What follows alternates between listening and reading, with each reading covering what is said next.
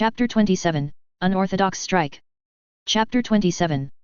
Unorthodox Strike. Author's note: well, I've started writing that story that I mentioned.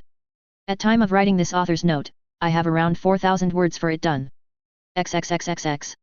Whoa, EDI, what's going on? John was standing in the mess hall, looking at a hologram of EDI's avatar, a couple other members of the Normandy's crew watching. Your sister's transmission was brief, but she said that she wanted you to position the Normandy in a position to attack the Eclipse ships when the time was right. She said that there would be a signal, one that would be obvious, even to her idiot brother. I take it those were her exact words. Possibly. She also said not to contact her, there would be too much of a risk of being intercepted. Okay EDI. Thanks for telling me that. Are the stealth systems online? Online and operating at 100% capacity. The Eclipse ships have not detected us and Flight Lieutenant Morrow is positioning within striking distance and the plasma cannon is charged. We can open fire on the Eclipse ships at the slightest notice. What class are their ships? 2 cruisers and 3 frigates. I highly recommend targeting the cruisers first, as they would cause the most damage to the colony should they open fire on it. Most likely the frigates are providing escort, as the cruisers have their main weapons aimed at the planet while the frigates are spread out and aiming their weapons at the side. I know, why are you reminding me the basics of space combat? Your sister wanted me to. I like her, Kazumi said, looking at Cheryl, who was sitting across from her. The Alaskan smiled, but didn't say anything. Okay EDI, contact me again when we get an update, or when you feel like my crew isn't giving me a hard enough time. You wish me to contact you within the next 60 seconds. I really like her, Kazumi said. Fine, just tell me if you see the signal. As you wish Commander, EDI said, her avatar disappearing. Well, so much for lunch, he said, sighing slightly and rubbing the back of his neck. I hope that Ash is okay down there. Half of the crew is practically down there. I think she'll be fine, Jenkins said. Yes, Karen alone would be more than a pitiful band of mercenaries could handle, Fox added, who was standing behind Jenkins' seat. And Adam, Cornelia, Folker, and your sister are down there too. Even the Maury Ian is there, and as much as I despise him, I must admit that he is a formidable fighter. Besides, Williams is more than capable of taking care of herself. You should not be worried. I'm a little more worried about them getting bombarded than anything else. I wouldn't worry if I were you, the Eclipse ships won't bombard them. They need T-Sony alive, Cheryl whispered. Hey! John said, turning to look at her. They need Lyra alive, otherwise they would have already opened fire on the town that they're in. I'm guessing that they're threatening the rest of the settlements on the planet. Odds are they're too worried that a landing on a coalition planet with at the very most 1,000 soldiers will be too costly, so they're trying to make them give up T-Sony by threatening the other settlements. She scratched her chin through her wrappings. But what I don't understand is why they're taking such a drastic route. Threatening to kill millions? To carry out genocide? Once word of this gets out that a mostly Asari and Solarian mercenary group attacked a coalition colony, anti-alien resentment in the coalition is going to skyrocket, no matter what happens. What are they thinking? What is Saren thinking? Saren already allied himself with the Geth and already attacked a much larger colony, Taylai said, sounding slightly angry. He's clearly either insane or psychotic. He doesn't seem to care what happens, he just wants to hurt you and your people as much as he can. It's disgusting, he doesn't care how much damage he's causing to the galactic community. It could be that, maybe he's trying to start a war, John suggested. Maybe he's trying to get the rest of the galaxy against the coalition, or maybe the other way around. I wouldn't count on it, Kazumi said, trying to start a war by attacking a remote planet with a mercenary group hired by a known fugitive. That wouldn't work, even after Eden Prime. Maybe if there were 4 or 5 other incidents of the same magnitude of Eden Prime, there might be some shooting, but I seriously doubt that this will end with something that serious. I guess you have a point, John said. Damn it, what the hell is Saren trying to accomplish? He was a first contact war veteran who lost his brother in the war, along with his arm and eyes, Fox said. He's hated everything that we are ever since we stepped onto the galactic community. He thinks that we're a menace, we use A.I.S, we use genetic engineering, we have a massive military that rivals the Turians. But the Council didn't do anything about it, not directly at least. They competed with us for territory, refused to show us how to make biotic implants, improved their own, and tried to make their own handheld energy weapons, but they never directly opposed us, they didn't launch a counterattack against us for what we did to the Batarians. If I had to guess, he got tired of waiting on the sidelines and he decided to take matters into his own hands. Arrogant son of a bitch, John growled, he hates us because we did what was right, does he? Did we? What? John asked. Did we do the right thing? Fox asked. Was attacking the Batarians without the Council's consent or knowledge the right thing to do? What are you talking about? John said, of course it was. I thought that it was agreed that if we stopped to convince the council that we were in the right, our people would have been sold all over the terminus systems. They take forever to respond to something. Do they? Fox asked. When we presented them with a DNA scan that we acquired from Saren's blood, they were awfully quick to respond. They were even willing to take drastic measures, casting him out of the specters and giving you honorary status. They may be stubborn, but when we gave them solid evidence, they were more than willing to act on it. They didn't even retaliate against us when we did launch an assault against the Batarians. Maybe we should have taken a chance and contacted them, proved that the Batarians were guilty. They might have believed us. Are you saying that what we did was wrong? John asked, looking a little stunned. I am merely looking at it from the council's point of view, from Saren's point of view. And from their point of view, we came onto the galactic community, defying every last law, every last taboo that they had. We spat in their face and refused to join them, adamant that us, then newcomers to the galactic community, would handle things the way that we wanted to. We didn't make any attempt to compromise with them, acknowledge any points that they might have, we were simply did things the way that we wanted to. For so long, we led our lives the way that we chose to in space, but when we met other races, we refused to change our policies. So what are you saying, Fox? Are you saying that everything that we're doing is wrong? That we should outlaw synthetics and genetic engineering? I am not saying that. In many ways the council was just like us. Just as we refused to adapt or change our ways to accommodate the veterans, they didn't listen to the points and ways of our lifestyle.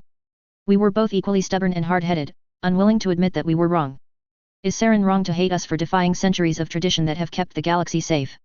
I'd hardly call it safe, Cheryl said softly.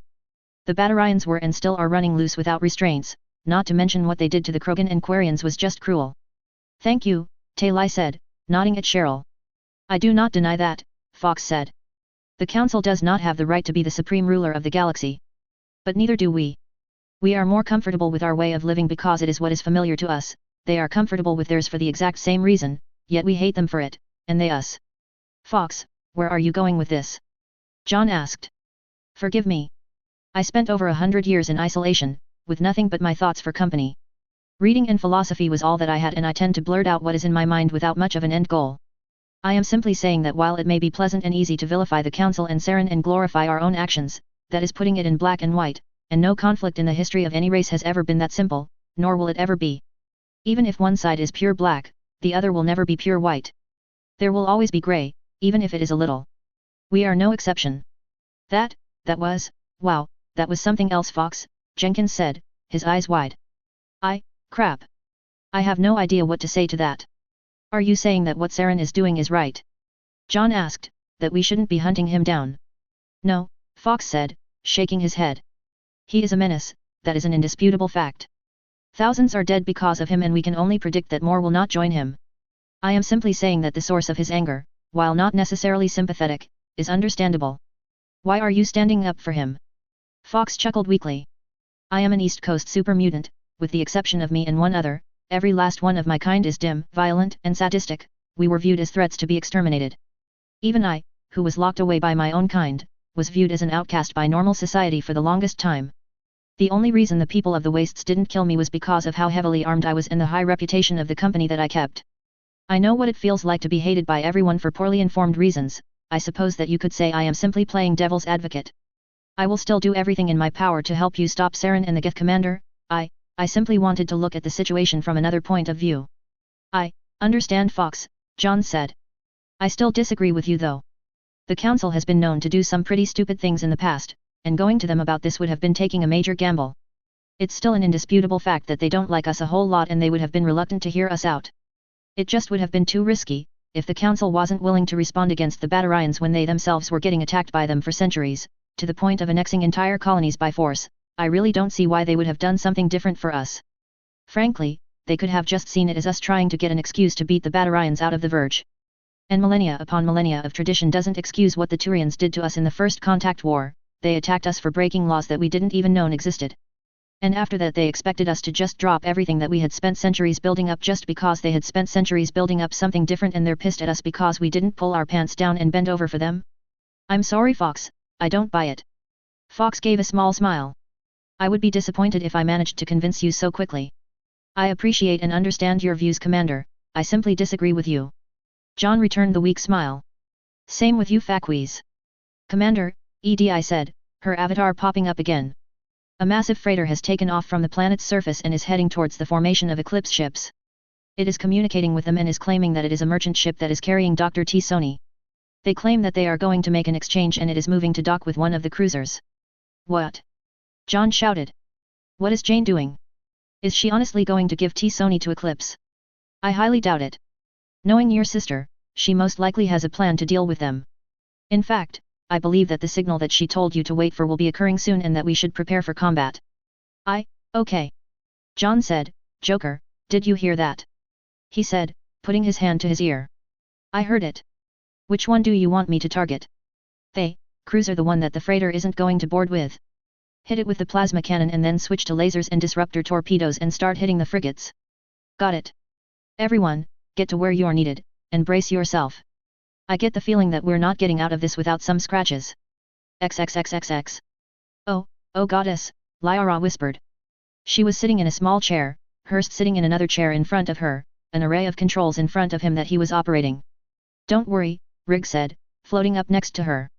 We're not going to let them take you. Hell, we're not even going to let them get a chance to. If everything goes according to plan, every last one of these mercs will be dead by the end of the day and we won't have lost a single person. Idealistically, but what are the odds of everything going perfectly like that? Not as good as they could be, but we'll have to make do. They're contacting us, Hurst said, punching in a few commands into the controls in front of him, causing an image of a dark purple-skinned Asari in yellow armor to appear. Who the hell are you? She said. I'm Franklin Hurst, you must be Jonah Sateris. I'm bringing you T. Sony. Jonah glanced at Lyra, her eyes narrowing as she came into sight. Good. One of our cruisers is moving out front, open your airlock and dock with it. Try anything funny and we won't hesitate to blow you and your damn scrap heap of a ship to hell. My men are going to come on board, I want you waiting for them with your hands in the air and T. Sony with you. We'll take her, leave, then you can do whatever you want with you pathetic little life. Hurst's knuckles tightened slightly as Jonah called his ship a scrap heap, but he kept his mouth shut. All right. I have a robot on board, he's going to be with me. Don't shoot him, I'm going to deactivate all of his weapons. I won't waste your little synthetic friend if he doesn't give me a reason to, now hurry up. I'm not a tight schedule here. With that, the image of the Asari disappeared. She insulted Sarah, and you didn't blow up at her. Rigg said, looking at Hurst. Now isn't the time, he said through grit teeth. She's still going to pay for that though. He leaned forward on the controls, causing Sarah to be propelled through space, heading towards the formation of the Eclipse ships. One of them moved forward, away from the others, heading towards Sarah. Hurst jerked on the controls slightly, causing Sarah angle to the right slightly. What the hell are you playing at? Jonah shouted, her face not popping up on the screen but her voice filling the cabin. Sorry, Sarah's an old girl, her stabilizer needs to be replaced. It jerks to the left every once in a while, you're going to have to readjust. Stop fucking around with me, you're trying my patience. Sorry about that. I'll make you a deal, you can take a peek around my cargo bay and take anything you like to compensate for that. Smart move. You might live past today now. Hurst reached forward and flipped a switch, Jonah's voice disappearing. Forgot to turn that frequency off. What are you doing? Lyra asked. Making them readjusting their main weapons on me. This far out in space, even the tiniest readjustments can make major differences about where your shots land if you fire. This way if things go south or they fire one of their guns at me like idiots and miss, they should miss all main settlements. Will they really do something that reckless? I dunno, and I'd rather not test it, Hurst said, Sarah continuing to move forward towards the Eclipse ship. This plan of yours it seems reckless. Yeah well, this is a desperate situation. I know that but, why didn't you have ships defending this planet? I thought that the coalition was on guard now that the Geth were back. We are, but we've got over 100 planets and 500 ships to guard them with, Rigg said. That's 5 ships per planet, and that isn't going to help a whole lot against a whole fleet, so some planets drew the short straw so to say. We had defensive satellites that were supposed to help, but you remember that they got shot down right? Lyra nodded. Yeah, well, we're going to have to find a way around that in the future. Maybe the coalition will give them shielding, or make them ground-based. Maybe they'll hire privateers, take freighters like this ship and weld mass accelerators onto them so that they can defend planets. So you're saying that the coalition might pay for a new dress for Sarah? Hurst asked. I like the sound of that. Why do you keep calling your ship Sarah? Lyra asked. It's a long story, and I'll tell it to you when this is all over. Rigg, is everything ready? Yeah, I'm diverting extra power to the Guardian laser systems. It should double their strength, but they'll burn out after we fire them. If we can fire the shot just right though, we should be able to take out the generator that's keeping the kinetic barriers up on one of those ships. All right, line up a shot with the cruiser that we're supposed to dock with, then give them their surprise. Oh, I'm so going to kick your ass if we get through this in one piece, Rig said, floating towards another set of controls right next to Hurst's and typing in commands. Hurst gave a small chuckle. If we do, I'll bend over and paint a bullseye. Now, just a little closer. Hurst bit his lip, looking out of the cockpit of his ship. The Eclipse cruiser was getting closer, it couldn't be more than 30 seconds away. Wait for it, now. Not missing a beat, Rig pressed a button in front of him. There was a humming noise and 6 bright beams of red energy were fired from Sarah, all of them hitting the same spot on the closing in Eclipse cruiser. It worked. Their shields are down. Rig shouted. Do it. Hurst shouted. Rig, not needing encouragement, pressed another button.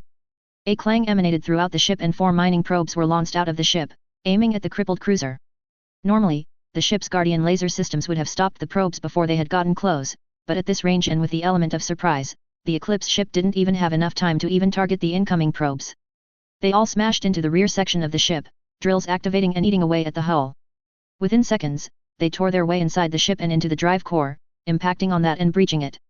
There was a massive explosion that consumed the Eclipse cruiser as the engines exploded, the hull crumbling like paper under the force. It worked. Lyra shouted, sounding excited. You son of a bitch! Jonna's voice roared, filling the cabin again. That does it, Benazia can pick up the pieces of her daughter as far as I care.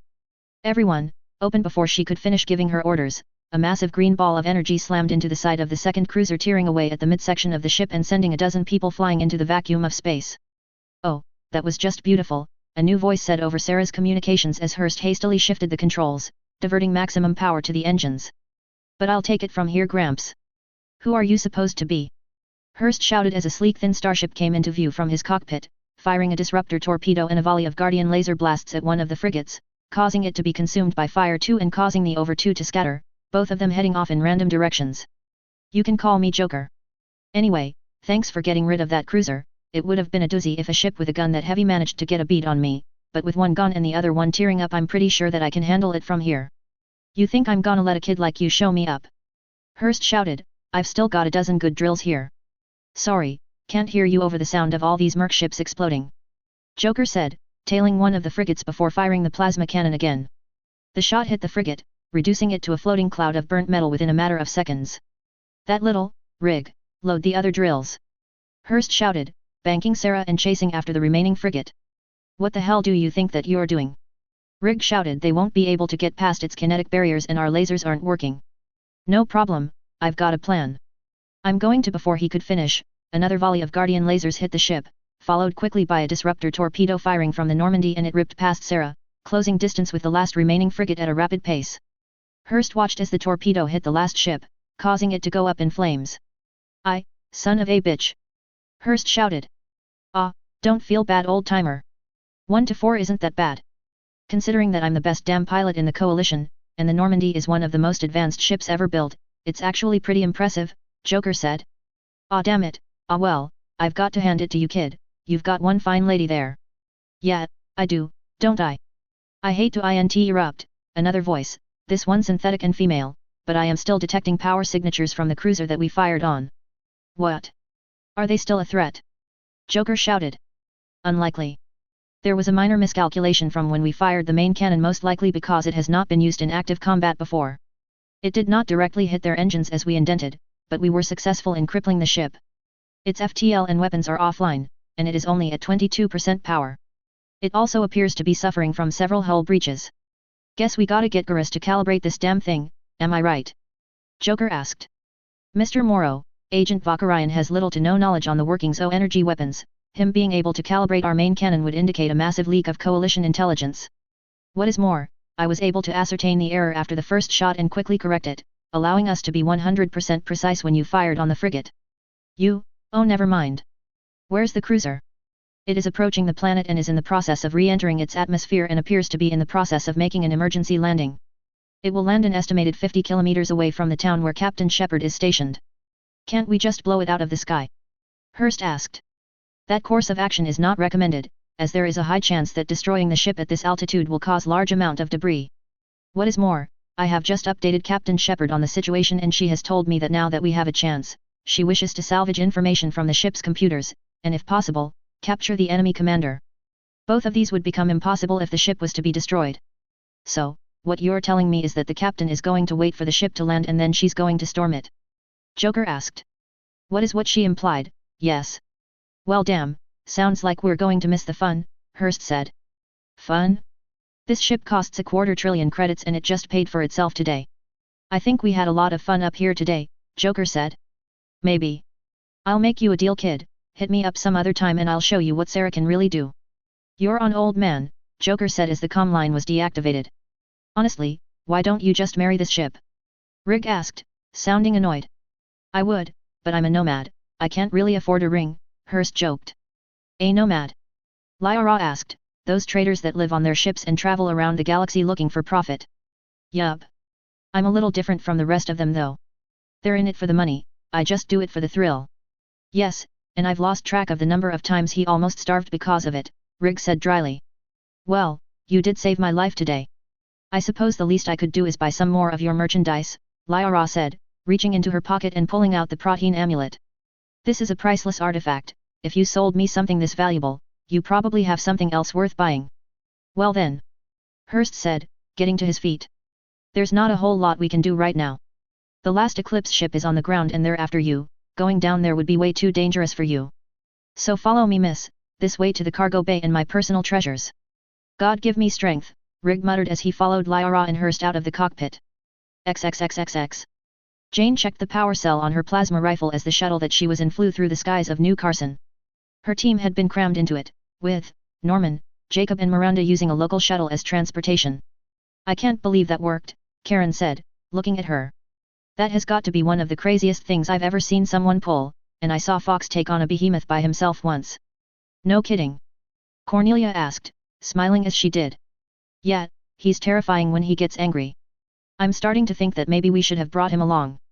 Anyway, I want everyone to be ready for close quarters combat. We have no reason to believe that none of the mercenaries didn't survive the crash landing, so we're going to be boarding the ship and clearing it out.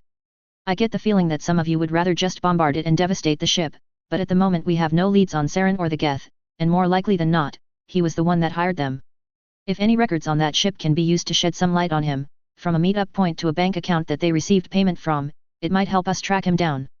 We need the ship intact to salvage their computers. If we can take a prisoner, that would work too.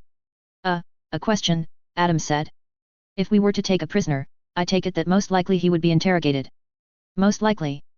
Karen answered, if we can't get them to spill the beans like that Batarian did, and since these mercs include the leader of Eclipse, I get the feeling that they're made of tougher stuff than a temp worker.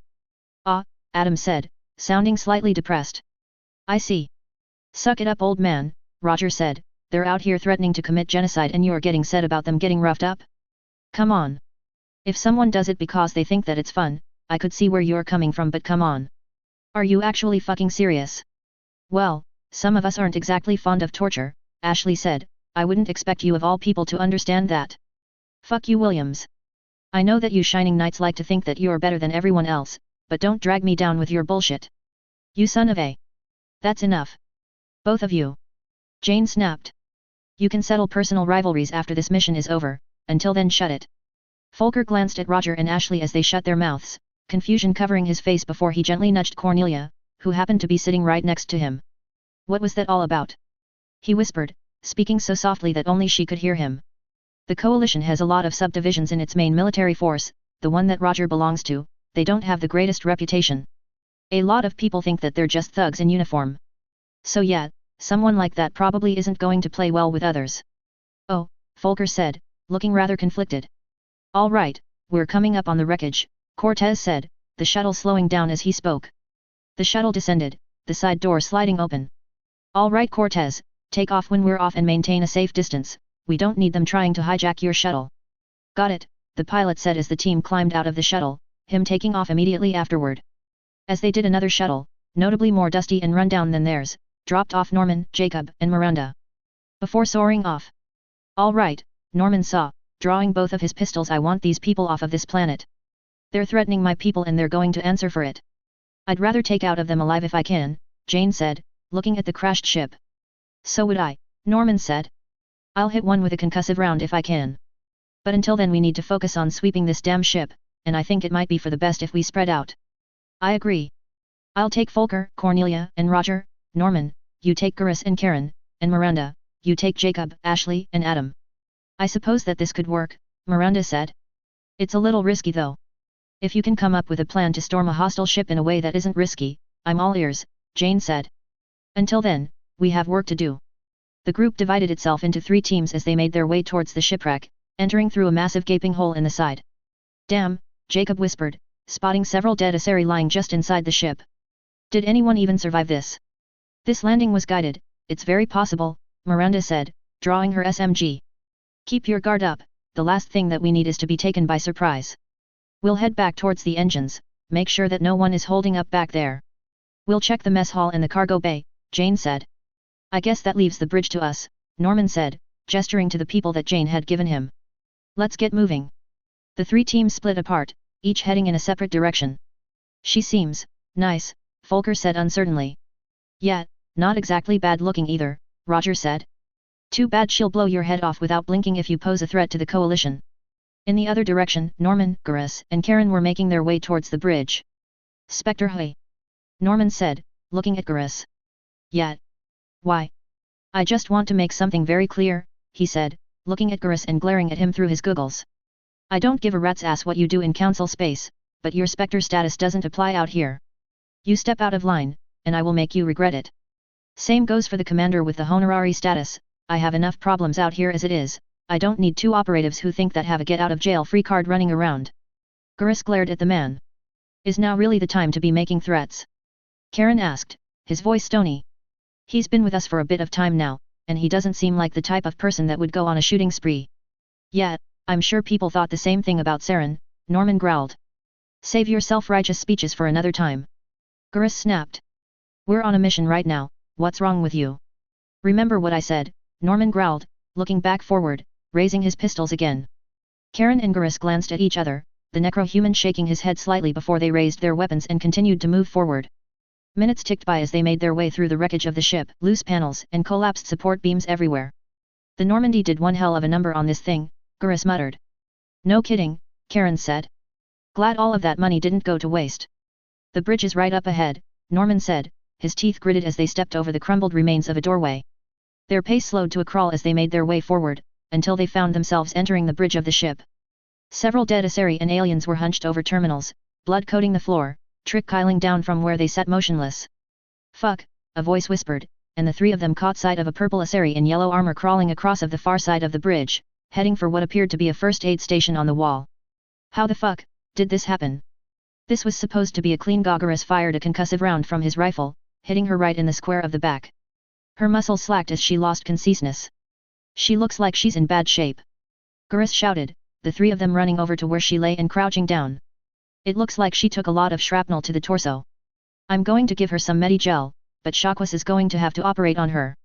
As Gurus bent down to apply the Medi-gel, a single shot rang out and hit the back of Norman's shields.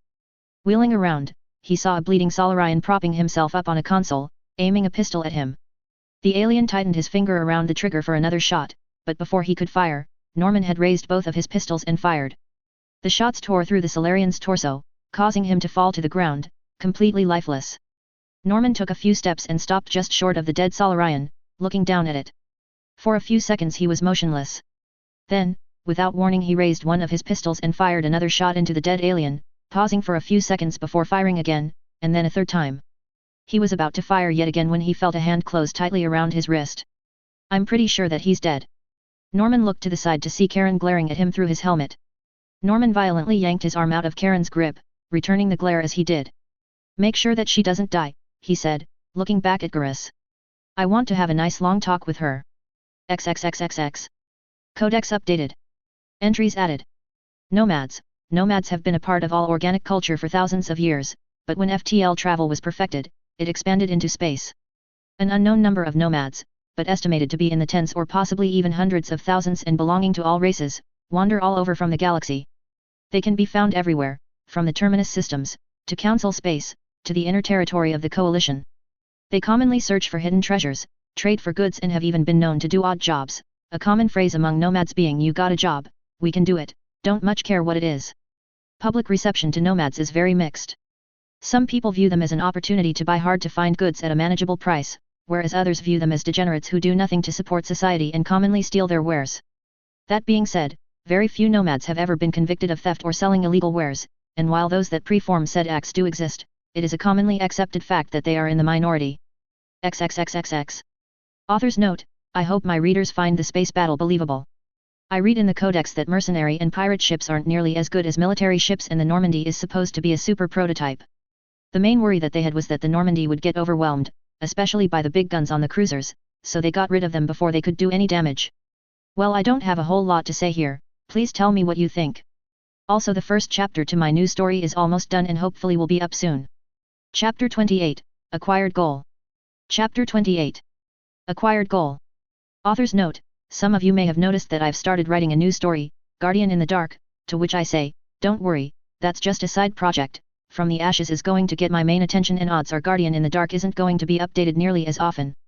By the way, someone made a criticism of my story, and when I responded that I wasn't going to be changing anything because no one else had been making the same complaints that he had, he simply remarked that they hadn't because they were simply leaving the story, so I just want to make this perfectly clear. It may not be fun for me to be told that my story is shit, but if I don't go through that I'll never learn, so if you want to criticize me, don't be afraid to. Just don't be a prat about it. I love English swear words / insults, I haven't the faintest idea why, I just do. I blame zero punctuation. Edit: in response to some criticism, I added on a few paragraphs to the last chapter, in the scene where Fox is talking to John to be exact. Check it out if you will. XXXXX. Norman's fist flew through the air, smashing into Jonna's face, causing her to recoil in pain. We can keep doing this all day, I've got plenty of time, Norman growled, drawing his fist back and punching her again, this time in the stomach. The two of them were in a small metal room, Jonna's arms raised above her head in heavy metal shackles, her ankles bound with them too. Fuck you, she hissed. You really think I'm just going to tell you everything that you want to know?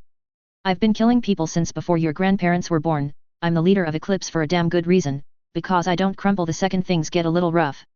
Sure you don't, he said, punching her in the torso, deliberately hitting the section that was covered in bandages, causing her to cry out in agony. Shockwave had operated on her a mere 4 hours ago and had managed to stabilize her, but her wounds had yet to completely heal. Think I opened them, he remarked, looking down at the bandages, which were indeed darkening. Frankly, you can keep being quiet as long as you like, as far as I'm concerned, this is you getting what's coming to you. Frankly, criminals like you deserve this as far as I care.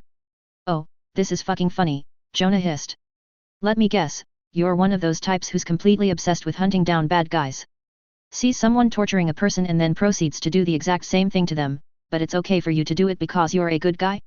Yeah, real fucking original, there's only a couple million people just like you, stupid, self-righteous and hypocritical. You think I'm getting what's coming to me? Because I'm a criminal? How many of your laws are you breaking right now, I wonder? Jonah smirked. For the record, I haven't gotten a phone call or a lawyer. Norman's face twisted in anger under his bandana as he swung his fist again, hitting Jonah in the face. I don't think you fully understand the situation, he growled. You threaten to level a city, you're a terrorist, or a war criminal, whichever you prefer. You don't get any rights, you're a thing. You may try and pretend that you're really in the wrong because I'm breaking a couple of protocols here, but considering what you've done, I'm a saint by comparison. And we are going to keep going at it until you tell me how you got in contact with Saren, and how we can do the same. Shove it up your ass, soldier boy. I never said that I was working with Saren, and even if I was, you're going to have to do a lot better than this if you want me to start talking. You think that this is bad? I was in more pain after a sparring match with a Solarian. I admit I am a little on the rusty side, Norman replied, so if you can just bear with me, I can work all of the kinks out of my system. As he spoke, he lifted a foot up and kicked Jenna directly in the face. That better? He hissed. Jonah let out a sharp laugh, even as blood trickled down from her now broken nose. I hate to break it to you, pal, but I was an Asari commando before I joined up with Eclipse. I had to train for a century, longer than you've been alive, before I got sent on a single mission. You're going to have to try a lot harder than that if you're going to get anywhere sometime this year. Okay, Norman said, cracking his knuckles. You've proved that you're a big girl, I think that you can. He was cut off by the sound of metal on the door behind him. Oi! Open up! A voice called out. Snarling in frustration, Norman turned to look at the door, grabbing the handle and pulling the heavy metal object open, revealing Roger on the other side. What? He asked, glaring at the shock trooper. The captain and the two Cerberus spooks want an update. Have you got anything yet? He asked. No, she's a stubborn one. Christ, you're pathetic. You've been down here for an hour and you haven't learned a damn thing. I'd like to see you do better, Norman snarled. Oh, because if I can't do better than you, you're exempt from criticism, right? Roger said. You know what?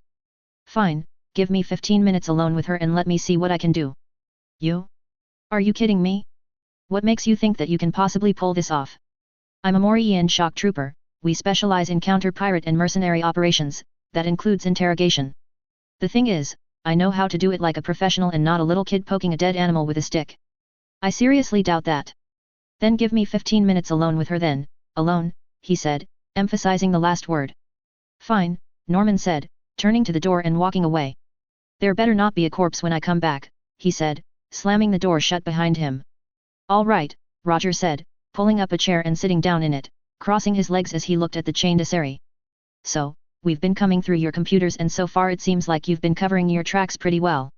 No messages, no bank accounts with rapidly increasing funds, no contact information, it's all very clean. But you've got to have some way of contacting Saren, there's no way that you did all of this for charity. You must have a hidden bank account somewhere, or you must have laundered the money somehow. You tell us where you have your payment, or where you planned on receive the payment and we'll have a lead on Saren. It would be very convenient for the both of us if you could tell me where we could find it. Really? That's your plan? Asking nicely. Jonah said, her eyes narrowing slightly as she looked at Roger, who was leaning back into the chair now. Are you serious? It'll save us both a lot of trouble, he said, shrugging slightly. I'll level with you, things are going to get real messy if you don't do it now. Messy? Things are going to get messy if I do talk. You think the people that hired me will let me live if I snitch on them? Oh come on lady, Roger said, raising both of his hands. You're the leader of one of the 4 major Terminus Systems mercenary groups, your entire career is based on pissing people off. I'd be willing to bet my good arm that every last person in the Blue Suns, Blood Pack and Army have kill-on-sight orders when it comes to you. In fact, I'd be willing to bet that there are a couple thousand people actively hunting you down and trying to blow your head off. What's a couple more drops in the ocean? Oh right, the guy that hired you does have an army of Geth, guess that does make you other problems seem rather petty by comparison. You people keep saying that Saren hired me, Jonah hissed, but would you care to explain why the man with Geth at his beck and call would need to hire mercenaries? Well, that's what we're trying to figure out. So could you please just start talking? Fuck off. You're even more pathetic than the fucking pansy that just left. Roger let out a long sigh, sounding more annoyed than anything else. All right he said, rising out of the chair, guess I gotta get my hands dirty. He grabbed the chair and dragged it to the door, wedging it between the door and the floor. What are you doing? Oh, I just don't want to be interrupted, he said, before reaching down to his side and drawing his ripper. What the fuck is that thing supposed to be? Roger turned to face her, smiling as he did. What? You're not telling me you've never seen a ripper before, have you? The army hasn't even fielded them? I would think that they would at least have a couple of necro-humans using them, or maybe I'm just old-fashioned, this is a pre-war design after all. Anyway, you want to know what it is? I'd rather just show you. He pressed down on the handle, causing the ripper to roar to life. What the fuck are you going to do with that thing? Well, you said that you're not telling us anything. It's a real pity, but that means we're going to have to do this the hard way. He walked towards her, the ripper in hand. What the fuck are you, gaga? She spluttered. Roger had stuck the index and middle finger of his cybernetic arm into her mouth, pushing each one in a different direction, forcing Jonah's mouth wide open. I wouldn't thrash around too much if I were you, otherwise this might kill you, Roger said idly, holding down the trigger again. Jonah heard the knife roar to life inside her mouth, Roger slowly moving it downward towards her tongue. Just gotta make the entrance incision, and then he stopped as Jonah thrashed wildly in her bindings, spluttering incoherently. He said, pulling the ripper and his fingers out. Didn't quite catch that. Novaria, she spluttered. We were supposed to trade the girl with a Solarian on Novaria for our payment. That's all I know, I swear. Ah, Roger said, sheathing his ripper. Novaria. It's neutral ground and the coalition isn't very popular there. Makes sense. Now then, what Solarian were you supposed to be trading her with? His name? I don't know, he was supposed to find us. I swear I'm telling the truth. Oh, I know that you are, Roger said, grinning from ear to ear as he grabbed the chair and pulled it away from the door. I just had to get you to drop your guard and threaten to cut your tongue out, and you were singing like a fucking canary. Wait a minute, you mean that? Yup. Roger said. I was fucking bluffing, and you fell for it hook line and sinker. He let out a content sigh. And God, was it fucking satisfying. You little shit. Jonah swore, when I get out of here your life is over. My life is over? My life is over, Roger said. Okay, that is fucking hilarious. You're in prison for attacking a coalition colony. I have no idea what they're going to do to respond for this, but I'm pretty sure that it'll be drastic. At the very least they put out a bounty on Eclipse and hire privateers, and at the very worst they'll send a couple of dreadnoughts into the Terminus systems to blow up every single stronghold that you have. And that's just what we're going to do. What do you think is going to happen when word gets out that you've been caught? I see a massive power grab coming up. Blue Suns, Blood Pack and the army? They aren't going to hesitate, they'll jump on this. Face it, lady, you sang like a fucking canary. Now then, I need to get going. Without another word, he turned and opened the door, slamming it shut behind him. Norman was right outside the door, a cigarette wedged in between his lips, his bandana pulled down. Giving up already? He said, taking the cigarette out and letting out a puff.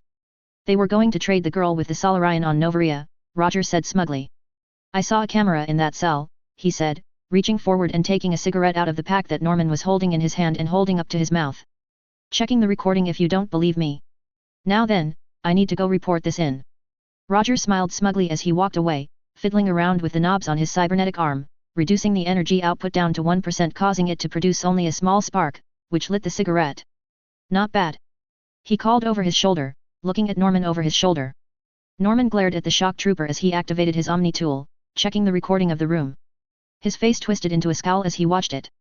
Cocky motherfucker, he swore, his fists tightening in anger, biting down on his cigarette so hard that he tore right through it, the lead end falling off and landing on the ground in front of it. XXXXX. Folker let out a loud sigh, sliding into a wooden chair.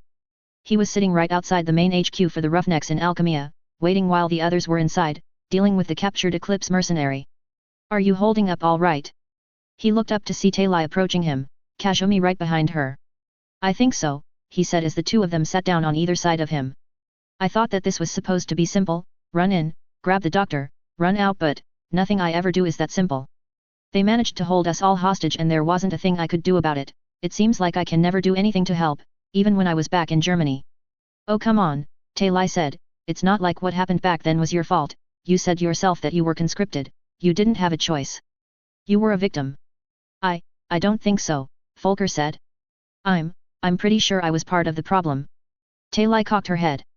Why would you say that? Because, do you know what I did when Hitler came to power? Do you know what I did when the man who caused a war that killed 60 million people, many of them helpless civilians and many of them my own countrymen, took control? I cheered, I was happy. I was glad that he was leading Germany. Why? Talai asked. Have you ever heard of the Treaty of Versailles? He asked. No. Why, what is it? It was a treaty that was signed at the end of the First World War, and despite the fact that Austria-Hungary had been the first country to declare war, it was decided that my country was responsible for the conflict. The treaty, it destroyed my country. Our military was reduced to a pathetic token force and we were forced to pay massive amounts to the Allies with no end. Our economy was in shambles, my family had to rent out rooms to 3 other families just so that we didn't starve, my little sister and I had to work day and night helping my parents at our shop, just so we could make enough to eat. I was glad that he came to power, I was glad that he started expanding Germany's borders, I went to practically any rally that I could, Folker hissed, clutching his head in his hands. I even laughed with glee when France and England refused to retaliate and when the war started, how America insisted that it wasn't their problem. I was so angry that it wasn't until 1941 that I realized what was wrong with the Third Reich. My father had taken us all out to tour the conquered Polish country when we passed Auschwitz. Oh God, Kazumi whispered, her eyes widening slightly. The trains, the screams, the smell. Folker shouted, sounding hysterical. I remember all of it. It's like it just happened. They were burning them. Thousands of them. And the order came from the man that I had showered with praise, that I had looked up to with admiration, he was the one ordering the genocide that I saw, and I was one of the people that had screamed for him to take control. Folker, Talai said softly, it wasn't your fault. You were tricked, your whole country was. He had you all fooled. Folker either didn't hear her or simply ignored her as he continued to talk. We were all shocked by what we saw that day. We knew that the government was rounding up Jews, but we didn't know that they were killing them. We tried to hide some of them after that, we managed to keep a dozen of them in our basement, using some friends to smuggle them food without drawing attention, but, one day, 6 SS officers came into our house and riddled the floor with bullets, they killed all of them. They were going to kill us too I think, but the Russians had just won the Battle of Stalingrad and were starting to push back against us. There were a lot of German soldiers dead and my father was too old and Volker clenched his head even harder as a handful of tears trickled down his face. They told me if I didn't do exactly what they said then they would kill my entire family. Even when I tried to do something I was completely useless. There. Talai hastily stood up and walked in front of Volker. Without saying a word, she bent down and gently wrapped her arms around him. It just, Volker said softly, his voice weak. You did everything that you could Volker, Talai said gently, it's not your fault. I couldn't do a damn thing, he blubbered, wrapping his arms around Talai as tears started to flow freely down his face. So many people died in front of me and I couldn't do a thing and when I finally tried to free my family I got captured. I don't even know if they made it out of there safely, but either way they're dead. I couldn't help them. I see couldn't he help anyone? Volker, it's okay, Talai said. There wasn't anything else that you could have done. Volker pulled away from her, sitting back down into his chair and rubbing his eyes with his forearm. And even now I can't do a damn thing to protect anyone.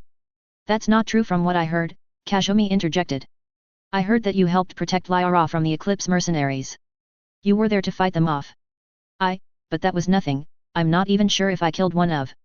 That doesn't matter, Talai said, putting her hands on Volker's shoulders. What matters is that you were there, and you were willing to put your life on the line to stop them. You voluntarily joined up with us to stop Saren and you managed to keep up with all of us on Mothership Zeta, even though you hadn't adjusted to this time period.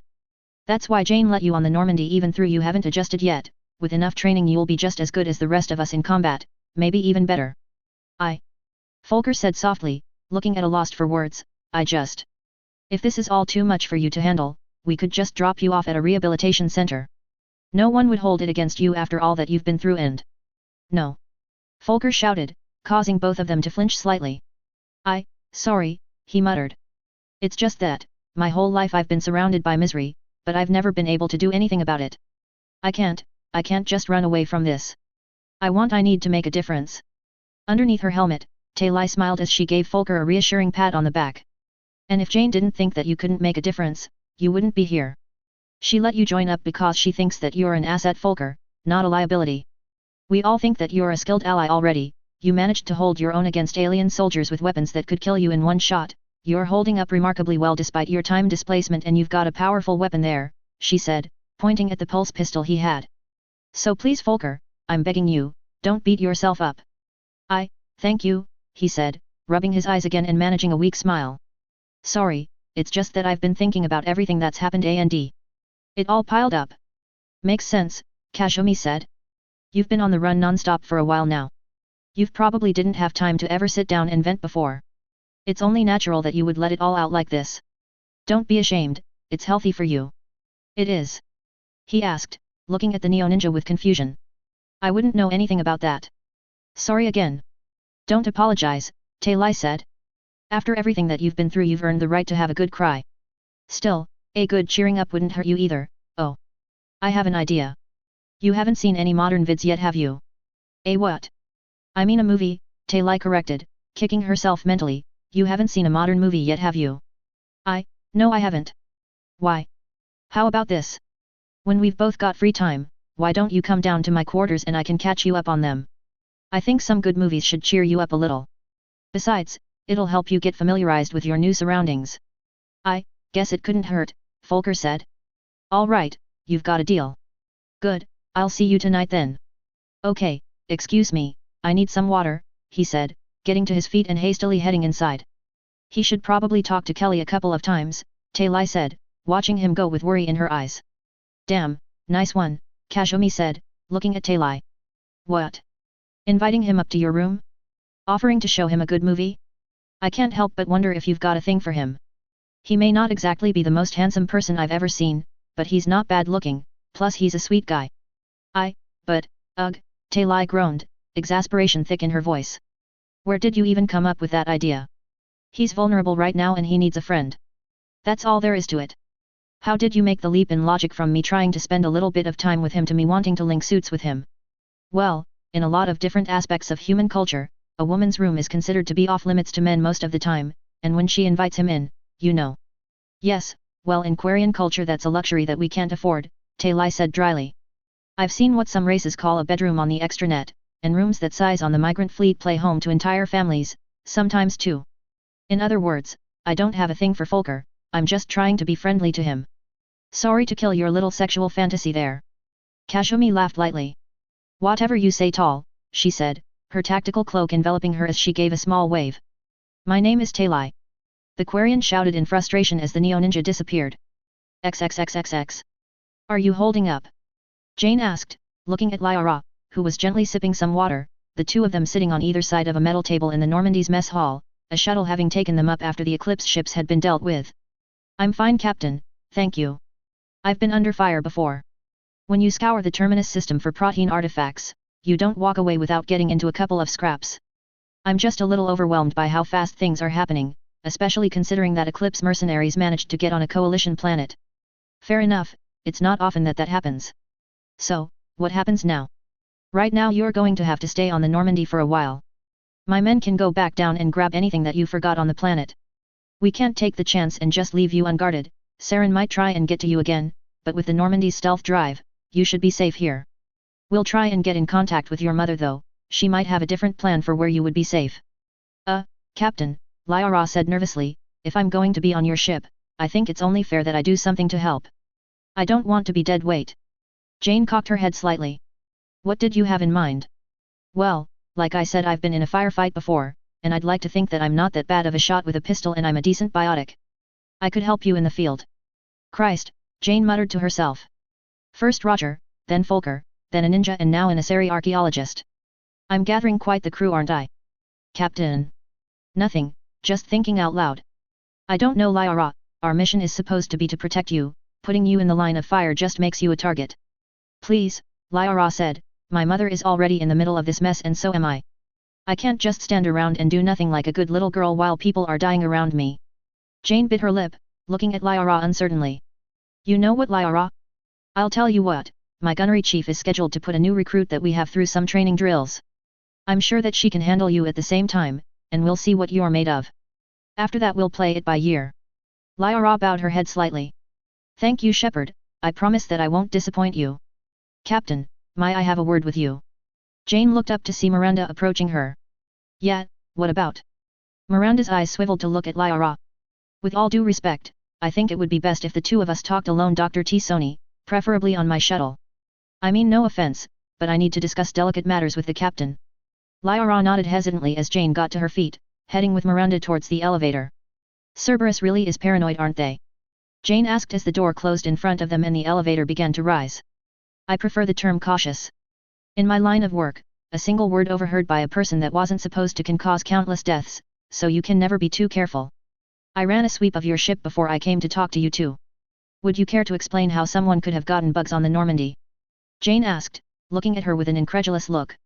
It's guarded at all times and only authorized personnel are allowed on. Miranda shrugged as the elevator door opened on the second level of the Normandy, the two of them walking out. Like I said, in my line of work you can never be too careful. They headed for the airlock, which was wide open, Miranda's Cerberus shuttle having docked there. Okay, I'm on your ship, Jane said as they walked through the airlock and into the passenger section of the shuttle. What is it you wanted to talk about? A slight grin slid over Miranda's face as she activated her Omni tool, causing the airlock to slid shut. I'm sorry, Captain, but I lied to you.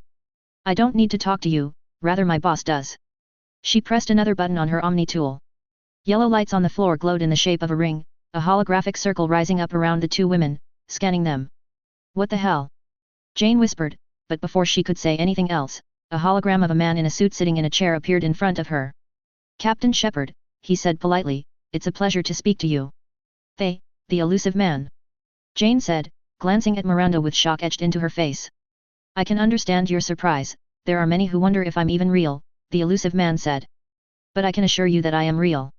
I apologize for the dramatics, but this is one of the few ways that I can safely communicate without being traced. Okay, you've got my attention, what is it? First of all, I want to congratulate on safely extracting Dr. T. Sony. You were in a tricky situation, but you managed to get out of it with a minimal loss of life and with 5 enemy ships destroyed. I take it that you didn't just call me to pat me on the back. No, I didn't, the elusive man said, leaning forward in his chair. Eclipse has declared itself our enemy, it's a threat to the coalition and Parliament agrees with me. Our fleets are busy defending our borders though, so it's fallen to me to make sure that they never threaten us again. This is a smaller part of what I'm trying to say. Captain, no matter what you may think, Cerberus has your back in this mission.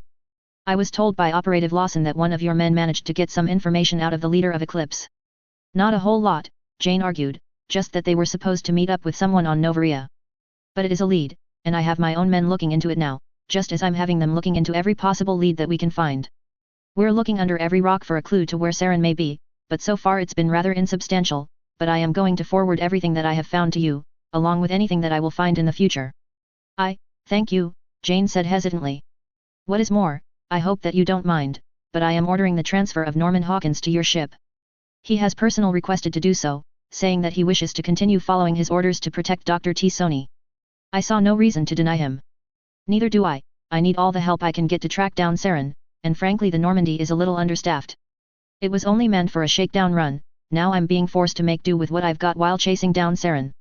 Quite a few people have been hoping on though, and it's been helping out a lot. My new engineer is particularly helpful. Yes, I heard about him. The coalition is doing what they can to help his friends like they agreed to. Getting back on topic, Captain, I would recommend that you make your way to Novaria, seeing as it seems to be the only lead that you have at the moment. I will do everything that I can to get information on the person that Eclipse was supposed to meet, but there is a very good chance that he wasn't even ordered to show up there unless the mission was successful, but we have nothing else to go on. Understood, Jane said. The elusive man nodded. I'll be in touch, Shepard, I'll find a way. You'll know it's me when I do. Good luck, and Godspeed. With that, his hologram disappeared. For the record, I can count the number of people that he's talked to personally in the last 5 years on my fingers, Miranda said. I hope you realize how significant that this is. I'd have to be brain dead not to, Jane muttered. So, exactly what are you going to do to find out where Saren is hiding? And what are you going to do about Eclipse? We're still putting together our plans on that, but needless to say we're going to use every last resource at our disposal in order to get results. Cerberus isn't the type of organization that gets lazy. I would hope not, otherwise I'd have to say that your reputation is undeserved, Jane joked. Miranda didn't laugh. Sorry. Yes, well, I really should be going now, Miranda said, typing into her Omni tool again and causing the airlock to open again. I have a lot of places that I need to be and this whole mess has put me behind schedule. I just need to head down to the surface to pick up Jacob and then I'll be on my way. All right then, I'll get out of your hair, Jane said, making her way towards the airlock. It's been a pleasure working with you, Ms. Lawson, she called over her shoulder. The faintest of smiles spread across Miranda's face. Likewise, Captain. And with Cerberus working on the same case that you are, I doubt that this will be the last time that we see each other. Well then, see you around, Jane said, stepping back onto the Normandy, the airlock closing behind her. XXXXX. Author's note, once again, sorry that the chapter is a little short, but if I've said it once I've said it 1,000 times, the number of words shouldn't reflect the quality of a chapter, and padding out the chapter with more words will more likely than not just hurt the story. I put in the bits that were needed and I'm not going to pad out my story just to reach some arbitrary word count. I hope that you enjoy. Also, like I said above, if you have any criticisms with my story, please don't hesitate to come out and tell me about them. I may not agree with them, but I still need a good kick in the ass every once in a while. Thank you. Chapter 29, Moving Out. Chapter 29. Moving Out. Author's note, okay, reception for the last chapter was mostly positive with a few exceptions. By the way, I did receive a couple of complaints about various unrelated things, but all you need to know is that I've made a couple of tweaks to chapter 27, mainly the part where Fox is talking to John. It's not something that completely changes the plot, but you still might want to check it out. Okay, let's move forward. XXXXX. Folker grit his teeth as he stared at the wall in the lower section of the Normandy, his pistol in his hands. A&D. Go. He spun around, raising his gun, 5 targets appearing in front of him as he did. He fired off 2 shots, taking down the first 2 targets, but when he fired the third shot off, he missed the target, the bullet soaring over it. Biting his lip slightly in frustration, he fired off another shot, this time getting it. He took down the 4th target, but as he brought his gun to bear on the 5th target, he accidentally overshot it and missed it. Damn it, he whispered, lining up a shot and taking down the last target. Time. A voice called out. He lowered his pistol and glanced over his shoulder, spotting Ashley looking down at her Omni tool. Final time is 4.59 seconds, 5 shots out of 7. She lowered her Omni tool, smiling at Folker. Overall I say you're doing pretty well. This morning you fired off an extra shot and your time was 5.24. You're getting better. There's still room for improvement, Volker grumbled, looking down at his pistol. Ashley laughed slightly. There always is. Okay, it's Lyra's turn now. Think that you're up for it, Sony. Lyra, who was standing right next to Ashley, nodded as she walked towards the front of the Normandy's firing range, Volker walking away and standing next to Ashley as she did. You ready? Ashley called out, activating her Omni tool as she did.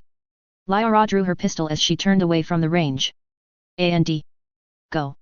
Lyra spun around as a fresh set of targets popped up.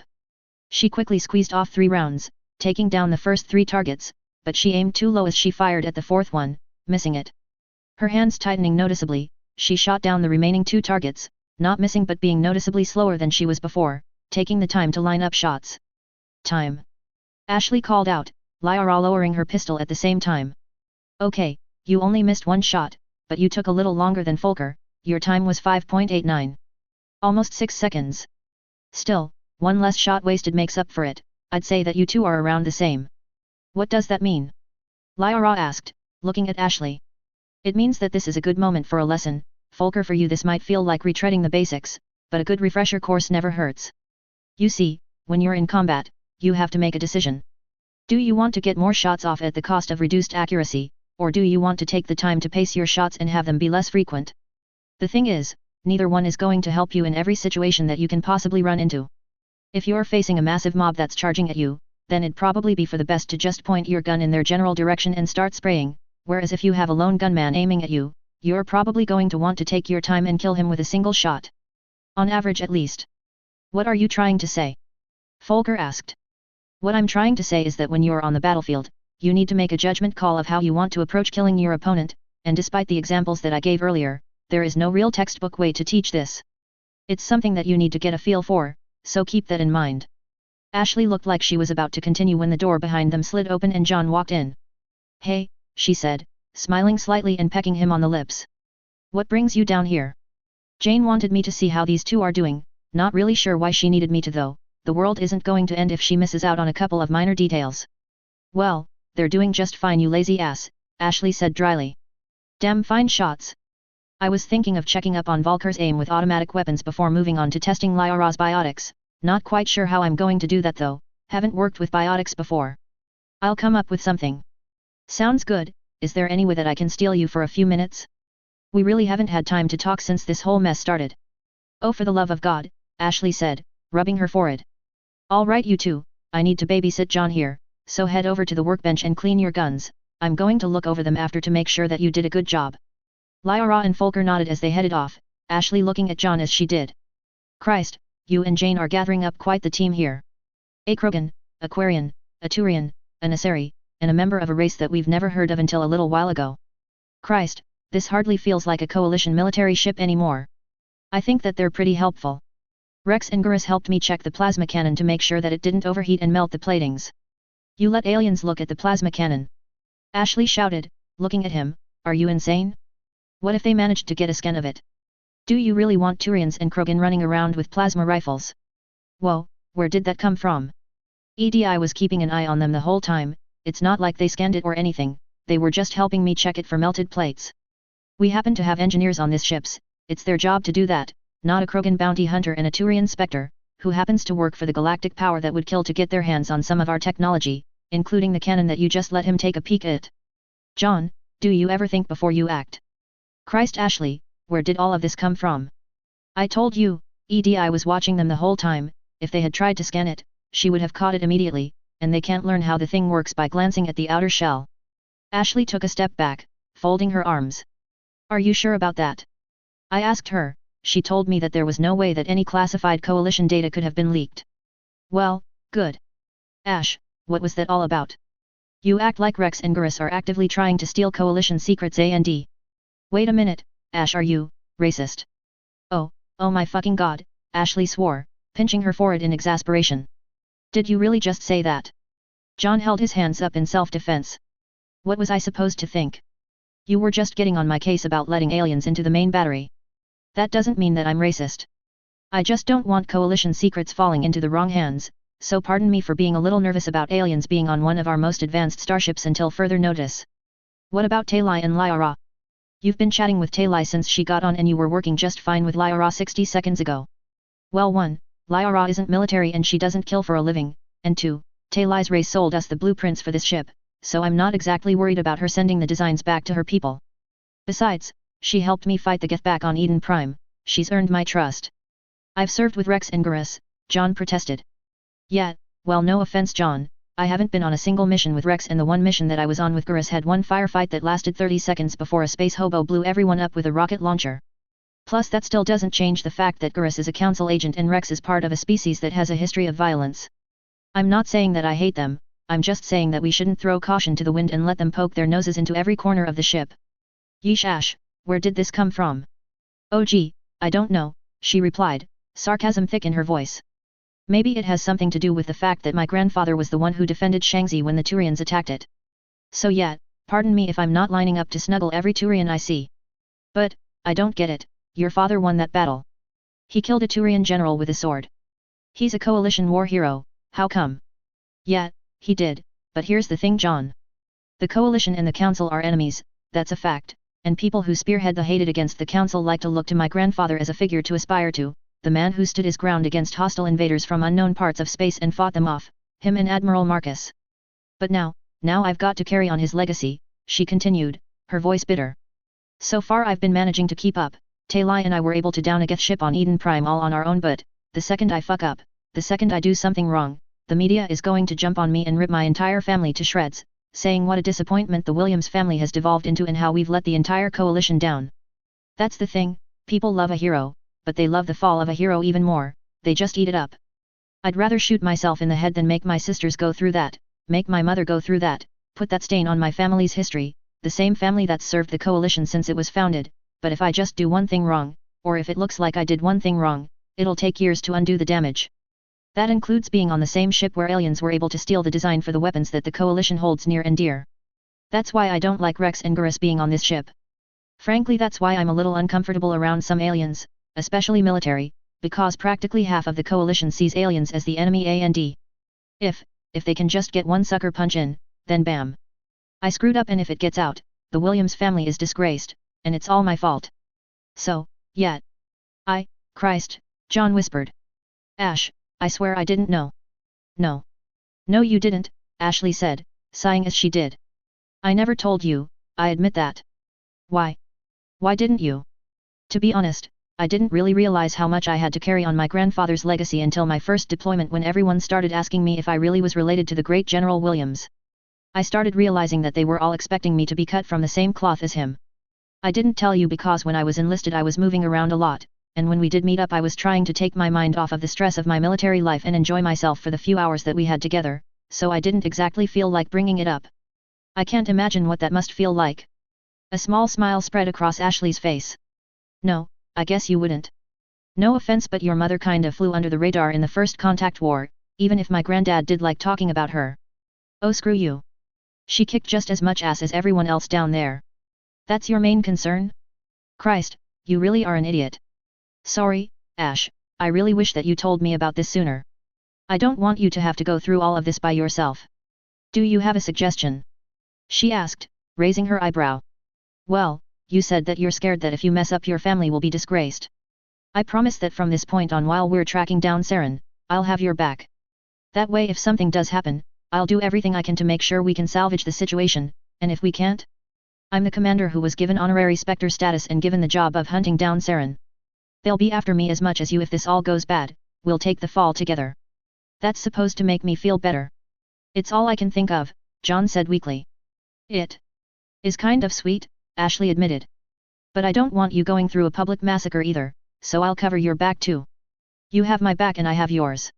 John said, sounds like we have a plan here. And don't worry, I won't steal all of the glory. Hug me before I decide I want to punch you more, Ashley said. John complied, wrapping his arms around her, Ashley mimicking his moves. I'm not even sure what you're worried about, he whispered into her ear. I know you're not the type of person who would let your family down. In fact, I'd be willing to bet by the time that this is all over, you'll have topped your grandfather. Ashley smiled. You're just saying that to make me feel better, but thanks. So, I take it that you can handle our non-human passengers? He asked, pulling away. Because while you may not have served with them, I can vouch that they're not the type of people who will compromise us. You worrying about them is a little paranoid, to be honest. Then called me paranoid. I'm still going to be keeping an eye on them. Still, I guess you do have a point. Doesn't mean I'm going to completely let my guard down around them, though. I'll play nice with them though, but if they try anything, don't expect me to hesitate to shoot them. John smiled. Well, you wouldn't be the woman I loved if you did. Ashley blushed slightly. Shut it. XXXXX. Well, I can honestly say that I wasn't expecting to have an alien working down here, let alone two, Engineer Adams said, looking across from his terminal at the drive core. Talai and Epifex were standing in front of it, Talai pointing at it and explaining the fundamental basics of Element 0 and MassEffect while Epifex listened with wide eyes. Aw, come on, that's not fair. You've worked with Ken before, haven't you? Oh, haha lass, the Scottish engineer said. Took ya all night to come up with that one, didn't it? To be honest, aliens are a welcome change, Adams muttered. They're a hell of a lot less annoying and getting them to do their job is so much more straightforward and oh. Captain, when did you get here? Both Ken and Gabby looked up to see Jane standing in the doorway, a small smile on her face. Not very long. I just wanted to pop in and check on Epifex. Oh, he's right over there, Adams said, pointing at the drive core. Jane nodded as she walked towards them, Talai's voice coming into focus as she neared them. It's what makes faster than light travel possible, because when a ship's mass is zero, it isn't affected by time dilation. Amazing, Epifex said. This engine isn't as nearly as large as the one on Mothership Zeta, but if what you said is true then it still might be able to power a theta energy cannon. It's a possibility that deserves to be explored. I'd rather not, to be honest, at least not on the Normandy, Jane said, causing the two of them to turn and look at her. John would probably think that it would be cool, but the Normandy already has enough experimental tech in her.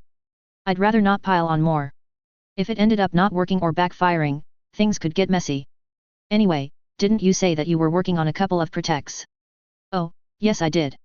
I haven't made much progress but I can show you what I've managed to do so far. Epifex walked towards a small makeshift workbench and stool that was near the drive core. Jane couldn't help but find it humorous how small it was, almost as if it was for a little kid, but various pieces of equipment were spread across it.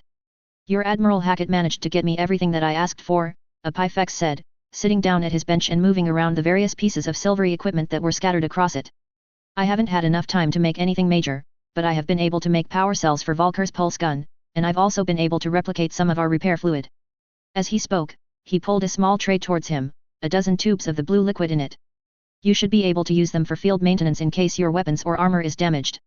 That should be useful, Jane said, taking the tray of tubes as Epifex handed them to her, holding them up to the light.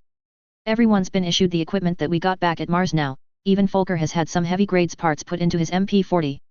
Just as good as Spectre equipment, but just as expensive, we don't want to go around trashing it.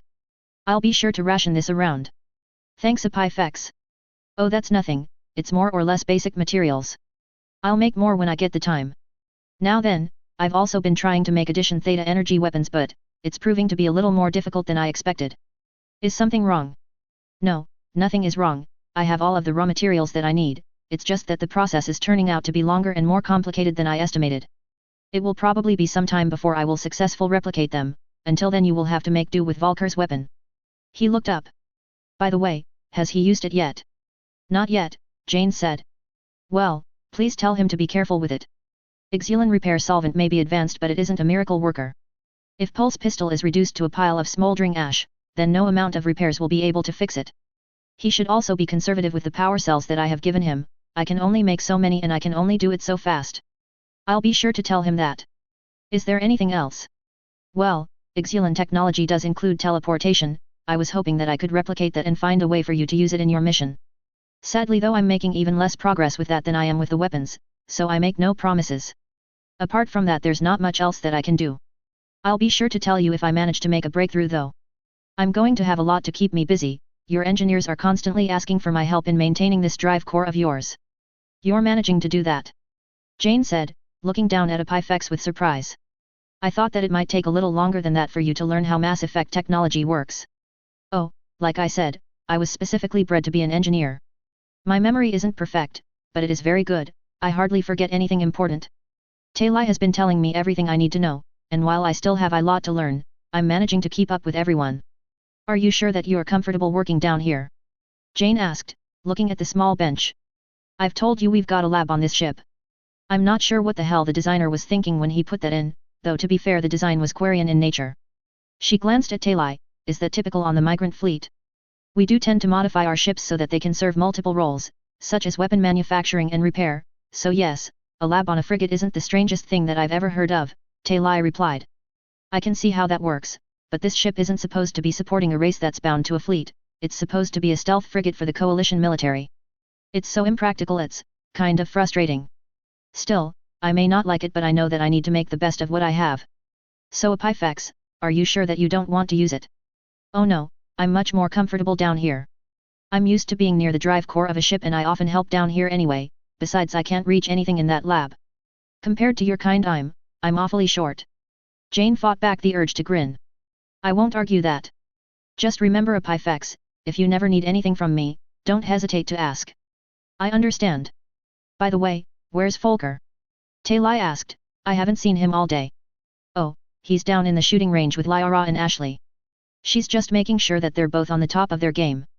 Well, if you see him, tell him that I'm still free tonight. What am I?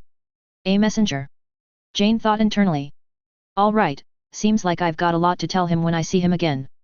Anyway, I really should be getting back to work, I just wanted to make sure that you were okay Epiphex. Well, thank you that. I find myself settling in quite. Captain, there is something that requires your attention. All three of them looked up to see EDI's avatar materialize on a small plinth. What is it EDI? She asked. I have received an encrypted message specifically directed to you. It appears to be of the utmost importance. Should I send it to your Omni tool? Please do that. Also, how much longer until we get to Novaria? Considering our current distance from the planet, it will take at least another day. Got it, Jane said, activating her Omni tool as she walked away and exited engineering. She typed into her Omni tool and the message that EDI had sent to her popped up. She began to read. Captain Shepard, first and foremost, I want to thank you for what you've done. Words cannot describe how relieved I am that my daughter is now safe. A handful of my closest commandos and supporters turned on me when they discovered that I was making moves to uncover Saren's plans. I am not certain if they turned on the spur of the moment or if they were long-time supporters of him, I am currently looking into that. I apologize for my vagueness earlier, but I was being watched by my former supporters and could not afford to try and contact the coalition or my daughter without drawing attention to myself and placing Lyra in danger. I barely managed to get half a minute alone to send a message to Admiral Hackett. I can assure you though, now that my daughter is safe, I have taken measures to make sure that the turncoats that were watching me will never pose a threat to you, myself, or my daughter ever again. Recently, I was contacted by Cerberus, who informed me of my daughter's safety and the hand that you played in it. They also informed me of the information that you were able to extract from the mercenaries sent to kidnap my daughter. Currently, my informants are collaborating with Cerberus, doing everything that they can to find additional leads, while I am currently on a ship with my best and brightest commandos, heading for Novaria even as I type out this latter. I suspect I will arrive there shortly before you do. I will make sure that you are not ambushed when you land, and once you do arrive, I will do everything in my power to help you. I suspect that you, and many of the matriarchs of the republics for that matter, will take issue with me going to the front lines to get my hands dirty, but Saren's men, my former supporters, threatened to do unspeakable things to my daughter, things that I do not wish to repeat in this letter. Saren made this personal, the man that hired the Eclipse mercenaries made this personal.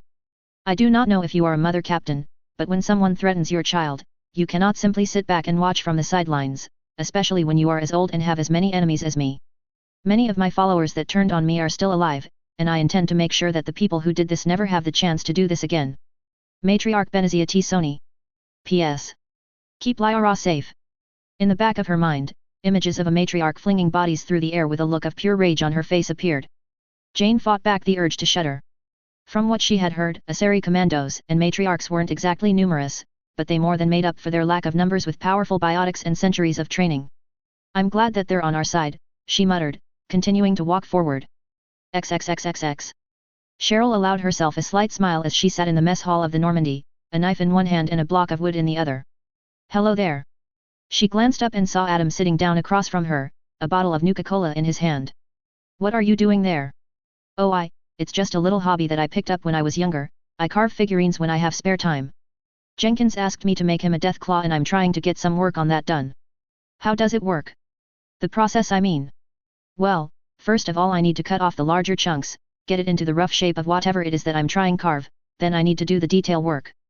That's the really hard part, because one screw up and I have to start all over again. I need to take it very slowly, and get specific details done one at a time. It takes weeks sometimes to get just one done. Wouldn't that be frustrating? Spending weeks on each sculpture. For the first couple of years I definitely thought so. But then again at that point I either completely butchered them or did a very rough job. But as I went on, I learned to be patient, learned to take it slow and really focus on each one, and then I started getting better. There's still a lot for me to learn though. I may have been doing this for years but I'm self-taught, so I figure things out by trial and error. I've done some ones that I would call good, a few that I would call great, but never one that I would say is perfect. How is that one coming? Adam asked, leaning over the table and looking at the hunk of wood in Cheryl's hand. It was a rough four-limbed figure that was hunched over. Still getting the rough figure out. Might want to spend another day or two doing just that. It's really just carving off bit by bit until you're finally done. There's not really a lot to talk about, it's actually pretty boring, the end results are a lot more interesting. Adam smiled, sipping his drink. Are you trying to avoid talking about this? No, she said. It's just, I don't know, no one's ever really taken an interest in this before. No one? No. Back in my village everyone liked to pretend I didn't exist except an old medicine woman who took me in. She was pretty nice. She took care of me, put a roof over my head. What's her name? I don't know. She gave up her name when she became the medicine woman of the village. My people were a little bit like Krogan in that respect, but she wasn't really a spiritual leader, she just made medicine, and treated people. I helped her from time to time, gathering herbs for her, helping her mix her brews, not to mention I delivered more than a couple of babies with her. It appears that we have a couple of things in common, Adam said. As part of my left-hand training, I spent a lot of my younger days at the Vatican's refugee camps, helping people that managed to get away from harsh conditions in Africa. He shook his head slightly. That continent is still dangerous, we only have footholds in the very top, and nowhere near enough manpower to move any further down. Is it really that bad? You bet your ass it's that bad. The two of them looked up to see Roger approaching them, an apple in his hand. The place was never a paradise, even before the bombs dropped. Now the place is crammed with warlords, raiders, and all sorts of mutated shit. You ever try to take down a mutant elephant? You have to shoot the fucking thing in the face with a rocket launcher if you want it to die before it steps on you. You've been there before. 2 years in the Earth reconstruction project. Thought I could use a change of scenery, biggest waste of time I've ever had. I still can't believe people want to live on that shithole. As much as I hate to say it, I agree with you, Cheryl admitted. I joined the coalition military just to get away from it all. Glad someone has some fucking common sense. Maybe Earth was a nice place to live before the Great War, but all of its resources are depleted, it's filled with things that want to kill you, and I'm willing to bet that it'll be completely abandoned by the coalition within the next couple of years. I doubt that, Cheryl said, glaring at Roger. There will always be people living on the planet, just because I didn't want to doesn't mean that everyone will. And the coalition isn't going to abandon them. Fucking fantastic, he grumbled, I wish people would just realize that the damn place is beyond saving.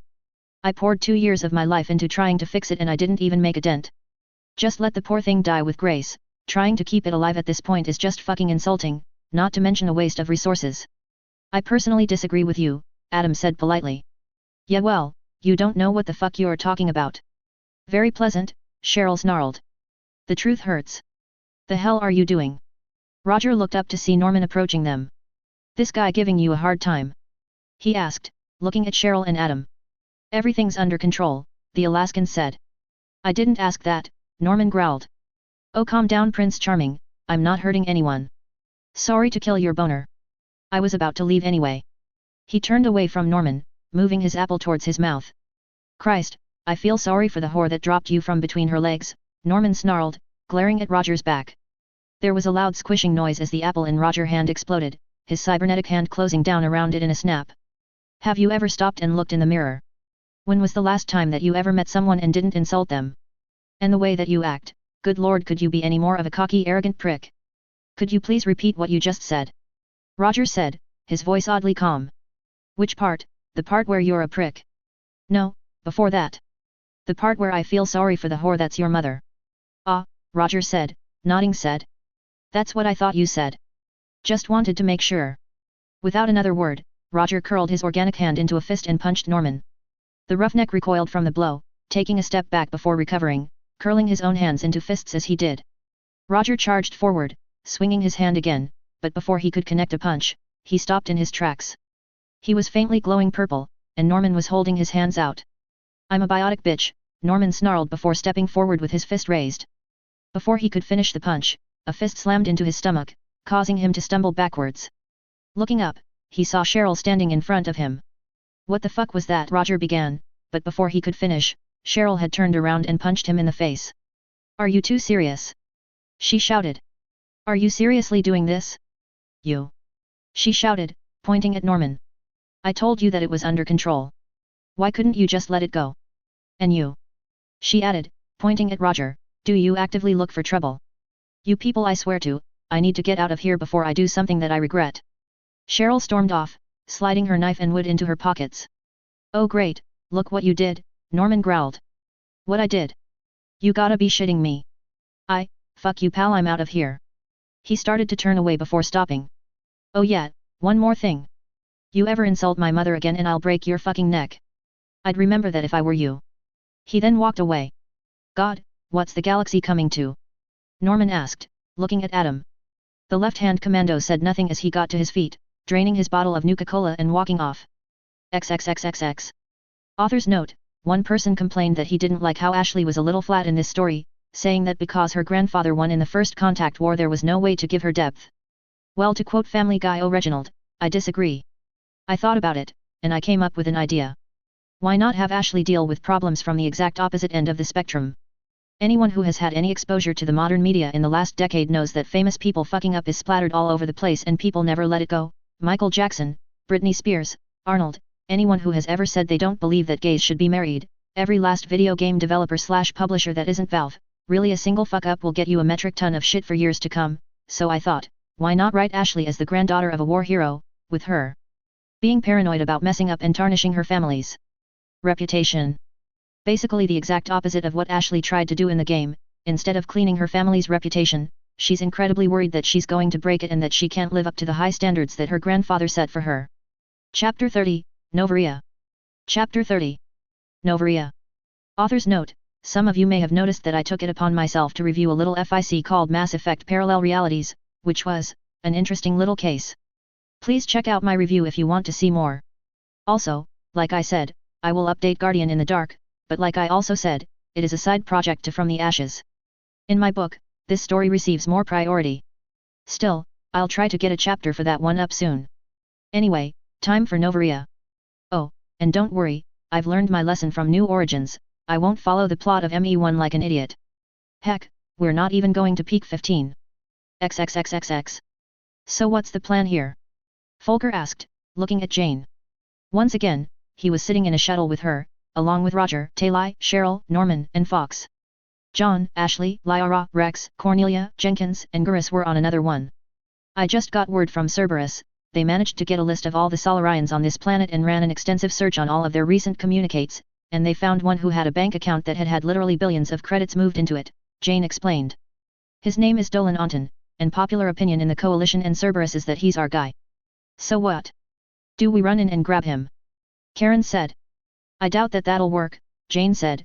First of all, Dolan fell off the grid a couple of days ago, around the same time that word about the Eclipse attack on the Coalition got out, and there's a good chance that he left the planet. Then how come we're still going to Novaria? Norman asked. Because when Cerberus was looking into Novaria something else came up.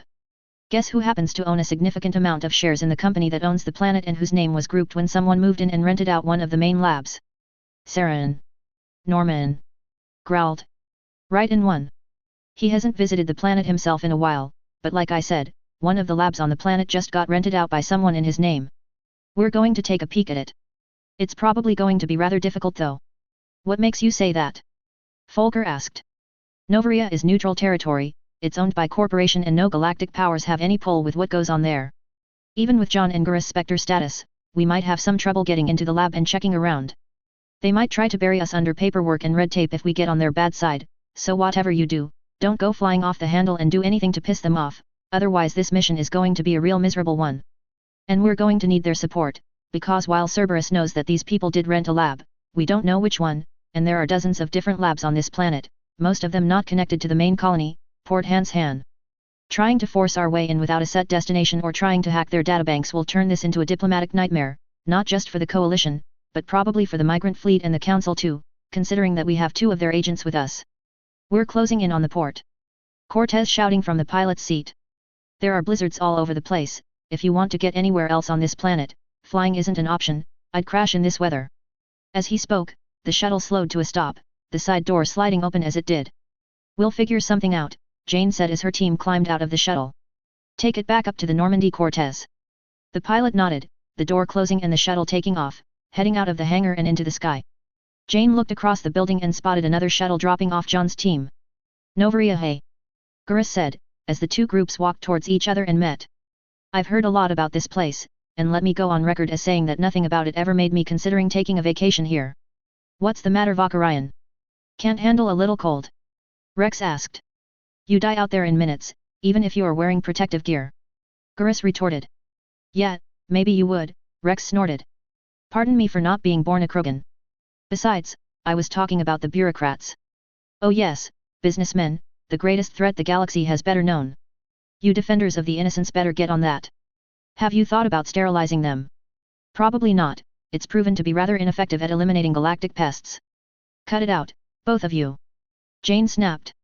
You're a Krogan and you're a Turian, I get it, you're going to have your disputes, but I've said it before and I'll say it again. Personal grudges and hatreds? They don't exist when we're on a mission. If you can keep your mouth shut and do what I need you to do, then I don't care, but the second that you interfere with the outcome, you put someone's life in jeopardy, and I don't give a damn if you're a council spectre or a bounty hunter, you'll have me to answer to, and I swear to God I won't go easy on you. Both Gurus and Rex glared at Jane briefly before giving each other hostile glances. All right, if we're done here, let's move forward, Jane said, walking forward towards the entrance to Port Han.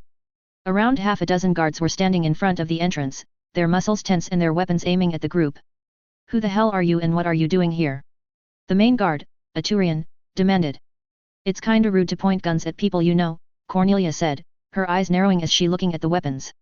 Yeah, well it's rather suspicious for around a dozen armed men to walk up towards you, especially when 3/4 of them are coalition. Now, answer my question, what are you doing here? Look, just let us through, John said, taking a couple of steps forward and causing all of the guards to train their weapons on them. Haven't you heard the news? I'm Commander John Shepard, you know, the man who got honorary Spectre status. Honorary Spectre status? A Batarian guard said, looking like he was about to laugh. That's got to be the biggest load that I've ever heard. The council doesn't even have L-Corps Spectres yet, why would they give that title to a human? You're not even part of the council. Hate to pop your bubble, but he's not talking out of his ass, Gurus said, walking forward and activating his Omni tool, pressing a few buttons and causing a holographic panel to be projected outward, facing the guards. It portrayed his name and face, along with additional personal information. Gurus Vakarian, I am a Spectre, and what this guy is saying is true, the council gave them honorary status in response to Saren and the Geth threat. We have reason to believe that Saren has left evidence on this planet that could help us track him down. It would be very helpful if you let us in and let us take a look around. Letting coalition soldiers in here? I don't think so, pal, the Turian guard said. Do you know how many coalition investors this place has? None. People here don't like the coalition, in fact, they come out here to develop technologies to compete with them. A lot of our investors might see you coming in as espionage or sabotage. It'll be bad for business, a lot of our investors will pull out and take their business somewhere else. I'll run that name of yours and see if you're not lying, but we're not letting a single coalition trooper into. What's the problem here? Icy words filled the air, causing all of the guards to freeze on the spot. An Asari in a black cloak walked out of the entrance to Port Han, two other Asari in armor on either side of her. Her robe was mostly unremarkable, not even having a window giving a view of her cleavage. The only noticeable feature was the pointed headset that it seemed to form. Matriarch Benezia, the Turian stuttered. We were just dealing with some coalition intruders and... Captain Jane Shepard. She said, looking at the human, interrupting the guard. Yes, that's me, she said. Let them in, Benezia said, glancing back at the guards. But if we do that, our profits. I don't care about how much money your little business makes, I have important matters to discuss with them. Let them in, or do you really want to see exactly how many strings I can pull and how much I can bring crashing down on your head? Right away, the Turian said, practically shrinking under the matriarch's glare. He hastily activated his Omni tool and viciously typed out a command. I've let the interior guards know that you are coming and that you have authorization, he spluttered out, his words practically tripping over one another. I am so sorry for the inconvenience, Enough, Benezia said, silencing the Turian at once. Come, we have much to do, she said, gesturing to Jane. Hesitantly, Jane followed Benezia as she began to walk after Benezia, the two teams following her. A couple of minutes passed as they all entered the main lobby of Port Han. Without warning, Benazia and her 2 commandos stopped, Jane and her men mimicking her actions. "You're awfully tense, Captain," the matriarch noted, turning around to look at Jane. "Well, no offense, but I've never met an Asari matriarch before and only a couple of Asari commandos," Jane said. "I apologize if I have offended you in some way and I just wanted to say that it was unnecessary," Benazia said, holding up a hand as she interrupted her. "I bear no ill will against you, if anything I am actually in your debt. You have done much for me, and I am here to help you as much as I am here to clean up. I take it that Cerberus told you about Dolan Anton." "Yes, he did, but there's a good chance that he might have left the planet." "I doubt that is the case," Benazia said. "I looked around and while I can find no trace of him here, I can find no trace of him having left either. No records indicate any ships or shuttles leaving while carrying a Solarian matching his description. It could be that he wanted you to think that he would leave so that he could hide out on this planet until everything blows over, or perhaps he is attempting to gain vital research that Saren plans to weaponize. I do not know, I am merely guessing. Do you have any idea where he is?" Saren had footholds in 2 of the research facilities on this planet, Peak 15, and Peak 7. However, I managed to corner one of the lower-ranking assistants around here and squeeze some information out of him. Peak 15 hasn't been used in weeks, all of the research equipment and research data was pulled out of it before the attack on Eden Prime. I tried to learn about Peak 7, but before I could, the main administrator happened upon me. Needless to say, he didn't take very kindly to me shaking down his employees. I had gone to him earlier, but I wasn't able to get any information out of him. He refuses to give up any information on his investors, even if they are mass murders. Benazia shook her head in disgust. Not only did he refuse to give me authorization to use the vehicles needed to travel to Peak 7 in this blizzard, but he's now posted guards around the garage. He doesn't want to aggravate me directly, so he's just buying his time until I lose my patience and leave. She tightened her fists in anger. I was very close to throwing caution to the wind and make my way towards Peak 7, regardless of the consequences, but then you arrived. So, that is where I stand. The administrator is actively hostile towards me, but I can still intimidate some of his men even though he has said I am to be ignored, and there may very well be something of use to us in Peak 7. So, forcing our way past the guards isn't an option?" John asked, looking at Jane. "Yeah, at the very best it's a last resort," she said, screwing up her face in concentration. "I don't like this planet is run by business and not by law. I'm starting to see why Saren thought that it was a good idea to hide whatever he's got in that lab all the way out here. Yes. We need to be careful." One false move here and Benazia broke off as she saw someone in the group behind Jane move slightly. Her eyes widened. "El Lyra," she stuttered. Almost at once, Folker and Cornelia hastily moved out of the way, leaving no one between Lyra and Benazia. Not saying a word, the matriarch walking forward, stopping in front of her daughter. Lyra looked up nervously, not sure how to speak to the woman and feeling rather intimidated. Hello mother," she said softly. I trust that you are." Lyra was cut off as Benazia raised her arms and, completely catching Lyra off guard, pulled her daughter into a hug. "Oh, thank the goddess you're all right," Benazia said, her voice and face softening as she hugged her daughter. "I was so worried. For days they could me what horrible things that they would do to you once you were captured. Oh goddess, I'm just glad that you're all right." I didn't mean to worry you," Lyra mumbled, blushing brightly. "But, what are you doing down here?" Benazia asked, breaking away and looking at her daughter, taking note of Lyra's light blue armor and pistol that had been given to her by Jane, being of the same high-quality equipment that the rest of the Normandy crew had received. "Saren's men were trying to capture you and now you're here." Her eyes narrowed as her head snapped to look at Jane. "What were you thinking?" she shouted, causing the captain to flinch slightly. "I entrusted you with my daughter's safety and you use her as a common soldier? Apparently I was wrong too." "Mother, please, do not blame her," Lyra protested, raising both of her arms up and causing the matriarch to look back at her. "Shepard didn't force me to do anything. I insisted on not being dead weight while I was on board her ship, and I am far from incompetent in a fight. I wanted to help her, I wanted to help you. So much is going on, I couldn't stand to just stand by while everyone else just fought." Benazia simply stared at Lyra, looking rather shocked. After a moment, she raised her hand, causing Lyra to flinch slightly. However, Benazia didn't strike her.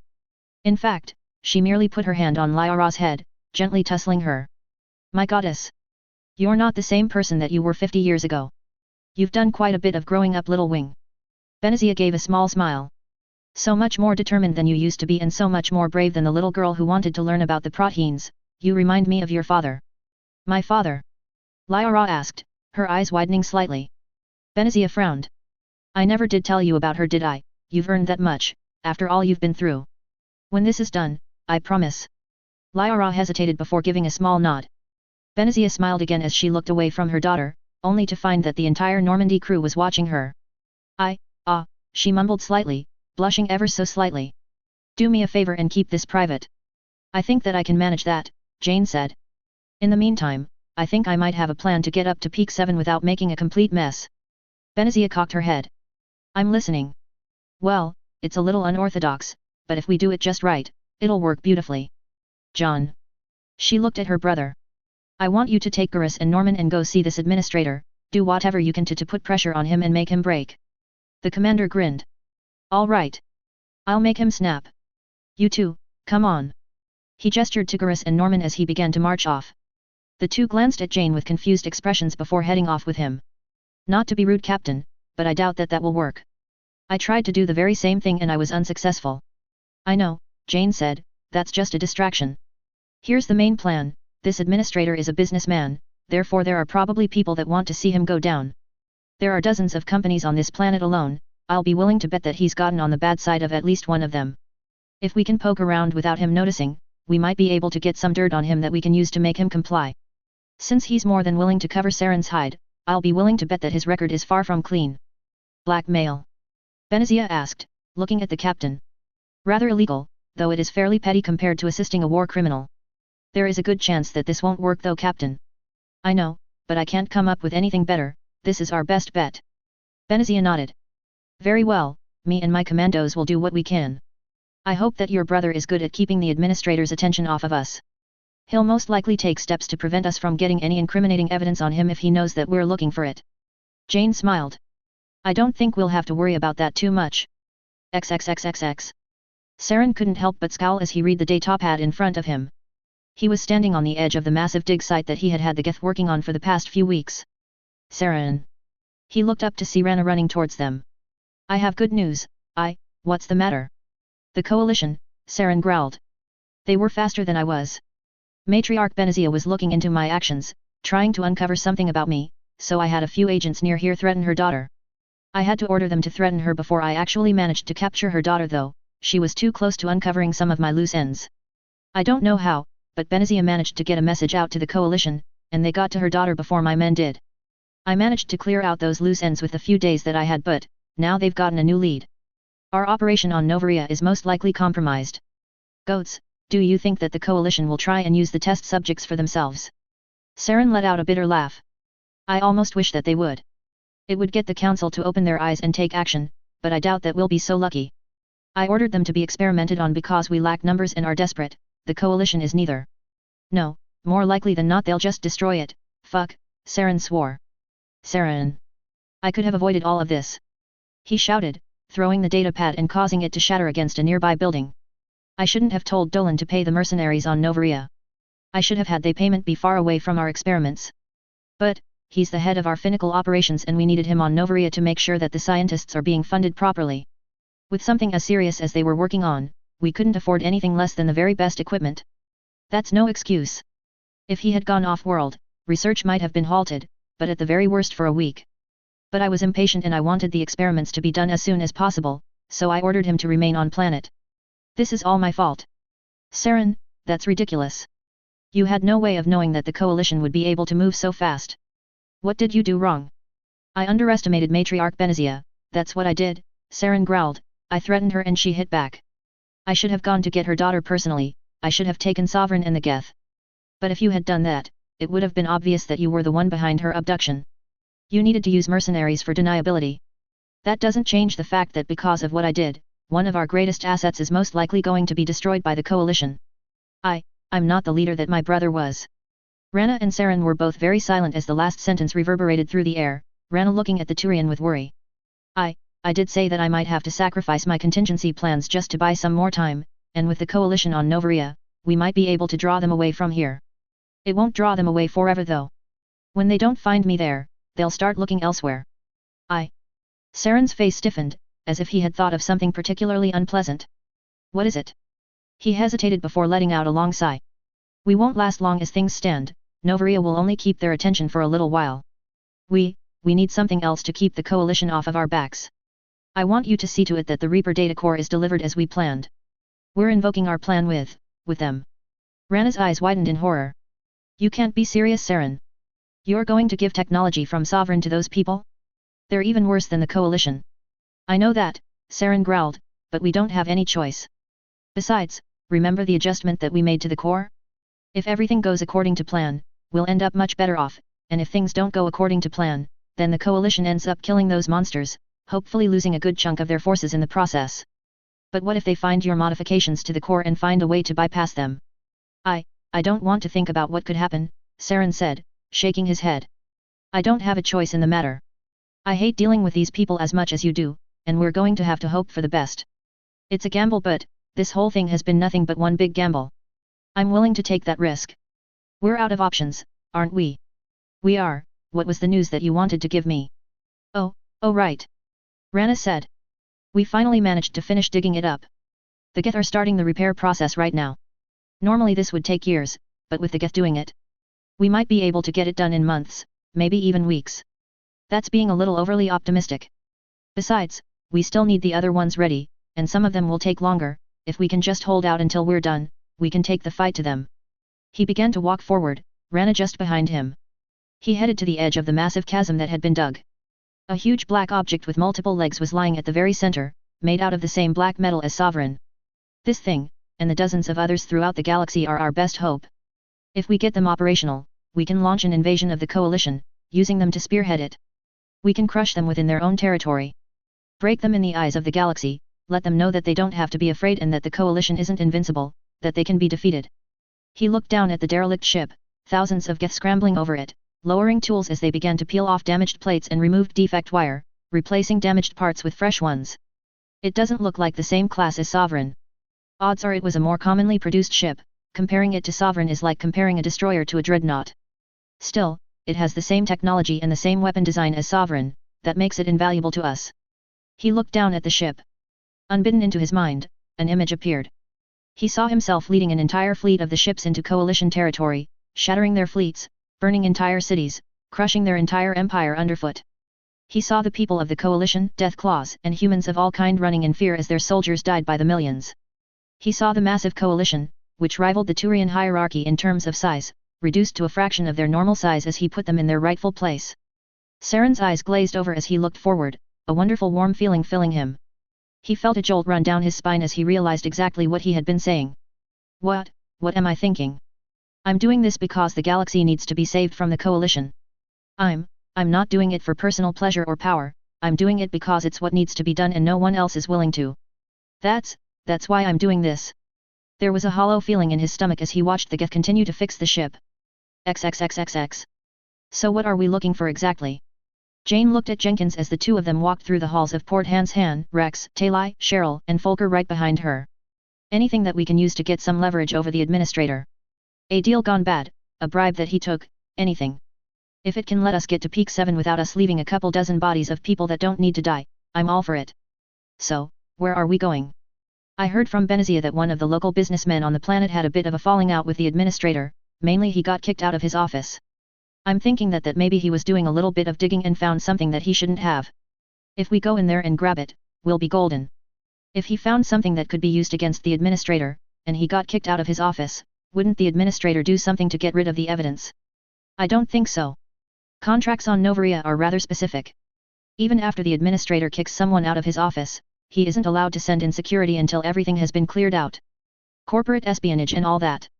Technically he's already breaking the law but not letting that businessman clear out the files in his office before locking him out. Benazia and the others went to talk to him and get his help. While she does that, we're going to slip into his office and see if we can find anything. This is all so complicated, Folker said, shaking his head. Oh, it's not that bad really, Talai said. One guy's breaking the law, forcing a guy out of his office because of dirt that got dug up, and we're going to see if he missed anything. You always make things sound so much more simple than they really are. Like that movie we watched last night. It was beyond confusing. Talai sighed slightly. I'm telling you, that VID wasn't hard to understand. It was very simple. There was a massive jellyfish with 3 rifles and it was sleeping with its partner's sister and he was trying to stop. Oh, I don't know. You showed him Blasto 6. Jenkins said, slowing his pace for a few seconds and falling into step with the two of them. That's a damn good vid. I've already seen it twice and I'm going to try and see it again soon. I know right? Taylai said, looking at Jenkins. Remember the climax where he just storms into the gang's headquarters with 4 rifles and a rocket launcher? Enkindle this, Jenkins said, dropping his voice before raising it up again. How could I not forget that thing? It was freaking awesome. It doesn't quite top when his partner finds out that he's getting cozy with his sister, Taylai said, sounding slightly giddy. It was bizarre, Volker grunted. I had no idea what was going on half off of time and there was an explosion every 5 minutes. No offense, but it seems like the type of movie that only an American would like. I can't say why, but it seems like the Yankees would just eat up that damn stuff. Also I'm pretty sure the body count was in the hundreds. Okay, so clearly you're not a fan of action, what about a romance with a little bit of comedy? Taylai asked. If someone doesn't die every second, it'll probably be better than that thing. Taylai smiled under her helmet. Okay. The next time we'll give Fleet and Flotilla a try. It's one that I've been meaning to give a try for a while but I just never had the time to watch, I've just been busy. Okay, but if I feel dumber 10 minutes in, I'm out, Volker said. He paused for a second before shaking his head. I'm sorry, I'm being difficult. You're going out of your way to try and make me feel comfortable and I'm throwing it back in your face. It's not your fault if you don't like something. Besides, this whole thing is a little trial and error, eventually we'll find something that you like. Jane smiled slightly as they reached the end of the hallway, stopping in front of a doorway. Taylai, I need you to get this door open, it's locked. Right, she said, walking to the front of the crowd and activating her Omni tool, punching in a series of commands. A&D. Done, she said, the door sliding open. Nice going, Jane said, walking into the office, the others following. The room was rather simple, only a couple of tables and chairs, with a lone terminal in the corner. Think that you can do one more? She asked, glancing at Taylai again. Keela Shepherd, I'm starting to get the feeling that you drag me along because the coalition doesn't have anyone who knows the first thing about cyber warfare, Taylai joked, walking forward and activating her Omni tool again. Firewalls are a bit tougher on this. I'd be a bit disappointed if they weren't. Just a little more A&D. There we go, I'm in the files oh my. What is it? Jane asked. It looks like you were right, Shepherd. The owner of this computer, Laura Kian, found out that the administrator of this planet was taking bribes when it came to rent and it was getting some companies mad and hurting business. There's evidence on this terminal, a lot of bank transactions. Oh Keela, according to this, Internal Affairs even has an agent undercover trying to get him convicted, and she went to Lorik about him testifying, but he refused. Well, looks like we just hit a gold mine, Jane said, fighting the urge to grin. Copy those files and download them to your Omni tool. Jane was about to continue talking when she saw Cheryl stiffen out of the corner of her eye. Is something wrong? She asked, looking at the sniper. I heard footsteps, she whispered, someone's coming. The 6 of them turned on the spot, drawing their weapons. No sooner had they done so than half a dozen guards had entered the room. They were momentarily surprised by the presence of Jane's team, but that quickly vanished as they drew their own weapons. What the hell are you doing here? A Turian guard demanded. Just getting a little evidence that makes your boss look rather bad, Jenkins said, smirking slightly. I doubt that, you're just a bunch of thieves, nothing more, the guard growled. But then again we have humans, a Quarian and a Krogan. I'm not surprised at all. Oh, and you're not? Jane asked. I'd be willing to bet that you're here to wipe all of the data out under orders from the administrator. He's just covering his ass and he's using you to do it and he's breaking more than a couple of laws, so don't pretend that you have the moral high ground here. So what if he is? Corpses aren't very good at making defenses. You're in no position to be threatening us. You don't outnumber us, we have superior equipment and I don't doubt for a second that we're more skilled. Put your guns down and walk away if you don't want to turn this into a bloodbath. I don't think you get it, lady, we're the police on this planet. Do you know what happens when you kill a cop? I'm not going to warn you again. Stand down. I wouldn't expect anything less from the coalition, you're a self-centered bunch of. The guard was interrupted as a ball of green energy flew from Jane's plasma rifle, hitting him in the chest and reducing him to a puddle of green liquid. Instantly, the room erupted into a firefight. Taylai and Rex both fired their shotguns at the same Batarian who had dove for cover behind a desk, riddling his body with holes and killing him almost at once.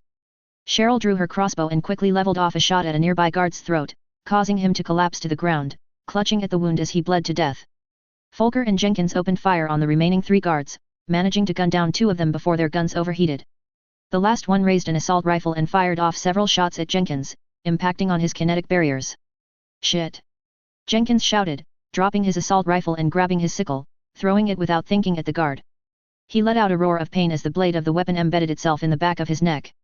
Grabbing hold of the chain, Jenkins yanked forward violently, causing the blade to tear through the man's throat, making him fall to the ground dead.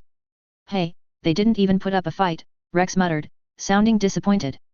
"I told them, they didn't have any advantages over us. Besides, they were just hired help, not professional soldiers. Blood pack mercenaries would be tougher to deal with than them. Still, I wish that it didn't have to go like this," Jane said, sounding slightly sad. "Shepard?" Taylai asked, looking at her. "The whole point of this was to avoid people getting killed. I even tried to get them to stand down to avoid creating an incident." She let out a bitter sigh. "No point in getting worked up over what you can't change though. Anyway, we got the data. We should meet up with Benazia and see if we can talk this Lorik guy into testifying." XXXXX. Author's note: crap, the number of reviews per chapter is starting to take a nosedive. I used to get around 20 or 30 per chapter, now I can barely break 10, and yet stories like Clash of Civilizations and The Last Spartan get 50 per chapter even now. I'm just wondering, how come people aren't reviewing as much anymore? Am I doing something wrong? Is my writing just crappy? Geez, the downward review count is making me think that my story is just crap.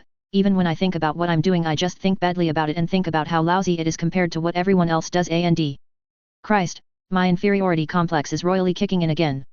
If I'm doing something wrong, you need to tell me what I'm doing wrong so I can improve on it. So what am I doing wrong? Did I mess up? Or is my writing just not that good to begin with? Please, talk to me.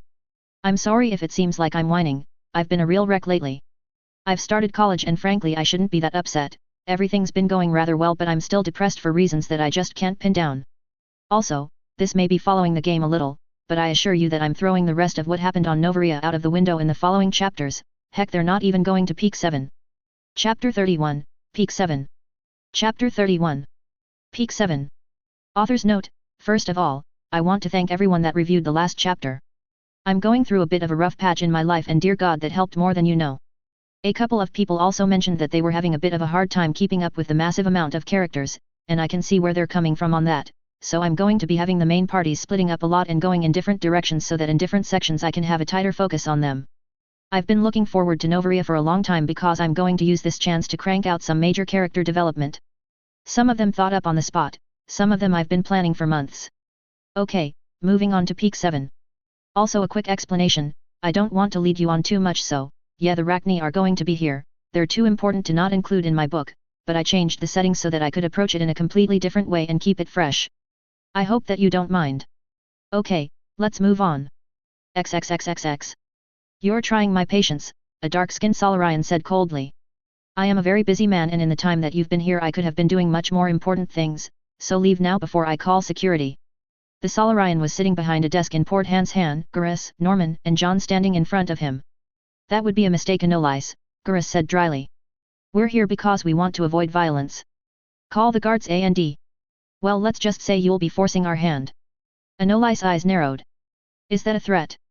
Yes, it is, Norman hissed, cracking his knuckles. Is there a problem with that? As a matter of fact there is.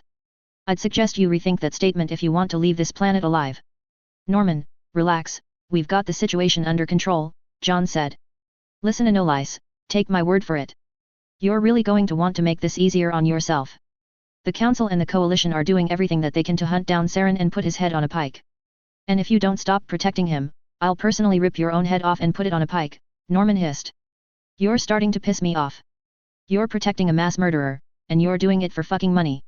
Are you really that broke that the money you're getting from him is all that's keeping your head above water? My income is none of your concern.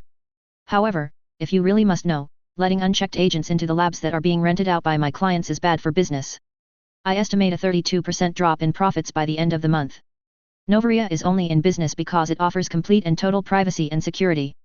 If I let one person into one lab, my investors will think that the same thing could happen to them and they will vacate the planet. And if a couple 100,000 people die because of it, so what, right? Norman hissed, smashing his fist on the desk. I can't even describe how much I want to start breaking your fingers right now. Saren is more than a threat to the Coalition. You think a man with a fleet of Geth will just get bored and go away when he's done with us? He'll move on to the Council after that. As soon as they do something that he doesn't like, he'll start smashing up Asari colonies, Turian colonies, Solarian colonies, for the love of God. Your people could be next, but you don't give a fuck, do you? As long as your pockets get lined, you don't care how many bodies you have to step over, do you? He glared at Anolais, his hands tightening into fists. I wish I could tell you how much I loathe people like you. Oh? And tell me, does your hatred justify your invasion of my personal privacy? Norman let out a harsh laugh. Oh, this is real good, you're just like that Eclipse bitch. You somehow got it into your head that you have the high ground, when you're the one aiding and abetting a war criminal. Is it some kind of disorder that scumbags like you develop when you decide that your needs are more important than everyone else's? Norman, I'll tell you what, John said, an idea forming inside his mind. If he doesn't start cooperating in the next 30 seconds, you can do whatever you want with him, my authority as a council spectre will cover you. He glanced at Garrus. That's how it works, right? The Turian nodded, grinning slightly. Oh, music to my ears, Norman said, drawing one of his pistols. You heard him. I'd let us up to peak 7 unless you want a couple of extra holes in you by the end of the day. Anolais glared at Norman, activating his Omni tool and pressing a signal button. A dozen of my personal guards are on their way right now. They'll be here in 30 seconds. They will escort you back to the hangar where your shuttle will take you back to your ship. If you attempt to resist them in any way, they will shoot you. Your little search is over. I'll work fast then, Norman growled, leaning over the desk and leveling the pistol right between Anolais' eyes. Now then, I'm going to count down from 5. If I don't get what I want by then, I'm going to repaint these walls with your brain. Anolais said nothing. 5, 4, 3, 2. That won't be necessary. Norman, Garrus, and John turned around to see Matriarch Benazia approaching him, her 2 commandos on either side of her. Anolais' guards are all unconscious. It only took a couple of biotic attacks. They'll wake up soon.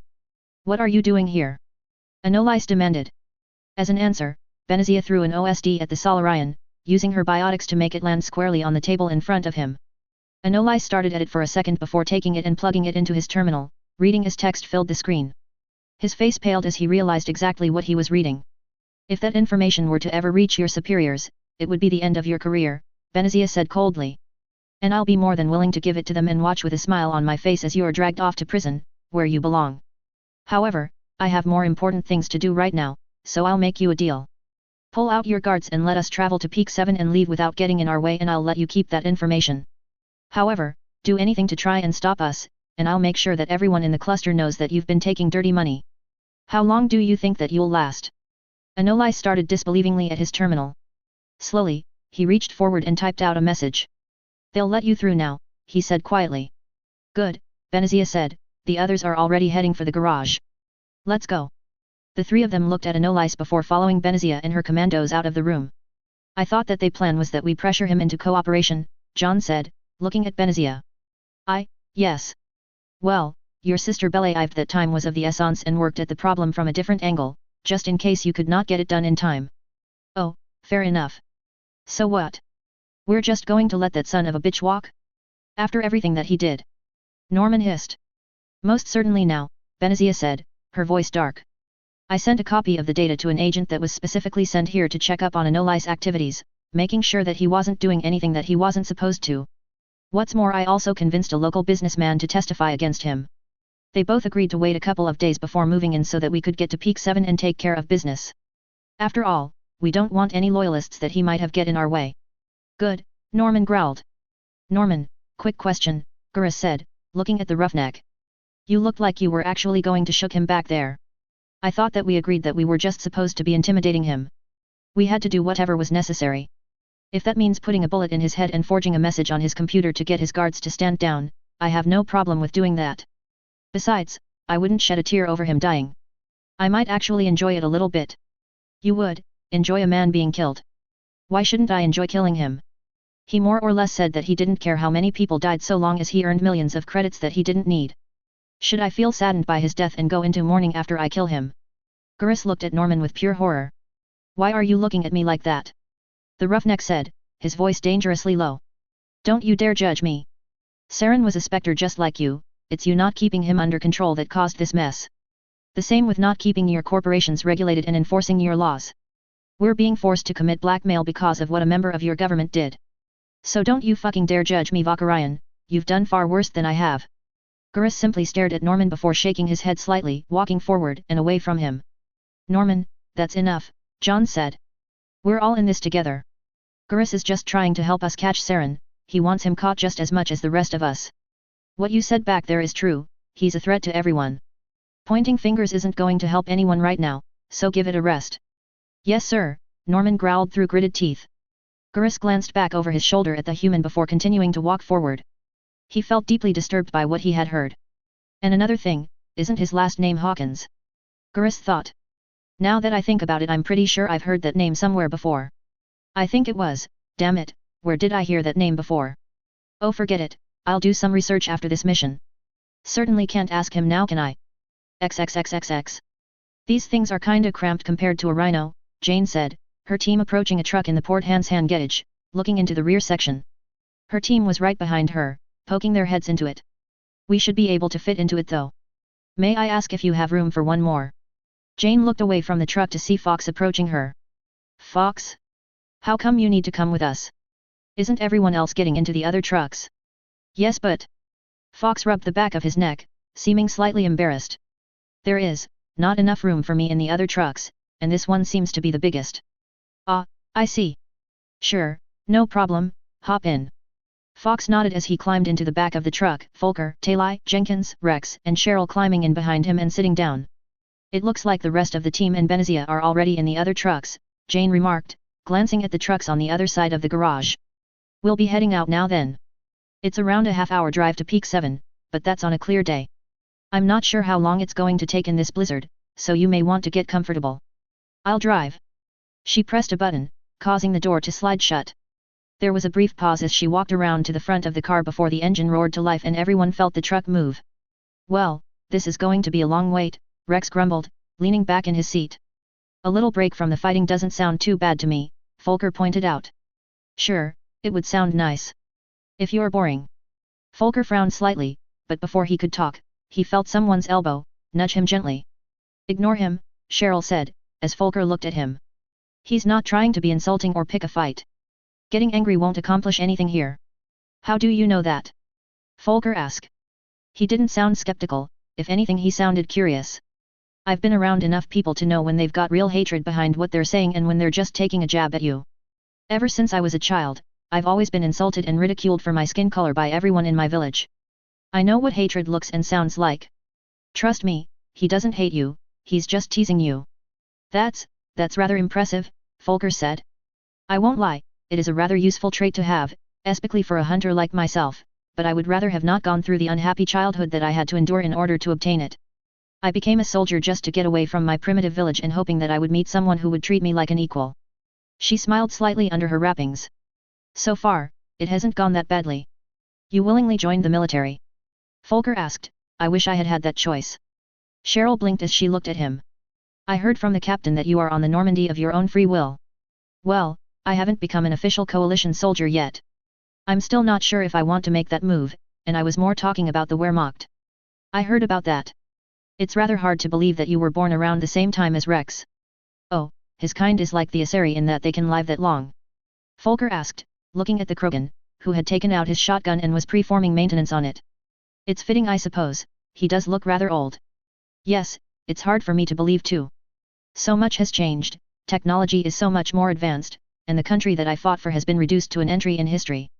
It's very depressing, I won't lie. There is some comfort, Cheryl said, you're not alone.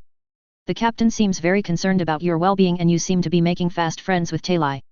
You're surrounded by people that want to help you adjust and make your life in this time period comfortable. In many ways you are fortunate. I guess, thanks, Folker said softly. Hey, Talai and I have thing where we watch vids. Is there any chance that you would like to join us? I what? Cheryl said, her face darkening slightly under her wrappings. You, no, I wouldn't want to intrude. It's a private thing between the two of you, I don't want to invade your privacy. Besides, I'd probably just make things awkward for the two of you. Oh come on, Talai said, looking at Cheryl from the opposite side of the truck. We're just watching some vids, it's not like we're on a date or anything. I can make room for one more, frankly in my quarters I have more room than I'm used to having alone, one more person isn't going to be too much of a problem. I don't know, Cheryl said, looking back and forth from Folker and Talai with a worried look in her eyes. I'd just be a burden on you two, I'd get in the way of you having a good time. Trust me, you're better off without me getting in your... Oh come on, you give me that little speech about hatred and you're telling me that you're uncomfortable just relaxing with the two of us. Folker said. Come on Cheryl, We're not asking you to cut your arm off here, we just want you to spend a little bit of time with us. Oh all right, she said, ducking her head slightly. But don't say that I didn't warn you. And don't say that I didn't tell you that you're getting all worked up over nothing, Tailai retorted. Fox chuckled slightly as he watched. The hand of friendship being extended, truly a beautiful sight, he muttered, so softly that no one else could hear him. Mr. Fox. Fox turned his head to face Jenkins, who was looking at him. He was twiddling his thumbs, as if he was nervous. So much has been going on ever since we started hunting down Saren. I never got a chance to ask you, but, is it true that you are the same Fox that traveled with the lone wanderer? And Karen too, did he know him? A slight smile spread across Fox's face. Yes, I knew him. He was a very dear friend, and I owe him my life. That's why I have dedicated myself to the coalition, the very civilization that he and the rest of the founders built. The founders? Folker said, joining the conversation. Who are they? 7 people that were major figures in post-war nations and are attributed with laying the foundation for the coalition, Fox explained. The Lone Wanderer, the Courier, the Champion, the Holy One, the Liberator, the Defender and the Warrior. I've only ever heard a little bit about them, Cheryl remarked. Growing up in an isolated tribe, you don't exactly hear a lot about what happened on the mainland. What was traveling with the Lone Wanderer like? Jenkins asked. I mean, I'm sorry if I'm going too far, but the guy is a freaking legend and... I understand, Fox said, smiling slightly. You're not the first person to ask me about him and I doubt that you will be the last. I know Ambassador Raoul, and he tells me that he is often asked about his adventures with the courier. The Lone Wanderer was the type of man that you don't forget, he made himself known. I first met him and Karen during the Brotherhood of Steel's war with the Enclave, and by then, he had already gotten adjusted to the wasteland and had come a long way since coming out of his vault. Karen ran into him much earlier and said that circumstance had forced him to come a long way in a short time. So he had stopped being green by the time that you met him. Jenkins said. He had fought his way through a vault filled with my bloodlust-filled brothers, no small feat.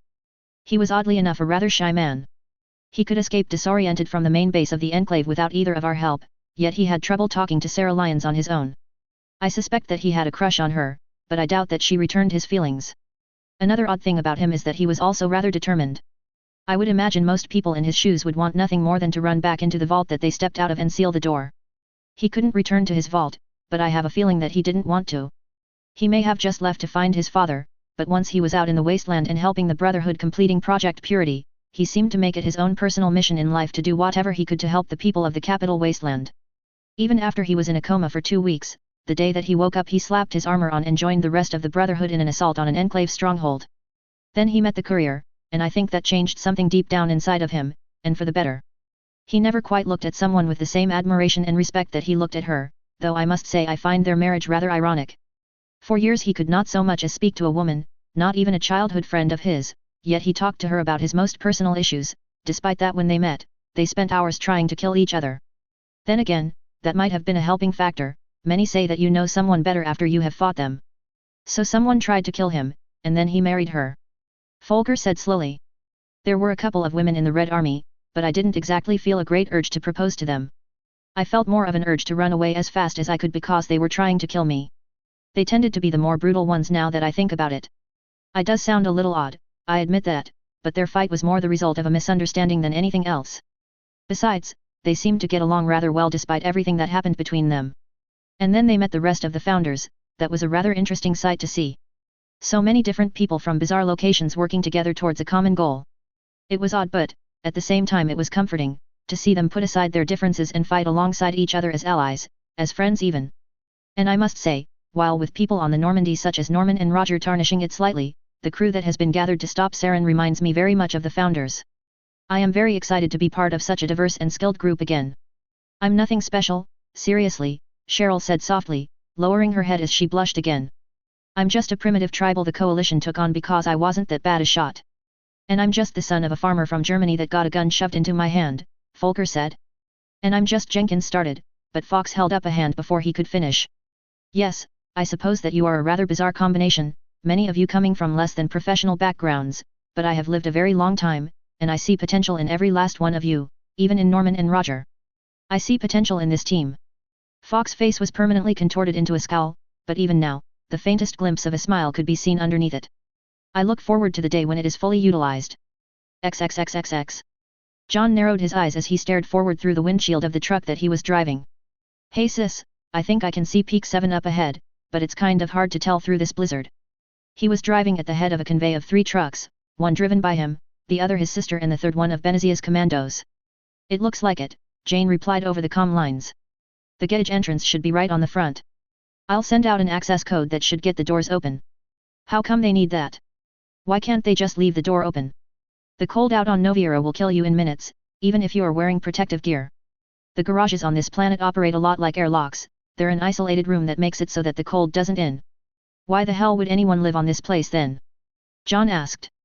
Being in such a hostile place has benefits. For starters, you're less likely to run into people that are looking for you, that's probably why Saren hid whatever he's doing out here for example. Well I guess that makes sense, whoa. As he neared the facility, John realized that it was on top of a hill and stretched out towards another hill. In between, there was a massive ravine that John couldn't see the bottom of, the main portion of the facility floating over it, anchoring by the sescients on the hills. Why the hell is it designed like this? He asked. Peak 7 is specifically used by those that are using dangerous elements, Benezia's commando replied over the comm lines. Should there be a contamination leak, the main section can be detached from the anchors, sending the lab down into the ravine below, which is at least 2 miles deep. It is highly unlikely that any being within the lab would survive the fall, and all hazardous materials would be safely isolated. Do you think that Saren went here because he was trying to weaponize something that he couldn't fully control? Jane asked. It is a possibility, the commando answered, and we may have to detach the lab in order to ensure that it does not bring any harm to the galaxy. If it comes to that, we'll do that, but right now this lab is the only lead that we have on Saren. We need to get into that lab and get some hard information about where he is and what he's planning. If we destroy that lab, we lose all of that, so unless we have no other option, we leave it intact, got it? I have spoken with Matriarch Benezia on the matter, and she agrees with you. It will be a last resort. All right, sounds like a plan, John said as the trucks neared Peak 7, a very obvious opening in the side of the building. The 3 trucks drove through it and the doors slid shut behind them. There was a loud beeping noise and even through the truck, which was specifically designed to be insulated, John could feel the temperature rise a few degrees.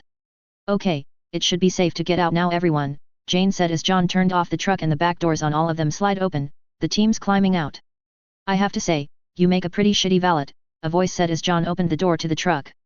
He glanced down and smiled as he saw Ashley standing there. Yes, well, there's some good news. While I was in Port Han, a hanner was selling stuff and I spotting something that you might like. Reaching under the seat, he grabbed a bottle wrapped in a brown paper bag and handed it to Ashley, who took it, unwrapping it. Batarian ale? She asked, looking down at it. I love this stuff, say what you want about the Batarians, the stuff they brew packs one hell of a punch, but getting it out in coalition space is freaking expensive. Yeah, well the hanner in there gave me a pretty good deal for it. I won't have to saw off my leg for him for starters. Besides, I was thinking that after we clear out this lab and we're back on the ship we could have a couple of drinks. After all we haven't had a whole lot of alone time since Eden Prime. You know, you really can be sweet sometimes, Ashley said, but now really isn't the time to be talking about this, she added, handing the bottle back to John. We'll talk about it later, right now we've got a job to do. So, that's a no? John asked, sounding slightly disappointed as he jumped down from the driver's seat. A slight grin spread over Ashley's face. I never said that, I just said that we've got more important things to take care of right now. Thanks for the thought though. No problem, John said, unholstering his laser rifle as the two of them began to walk forward. Love you Ash. Ashley fought back the urge to roll her eyes slightly as she replied, love you too. All right, Jane said as everyone converged at the center of the garage, looking at Benezia, how do you want to do this? Since there aren't guards waiting for us here, it's safe to assume that they don't know that we're here yet, she observed, looking around the garage. But we can't count on it staying that way, and once they realize that we're here, there is a good chance that they'll start destroying any evidence that might lead us to Saren. Like you, I came here in the hopes that I would be able to track him down, so it would be for the best if we split up into teams so that we can cover more ground and helpfully find the evidence that we're looking for before it is destroyed. Well, it worked on Mothership Zeta, no reason it won't work here, Jane muttered. Okay, I suggest 3 teams. You take Lyra and your 2 commandos along with Norman and Rex. John, you take Ashley, Roger, Fox, and Cornelia. I'll take Folker, Talai, Garis, Jenkins, and Cheryl. Fighting with a matriarch? Rex asked, looking at Benezia. This should be fun. I've been fighting mercenaries so long that I haven't seen someone who can control their biotics like a master. All right Williams, Roger said dryly, stretching his arms above his head. I'll play nice if you play nice. Deal. Ashley scowled at him, but nodded her head stiffly. Perfect. Same goes with you muscles, he said looking at Fox. You did not have to worry, my cooperation was all ready. Whatever, he said dismissively, walking away and towards the entrance to the main building. I swear to God, the second he gives me an excuse I'm smashing his head into a wall, Ashley growled, speaking so that only John could hear her. I don't doubt it, he said, playfully patting her on the back. But he is kinda useful, we wouldn't be able to prove that Saren was behind the attack on Eden Prime without him. Give him some credit.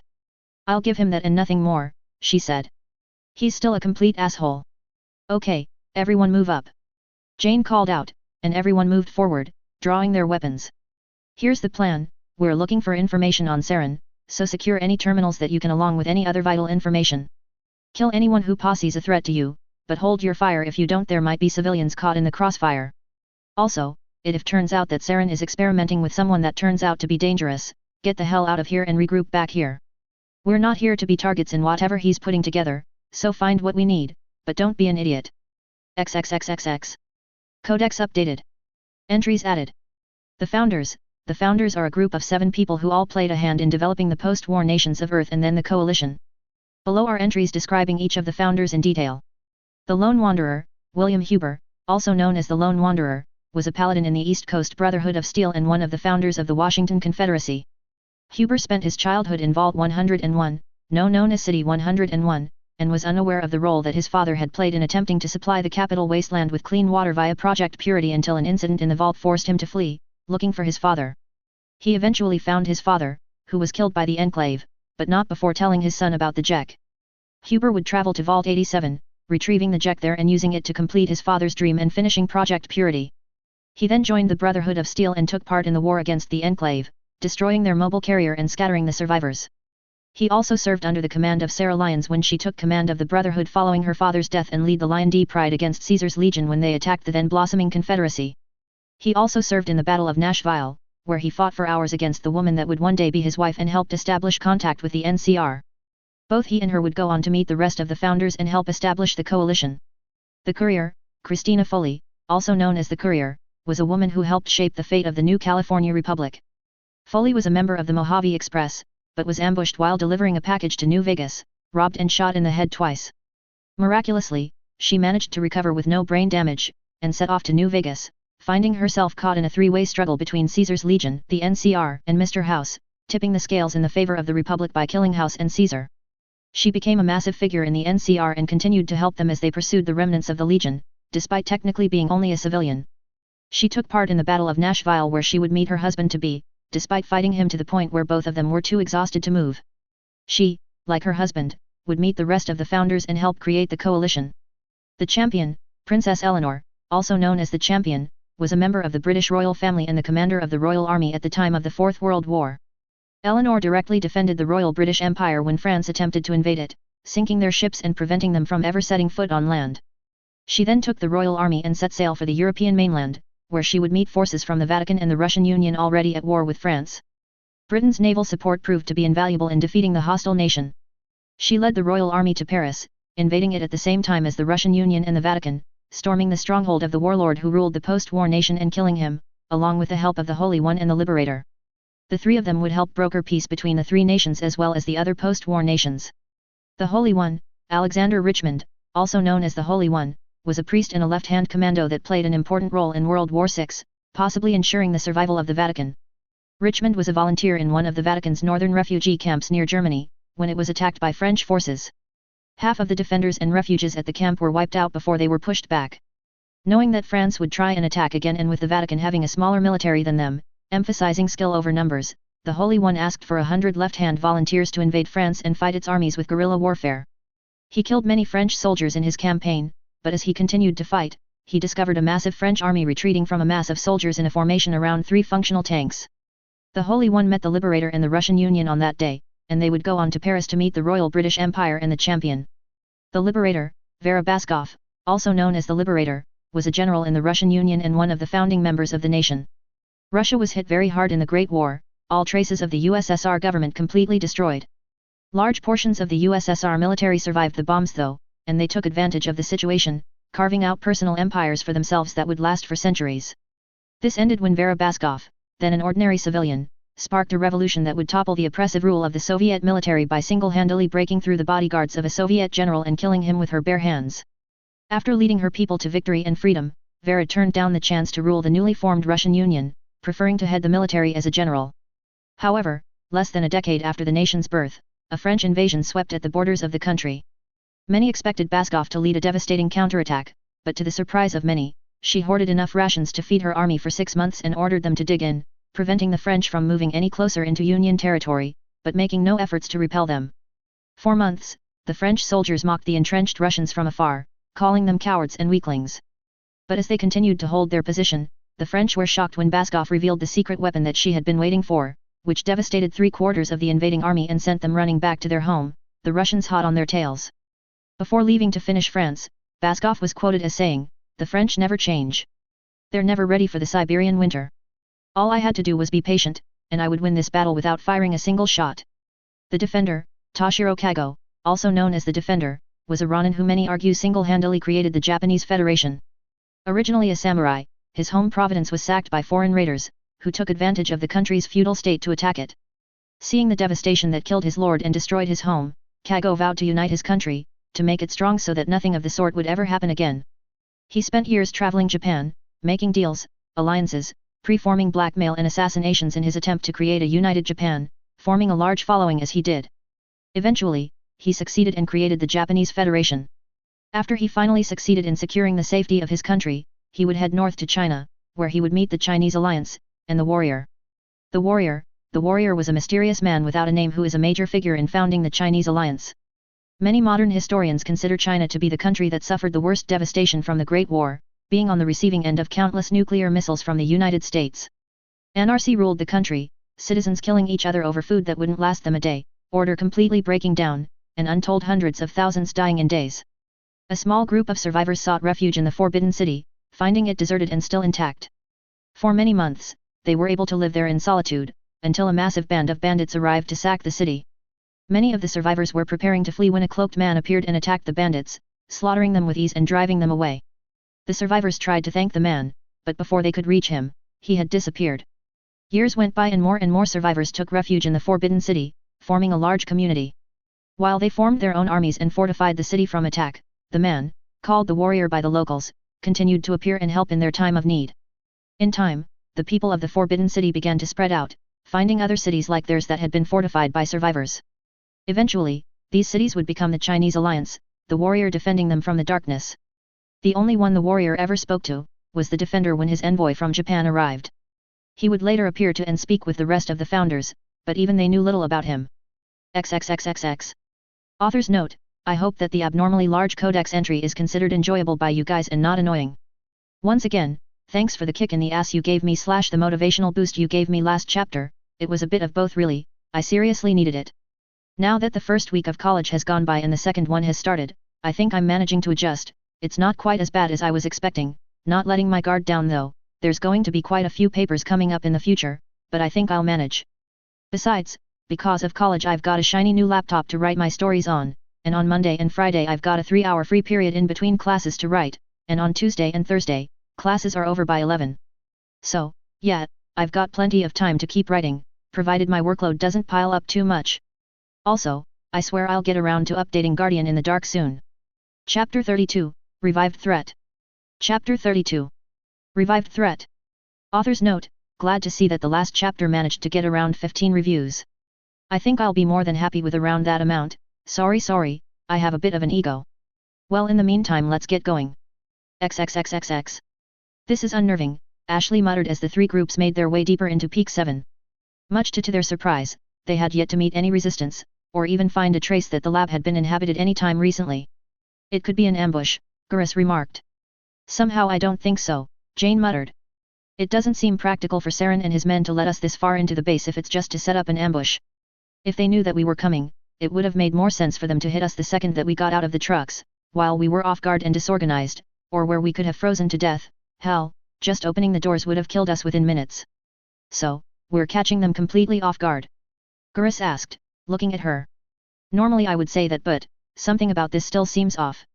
Even if they didn't see us coming, they should have still had a couple of guards stationed towards the front of the lab, enough to at least see us coming in. Frankly, we should have found someone by now, at least a scientist. Something feels really wrong about this place. Didn't you say that the purpose of this place was to release hazardous material into a ravine if it was necessary? Lyra asked, looking at one of her mother's commandos. The older Asari nodded. That's right. Then, isn't it possible that this is all because of whatever they were experimenting on? Lyra asked. It is perfectly, the commando began, but before she could finish, they had rounded a corner. Lyra gasped and nearly everyone tensed, raising their weapons. Down the corridor in front of them, dozens of bodies lay in pools of blood. Many of them were wearing armor of some kind and had weapons lying next to them, but many seemed to only be wearing jumpsuits. However, what really caught the eyes of the teams was the other bodies that were lying among the piles of corpses. Massive insects with tendrils coiled around their bodies, dozens of bullet holes leaking blood as they lay next to the mercenaries and the scientists. God, Volker whispered as they approached the bodies, many of the group stopping to check some of them. What happened here? He looked at one of the giant insects. What are these things? Giant bugs. For once, Volker, I'm just as lost as you are, Jane said, looking at the insects. I've never seen anything like these things before. Looks at these turrets, Roger said, pointing at two turrets standing on tripods at the end of the hallway. They're facing inward. I think that these people were trying to keep these bugs continued, or at least hold them off long enough to get evacuated. He looked down at the corpses.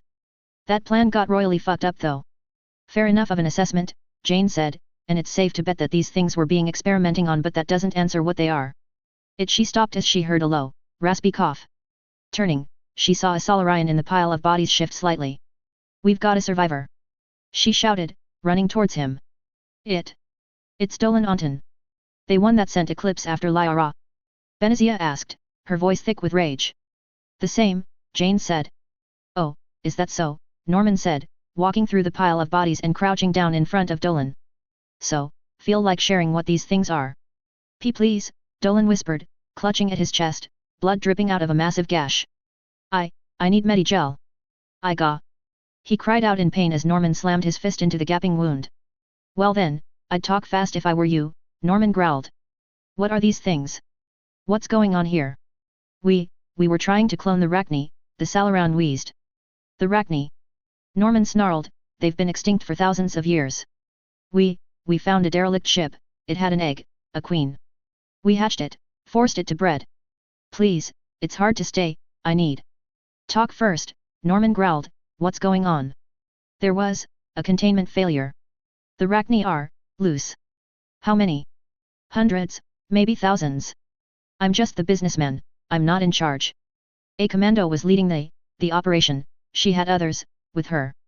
She took her men and the Geth back to the main storage area, she's trying to salvage this. Please, I don't know anything. Fine, Norman snapped, getting to his feet. Give this piece of shit some Medigel. Benazia nodded at one of her commandos, who bent down on one knee and began to apply the gel to the Solarian's wounds. A commando is leading them. Hey. Matriarch, it sounds like the other commando started, but Benazia interrupted her. It sounds like Alisja Elis. She looked at the purple-skinned commando. That's what you were going to say, wasn't it, Sheila? Yes. She did specialize in infiltration, she spent years at a time undercover as a scientist. And she was the head of the traitors. It only makes sense that she would be here. Good, Benazia said, her voice dangerously low as her biotics flared. The things she threatened to do to my daughter, I'll enjoy killing her more than I should. She looked back at her other commando. Get him back to the trucks, I doubt that that's all that we can get out of him.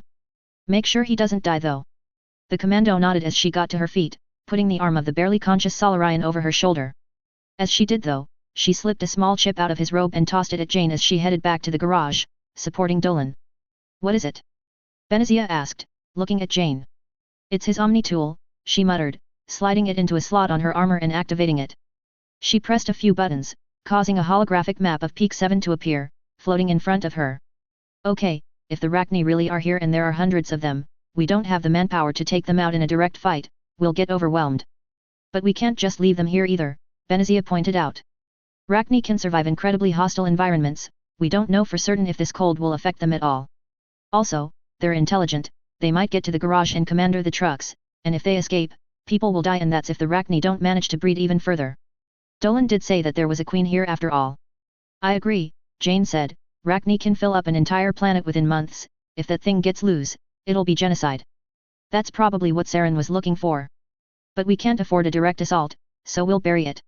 She pressed a button and one of the lower sections of the lab glowed. These are the main anchors that keep the lab from falling into the ravine, we're going to have to release them. Are you sure that that'll do the trick? Roger asked, sounding skeptical. What if that thing is still alive at the bottom of the ravine? I doubt that even Arachne Queen will be able to survive the force generated by a 2-mile fall, Jane said. She looked closer at the map, frowning as she did. There's a problem though, if this thing is correct, the controls for the anchors were damaged. We won't be able to release them from here, we're going to have to do that manually.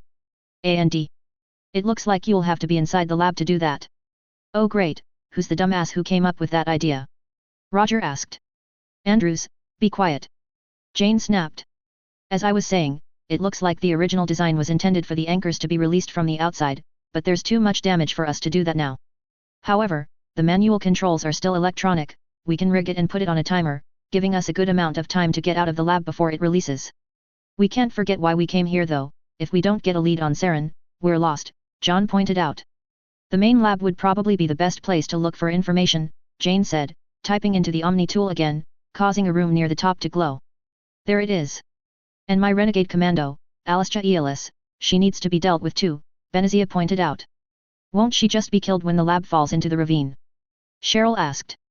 Not necessarily, Benazia replied. There's going to be 10 minutes where she can escape, and there's another anchor on the other side that will remain stable when the lab falls. To make matters worse, that anchor is where the shuttle hangar is, she added, pointing at the holographic map. I thought that the blizzard was too dangerous for flying in, Cornelia said. It is, but it won't last forever. Eventually the storm will die down and the shuttles will be able to take off. If she can get to there before the lab falls, she can wait there until she can take off and jump to FTL. We'll never get another chance to catch her. Also, if we can't find any leads in the labs on Saren, we might be able to get some information out of her. Besides, she growled, cracking her knuckles as her biotics flared around her, I still have some cleaning up to do in my followers.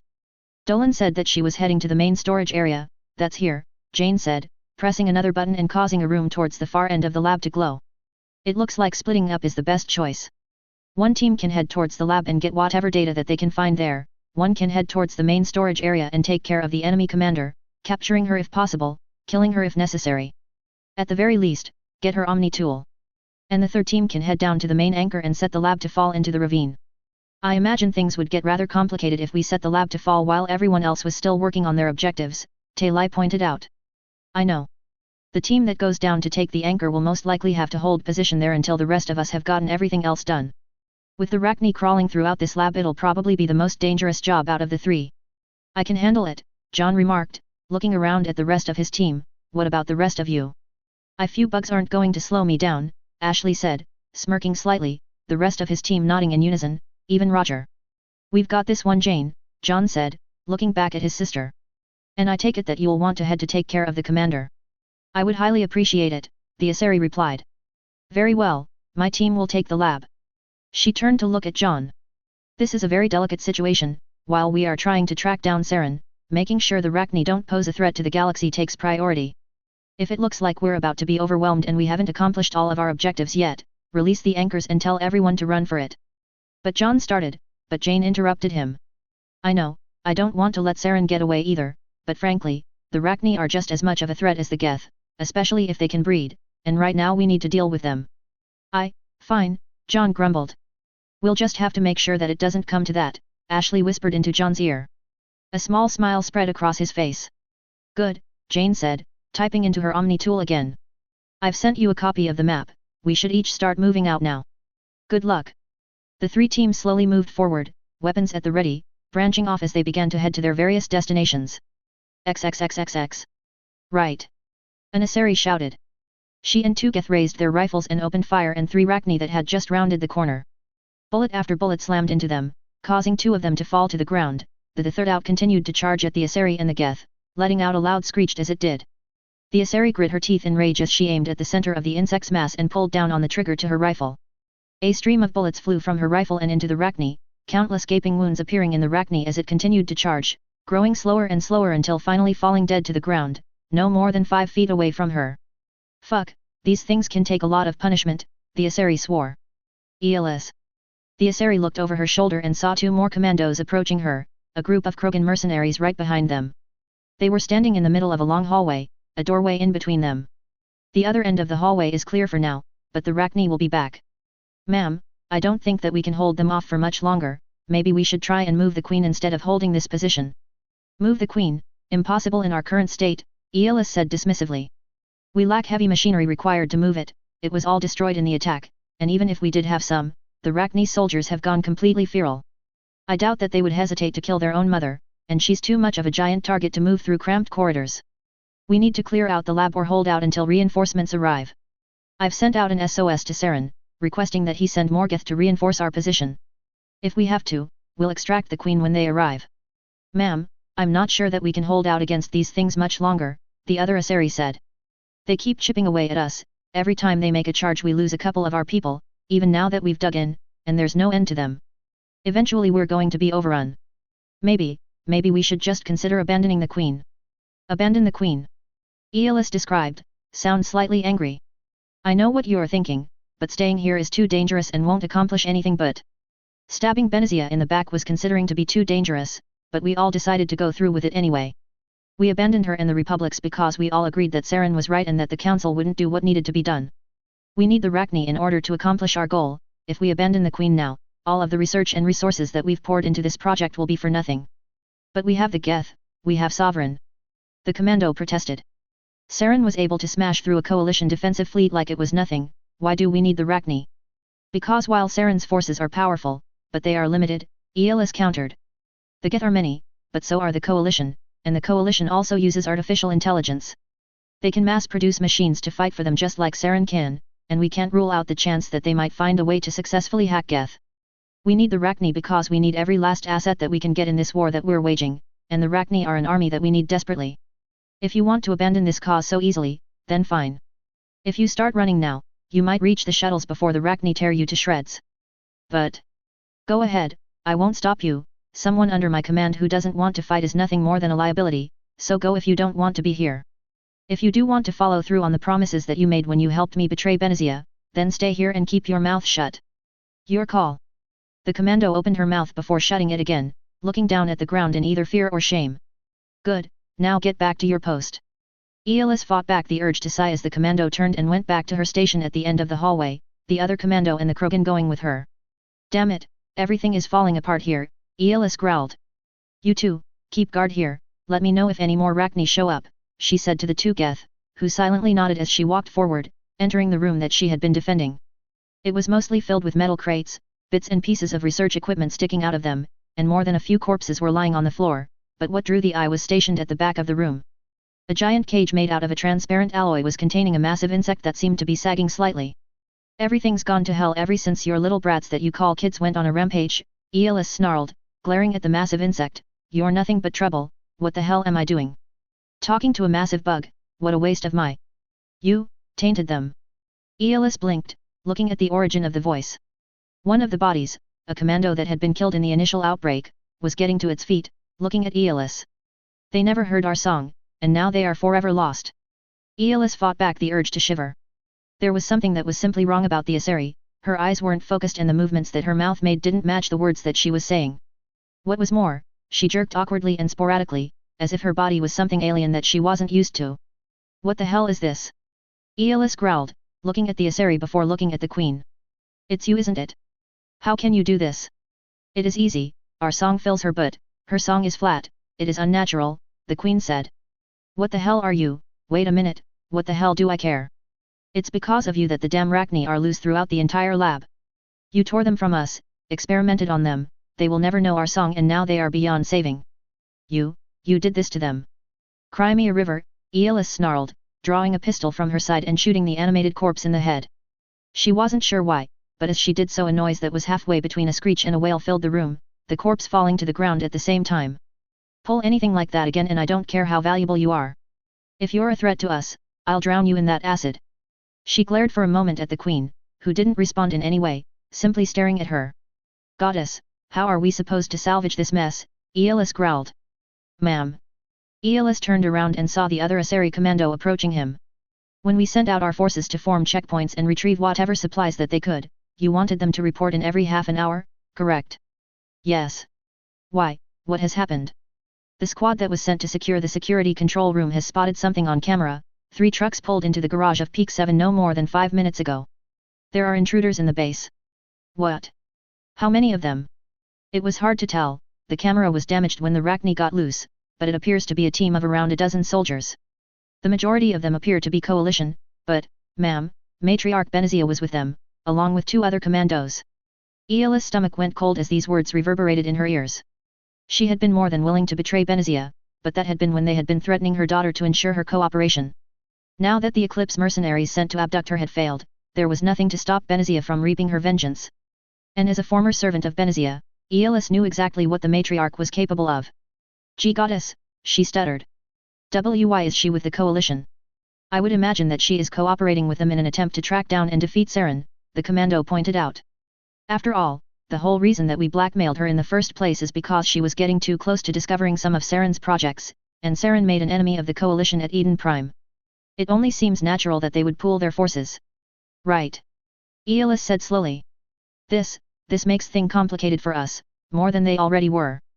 They'll kill the Queen without a second thought, and everything that we've been fighting for here will be destroyed. We can't afford them finding any intelligence either."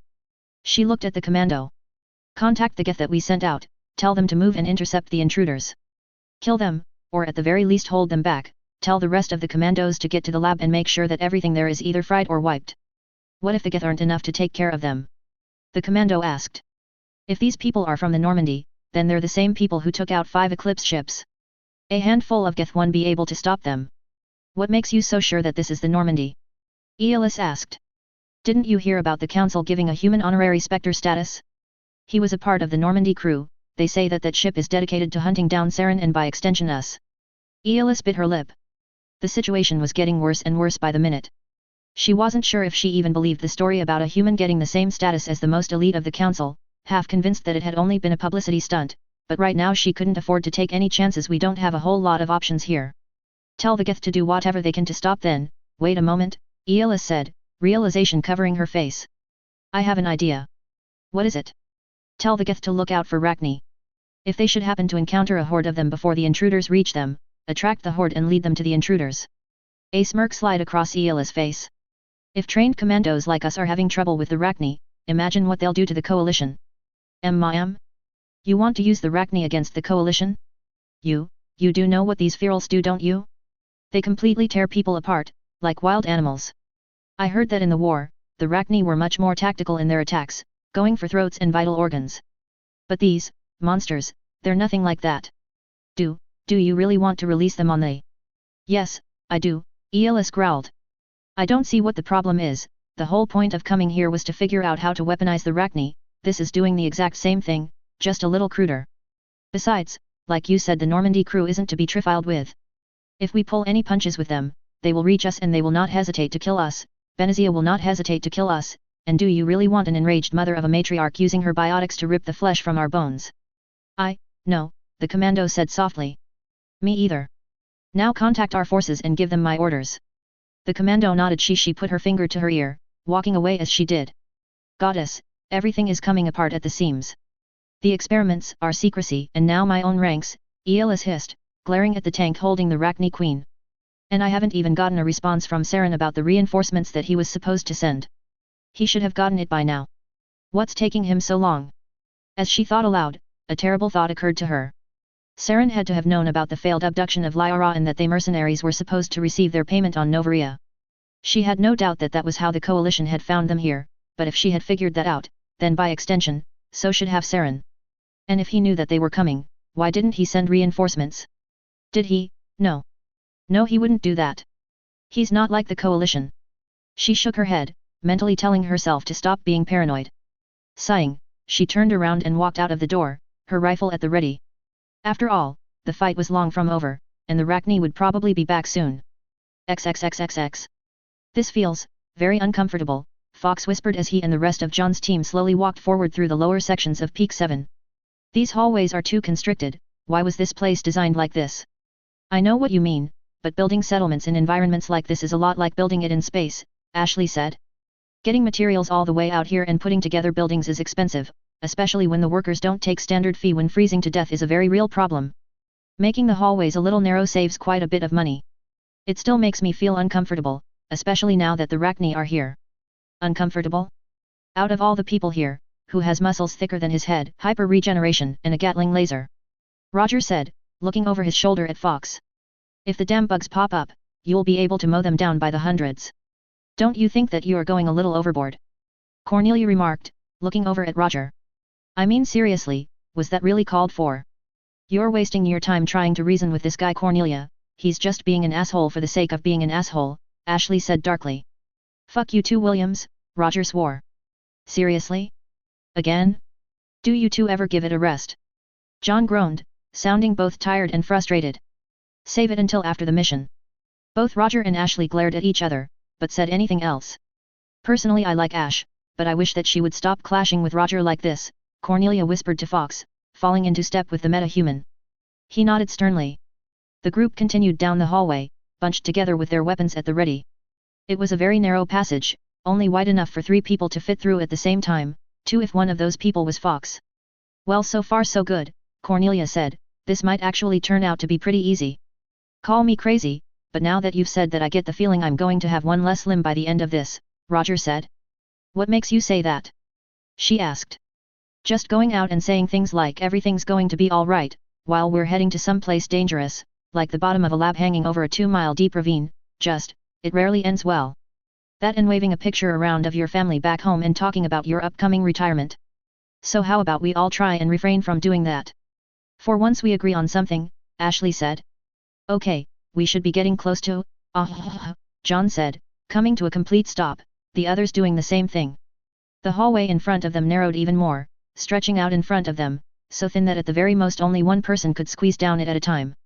It stretched down for a fair distance before turning right, metal grates making up the ground. This could be a bit of a problem. Damn, if people save money by using less metal, then they were really cutting corners here, Cornelia said, staring down the hallway. Actually it makes sense, Ashley said. Up till this point, everything has still been part of the facility, but this tunnel probably just exists to allow someone to get to the controls to the anchors. And frankly if you are going to be running down this hallway, it's to make the whole lab fall down into the ravine, not really the thing you bring a party for. The architects probably weren't expecting it to be part of a war zone, so they didn't design this place to accommodate to our needs. Big deal, everyone squeeze in and we go down there single file, Roger said. That probably wouldn't be a very good idea, John said.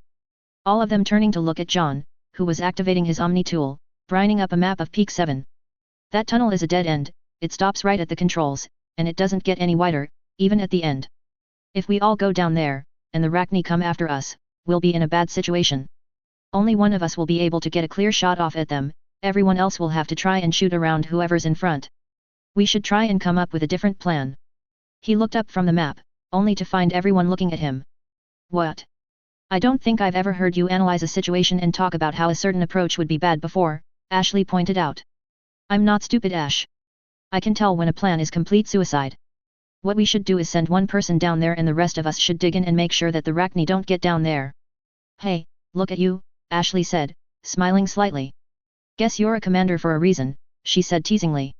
So, who's going down there? Cornelia asked. You remember what Jane said, we have to wait for her and Matriarch Benezia to get their jobs done until we set this place to fall. We're going to be here for a while. That place will be a meat grinder if anyone gets through, Ashley pointed out. Nowhere to run. Yeah well, this place isn't too much better, Roger replied. Still a meat grinder, just a little more spacious. If anyone manages to get into that tunnel down there, it's going to be over corpses. Oh, I take it that you would like to go down there then, Ashley said. You. Roger started, but trailed off as an interested look covered his face. You know what? Yeah, I would like to go down there. He turned to look at John. Commander, I volunteer for this mission. That's thoughtful of you, Roger, John said, sounding rather surprised and a little off guard. Would anyone else prefer to be the one to go down there? John asked, looking around at the others. It can be anyone to go down there. All they need to do is push a couple of buttons. Not really, Cornelia said. I'm good. I am uncomfortable enough in this tunnel, Fox added, going down there would cause me to relieve rather unpleasant memories. You know what? I got no problem with it, Ashley said. Really, I can't see any downsides to this. What is he going to do, blow it up? Great, I could use a little bit of alone time, Roger said. Okay, John said, holding up the map of the facility again and pressing a button, causing it to be replaced with a readout. My sister sent me a message after she looked at this. The tunnel goes on for a little, the control station that we need to get to is right at the center, just underneath the rest of the lab. It's the manual control of the anchor after all, so it's directly wired into it. It'll take you around 2 minutes to get down there, so you'll want to set the timer for 15 minutes, that'll give us a good chunk of time for us to get out of here and you to get back down that tunnel. The terminal is pretty simple, just a panel and a timer. I'll send the password that Benazia managed to pull up to your Omni tool.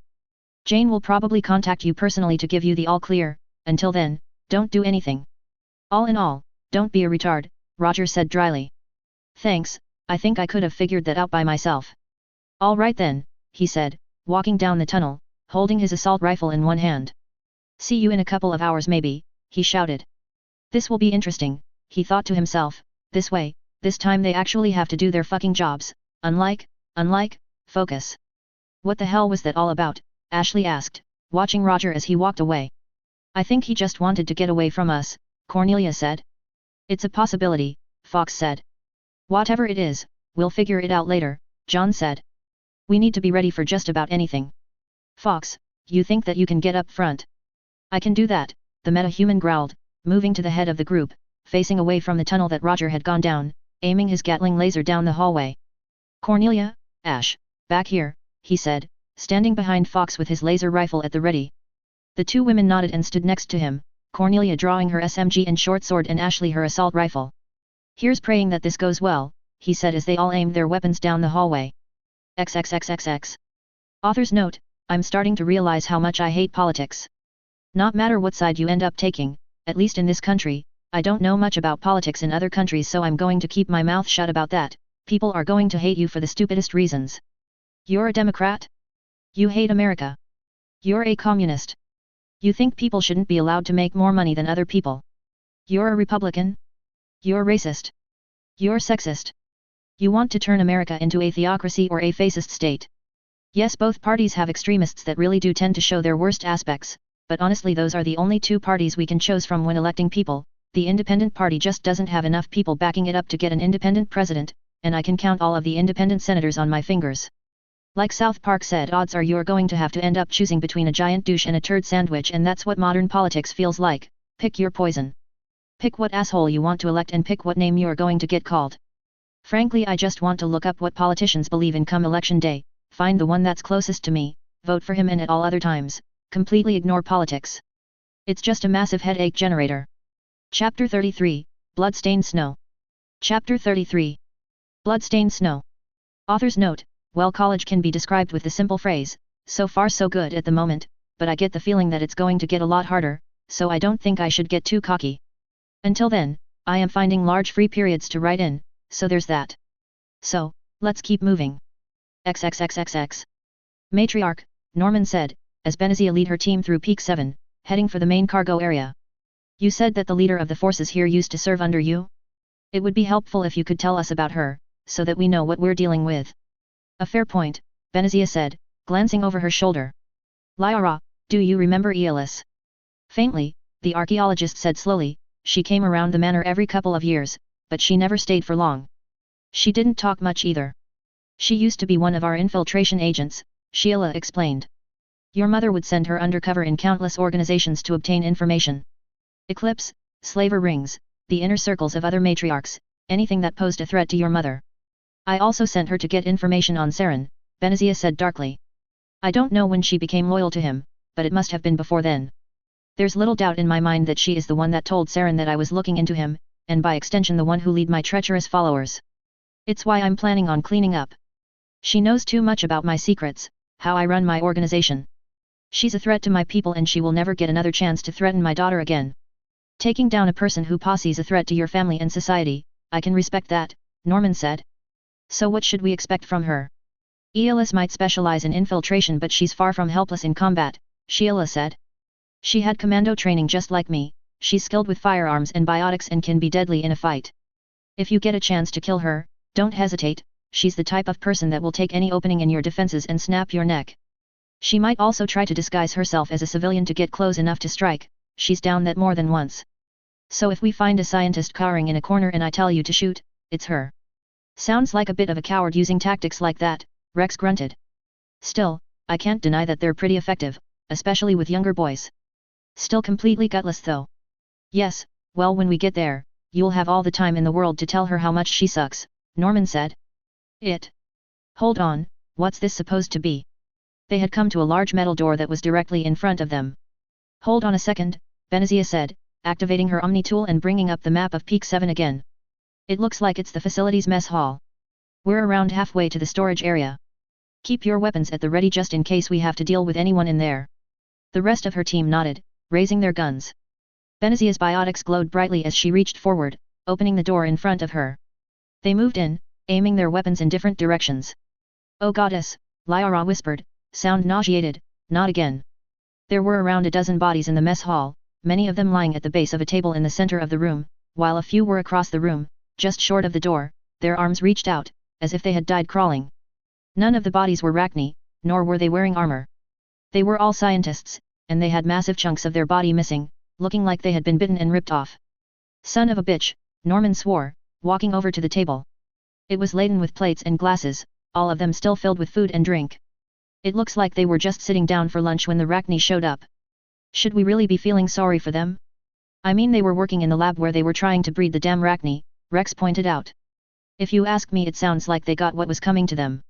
It's possible that Saren didn't tell them what he was doing here, or that they were assistants hired to work with whoever rented the lab, Sheila pointed out. It's hard to tell.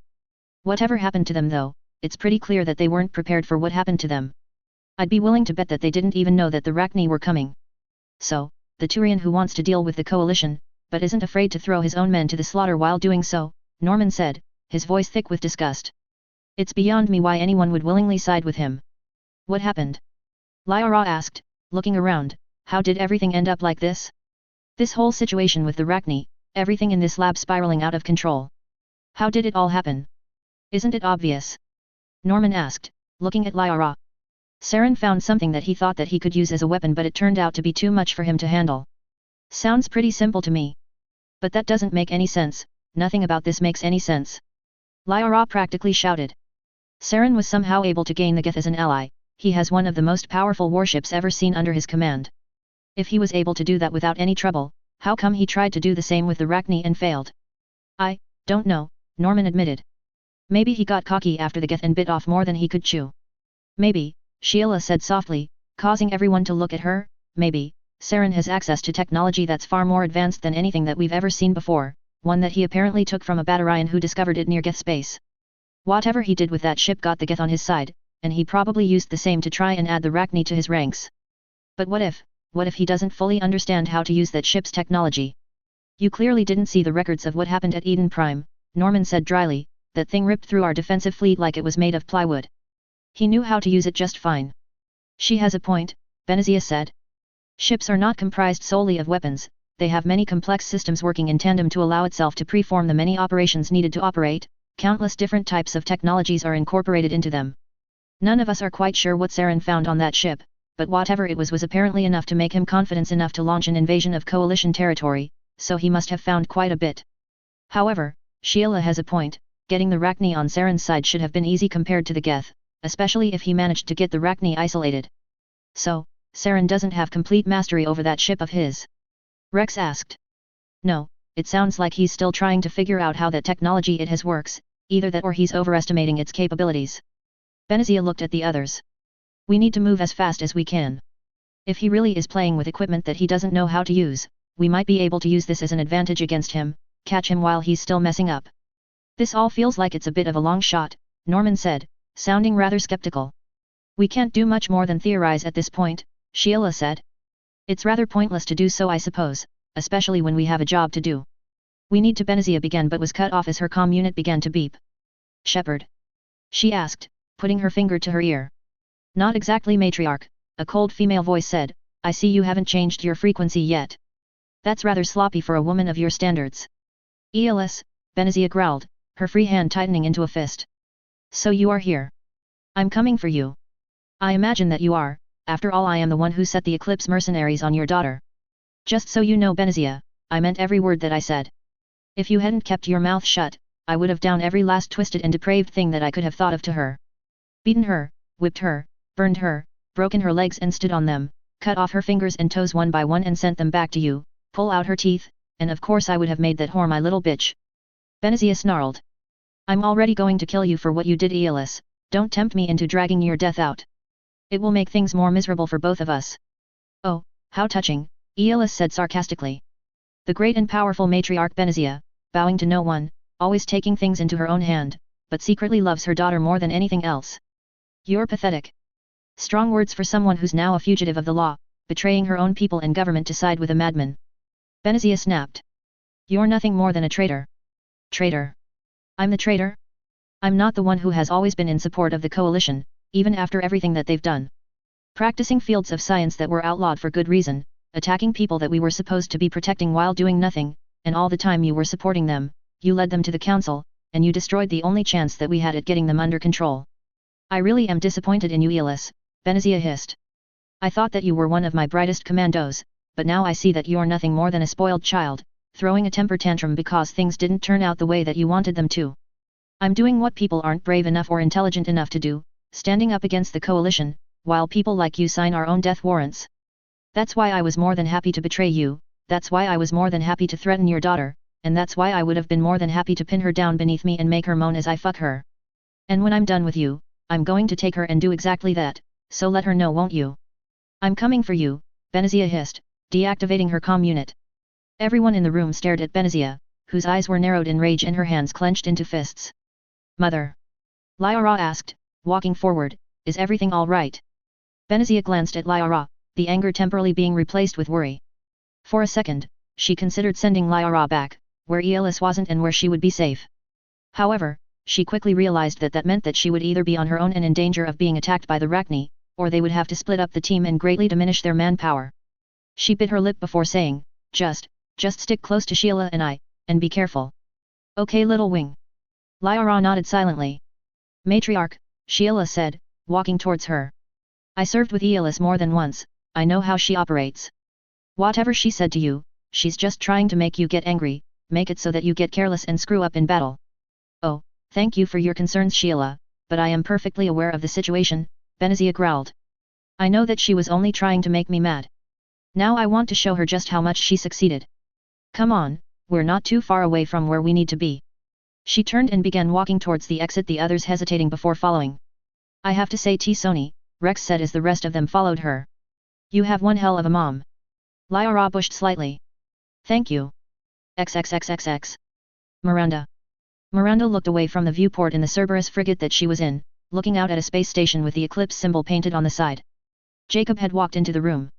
We finished our sweep of the station. All armed personnel were killed and we managed to take a couple of prisoners as well as data mine computers on board the station.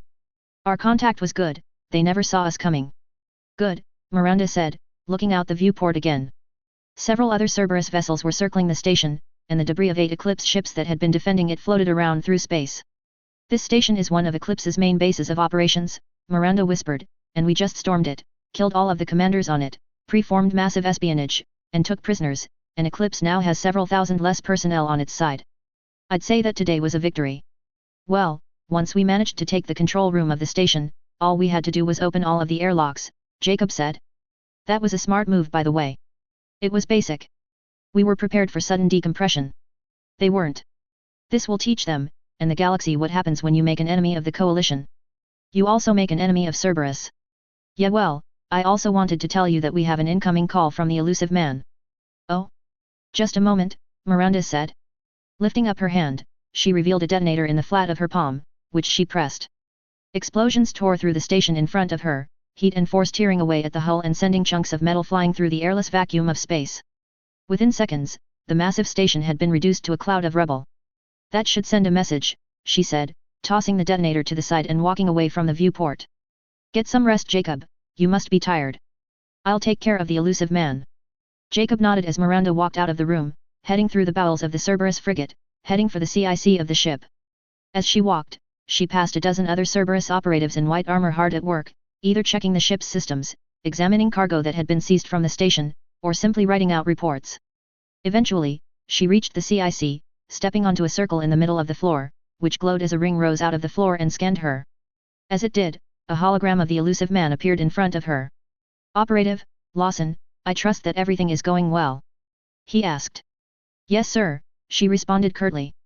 The Eclipse station was destroyed, the majority of the personnel on board were killed as well. We also have several prisoners and captured data caches, hopefully they will lead us to further Eclipse positions. Good, I'm glad to see that you are on top of things, but that's not what I contacted you about. Miranda blinked slightly, it's not. Yes. I have a new assignment for you. It involves the Geth. The Geth. Miranda said, her eyes widening slightly. What is it? Have they attacked another colony? Not yet, but there have been several sightings of Geth ships near the Vale. It seems like every once in a while, a scouting ship comes out of the Vale and then makes an FTL jump. I didn't know that we had scouts that far out. We don't. Our forces are too busy in our home territory and the Terminus systems. This information came from the migrant fleet. Apparently the Quarians were rather shaken up by the return of the Geth, and ever since they've been keeping an eye on the Vale. I've recently managed to make contact with them, and much like Matriarch Benezia, I've been pooling my resources with them. I'm not sure I understand what this has to do with me getting a new assignment. Besides, Eclipse attacked the Coalition, I should be taking care of them.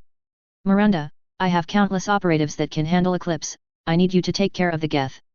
They're an enigma, even the Quarians have limited information on them, and they're far more dangerous than a pack of thugs could ever be, especially with Saren leading them. As for what the connection is, I have little doubt that the Coalition and the Quarians are the best experts on synthetics in the galaxy, and the Geth need to be stopped. Therefore, I think that it is only logical that we should work towards a common goal, ensuring that they are no longer a threat to either of us.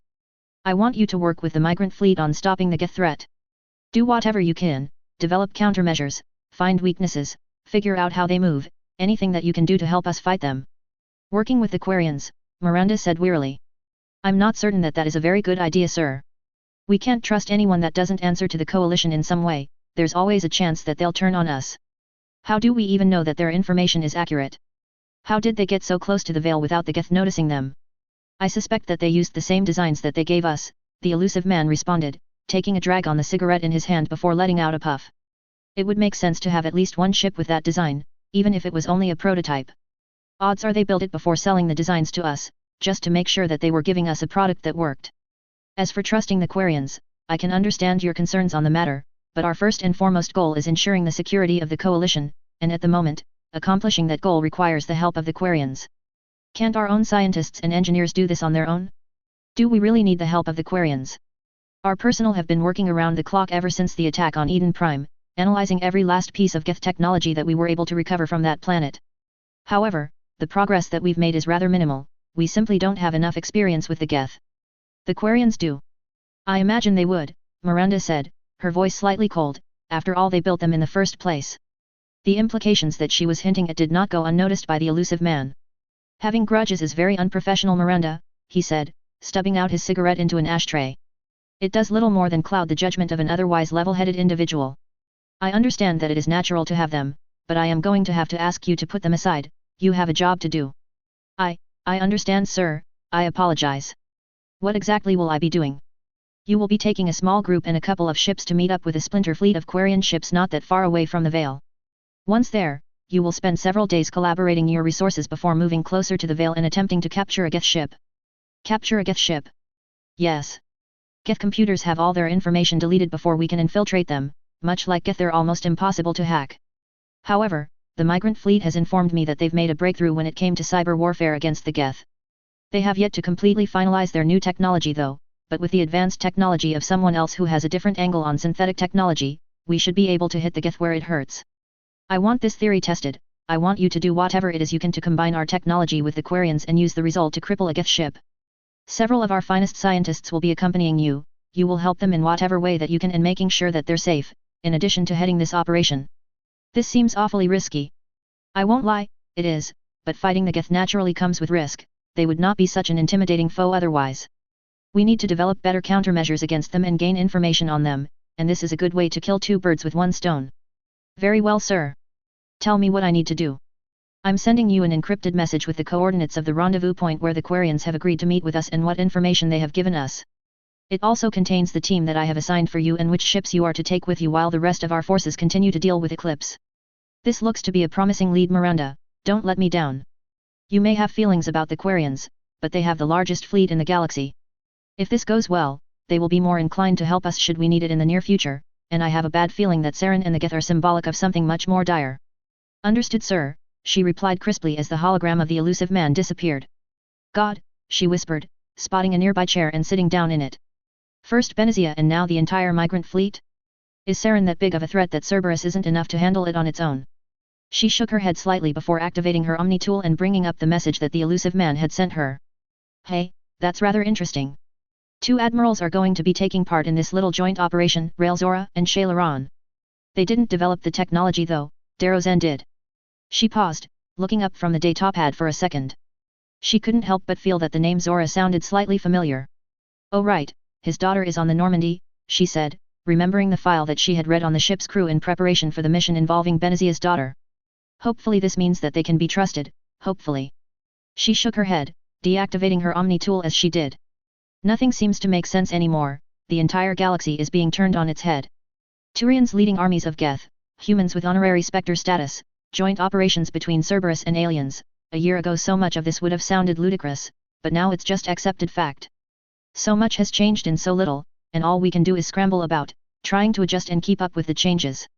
And if so much has already changed, what's going to happen before all of this is over? God, I don't want to think about that. XXXXX. Keep moving forward, we're on the right track, Jane said, holding her plasma rifle out in front of her as she and the rest of her team continued down one of the hallways to Peak 7. Sis, said a voice over the comm lines. What is it, John? She asked, putting her hand to her comm unit. Are you in position? Yeah, we decided that we could get bottlenecked if we all went down that tunnel, so we sent Roger in, the rest of us are standing guard at the entrance. Just give us the word and we can send this thing falling. Good to hear, keep me updated if your situation changes, Jane said, lowering her hand. Well, they're in place, she said, glancing at her team over her shoulder. We've got a giant sword of Damocles hanging over our heads now. I vote we get this done as fast as possible, Jenkins said, sounding a little nervous. I'd rather not get turned into a red smear on a rock. I don't think that anyone does, Cheryl said softly. Cheryl's right, Jenkins, I don't think that there's a person in the world that goes on a mission without praying that he makes it home all right. So be careful all of you, don't break rank and concentrate your fire. If the history books are anything to go by, Rachni take a lot of fire before going down. Folker, I think it's time to break out that Theta pistol of yours. All right, he said nervously, holstering his SMG and drawing the Exulan weapon. You've been using it at the shooting range, right?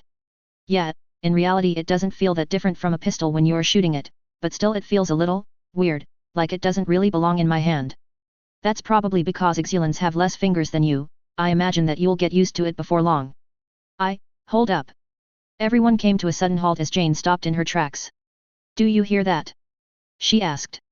Everyone strained their ears. A sound was coming from up ahead, a combination of gunfire and a high-pitched scream. Jane made a silent gesture, indicating for her team to move up. They slowly did so, making their way to the end of the hallway until they came to a large metal door.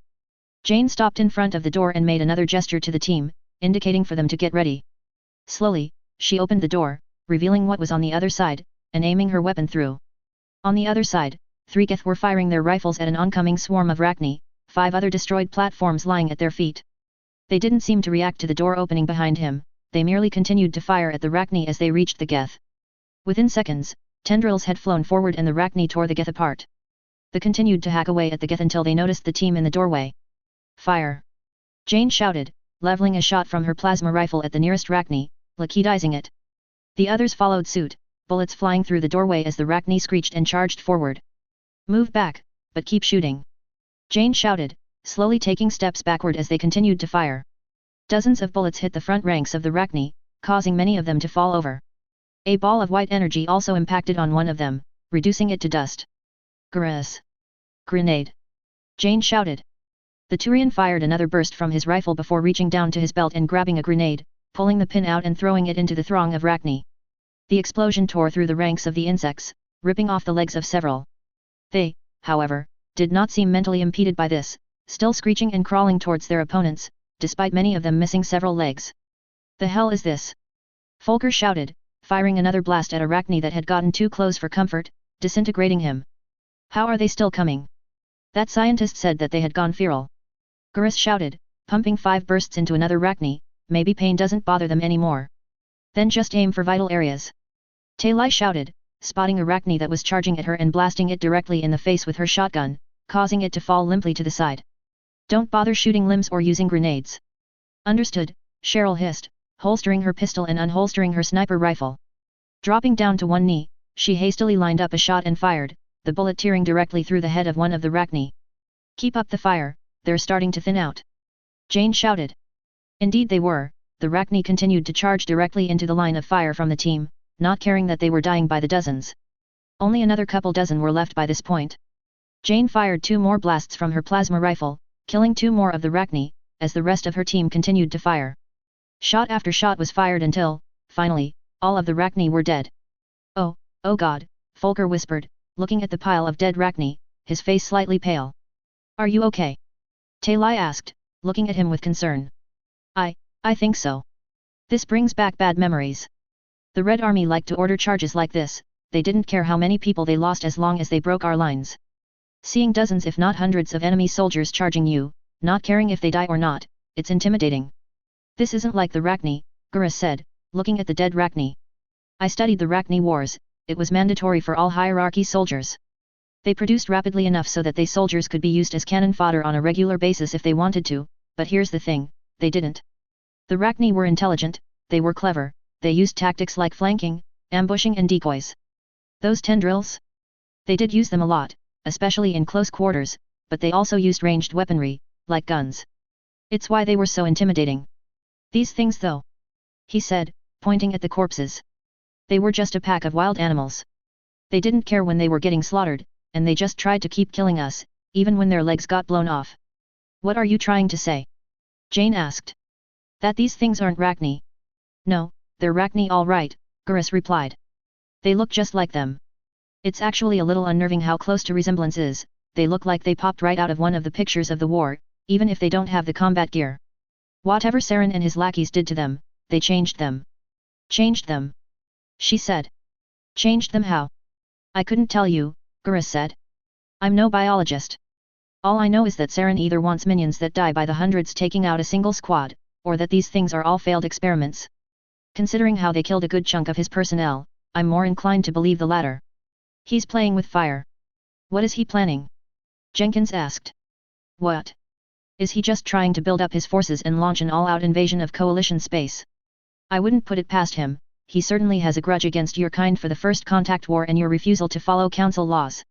He thinks that you're a threat, a lot of people do. No offense Gurus, but I'm not going to say that this whole mess is our fault, when all we did was refuse not to style our entire way of life off of the Council and actually forge our own path, Jane said, sounding slightly angry. We lived our lives a certain way, he committed genocide, and somehow he thinks that he's in the right. I'm not trying to say that this is your fault Shepard, Gurus said, raising a hand, I'm just pointing out what Saren thinks, and he thinks that you're a threat that needs to be dealt with. It's almost kind of ironic, what he's doing is what every last Turian learns in boot camp, only fight when something becomes enough of a threat then it can't be ignored, and when you do, hold nothing back.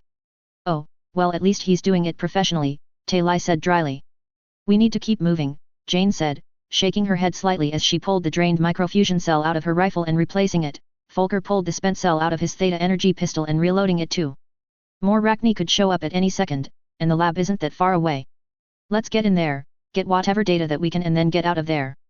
She began to head forward, the rest of the team hesitating slightly before following after her, weapons at the ready. XXXXX. Codex updated. Entries added. Cerberus Wet Work Fleet, in order to allow it to properly combat budding threats to the coalition behind the scenes, a private fleet was commissioned and built for Cerberus to use. Separate from the main coalition fleet, the Cerberus fleet numbers at 50 starships, all of them frigates and cruisers, although there is an unconfirmed rumor that it also has a single dreadnought. The Wet Work Fleet answers directly to the Elusive Man and is outside of the chain of command that the normal coalition navy is governed by. They commonly take part in Black Ops operations, the exact details of which are not known by the public. Much like Cerberus, the personnel of the Wet Work Fleet were recruited from the regular coalition military, seeking out talented individuals who noticeably stood out among their peers. The Wet Work Fleet is equipped with advanced communications arrays, interrogation cells, a data processing lab, and many other resources that will assist Cerberus in their goal. XXXXX. War assets updated. Entries added. Cerberus Wet Work Fleet 50, numbering at 50 warships and crewed by skilled and talented personnel, the Wet Work Fleet answers directly to the Elusive Man, and strikes against any and all that are deemed a threat of the coalition. XXXXX. Author's note, well, Halo 4 is 2 months away, and I'm a little nervous to be honest, but I'm willing to give 343 a try. Hell, I paid $80 for Mass Effect 3, I'm pretty sure Halo 4 can't be more of a disappointment for that, even if I buy the limited edition. Besides, $30 of the extra $40 is going to map packs. Besides, this game is a first chapter, not a last one, and it'll have a multiplayer I'll probably enjoy playing for months, maybe even years. People are a little divided over the new Halo game, but then again from what I hear, people are divided over every new Halo, saying things like, oh the trilogy had a sound ending, they're just milking it now. Speaking of which, am I the only one who remembered the cliffhanger ending? That warranted a sequel in my book, and, the elites are losing all of their character development and are becoming generic bad guys to be overshadowed by the Prometheans. A much more understandable complaint, but it's been stated that it's just a splinter faction and. Well, some minor spoilers have been leaked and I don't want to give too much away, but let's just say that the Storm Covenant, yeah that's what the faction is called, isn't there just to get their rears kicked by the Prometheans. If you want to know what the spoiler is, PM me and I'll tell you. Also Thelvadim is heading a human-friendly faction of elites, and they say that he's going to show up in Spartan Ops. Hell, they say that there is a good chance that there will be an Elite Ops. So yeah, there's a lot of complaints about Halo 4, but the game still looks worth giving a chance, to the point where I'm going to buy the limited edition. See you on Infinity Spartan. PS. Oh yeah, you can't play as an elite, does me not caring make me a bad person? PSS. I recently got my own computer and I decided to download Steam. I picked up a game called FTL Faster Than Light, odd name, and it's a fun sprite-based ship simulator. Simple, but fun. Check it out, it's not even $10. Chapter 34, A Mother's Wrath. Chapter 34. A Mother's Wrath. Author's note, well, there's not a whole lot to talk about here. I think it's time we finally let Matriarch Benezia finally let loose, in case the title didn't give it away. XXXXX. It should be right around the corner, Norman said, his pistols at the ready, the other drawing their own weapons too. Let's do this. I don't think I like how this is going, Benezia said softly. What are you talking about? He asked. Can't you see it? Rex asked, at the very most we're about 60 seconds away from where we're heading and we haven't run into anyone yet. He's right, Sheila said grimly. They're probably going to try and ambush us. Keep your guard up, a well-trained Asari commando only needs one good shot to end a fight. Mother, what should we expect? Lyra asked, looking at Benezia with concern. The matriarch softened at her daughter's expression. Most likely only a few commandos, Aeolus lost most of them after you were safely in coalition custody. She'll probably have some hired help to make up for her low numbers and there's not doubt that we'll run into some Geth up here. My advice, pick off the enemies that pose the lowest threat early on, because when an Asari commando is going all out on you, the last thing that you need is someone else shooting at you. We're coming up on it now, Norman said, holding both of his pistols out in front of him. The team rounding another corner, slowing their pace as they did. For a moment, they hesitated. The hallway was empty, save for a single door on the right. Seems clear, Norman said, walking forward. Maybe they decided to run for the shuttles. Maybe, Benezia whispered. She slowed to a stop, staring off blankly into space. Then, without warning, she thrust her palm upward, sending a blast of biotic energy up to the ceiling. It hit Aeolus, who had been holding herself up by pressing her limbs against the sides of the wall. She let out a gasp as Benezia pulled her down, causing her to slam into the ground, knocking all of the air out of her. Hello, Aeolus, she said icily. Now. The commando gasped out. As she did, the door burst open and 2 Asari commandos burst out, several Geth and Krogan in tow. Aeolus attempted to get to her feet, but before she could, a biotic foot slammed into her stomach. She was sent flying across the hallway before smacking into the wall with a cry of pain. Sheila, take care of the others. She's mine, Benezia hissed, walking down the hallway towards Aeolus, even as the hostile soldiers opened fire, a handful of bullets impacting on her barriers. Yes ma'am. Sheila shouted, extending her hands in front of her and projecting a biotic barrier, absorbing the brunt of the bullets. Nice barrier. Rex shouted out, firing a blast from his claymore, the pellets tearing through one of the forward Geth, shredding it. Compliments later. She shouted, I can't keep this up forever. Shoot. Norman stepped out from behind the barrier, firing both of his pistols at one of the Krogan mercenaries. Several shots hit it in the chest, but the Krogan merely snarled and started firing at Norman. A few shots hit Norman's barriers before he fired another shot, this one hitting the Krogan directly between the eyes, killing him instantly. Before the alien's body had even hit the ground, a warp flew from one of the commandos, hitting Norman directly in the chest, shattering his barrier. Shit! He shouted, diving behind the barrier that Sheila was projecting, narrowly avoiding a shot from the commando. Yeah, that's how the Asari fight, Rex said, firing his claymore and taking down another Geth. If you're done messing around, could you please kill them? Sheila hissed, a hailstorm of bullets hitting the barrier in front of her. This isn't as easy as it looks. Lyra whipped around the barrier, squeezing off a dozen shots at one of the Geth troopers, managing to down it. With flash reflexes, the other Asari commando fired at her, draining her barriers within seconds, forcing her behind the massive barrier that Sheila was generating.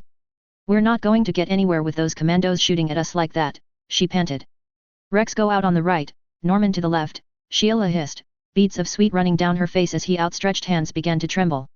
Hit the commando on a right with a warp, then shoot her before she can recover. Norman looked like he was about to object, but shut his mouth as both he and Rex popped out on either side of her barrier, sending out balls of biotic energy as she had ordered them to. The barriers on the commando were drained from the overwhelming force, and as she raised her rifle to fire back, Rex fired another blast from his claymore, sending her limp body flying through the air. The remaining commando hissed in anger and turned to face Rex, firing her rifle, but as she did, Sheila dropped her barrier and drew her own rifle, firing on her. Lyra and Norman also raised their pistols and opened fire on the commando. The combined assault proved to be too much for the Asari, and she fell to the ground, dead. All right, the rest will be easy compared to those two. Sheila shouted, keep firing. While this was happening, Aeolus scrambled to her feet as Benazia coldly strolled forwards her. She drew her assault rifle and aimed it at the matriarch, but she idly flicked her hand and biotic energy enveloped the rifle and it was sent flying out of her hands. Looking fine, Benazia, Aeolus hissed, her heart hammering as she did, I thought your wardrobe always had a nice cleavage window, did you decide not to dress up like a whore in front of your daughter? As she spoke, she threw a punch at Benazia, biotic energy wrapped around her fist. Benazia, however, neatly sidestepped it and returned the favor, slamming her own fist into Aeolus' stomach, causing her to smack against the wall again. Aeolus, please, Benazia said coldly, enough with the taunts, you're embarrassing yourself. Fuck you, bitch, Aeolus swore, throwing a warp at Benazia, only for the matriarch's barrier to block the attack, weakening only slightly. You really are acting like a rookie, Benazia said, disgust evident in her voice. You think that if a tactic works once on one person, it's infallible. Taunting to make someone reckless? Maybe on a teenage Krogan, but I'm a 1,000-year-old Asari matriarch, I never would have made it this far if I didn't know how to control my temper. Don't get me wrong, I'm still very angry. She shouted, elbowing Aeolus in the stomach as she charged her again, knocking the breath out of her and causing her to fall to the floor in pain. Goddess, that felt good, Benazia remarked. I really shouldn't enjoy this sort of thing, but then again you were the one insisting on acting as if you got off to the thought of torturing my daughter. I can't exactly feel guilty about hurting you in a fight. Now then, why don't you just surrender and make this easier on yourself? I imagine that you have a lot of information that will prove to be helpful to us. Aeolus glared at Benazia, realizing that she was outmatched. Surrender, fuck you bitch, and without another word, she reached down and grabbed a pistol at her side and pressed it against the side of her head. Before Benazia could do anything, a loud bang filled the room, and Aeolus' body fell to the ground, a massive gaping hole in her head. Benazia watched, half with disgust half with anger as the body hit the floor. She let out an irritated sigh. You'd rather kill yourself than face interrogation? Either you truly believe in Saren's cause or you are a fool. Most likely a little of both. Sighing again, she bent down and reached for Aeolus' arm, pulling her Omni tool out of the armor. Still, at least she's dead and we have this. On the whole, this is a victory. Turning around, she walked back to where the others were, just in time to see them gun down the last Geth. Ah, I see that you are finished here. Well done. Thank you, ma'am, Sheila panted, resting her hands on her knees, but you should know that your daughter handled herself very well. Quite a few of those kills are because of her. Really? She said, looking at Lyra and beaming ever so slightly. I will be certain to keep that in mind for the future. But that will come later, now that Aeolus and the last of my traitors have been dealt with, we should report an end. Benazia, Norman said, looking through the door that Aeolus reinforcements had charged out of. You might want to take a look at this. What is it? She asked, walking forward and stopping in front of the door. Oh goddess, she whispered, entering the room as she spoke, the others right behind her. There were in the main storage area, countless metal crates surrounding them, but one thing in particular caught their eyes. A massive see-through container, with a giant insect the size of fox. Is that the queen? Lyra said, sounding slightly nervous. Looks like it, Sheila said, what should we do with it? That's a no-brainer, Norman said, raising both of his pistols. Before he could fire off a single shot, he felt something bump into his back. Reflexively, he craned his neck to look at it. His eyes widened as he saw one of the Krogan that they had killed earlier limping by them, dragging its right foot, as if it had forgotten how to use it.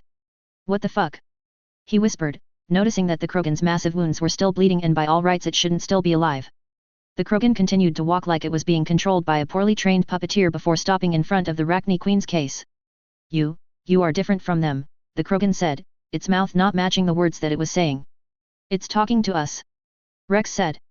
Don't remember hearing about the Queens doing that, and when I was a kid the Rachni War veterans never shut up about how they knew everything about the Queens. Different? What do you mean by that? Sheila asked. The others took the children away from us. They never heard our song, they are beyond saving now. That's why the Rachni went feral. Norman said, looking at Benazia, they took them away from their mother. It sounds like it, Benazia said warily. It is, much like that time long ago, when a sour yellow note fouled our song. We could not control ourselves, we ordered the children to fight, they all perished. We lost them then too. Wait a minute, Lyra said, is she talking about the Rachni Wars? Did she just say that the Rachni were forced to fight? Lyra, it's cornered, it's trying to save its life and it's spinning bullshit stories, Norman said.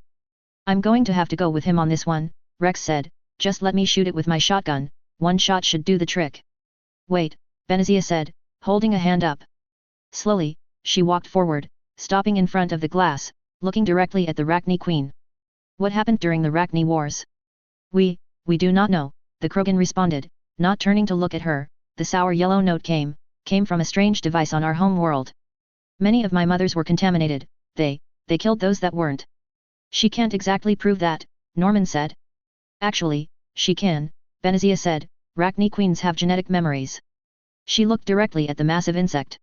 I would like to enter your mind. If what you say is true, then, things will change vastly. It will affect what we do with you. The Queen hesitated before replying. If it ensures the safety of the future children, I will allow it. Thank you, Benazia said softly, reaching out and touching the container, one of the Queen's tendrils directly opposite her hand.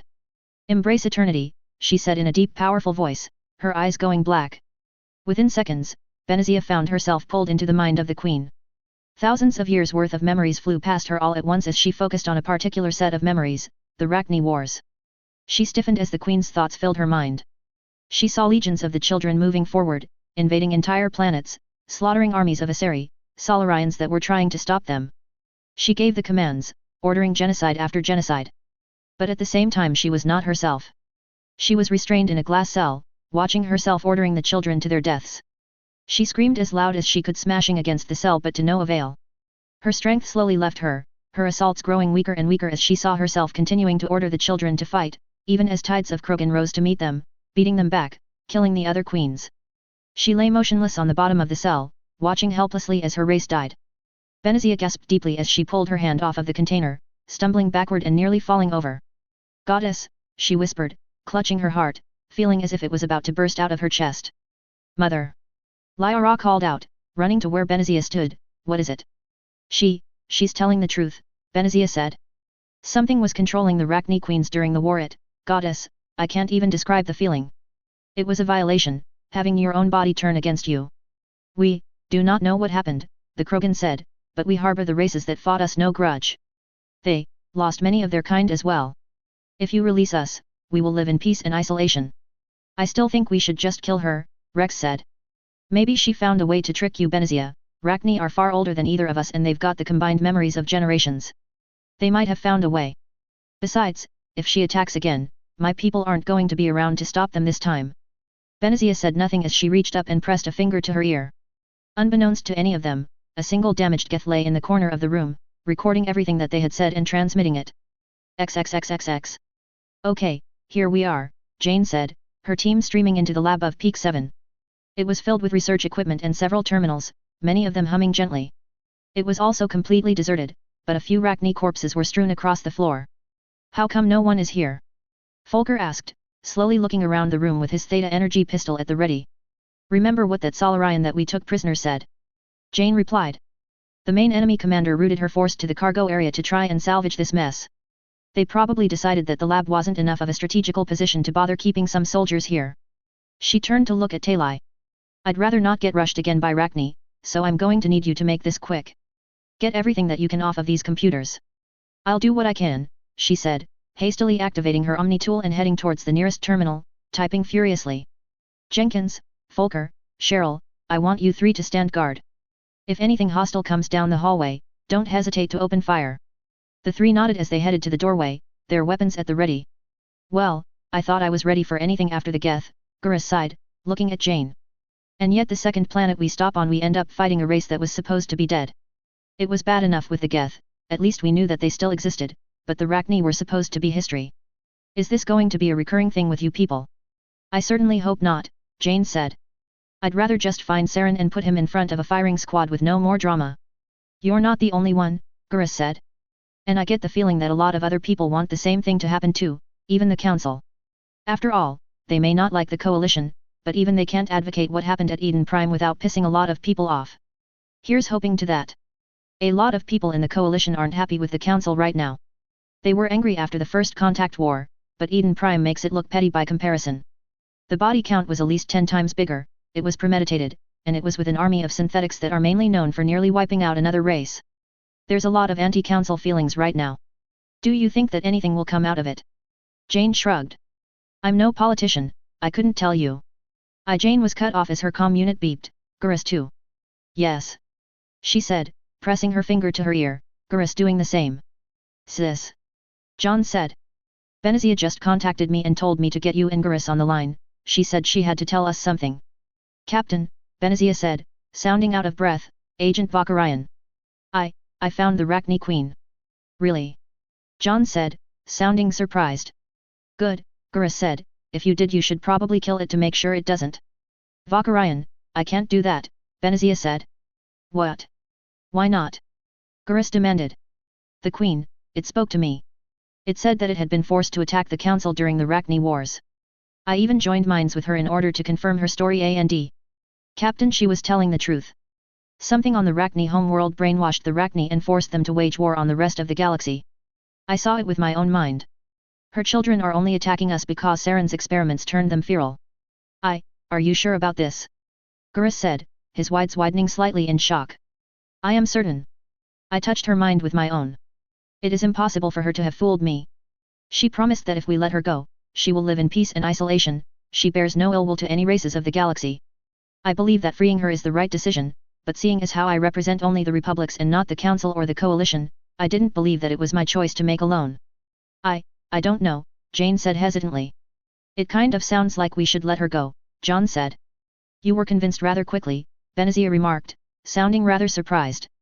Well, you said that you looked into her mind and saw that she was telling the truth. She isn't a threat and the Rachni Wars weren't her fault. There really isn't a lot of room to argue.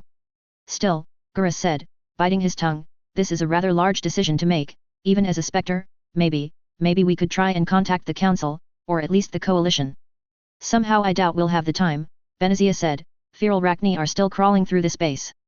We need to make a decision now. Oh the hell with it, Gurus swore. I always hated red tape, I must be going insane if I honestly considered willingly throwing myself into that. You've got my backing, Benazia. This is a big decision to make, Jane said hesitantly. If I could contact Admiral Anderson this would go so much more smoothly. I know Shepard, but you need to make a call now. We can't stay here long and if we leave the Queen, she'll either get crushed by the fall or butchered by her own kids, Gurus said. Jane bit her lip before taking a deep breath. Very well, matriarch. You have my backing as well. Thank you, Benazia said softly. First my daughter and then this? Goddess, it's going to take a while to pay you back. And with that, the line died. You made the right call, sis, John said comfortingly before his comm line disconnected too. Christ, Jane said, looking around the lab. I'm a soldier, I didn't sign up to decide the fate of the galaxy, I signed up to protect the Coalition, that's it. Order my men, make sure they stay safe while getting the job done. Not make a call for the entire galaxy. She sighed. I take it we can't just keep this a secret from the Council. That would probably blow up in your face if they found out later down the road, Gurus replied. It's not the crime that kills you, it's the cover-up, Jane muttered, unwritten law of politics. I suppose that you're right. This is going to be ugly, we royally overstepped the chain of command on this one. We weren't nearly qualified enough to make that decision.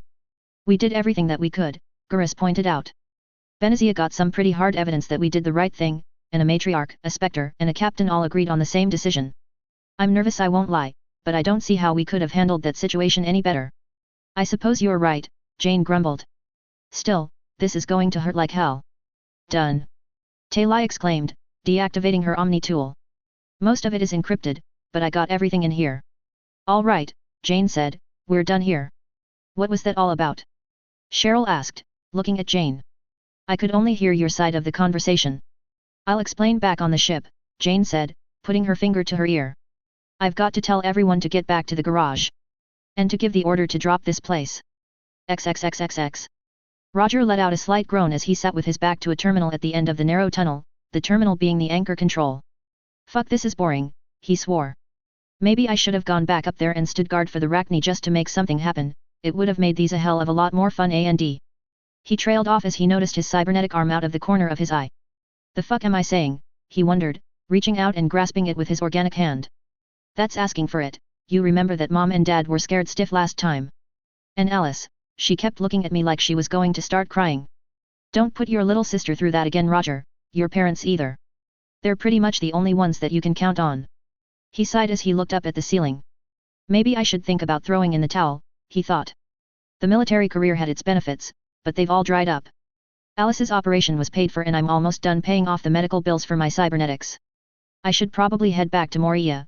Mom and Dad said that their door would always be open to me, and after everything that happened on Earth they wouldn't blame me for wanting to quit. Yet I think I'll do that. If I couldn't count on those cunts to cover my ass, I doubt I can count on anyone else, no point in sticking around playing Russian roulette longer than I have to. When my term of service is over, I'll take my papers and walk. Dad worked in the mines for decades, he's still working there, and if he can do it, so can I. Probably should see this to the end though, at the very least. Roger's hands tightened into fists as memories of Eden Prime filled his head. The screams of civilians as they were gunned down, the smell as fields filled with ripe crops were set on fire, piles and piles of bodies. Yet, Moria could be next, and I'm not letting that split-jaw cocksucker hurt them.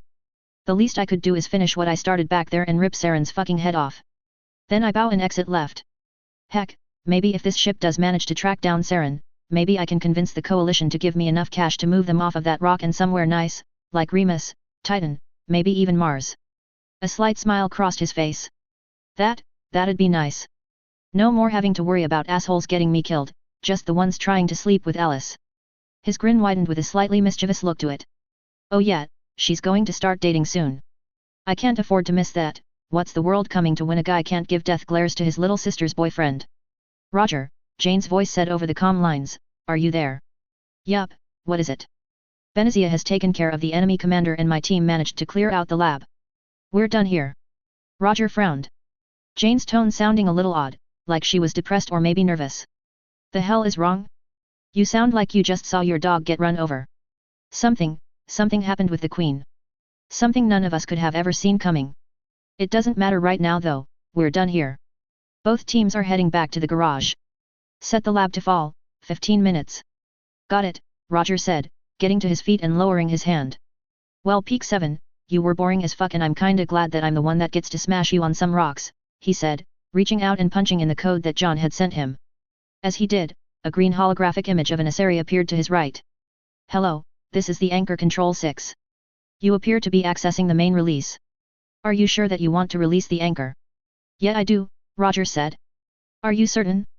I must remind you that doing so will send the main lab plummeting into the depths below us, which is approximately 2.13 miles deep. Chance of survival if in the lab are estimated to be 0.0034%. Are you sure that? I'm sure, Roger growled, typing into the panel again. You have set the timer for 15 minutes. Are you sure that this is the time that you want to? I'm sure. Roger said, sounding rather agitated as he raised his voice before punching one last command. You have pressed the main command button.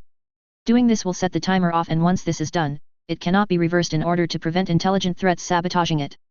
Are you sure that you want to? I am fucking sure. Roger shouted.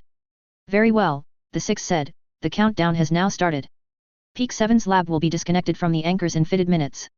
Please evacuated to avoid certain death. Thanks you for choosing Novaria for your vital research projects. Thank you and have a nice day. Fuck's sake, this are annoying, Roger swore, turning and starting to head back down the hallway. He had only taken 5 steps when he heard something clang above him. Stopping, he looked up at the origin of the noise, feeling rather puzzled. He squinted at the ceiling, but couldn't see anything. He was about to start walking forward again, when he saw something large shuffle through the grates on the ceiling. His stomach turned upside down as he realized exactly what he was looking at. Fuck! He swore, drawing his assault rifle and aiming it at the ceiling, spraying bullets at it. The Arachne squealed in agony as it struck downward, causing the grate to fall out, leaving a massive hole in the roof. It was about to jump down when a burst of bullets flew directly into its cerebral cortex, causing its body to go limp and fall to the ground. However, another Arachne emerged from the same hole, dropping down and letting out a shriek as it charged Roger. "Shepard! Williams!" He shouted into his comm unit, putting his organic hand to his ear while he continued to aim and fire his rifle with his cybernetic arm, it being powerful enough to resist the recoil. "You better be fucking dead up there." "What? What happened?" A voice shouted, Roger not sure who's over the sound of his rifle firing and the Arachne screeching. "The fucking Arachne are down here. They're coming out of the fucking vents." Before he could say anything else, one of the Arachne's tendrils flew forward, aiming directly at his head. Desperately he leaned to the side to dodge it, but it still scraped the side of his face. There was a loud crack as the side of his helmet split off from the force of the impact, a gash appearing on the side of his cheek too. Stumbling back and gritting his teeth in pain, he put both hands back on his rifle and fired on the Arachne, it shrieking and charging again before the bullets slamming into it finally killed it. "Shit," Roger swore, his head pounding in pain as he reached up and ripped off the rest of his damaged helmet. He didn't doubt that while it had taken the brunt of the blow, he had still most likely gotten a concussion, but more importantly, his comm unit had been destroyed along with the helmet. He started forward when a third Arachne dropped down from the ceiling. "Oh fuck off," he hissed, firing again at the Arachne and managing to down it much more quickly than he had been able to kill the others. However, as he did, he heard rustling underneath him, followed by a loud clanging noise that sounded like metal on metal. His stomach dropped as he wheeled around and saw that a fourth Arachne had burst out of the grates and was already charging at him, the distance between them already minimal. His organic eye widening in horror, he aimed his rifle at the insect, but he was only able to get a few shots off before it reached him, its mouth opening wide before snapping down like a bear trap. Roger felt an overwhelming and sickening pain tear through his body, losing his balance at the same time and falling over, landing on his back. Tilting his head up, he saw the Arachne viciously chewing and swallowing something, but didn't waste time trying to make out what it was. Letting out a blood-curdling shriek, he aimed his rifle at the Arachne and fired it until it overheated, the massive insect being riddled with bullets until it finally died. Panting, he pulled himself into a sitting position looking at the dead Arachne. Pain still tore through his body, and he looked down to see the source of the agony. His stomach nearly dropped out of his body. One of his legs had been reduced to nothing more than a bloody stump, the rest of it had been torn off by the Arachne. He bit his lip as he realized just how painful it was. I'll bleed out at this rate," he whispered, looking at the blood that was pooling around him. "I need to, wait." He looked down at his cybernetic arm, the rough outlines of a plan forming in his head. Reaching down to the side of his arm, he turned the setting on the plasma cannon down to 30% before wrapping the palm of his head around the stump. Come on," he said to himself, his hand shaking slightly as he reached for the trigger of the cannon. "Come on!" he roared, pressing it. Blinding pain tore through his stump of a leg and a pang of nausea filled him. He inhaled deeply for a second before doubling over and vomiting all over the floor.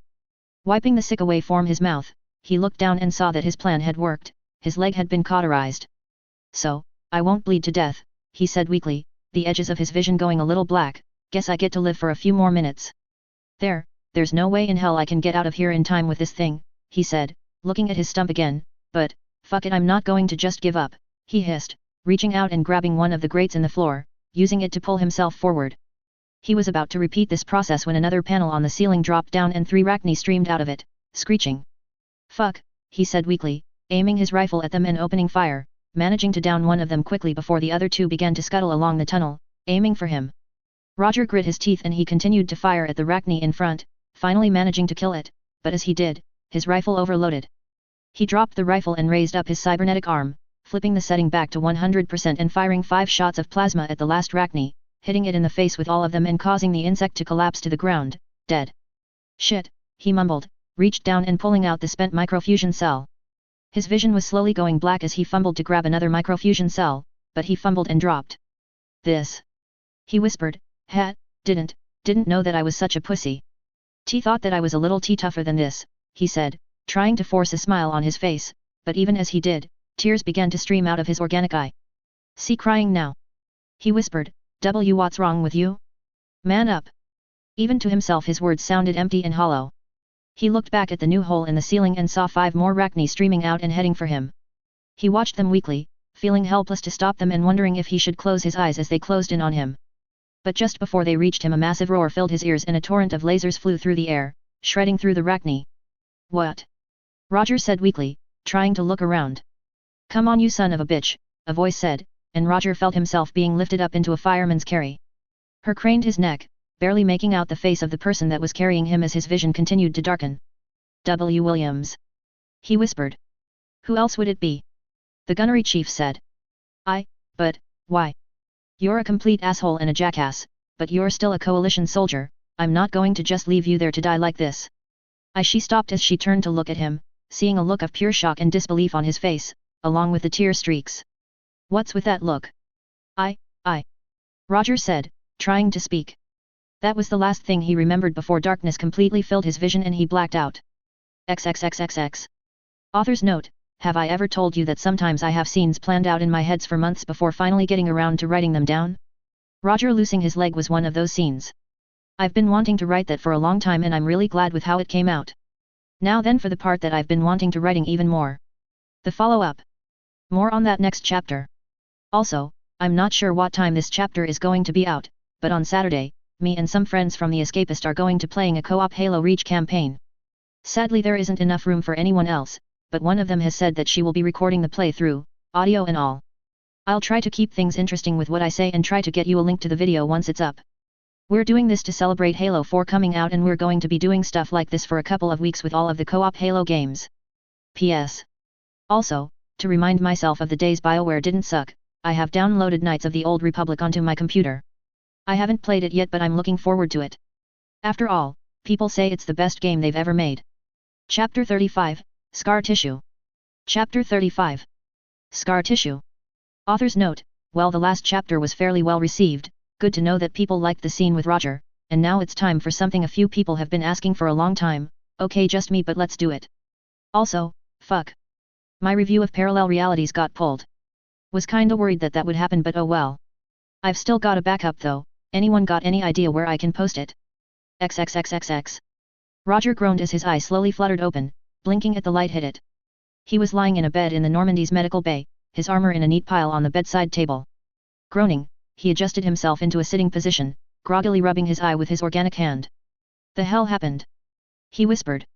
He sat there for a second, thinking, before all of the memories of what happened came rushing back. Jesus Christ, the Rachni, they. He started before trailing off. He looked down at the sheets covering his body and saw two legs stretching out over the bed. He did not feel a sudden burst of hope that everything had been a horrible dream and that he still had his leg, for he had once gone through a situation very similar to this once before. Taking a deep breath, he grabbed the covers and ripped them off. He looked down at his legs and let out a tired and sad sigh. While one of his legs was normal, the one that had been bitten by the Rachni wasn't. It was now dark black, the same dark black that his cybernetic arm was. For a moment, he stared at his new leg, at a loss for words. Oh good, you're awake. Roger looked up to see Dr. Shakwas approaching him. I had to step out to get some more supplies from the cargo bay. Are you okay? I'm sorry but, she paused, you needed a replacement limb and. It's procedure to replace amputated soldiers' limbs with cybernetic. Roger, what are you doing? Roger grunted as he swung his legs off of the bed and attempted to stand up. So sooner had he done so, he overbalanced, falling forward and nearly smacking his head on the wall. Shakwas rushed forward and was barely able to catch him as he fell. You haven't adjusted to your new leg yet. She chastised him, pushing him back so that he was sitting on the bed. You should know this, you need 3 days worth of bed rest so that the nerve endings can have time to stabilize, and even then you are going to need a week of physical therapy to get used to the differences between it and your old leg. Roger didn't reply, simply looking down at his cybernetic leg, a dead look in his eye. Look, I've been with the followers a long time, you're not the first person I've met that's lost a limb. I know it's tough, maybe I should get Kelly down here to talk to you. There was a knock on the door. Shakwas turned around and saw the door opening, Ashley walking into the room, a bottle in her hand and 2 glasses in the other. Oh, Ash, what is it? Thought I'd check up on him, Ashley said, walking towards Roger's bed and sitting down in the seat next to it, setting the glasses and the bottle on the bedside table. Thought that a little drink could help. Don't go overboard with it, Shakwas said cautiously. And make sure he stays in bed. I need to run and get Kelly. With that, Shakwas walked away, exiting the medical bay. So, why are you really here? Roger said, a growl in his voice, but a rather weak one. It's to rub it in, right? The dirty Morian shock trooper had to be saved by the knight in shining armor, right? I came here to have a drink, Ashley said simply, uncorking the bottle and pouring the bright orange Batarian ale into both glasses. That and ask you a couple of questions. What kind of questions? Roger asked, sounding rather hostile. When I got you out of that tunnel, you looked surprised. It was almost like you didn't even think it was going to happen. Also, I helped Shaquas get your new leg out of the cargo bay and. Well, I found this. She produced a photo and spread it out on the table. It was of Roger with his arms around a blonde woman in armor, smiling at the camera. I can't help but notice that in this picture you don't look like you're completely unpleasant to be around, and you don't have your cybernetic eye. She looked at Roger inquisitively. Come on, Andrews, you're hiding something. What is it? Roger's teeth grit in anger as he glared at Ashley, feeling as if he was about to scream. The seconds passed by slowly, and as they did, the facts slowly pieced themselves together in the back of his mind, one at the forefront. Ashley Williams had saved his life. He deflated, all of his anger seeping out of him as he slumped back against the post of the bed, looking defeated. That woman, she used to be really special to me. Girlfriend? Ashley asked, taking one of the glasses and handing it to Roger. He hesitated before taking it and gently sipping it. Yet. Did something bad happen to her? Ashley asked, picking up her own glass and taking a gulp. I sure as fuck hope so, he growled. Ashley raised an eyebrow. Not how most people talk about their significant other. How do I explain this? He asked, rubbing his eye. My eye and my arm? I didn't get them because I thought they looked pretty, I got them because of what that bitch did. I'm listening. I was in the Earth reconstruction project, Roger explained. They had offered double salaries to people that volunteered to try and get more people into the program. My little sister was in a car accident and we needed a lot of money so that she could walk again, so I signed up to chip in. 2 years of service later, and my family and I had raised enough cash, she got an implant that replaced one of her vertebrae. 3 months and I would finish up my tour on Earth, but Roger shook his head, sighing. Everything went to shit. You lost your arm and eye, Ashley said. Yeah, Roger said huskily, draining the last of his glass. I was in South America, and apparently when the NCR was expanding and clearing out their territory, feral death claws migrated to get away from hunters that were picking they off. I was on point to clear out a group of raiders when one got the jump on me. I lost my arm and eye before I was able to kill it, but even though it completely ignored them and went straight for me, that bitch and the rest of the squad was gone when I was done. I had to crawl all the way back to the nearest coalition base by myself with a missing arm. They abandoned me, they never checked up on me, they didn't fucking care that they were supposed to cover me, and that their fuck up made to that I'm 30% metal. So that's why you're so hostile all the time, Ashley said. You have trust issues. The anger from Roger's face vanished as Ashley drained her glass before picking up the bottle and refilling both of their glasses. That's one way to put it yet. I mean, if I couldn't count on that bitch to cover my back, then who could I trust? And then you pull my ass out of a swarm of Rachni, even after all the shit that I gave you. Why? Because you're a coalition soldier, dumbass.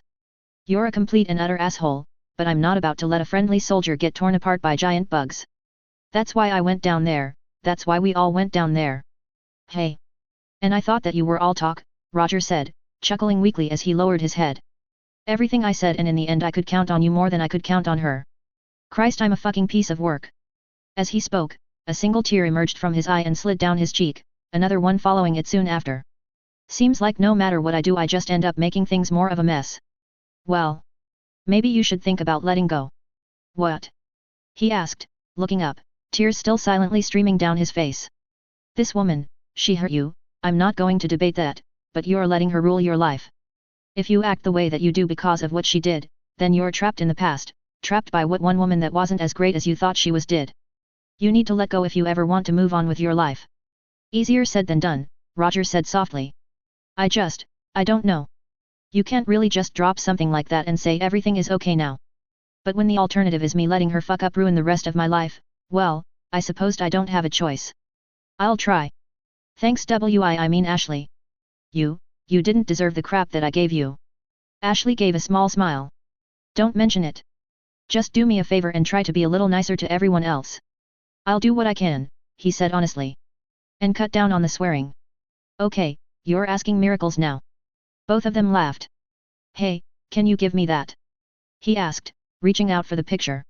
Sure, Ashley said, handing it to him. Why, what are you going to do? What you told me to do. Roger said, holding it out in the palm of his cybernetic hand, adjusting the dial on the side. A small spark emerged from his palm and immediately the picture caught on fire. I'm letting go. He held the burning picture in his hand, watching it the fire slowly spread across it, disfiguring the image until it had been reduced to nothing but a charred mess. Well, good, Ashley said as he reached for his drink again and downed it. Listen, thanks for everything, Ashley. The commander is damn lucky to have someone like you behind him. Sorry I was such an ass.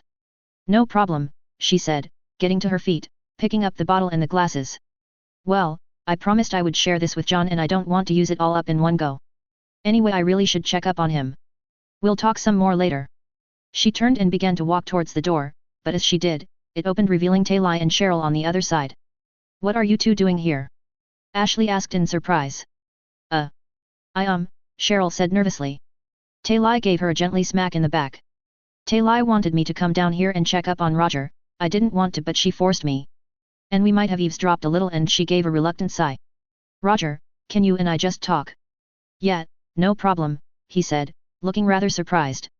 Thanks, she said, sitting down in the chair that Ashley had recently vacated. I'll be off, Ashley said, exiting the medical bay, the door closing behind her. Gotta say, I didn't think he had a side like that. You don't really sound that upset, Taylai said. Don't get me wrong, I'm sad that he had to lose a leg. He already had way more cybernetics that the average person should be forced to have, but I'm kind of glad that he's not so much of a jackass anymore. So would you say that you respect him now? Yeah, Ashley said, smiling slightly. I'm kind of glad that the two of us can actually talk now. Did you know that he's a big brother? I didn't. So you respect him? Interesting. Ashley blinked. Even through her mask, Ashley had a pretty good feeling that Taylai had a massive shit-eating grin on her face. What is it? Oh, nothing. So when are you going to kiss Garrus? What are you talking? Ashley began, stopping as she remembered something that she had said to Taylai back on Eden Prime. Her eyes widened. Oh no, no, no, no, no, no, no. Hell no, Taylai, I'm not doing that. Oh? I could have sworn that you said that you would keep your word. We'll talk later, she said gruffly, walking off. Taylai, determined not to be outmaneuvered too easily, ran after her. XXXXX. Do you realize what you've done? Jane had to fight back the urge to win CE. She, John, Garrus and Benezia were standing in the Normandy's comm room, holographic images of the council floating in front of them. You unleashed the Rachni? Without consulting with us first. Spiritus shouted. Did you even stop to consider the consequences? With all due respect, Counselor, Jane said calmly, forcing herself to keep her voice level, we had a limited time to make a decision, and we made the choice that seemed appropriate with the information that we had. That decision happened to be releasing a race that has committed genocide on the galaxy as a whole, Valerne said. I fail to see the logic in that. Benezia joined minds with the Rachni Queen, Garrus said defensively. Something affected the Rachni back in the war, that's what made them attack. People lie when backed into a corner. Vakarian, Spiritus growled. The Queen lying about the Rachni's intention when starting the war wouldn't be the first time someone stretched the truth to save their own hide. She wasn't lying, Benezia hissed. I saw something forcing her to order her children to their deaths, even when the Krogan started their counterattack. She was telling the truth. Besides, she promised to live in isolation and peace, not to attack any other races out of revenge or spite. Are you certain of this? Tavos demanded, starting at Benezia. Are you sure that the Queen wasn't able to trick you somehow? I would like to think that someone as old as myself would be able to tell the difference between a false memory and a real one, she replied coldly. Besides, the Queen had spent days in isolation, she struck me as weakened and weary. She wasn't in peak condition, and I doubt that she would have had the energy to trick me. Even if that is true, that still doesn't change that you had no right to make that decision. Spiritus shouted. Unleashing a race that powerful? The Council made that decision long ago, and it ended with the Krogan rebellions. Even if your intentions are good when you do something like this, that doesn't mean that it will be impossible for it to backfire on you one day. Perhaps the next Queen won't be as merciful as this one. Perhaps the Rachni will respond violently if any alien ships get too close to their borders. There are too many variables to consider to reach a conclusion in mere minutes. No offense, but I get the feeling that you would find the negative side of whatever we did, John pointed out. Somehow I feel like if we had killed the Queen, you would be getting on our backs for committing genocide. You can act like you're the victim as much as you want, but that doesn't change that even if you were completely right, what happened today is going to have massive political repercussions, Spiritus argued. The galaxy is a very dangerous place, and the Council is one of the few things acting as a beacon of unity, but it is dependent on the species that make up its ranks for stability. If one of the more powerful races or several of the lesser ones become disillusioned with it and leave, it could cause political turmoil. The three of us need to act as leaders for the Council, and if they become dissatisfied with our decisions, the council could collapse. Did you not think about that? Benazia? Vakarian? Did you not think that a council spectre and an Asari matriarch helping one of the deadliest races that ever lived go loose would affect us? We are already under massive fire for Saren's attack on Eden Prime. 2 incidents like this in a row could be disastrous for all of us, even the coalition. Yet, we thought about this, Gurus said softly. And you know what? Politics is already just a giant mess, power is constantly shifting from one person to another, the oppressed of one day are the ruler of another, and the mightiest of powers one day are the lowest of the low the next day. I don't really worry about upsetting politics that much, it seems to do a pretty good job without my help. To answer your other question, yes, I did think about the consequences to all of this. I knew that there were some risks, but I also knew something else. The council has survived a hell of a lot worse than this.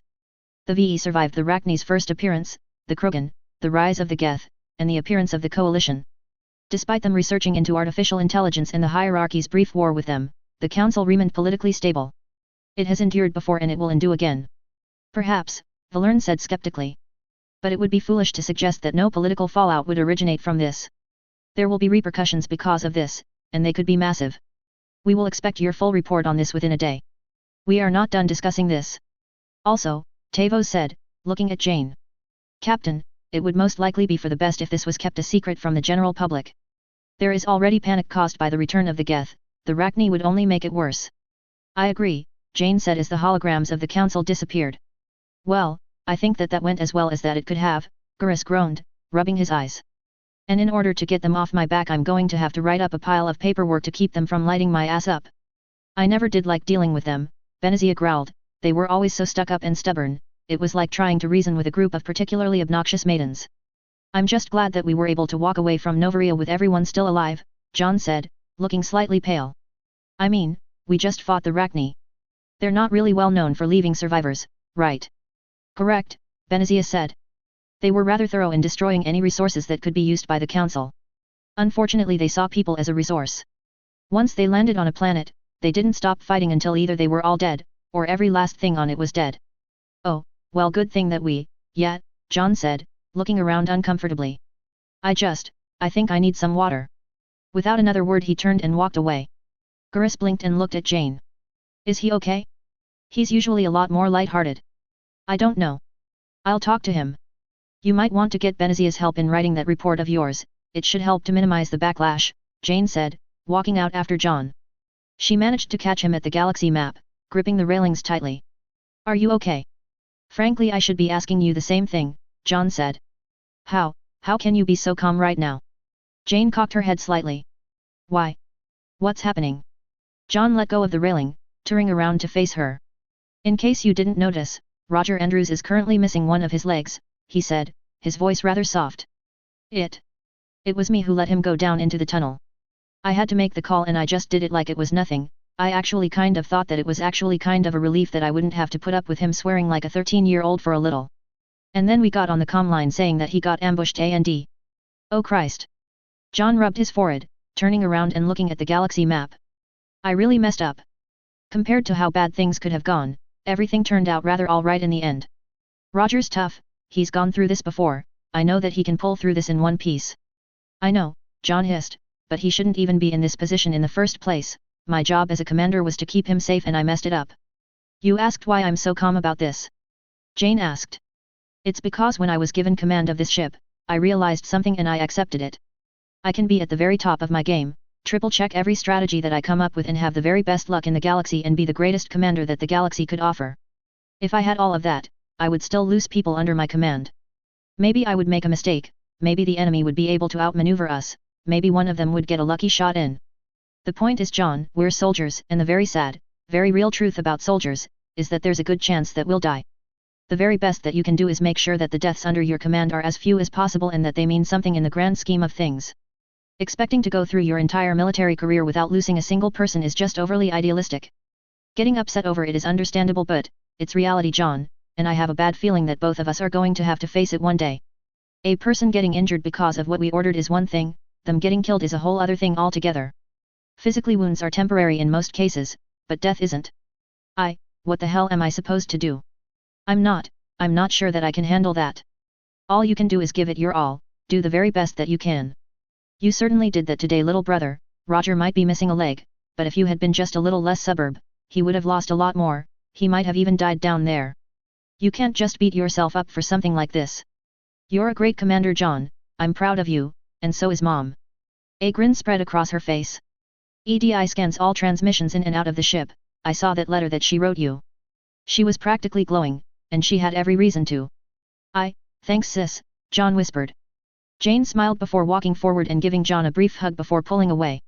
I think you should go find Ashley and crack open that bottle that you bought her. Yeah, I'll do that, he said, turning around and walking away, giving a brief wave to his sister as he went. Never thought that he would have a moment like that of all people. Captain, EDI said, her avatar popping up by the galaxy map, may I have a moment of your time? What is it? Jane asked, turning to look at the AI. The Solarian that you took captive has stabilized, but is currently unconscious. He is in the brig currently. What is more, the data from the Peak 7 lab and the Omni tool that Matriarch Benazia recovered is encrypted with Geth code. It will take some time to decode it, even if I do it personally. How long? I suspect at the very least a week. I may be a synthetic, but so are the Geth.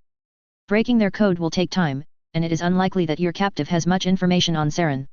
So, you're saying that for a little while the trail has gone cold? Yes, it is unlikely that you will be unable to do much to accomplish for objective until the data is decoded. Great, she said dryly. Any suggestions on what to do until then? I estimate that within 17 days that we will exhaust our fuel supply. We are within no danger of being stranded, but it would be wise to refuel. There is a coalition colony 2 days away from our current location, Demeter, a farming colony with several refueling stations in orbit. I suggest that you dock over the planet to refuel and resupply, and until we have a new lead. Besides, one of your main combat operatives requires physical therapy. Studies show that a peaceful, environmental setting is soothing to many and helps recovery. You're suggesting a week of shore leave. Your crew did just fight the Rachni, a week off seems like an appropriate reward. Jane chuckled. All right, set a course there. Matriarch Benazia is going to be sticking around with us for a little bit, but I imagine that she'll be leaving soon as she can charter a shuttle back to Republic's space. Still, a little bit of a time with her daughter would be nice. Very well, I will tell Joker. I will advise him not to, as he put it, pick up some hot chicks while we are there. Jane grinned. You do that. XXXXX. Saren held his head in one hand as he sat at a metal table, a glass in his right hand, a bottle of Turian brandy not that far away. Saren.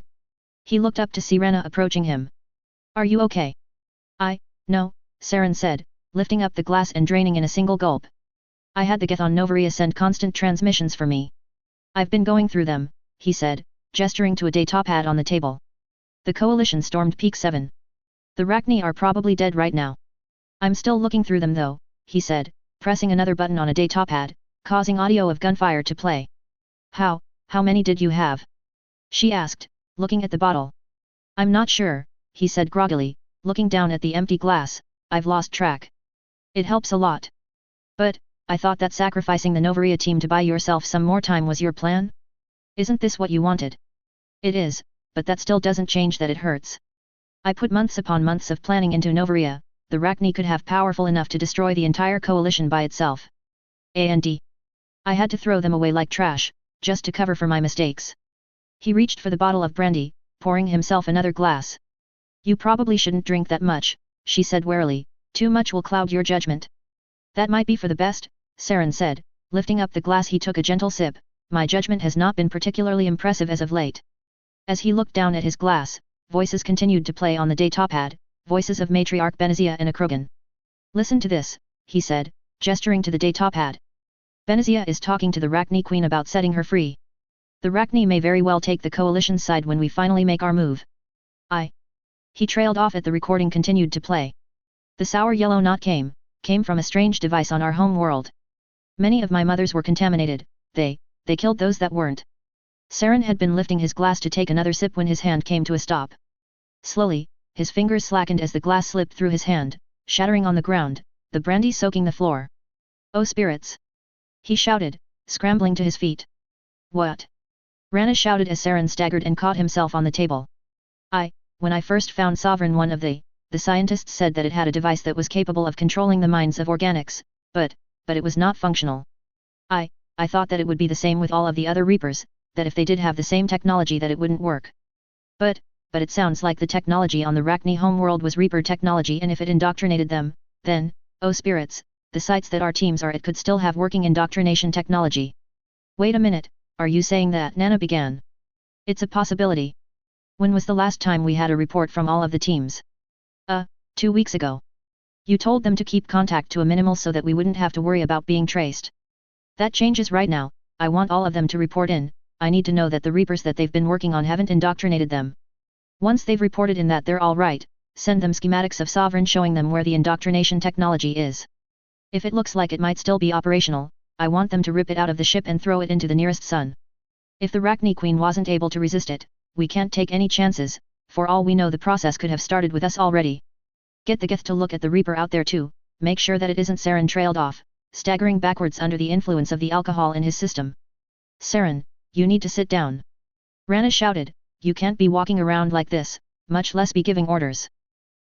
I need to, if my men get indoctrinated, it could ruin everything, Saren muttered as Rana gently pulled one of her arms over her shoulder, leading him to a bed in the corner of the building that we were in. I can't rest right now, I have work that I need to do. If you were to try and do anything important right now, it would probably end up doing more harm than good. You're not thinking straight right now, you can't make a call in a vital situation with the same sharpness that you can normally do. Rana, please, Saren whispered as she gently helped him into the bed, everything that I said, having the Geth examine this ship, the reports, please take care of that. Everything could depend on it. Rana smiled gently. Don't worry about it, I've got it under control. Just get some rest. You'll have your reports from your teams in 2 days at the very most. Now get some rest. He watched as she got to her feet and walked away, exiting the building. Saren sighed as he looked up at the ceiling, his mind still fuzzy. De Solas would be disgusted with you right now, he thought to himself. Getting drunk like this, a high-ranking officer like yourself. It's so unprofessional, even if you lost one of your major assets. A rather uncomfortable thought occurred in his mind. All of the commandos that had betrayed Matriarch Benazia and pledged their allegiance to him were now dead. Most of them had been killed the second that Benazia had learned that her daughter was safe, the rest of them had been assigned to Novaria and Peak 7. Now that the coalition had raided the lab, all of them were dead, because he had cut them loose and used them as bait. But that was not what disturbed him, or what had driven him to drink. He was mainly upset over the loss of the Rachni and that what had caused him to pick up the bottle. What disturbed him now that he had time to sit and think, was that he didn't feel anything towards the commandos that had died under his command. He wasn't angry, he wasn't sad, he felt completely indifferent towards the women that had sworn to follow him and his cause, the cause to protect the galaxy from one of the greatest threats that it had ever known, and he simply didn't care that they were all dead because he had sacrificed them. Maybe I can't think straight with all of the brandy that I drank, he thought to himself. Yes, what would certainly make sense. If I was sober I would feel something. Those words sounded rather hollow to him now. While he was definitely far from sober, he had been coherent enough to realize what the recording of the Rachni Queen had meant and give Rana instructions on how to respond to it. He was far from completely drunk, he still had much of his senses around him. It could be that I've just accepted that it's going to happen, Saren thought to himself. Yes, that makes sense. Everyone fighting with me knew what they were getting into when they joined me, they know how dangerous the coalition was. They knew that they wouldn't all walk away from this alive. They knew that this was going to happen, that's why I don't feel upset, they knew what they were getting themselves into. Smiling to himself slightly, Saren relaxed into the bed, his muscles slacking. However, as his eyes slid shut, he felt a rather unpleasant gnawing feeling in the center of his stomach, as if his body was saying something completely from his thoughts. It was a long and unpleasant night for Saren. XXXXX. Author's note, there was an announcement for Halo 4, the infection game type is being reworked, instead of grey ninjas with energy swords, you are, the Flood, you can control the Flood in Halo 4, to quote Fry from Futurama, shut up and take my money. Well, in other words the Halo playthrough went rather well, I'll post the link when it pops up. So in other words, this chapter was dedicated to things cooling down and some character development, please tell me what you think. Sorry about the long update time, but you know, college and all that. Also, there's something kinda random that I want to talk about. I went out and bought a PS2 after friend came over and seduced me with Persona 4. I went online and starting watching videos about it, and without spoiling anything for people who haven't played the game, there's a certain quote in it, those that actually succeed in life, they just happen to be born with the magic ticket called talent. As many in-game characters and commenters pointed out, that is complete bullshit. Life doesn't quite work like that, if you have talent you succeed and if you don't you bag groceries your whole life, it doesn't work like that. You need to apply yourself to things, be willing to put your all into it, you can't just give up when you start to meet resistance. Now you're probably thinking, well that's easy for you to say, you churn out stories hundreds of thousands of words long, you're on the TV Tropes Fan FIC recommendation page, you are talented. To which I say, yeah, I guess I am talented, but I wasn't born this way. When I started writing back in my freshman year of high school, I freaking sucked. My chapters were only 1,000 words long, my characters were flat, I had no idea what the word flow meant, my plot with a joke, and I was literally making the entire thing up as I went along. 4 years later, I'm much, much better, and do you know why? Because I kept at it, I learned from my mistakes and I honed my craft. It wasn't easy and I've still got a long way to go, but it's a path that I don't regret taking. After all, you know the old saying. If it's easy, it's probably not worth doing. Chapter 36, Hollow. Chapter 36. Hollow. Author's note, the last chapter got rather good reception for the most part. Like I said before, the updates probably aren't going to come as fast as they used to. I'm in college, I have a part-time job, I recently got a PlayStation 2 and a copy of Persona 4 and that's going to eat up a lot of time, and I recently got invited into a group of friends that is probably going to take up some time in my plans. It doesn't help that I occasionally get writer's block too. I do love writing though, and I promise to get these chapters out as quickly and efficiently as possible. XXXXX. Gurus typed viciously into the terminal in front of him, pausing temporarily to take a sip of water from a glass. He was sitting at a table in the room that had been given to him by Jane while he was on the Normandy. He squinted his eyes as he continued to type. Ever since Novaria, he couldn't get Norman's last name out of his head, he was certain that he had heard it somewhere. Hawkins, Hawkins, he whispered, I had no idea that it was such a common human name. He groaned slightly, rubbing his eyes. Simply going by last names wasn't a very effective way to find someone on the extranet. Even inputting in Norman's first name hadn't achieved any results so far. Maybe I should give it a rest, he muttered to himself. Then again, I never knew when to give up. Where the hell did I hear that name? Was it a scandal? A company? He shook his head. Well, it's worth giving it a shot, he said, typing into the terminal again. As he hit the search button, a list of results appeared. As he read them, he smacked his forehead. I remember now. Hawkins Industries. Major starship manufacturer, third biggest in the coalition. He hastily clicked on a link, bringing up an extranet page on the company. CEO is Alexander Hawkins, involved in a major scandal 10 years ago about being involved with taking bribes and the illegal narcotic trade, interesting. He glanced further down the page. Oh lovely, he's a registered member of the Terra Firma party, goody, a man in power who belongs to a party literally dedicated to xenophobia. He rolled his eyes slightly before continuing to read. Been around since just after the First Contact War, got a lot of support to get the company up and going, they aren't allowed to make military ships, well that's good. Oh spirits, this isn't what I'm looking, oh wait. He blinked as he scrolled down the page. Ah, here we go, had 2 kids, a son and a daughter, no names, great, he said dryly. Why the hell wouldn't it have names? He had them blocked to protect his privacy, oh nice. So I can't see if the name matches Norman's, wait a minute. He started to scroll down the page again, his eyes widening as he continued to read. The daughter was kidnapped and held for ransom, but she was never seen again. The son disappeared right after that, hey. Gurus leaned back into his chair, his mind racing. That could be him, he thought, it makes sense when I think about it. A man from a rich family has his sister get kidnapped and he never sees her again. He runs away and joins the military to do what needs to be done. It would explain why he gets his kicks from punching wounded Solarians in the chest. Gurus frowned as he looked at the screen. The evidence certainly made that situation a possibility, but he didn't feel content just calling it a day and assuming that he had Norman analyzed. His inner CSEC detective was shouting at him to continue his investigation and make sure that he had all of the evidence and not to jump to conclusions.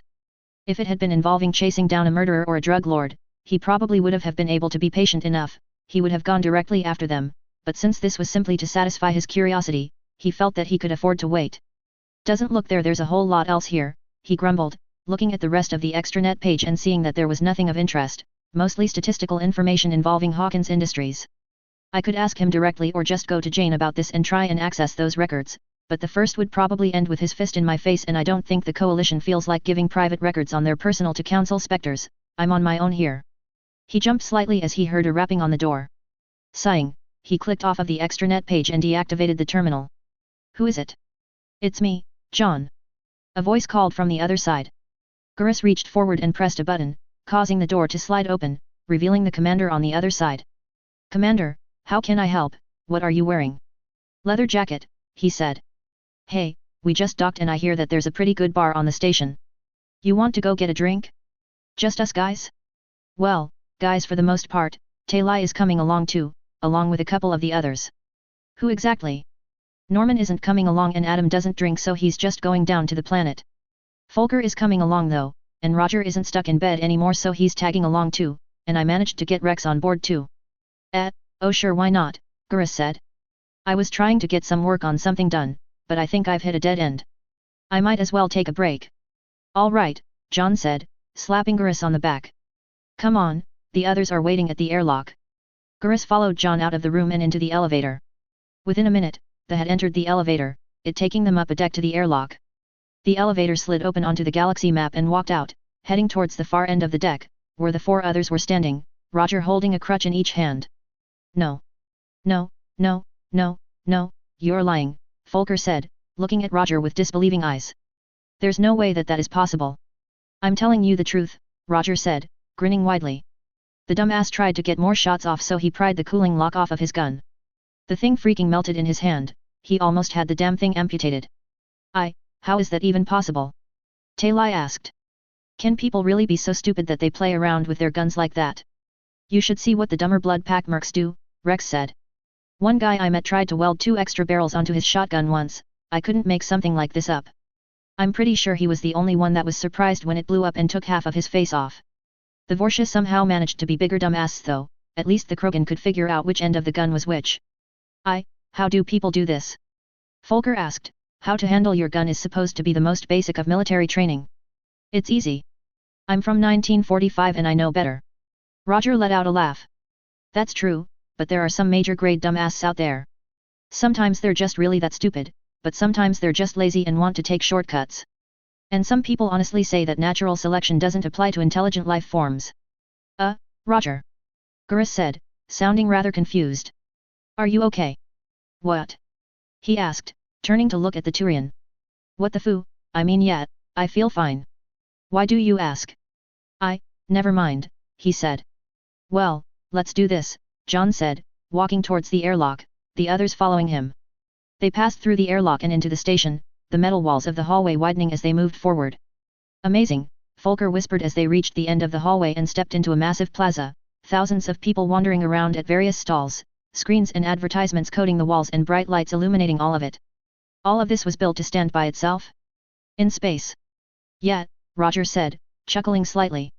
You know, I sometimes forget that you aren't used to this time period yet. Things like this are pretty mundane and ordinary. This is just a hub station, a place where people dock their ships so that they can get refueled. A lot of merchants live inside these places, trying to sell stuff to the ships that are constantly docking. If you think that this is impressive, you should see the migrant fleet live ships, Taylai said, looking at Folker. 3 massive ships that have to grow enough food to feed 17 million people.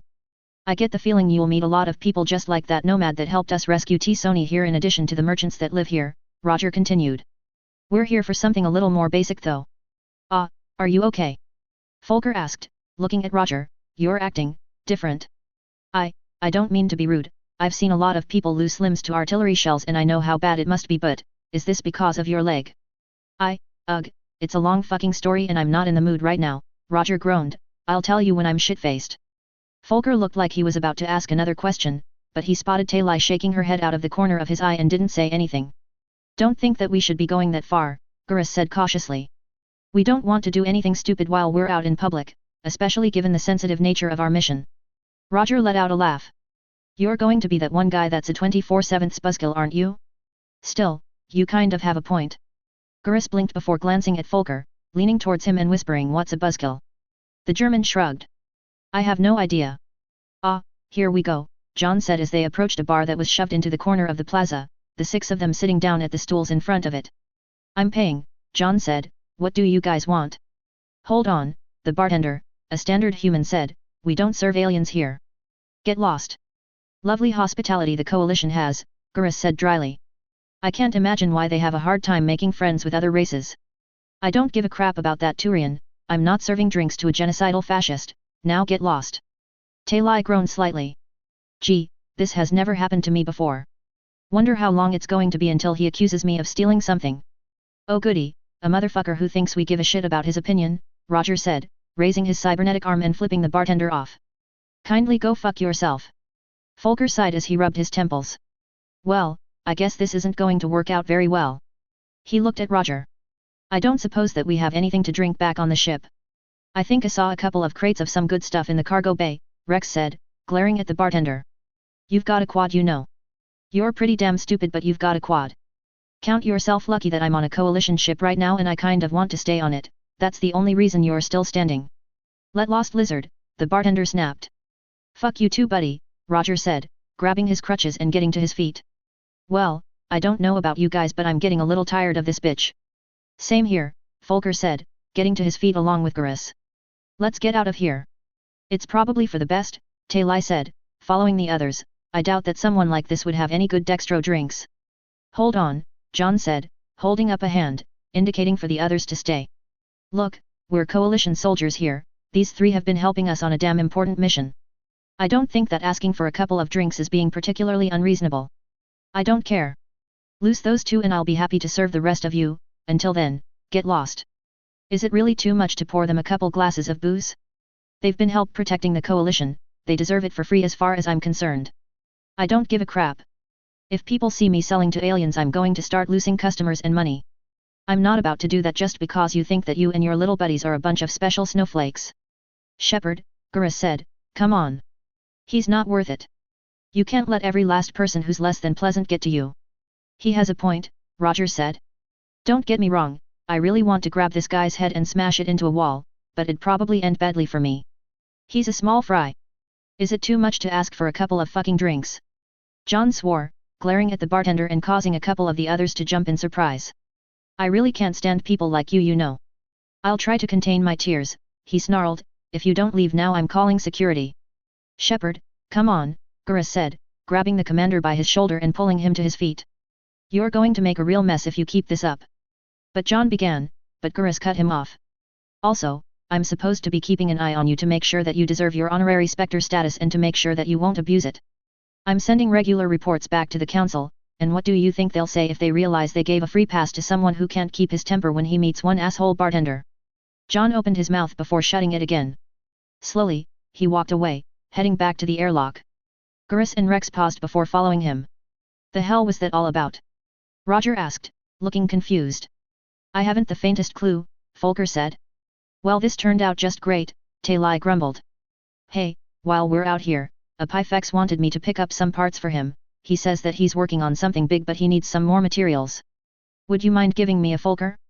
If that guy was anything to go by, I wouldn't count on the other merchants treating a lone Quarian too kindly. Sure thing, Folker said. Besides, it might be for the best if I tag along. I've been looking a lot of things up and I think I have how much credits are worth down, but I don't want to throw too much of them around just yet. I'm technically not a coalition soldier, so I don't have a stable income. I'll do what I can. Heavy lifting is out of the question though, Roger said. Okay, I can't take this anymore, Folker said, turning to look at Roger. What the hell is going on with you? What the fuck is that supposed to? Roger started, his face narrowing in anger before stopping mid-sentence. Fuck, I'm bad at this. Look, it's complicated, I'll tell you on the way. All right, Folker said, looking slightly confused. I heard what he's going to say already, Folker, you really should listen to him, Talai said, activating her Omni tool and reading a small list. Okay, let's start over here. I'm sending it to your Omni tools now. Right, Folker said, reaching down and tapping his arm. Nothing happened. He said, slowly tapping his arm again. I can figure out how this works, he said, tapping random spots all over his arms. It can't be that hard. Talai reached forward and gently touched a spot on the metal brace that he was wearing, causing his Omni tool to activate. Touch that spot when you want to turn it off too, Talai said kindly. Wow, I guess the stereotype is true, Solarians are good with technology. I'm Aquarian. Oh, right. Sorry, Folker said, looking a little uncomfortable. God. I thought that I could handle this. Oh, don't be such a puss, I mean lighten up, man, Roger said, catching himself mid-sentence. He paused before shaking his head. Sorry, he said, if this is too much for you, you can always go back to the ship. Maybe throwing you out into the throng like this is a little too much. No, I need to do this, Folker said softly. I need to get used to this time period, the sooner the better. I need to get used to all of these weird powers, giant bugs and massive monsters. Once I do, I can get on with my life, and going out in public should help, so please, let's just do this. Don't push yourself too hard, Folker, Talai said comfortingly. Tell us if it gets to be too much. All right, Volker said, taking a deep breath and smiling slightly. Okay. Okay, let's get this over with, Roger said, limping after Volker and Talai as they headed into the plaza. Volker noticeably looked over his shoulder at John in the distance, worry etched into his face. XXXXX. Ah, this is very relaxing, Adam said, stretching his arms over his head as he walked forward. He was walking through the center of a small town on Demeter, far away from any major cities. He didn't enjoy crowded urban settings that much, preferring more open areas, and after a little bit of research, he had found the town Ilitnalis, and had decided to visit it. Certainly is a rather odd name, he muttered to himself, but it's a nice place nonetheless. He looked around, taking in the sight of the town. It looked rather small, the type of town where everyone knew each other and had little contact with the outside world. He could see a church at the far end, towering over the other buildings. Perhaps I should pay a visit. The architecture and art of churches is always different on every planet, he remarked. As he did, his stomach growled loudly. He chuckled to himself. Forgot to eat breakfast. Ah well, the building isn't going anywhere. Now then, there must be somewhere that I can get a nice meal. Ah, here we go. He spotted a small diner out of the corner of his eye and walked into it. It was a rather small building, with no more than a dozen tables and a counter, along with a door leading to what Adam assumed was the kitchen. A few people were sitting at the tables, poking at plates of food with forks, while a man in a plain brown robe stood in front of the counter, his hair graying and a silver cross hanging around his neck. Thank you for your generous donation, he said to the woman standing behind the counter. It is very kind of you. A delinquent broke our ornate windows and every credit helps.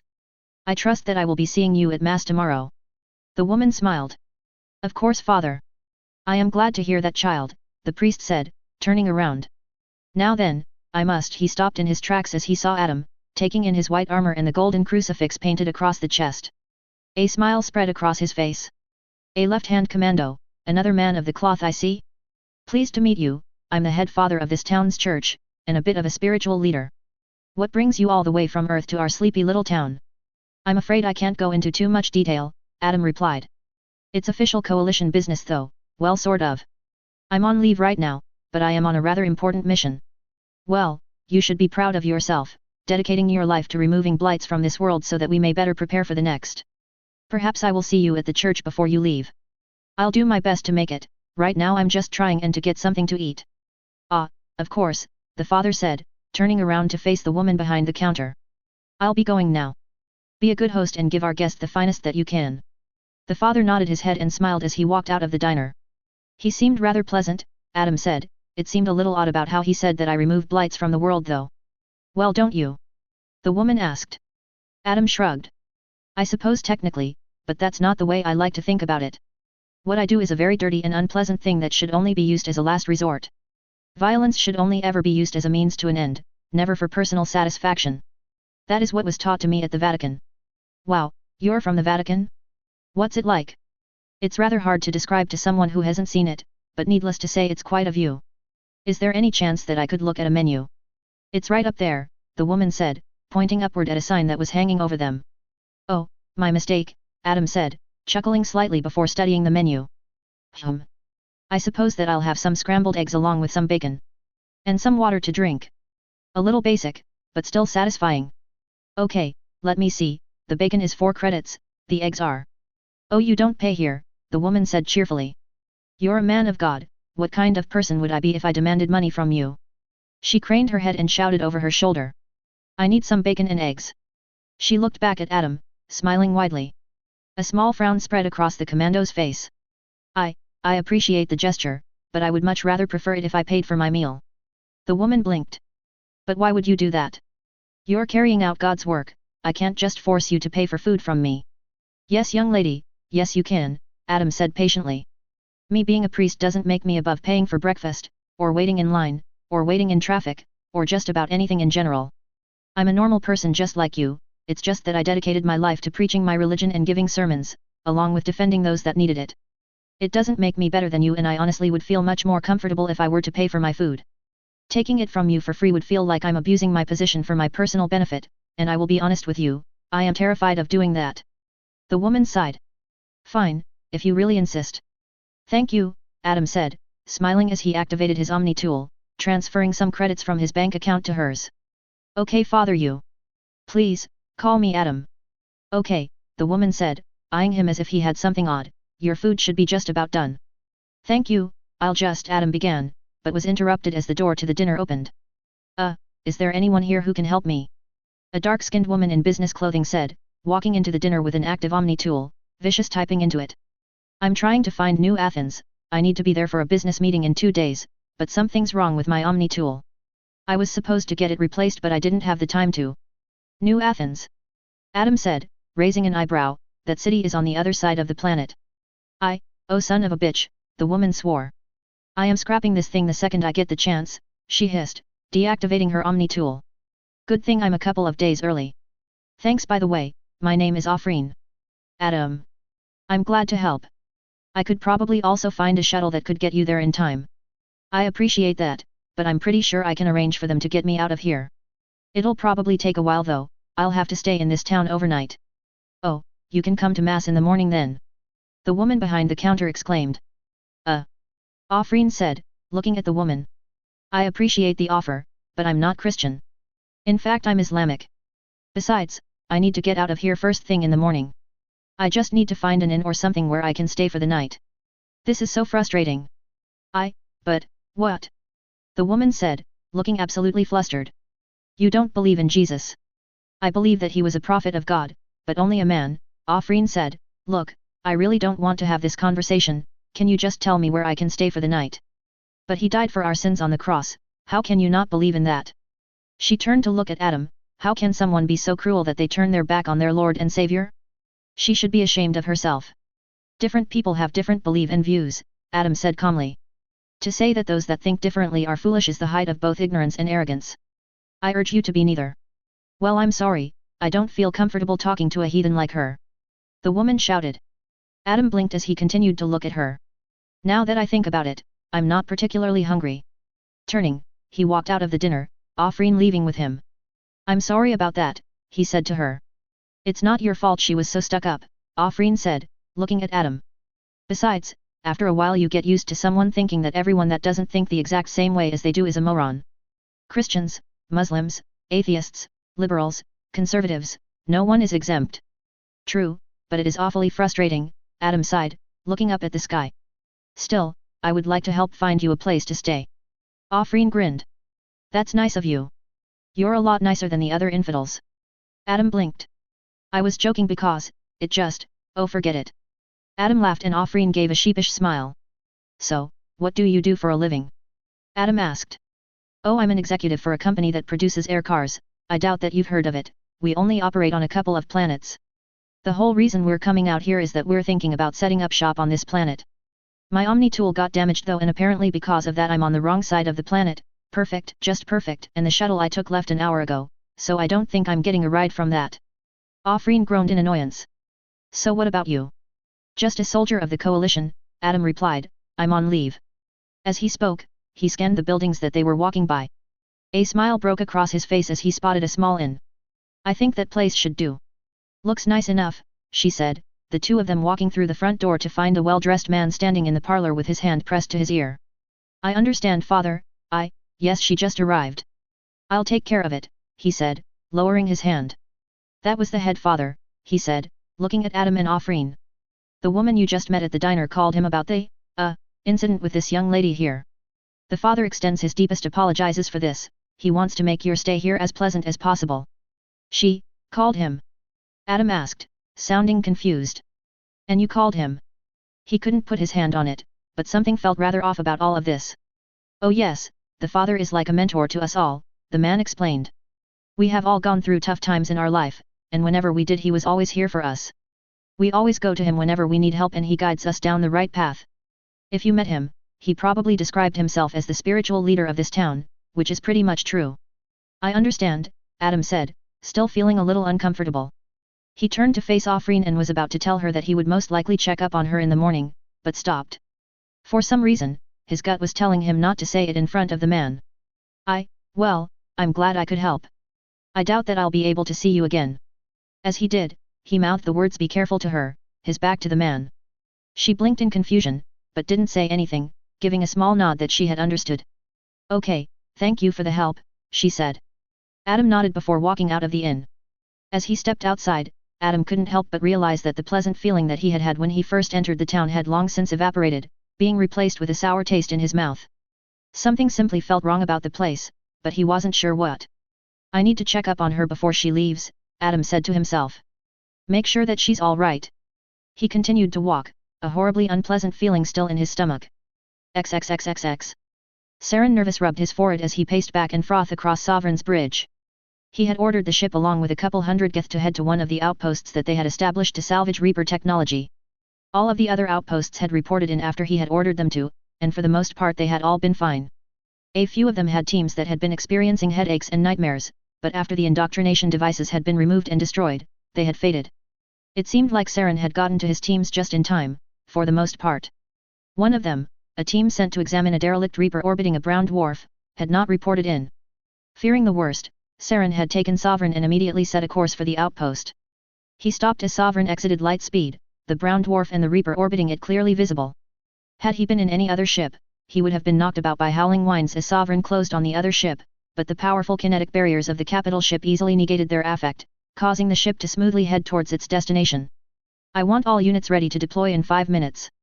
Saren shouted into his comm unit as he exited the bridge, making his way down to Sovereign's hangar. This is a search and rescue mission, get on board that ship, find any survivors and get them off. Destroy any indoctrination technology that you can find too, I have no use for it and it poses a threat to me.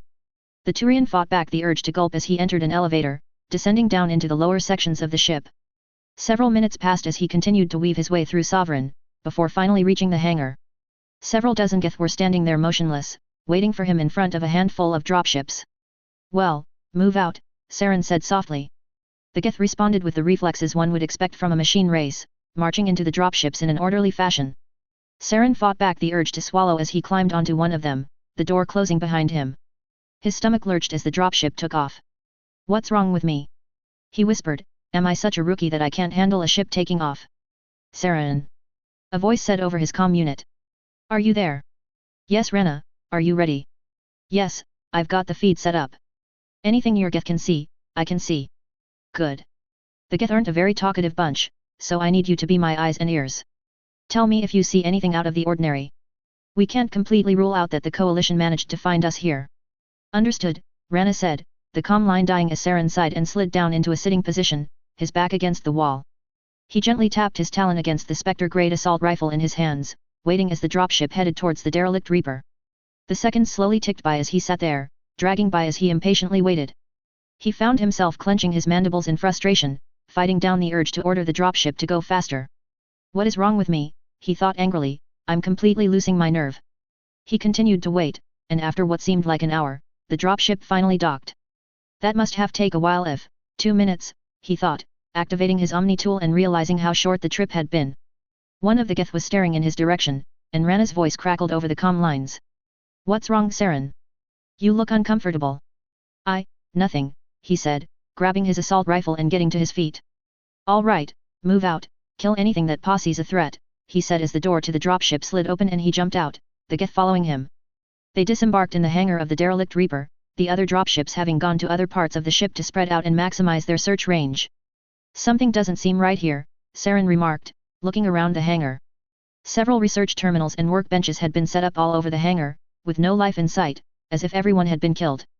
But at the same time it didn't look like there had been a struggle, all of the equipment looked undamaged, if a bit dusty. Where did everyone go? He said out loud.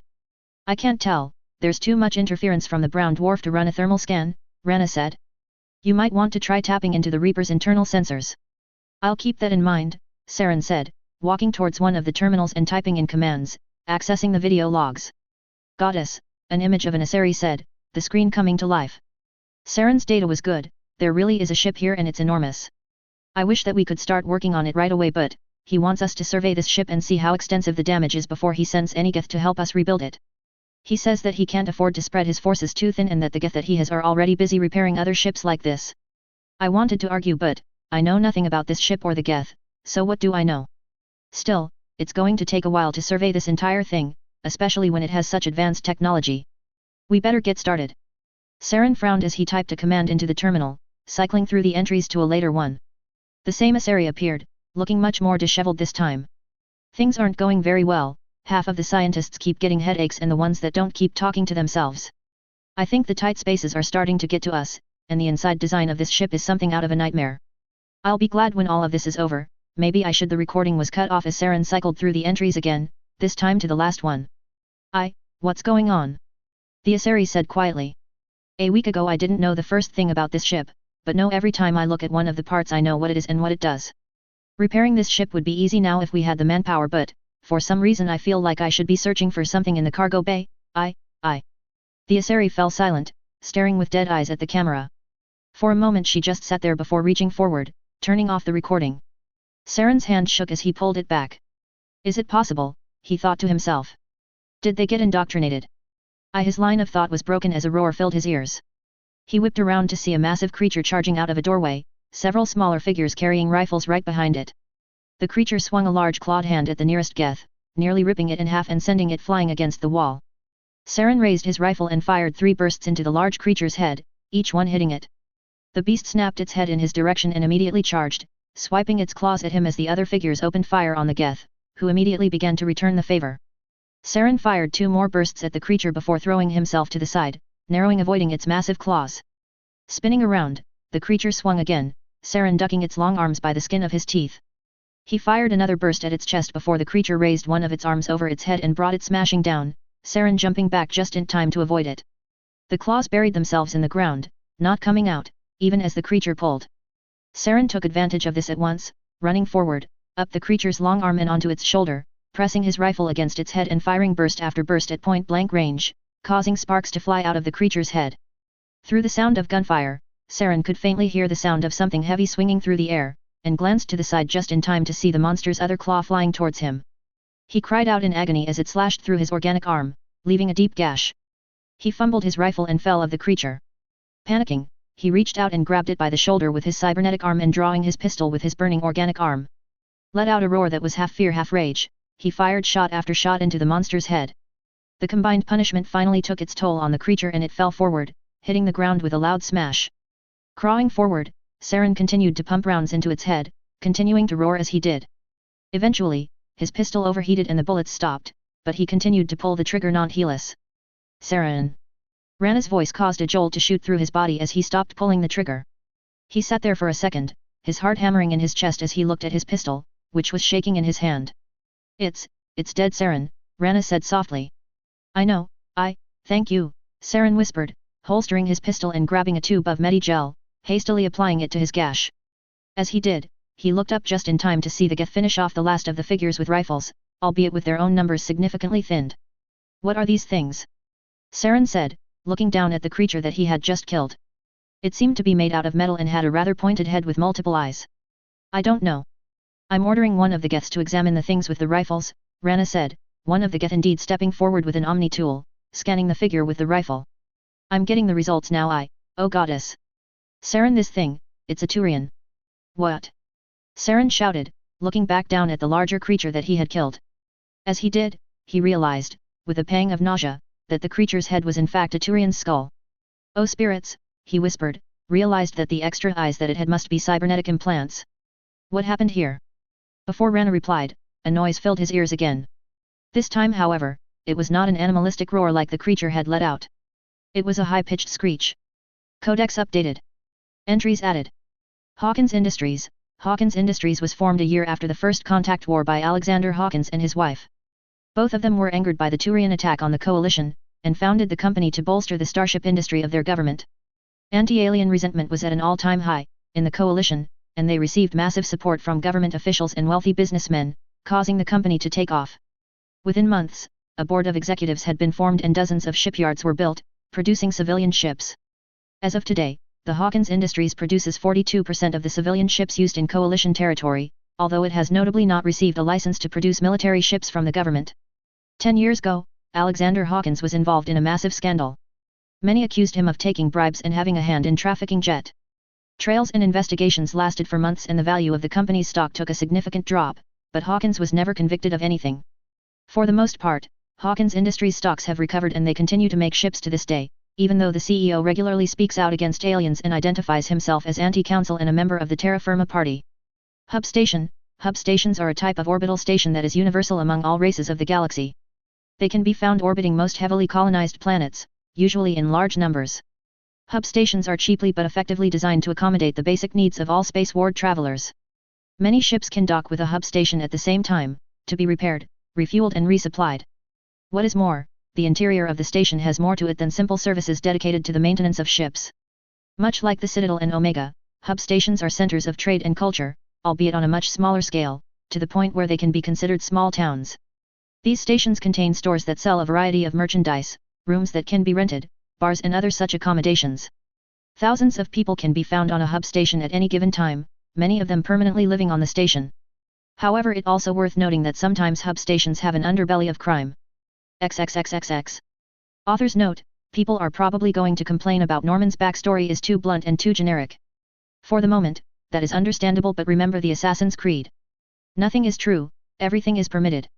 Also, Afreen isn't going to be around for too long, so don't worry about that. She is going to play a rather important role in the near future though.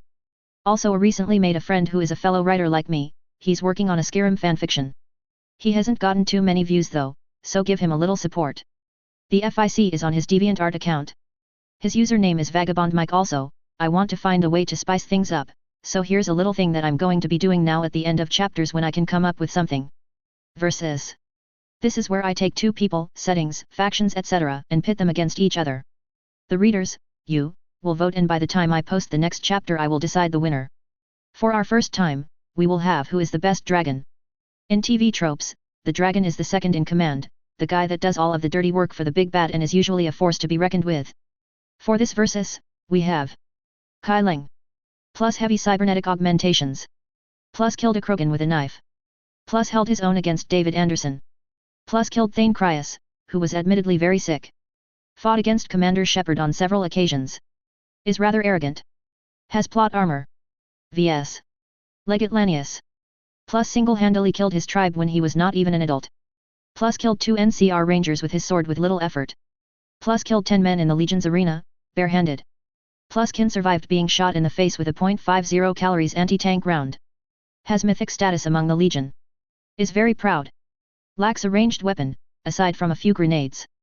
Vote and decide, who is better. Chapter 37, Zealot. Chapter 37. Zealot. Author's note: sorry for the long update time, like I said I've had a lot more on my schedule than I did before, I'm doing what I can. I'm going to do you and myself a favor and make this chapter especially interesting. XXXXX. Cheryl sat at the mess hall in the Normandy, gently working away at her wooden death claw sculpture. She smiled, pleased at the progress that she was making. What ya doing there? Cheryl jumped violently, looking around and seeing no one. Who's there? She shouted. How's it going? Kazumi said, dropping her tactical cloak, sitting on the chair next to Cheryl. Don't do that, Cheryl said, not amused as she put the knife and sculpture down on the table. I was doing well, I can't figure out what to do next. I can't just do that whenever I want, you know, the creativity comes and goes as it pleases. Oh, sorry about that, Kazumi said. Hey, I heard that you were talking with Roger in his room after Novaria. She grinned. So, are you friends with him now? I don't know, Cheryl said honestly. I really don't know what to think about him anymore. On one hand he's been through a lot of crap and he's had a good reason to be a massive ass, on the other hand I've been through a lot of tough times too, and I know that it's not a be-all end-all excuse to do whatever you want to do, so I don't know what to think right now. The two of us are going to try and talk though, maybe get lunch tomorrow and we'll see where it goes. You're wasting your time on him, a voice grunted. Cheryl turned to the side to see Norman approaching the table. The guy's scum, pure and simple, in case his attitude didn't give it away. I think I'll make that particular decision for myself, Cheryl said, her voice dropping to a hiss. Don't act like I'm the bad guy here, I'm trying to do you a favor. He's trouble, he frankly shouldn't even be on the ship. Cheryl began, but was cut off as Adam burst into the room. Cheryl! He practically shouted, looking as if he had just run a mile, panting heavily. Are you good at staying hidden? Yes. She said, getting to her feet, looking rather surprised. So can I, why what's going on? Kazumi said. I was down on the planet, in a small town. A Muslim woman came into a dinner and was looking for directions, the locals put her up in a inn but something is off about that place, Adam blabbered. I'd bet half of my savings that every last person in that town is Catholic, they all seem to regard the head father like he's the undisputed ruler. One woman acted like the Muslim woman was a heathen, but when we got to the inn, the owner said that the head father had called him and cleared things up. So, what's the problem? Cheryl asked. Something didn't seem right about it, everything happened too fast. We went from one person talking about how she was an abomination of God to another man apologizing for it, both of them extremely Catholic and living in the same town and both of them clearly looking up to the head father. I find it hard to believe that he would have two people under him with such radically different beliefs. I think he was the one that taught that woman to hate non-Catholics, but he didn't teach her to keep her mouth shut. I think that the head father realized what she had done and told the innkeeper to tell me that everything would be all right so that I would leave without suspecting anything. Exactly what are you getting at here? Norman asked. I don't know, Adam admitted. Not everything adds up about this town, and there's an innocent person down in what could be a very dangerous place. I just want to go down there and make sure that she's safe, but I think I should take backup in case things get ugly. Did you talk to the captain about this? Cheryl asked. I did, but she said that there wasn't enough evidence for her to think that there was anything that we should be concerned about, Adam said. She said that I was more than free to keep an eye on her if it would calm my nerves, so that's exactly what I'm going to do. Can you please help me, Cheryl? You too, Kashumi. Oh okay, Cheryl said, getting to her feet. It can't hurt, besides I doubt that I would be able to get any more carving today. Well, count me in too, Kashumi said, grinning widely. I'm going down there too, Norman said sternly. I appreciate the offer, but the three of us should do, Adam said. I wasn't asking for your permission, he growled. If you think that there's a very real chance that someone down there could get hurt, I'm not just going to stand around up here with my thumb up my ass while you run down there to play hero. Besides, you're not my superior officer, I'm coming with you, whether you like it or not. Oh very well, Adam sighed, the more the merrier I suppose. We should probably wait a little bit before going back down, it'd be suspicious if we showed up when I only left a little while ago. We should come up with a battle plan. Do you have a map of the town? Cheryl asked. I do, as a matter of fact, I was going to tour it before this all happened and I downloaded one, Adam said, sitting down at the table and activating his Omni tool, pressing a series of buttons. A holographic map of the town shot out of it, floating in the air over the table. The inn is here, he said, pointing at the map, the building turning blue as he did. I want to make sure that she's all right, but I don't think that they suspect that I'm on to them yet. I'd rather just walk in through the front door saying that I dropped something, and check up on her in the process. Norman, if you're going to come, I'd rather you have my back, Kashumi and Cheryl, I'd prefer it if you stayed out of sight in case things get ugly. Any specific place that you want us to be? Cheryl asked. You should get up to the point that gives you a good view of the inn but as much view of the town as possible so that you have maximum range. Kashumi, stay around a minute behind us with your tactical cloak at the ready. I'd prefer it if you had your guns set to fire concussive rounds. Non-lethal? Norman asked. Exactly what do you think is going to happen down there? I don't know, Adam said. At the Vatican they always warned us young priests and commandos the worst thing that we can do with our religion is use it as a weapon and a tool for personal gain. Use it to mislead the people that we guide and use it to justify slaughter because it's what God wants. I have a horrible feeling that the head father down there doesn't live by the same philosophy. Faith has a place in life, but the church down there seems to work its way into every aspect of society down there. The way that I saw that woman react when Afreen said that she was Islamic, it scared me. I don't know what to expect down there, I don't know what I'm going to do down there, all I know is that I doubt that I'll be able to sleep soundly down there unless I go down there to make sure that she's safe. This isn't an official mission. None of you have to come with any of me. I'm a roughneck, Norman said, cracking his knuckles, protecting the innocent is what we do. If you think that there's someone in trouble down there, it's my job to make sure that she's safe. You're stuck with me. I know what it feels like to be attacked for just being different, Cheryl remarked. What kind of a person would I be if I went through that and then just stood aside while the same thing happened to someone else? And I just don't like nice people getting hurt, Kashumi said, grinning widely. That and I think sneaking around a town with no one looking would be kind of fun. I might get a few nice souvenirs. Thank you, Adam said, smiling softly. If the head father really is using his position to manipulate the people of that town, then there's a good chance that they're good people at heart that are just being led down the wrong path. I'm begging you, whatever you do, don't kill them if you can help it. If things get violent, shoot them with concussive rounds, knock them out, put them in a sleeper hold, just, please don't kill anyone. You're way too soft, Norman grunted, but, fine. They are coalition citizens, and if I went trigger-happy down there it would be a PR nightmare. Still, if any of them pulls a gun on I'm not going to hesitate to defend myself. I understand, Adam said, running his hand through his white hair nervously. I don't even know what's going to happen down there. I don't know if people are going to try and kill us or if I'm just going to wake Offreen up in the middle of the night, but I need to make sure. I think we should wait around half an hour before we go down, so check your gear, armor up and pray to God that I'm just being paranoid. XXXXX. Saren couldn't help but shiver as the screech tore through the derelict Reaper. What was that? Rana said over the comm lines. I don't know, Saren whispered. But whatever it was and whatever these things are, they're a threat. We need to get them off of this Reaper. We need to get in, find the indoctrination device, and destroy it. He pointed at half of his remaining Geth. You, with me. The rest of you, secure these bodies. Get them onto the dropship and back to Sovereign. We need to analyze their bodies and figure out what happened to them. The Geth didn't respond, merely moving to secure the bodies of the creatures that had attacked them. The other Geth fell into line with Saren. Move forward, Saren said, marching into the interior of the ship, their weapons at the ready. Rana, you have a dropship coming back with the corpses of those creatures that attacked us. Analyze them and figure out what you can. Very well, Rana said softly. Is something wrong? Saren, is it really worth risking your life to take this ship back? Wouldn't it be more alternative to just bombard it? That creature nearly killed you and already took out more than few of your Geth.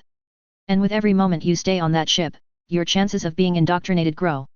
Please Saren, it's too risky, we should just destroy this ship, we have others that we can. No. He shouted. We can't afford to lose a single one.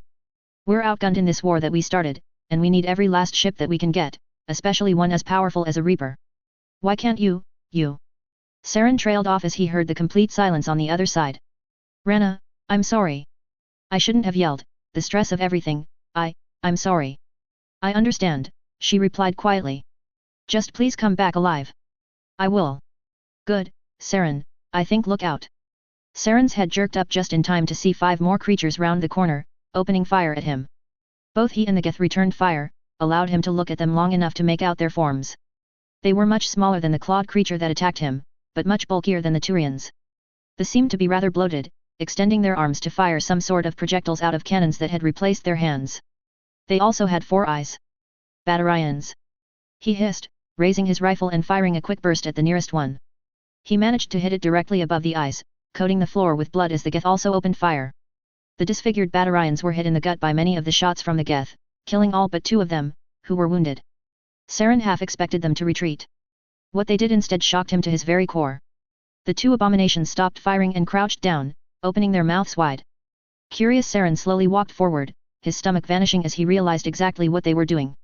They were eating their fallen comrades. Nausea filled Saren as he saw them tear chunk after chunk of flesh from the corpses, their own wounds slowly healing as a result, even as blood trickled down their chins. Silently, Saren raised his rifle and fired a shot at each Batarian's head, killing them instantly. Saren looked down at the disfigured bodies, most of them barely even recognizable as Batarians anymore, especially the ones that had been partially devoured. The sheer scope of the scene hit Saren, causing him to double over slightly, gasping deeply. Saren. Rana said. Saren continued to heave until he opened his mouth and vomited all over the floor. Saren. I'm fine, he insisted, weakly wiping his mouth with his arm. It just caught me off guard is all. Please, just get out of there as fast as you can. Yes, I understand, Saren said, continuing to make his way down the hallway, the Geth right behind him. What's the status on the other Geth? Hold on a moment, Rana said, the sound of fingers typing audible. They're engaging the same creatures that you have, it looks like they're taking some losses. You're the closest one to the indoctrination device and with this many hostiles I don't think that they'll be able to get to you. Understood, I'll do what hold on a minute, I think I found something. Saren rounded a corner, stepping into a massive open room with 5 metal spikes in the center. What are these things supposed to be? He asked, looking at them. I think some of the Geth found something similar in Sovereign's cargo bay, but we could never figure out how to make them work. The spikes aren't normally extended like that, and these have blood on them. Saren swallowed as he took a step closer and saw that Rana was right, Turian, Aseri, Krogan and Batarian blood coated all of the spikes. He grit his teeth, fighting down the nausea again. Hold on, one of the research team's terminals are here, he said, walking towards a terminal that was indeed placed right in front of the spikes. Typing into it, he cycled to the last entry in the log. An image of the same Aseri from the other recordings appeared, walking towards the devices, the spikes not extended yet. She slowly stopped in front of them, looking down at one with a silly grin on her face. I understand, she whispered. She lay down over the device, the small of her back over the center of the device. Reaching down, she pressed a button on the side. The spike extended outward and impaled her. Saren's hand flew over his mouth as the spike continued to stretch upward, lifting her up with it. Saren lowered his hand, pressing a button and deactivating the image. Oh goddess, Rana said. The ship made them do that to themselves. I think so, Saren whispered. But why? And who took them down? And. Oh goddess. Do you think that this is how the research team got turned into those creatures that you killed? It is a possibility, Saren said. Someone would have had to take them down, if they could have done it themselves after being turned into those things, those husks. Okay, hold on a moment Saren, Rana said, the sound of shuffling evident. The other Geth are back Saren, they're putting the bodies in the lab now. I'm getting the results from the scan now, it looks like the earlier scans were right, the riflemen are Turians. They have massive amounts of cybernetic augmentations, entire organs have been replaced. The bigger one has traces of Turian DNA, and Krogan DNA. Could you please say that again? Saren said, disbelief heavy in his voice. There are Turian and Krogan body parts in here. What's the human term? A chimera. Just like the other things, there are a massive amount of cybernetics. And. Oh goddess. There are nanobots in their bloodstream. Nanobots? Saren said. Even with MassEffect technology we haven't figured out how to make them. Even the coalition doesn't have nanobots. The Reapers have them. Apparently they do. Somehow the spikes must have distributed them into the bodies of these people. They must have been what caused them to change into what they are now. Well, keep examining them. We need to keep moving. Saren raised his rifle, pushing the vortex of emotions that he was experiencing to the back of his head. He and the Geth proceeded further down into the ship, their weapons at the ready. To Saren's great surprise, they did not encounter any more creatures as they walked down hallway after hallway. To be honest, Saren found the quiet rather unnerving. There was a difference between being shot at and walking through an empty corridor expecting to be shot at. In the first situation, at the very least you knew where the threat was and could shoot back, in the second that wasn't the case. You had to wait for the threat to make itself known before you could do anything. It was unbearable. After what seemed like an eternity, he came to a massive metal door. Rana, I need you to upload the Reaper access code that we managed to decrypt to my Omni tool. Got it, Rana said as Saren raised an arm, his Omni tool glowing around it. A few seconds passed as the codes that he had were transferred from it to the door. After a minute had passed, it slid open, revealing a massive complex of circuitry and wires. There, Saren said, pointing at a piece of machinery on the tripod in the center of the wires. Aiming his rifle he opened fire, riddling the device with bullets until his gun overheated. I think I got it, Saren whispered into his comm unit. The indoctrination device is destroyed. Good, Rana said, sounding relieved. With any luck that should stop the creatures that are running throughout the ship. Now then you need to get out of there so that we can plan on how to retake the ship. Saren nodded as he began to turn around. He stopped as an inhumane screech tore through the ship. He froze, a chill running up his spine. Turning around all the way, he had just enough time to duck as a Geth flew through the air, slamming limply against the wall. Recovering his balance he managed to get a good look what had thrown the Geth. A long thin creature with deformed elements and thick clawed hands. It had a spiked head and from what he could tell it had used to be beautiful. It had glowing lines of cybernetics across its sagging breasts and pot belly, a twisted grin along the face of what at one point had been a young Asari maiden. Saren looked on in horror as biotics flared around its claws as they swung, tearing a nearby Geth in two and leaving one left. Instincts took over as Saren raised his rifle and opened fire. XXXXX. Adam breathed in shakily before exhaling, looking at the far end of the shuttle. Last time to back out, Norman said, looking at him. No. No, I have to do this, Adam said, the shuttle slowly touching down and the back door sliding open, the four of them stepping out into the outskirts of Litnalis. Night had fallen over the town. It's dark already. It was sundown when you went down to the town for the first time, Kazumi said. Right. Adam said slowly, rubbing his hands together nervously. Well, at the very least you two should have the cover of darkness. Okay, let's get this over with. Kazumi nodded, activating her tactical cloak while Cheryl approached the nearest building, firing her grappling hook out of her crossbow and climbing up the side of the building, firing off another one at another nearby building and climbing up that one too. Weapons drawn. Norman said, looking at Adam. I'd rather not, Adam said, as far as we know nothing is happening, and even if something is, it's be for the best if we don't draw attention to ourselves, he said, walking into the town and down the streets. The inn is this way. Norman followed Adam down the street of the town until they stopped in front of the inn. Looking hesitantly at the roughneck, Adam took a deep breath and pushed the door open. The same man was still there, bending over the counter and reading something. "Father," he said, looking up. "You're back? Do you need to rent a room?" "Not exactly," Adam said. "I was just wondering if I had left anything here. When I left town I just had this nagging feeling that I was missing something." "I didn't see you drop anything," the man said, shrugging slightly. "Maybe you left whatever you're looking for somewhere else, at the dinner maybe." "Oh, well, while I'm here, is there any chance that I could check up on Afreen? The Islamic woman? Oh, she left." Adam felt a knot tighten in his stomach. Where did she go? When? "You seem rather nervous, father," the man said, cocking his head slightly. "How come?" "It's in my nature to worry about people. Now please answer my question," Adam said rather hastily. "When did she leave?" "Not that long ago. The head father managed to find a shuttle that would take her to where she needed to go. She left to get to that important business meeting of hers, so she left in a hurry. You might be able to find her on the other side of the planet if you want to say goodbye to her." Are you certain?" Adam asked. "Father, why are you so nervous?" the man asked, looking honestly confused. "If you are that worried, I have a record of the shuttle that the head father called right here." Reaching under the desk, the man handed Adam a day-top pad. The left-hand commando hastily took it and began to scan it. It looked genuine, a receipt of a shuttle that had been called to take a single passenger to a city on the other end of the planet, where Afreen had said that she had needed to go. "Can you see anything wrong with this?" Adam asked, handing the day-top pad to Norman. He squinted at it. "I don't see anything that wrong with it. If this is a forgery, it's a very good one." "Forgery?" the man said. "Father, what's going on here?" "Just a moment," Adam said, putting his hand to his comm unit. "EDI, are you there?" "I am incapable of being anywhere else," EDI asked. "What do you require?" "Have you been scanning the planet?"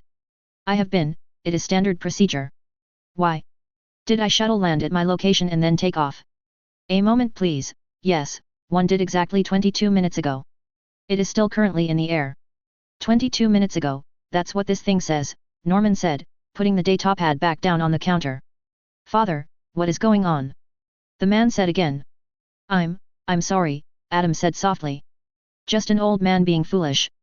Adam slowly backed away and stepped outside of the inn, Norman right behind him. So, this turned out to be a massive waste of time. Yes, it was," Adam said, letting out a breath of relief. He felt like a massive weight had been lifted off of his chest. Nothing, thank the Lord it was nothing." He let out a deep booming laugh. "Oh thank God, I feel so relieved." He turned to face Norman. "Anything I can do to make it up to you, Cheryl and Kazumi, just name it. All you can eat buffet, enough alcohol to make your liver fail, you name it, it's yours." Norman couldn't help but chuckle a little. "Well, I suppose I am getting a little tired of military rations. Edible but not exactly what you would call gourmet. Tell you what, buy me a steak and we'll call it even."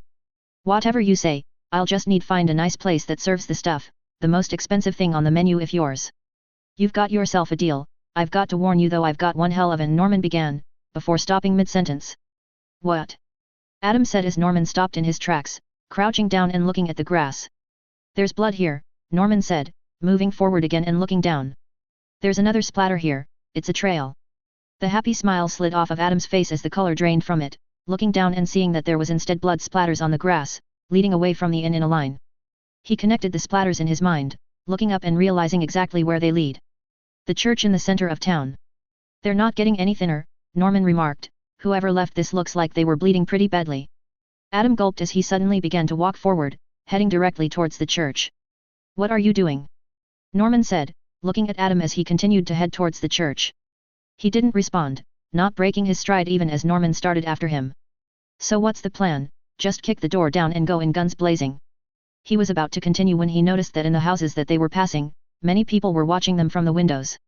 "Aw shit," he swore, realizing that a couple of them were starting to come out, heading towards them. Within seconds, a small crowd had formed around him. "Evening, Father," a woman said, approaching Adam. "Why are you going to the church at this hour?" "It's closed," Adam brushed past her, not stopping to look at her. "You can't go in there," a man with a gruff voice said. "You're not a part of the head fathers." Adam walked by him as well. "Hey!" he snapped, grabbing Adam by the shoulder, "didn't you listen to me?" "You can't." He was cut off as Adam whirled around and slammed his fist into the man's face. He reeled back, caught off guard, and fell back onto the ground. Adam turned and broke into a full-out run towards the church.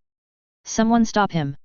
A woman shouted, but before the crowd could do anything, Norman stepped in between the retreating Adam and the crowd. Got something to hide? He asked, tightening his fingerless gloves. He's just going to pay a little visit. I thought the house of God was never closed and open to all. Norman stopped mid-sentence as the crowd charged him. His hands tightened into fists as they neared, a biotic aura flaring around him. A woman raised a shovel that she had taken from her house, swinging it at him. He ducked it and brought his fist up, slamming it into her torso, causing the woman to cry out in pain and drop the tool, staggering back. A man tried a more direct approach and charged at Norman with his fists swinging. He managed to get one good hit in before Norman raised his leg and roundhouse kicked him in the face, forcing him down to the ground. However, the crowd was surrounding Norman on all sides now, and he couldn't fight them all off at once. Another man charged at him, this one with a sledgehammer. Norman extended his hand and hit him with a burst of biotic energy, sending him flying back, but as he did, someone jumped on him from the back, grabbing his spare arm with both hands. He swung his elbow at the man holding him, but was unable to reach him. Two more people, one a man and one a woman, took advantage of his vulnerable state and charged forward. The breath was forced out of Norman's lungs as two fists slammed into his stomach. He staggered back, but before he could recover someone else followed up and something hard hit him in the face, a loud crack filling the air. The crowd advanced on him, becoming a tangled mass of limbs that were hitting him from all sides. Norman let out a roar of anger and a pulse of biotic energy radiated outward, forcing the crowd back. Letting out another roar, he pulled the arm that was being held over his head as hard as he could. The woman that had been holding him flipped over him, smacking into the ground with a loud thud, her grip on Norman now broken. Not hesitating, he raised his now free arm and grabbed the closest man to him, raising his lick and delivering a kick into his crotch. The man howled in pain as Norman threw him to the ground.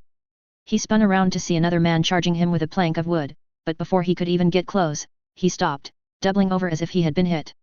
Kazumi dropped her tactical cloak, kicking the man in the face as she did, sending him flying onto his back. Took your sweet time. Norman shouted. Talk later. She shouted back, neatly sidestepping a woman swinging a pole and kicking her in the back of the knee, causing her to fall down like a sack of bricks. One man raised an axe and was about to swing it, when a shot rang out and he was knocked onto his back, no bleeding visible. Nice shot, Cheryl. Kazumi shouted. All right then, Norman thought, seeing that a dozen people were still standing and fighting. This is going to take a while. While this was happening, Adam had reached the church.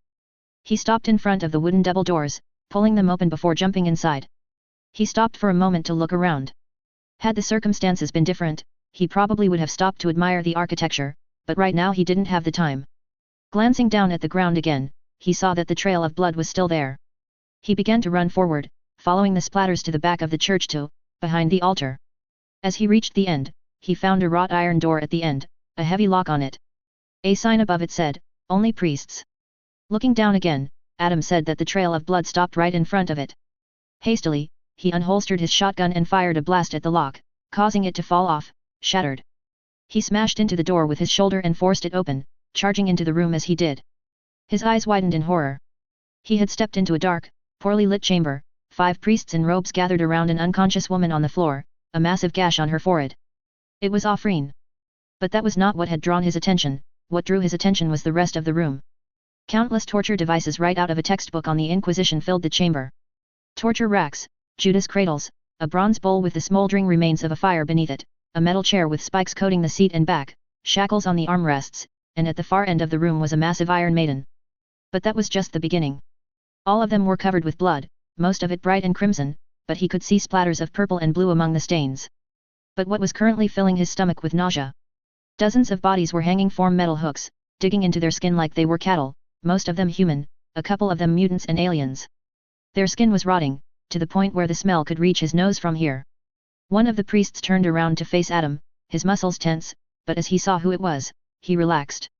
Ah, it's you. Another man of God. I was worried that it was someone that we couldn't trust. What? Adam said, looking around at the horrors before him. Ugly, isn't it? The head father said. But then again, God's work is anything but clean, it's what needs to be done after all. These unclean things need to be sent to meet him. You understand, don't you? Adam's hands tightening around his shotgun, shaking. He tried to speak, but could not form any words. Bubbling hot anger was spreading through him. Well, one of my acolytes was punched by her when we made our move, and he is eager to get on with this. I shouldn't keep him waiting. After all, the head priest stopped as Adam reached out and put a hand on his shoulder. A smile spread across the head father's face, not noticing what Adam was doing with his other hand. The head father felt something press against his kneecap, barely registering it before a loud bang filled the air. He let out a cry of agony as the blast from Adam's shotgun shattered his kneecap, forcing him to the ground. The other priests looked up just in time to see Adam raising his shotgun, letting out a roar like an angry animal's as he opened fire. XXXXX. Author's note: you know, I honestly wondered if Assassin's Creed 3 was just pro-American gun wank. Then Ubisoft announced that there would be non-canon/alternate history DLC where an evil George Washington becomes King of America. All of my money. Take all of my money, Ubisoft. Also, on a side note, apparently the new Assassin's Creed trailer, a lot of Americans getting killed got cut out of the North American trailer. Speaking as a somewhat conservative American who is fairly fond of his country, what the hell, Ubisoft? I can handle morally grey areas, even with my own people. Saving Private Ryan had the American soldiers do a fair share of douchebag things, shooting POWs among other things, and that made them realistic. We can handle it. Those assholes that get all worked up whenever something bad is said about America? 2 words, vocal minority. Ah well, it's just a trailer, I'm still getting the same game, and if the scenes where you kill Americans get cut out in the North American version, I think I might flip. Seriously, them cutting out Americans getting killed because they think we can't handle it, I honestly feel insulted. Yeah, anyway, a couple of things I want to talk about with this chapter. First of all, I have to give thanks to Amnesia: The Dark Descent. While I'm never going to play it, I don't like horror games and I get scared just by reading about it. This one, I got most of the torture devices in this chapter from that game's Nightmare Fuel page on TV Tropes. Secondly, the main purpose of the section with Adam is mainly character development. If it were a game mission, it would be a side quest/loyalty mission. Also, the winner of Versus is Legate Lanius. The Legate smashes Kai Leng's face in with his massive sword. Come back next chapter for the next edition. Chapter 38, What You Are in the Dark. Chapter 38. What You Are in the Dark. Author's note: not a lot to talk about here, let's get right into it. XXXXX. Adam's heart pounded as he pulled the trigger to his shotgun, blowing the head off of the nearest priest. His teeth were grit in anger and his mind filled with incomprehensible rage. He was unable to form a coherent thought, and all he knew that wanted to do was bring as much pain to these people as possible. The body of the first priest fell to the floor, Adam firing 2 more blasts into him for good measure. Spinning around, he smashed his elbow into the face of the nearest priest, causing him to slam into a wall, crying out in pain. Adam shoved the barrel of his shotgun under his chin, pressing it upward against the bottom of his jaw before pulling the trigger. There was a noise halfway between a crack and a squish as the inside of the man's head painted the wall, leaving nothing left. He let the body fall to the ground as he brought the gun to bear on another one of the remaining priests, who was running towards the door. He fired a blast at his leg, hitting it and causing the man to fall mid-run. Hastily, he began to scramble forward, but before he could get fall, Adam advanced on him, slamming his foot onto the small of the priest's back. No, please please. The man shouted as he felt Adam's shotgun placed against the back of his neck. The only reply that he received was a dozen pellets tearing through his throat, killing him almost instantly. Adam pulled his gun back and pulled the trigger as he aimed it at the last priest, but nothing happened. Glancing down, he saw that his weapon had overheated. Not stopping for a second, he charged forward, smashing the priest over the head with his gun like a club. He fell to the ground in pain and Adam jumped on top of him. Letting out a blood-curdling screech, he bashed the priest in the head with the butt of his rifle over and over again, lifting it over his head to strike down again and again until he had a massive crack and blood began to trickle out of the man's head, the rest of his body very still. Panting, Adam got to his feet, his body still seething with anger. Out of the corner of his eye, he saw the head father writing in pain. Snarling, Adam advanced on him, his shotgun in hand. "You're just like me," he shouted as Adam neared him. "You're a man of God." He was cut off as Adam fired another shot into his unharmed kneecap, causing him to cry out in pain again. "You think that this is what God wants?" Adam shouted, his face twisted in anger. "You think that he wants these atrocities committed in his name? It is our duty." The head father was cut off as Adam grabbed him by the throat, pulling him to his feet and dropping his shotgun in the process. "If you think that this is what God wants," Adam hissed, dragging the head father across the room to where the Iron Maiden was. "Then tell him yourself." Shoving him into the open Iron Maiden, Adam pinned down the head father's right wrist and locked it into place with a leather buckle, doing the same with the other hand. Stepping back, Adam grabbed the door to the maiden and let out an animalistic roar as he slammed the Iron Maiden shut. A loud clang filled the room as an ear-piercing scream filled the room, before quickly dying. A river of bright crimson trickled out of the bottom of it as Adam took a step back and sat down, watching the blood pool with a smirk on his face. However, with all of the priests dead, he had nothing left to focus his anger on, and as a result it began to fade.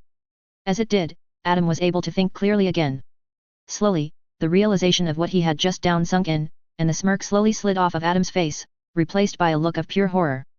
"Oh, damn it," a voice muttered. Adam looked to the side to see Afreen getting to her knees, rubbing the side of her head.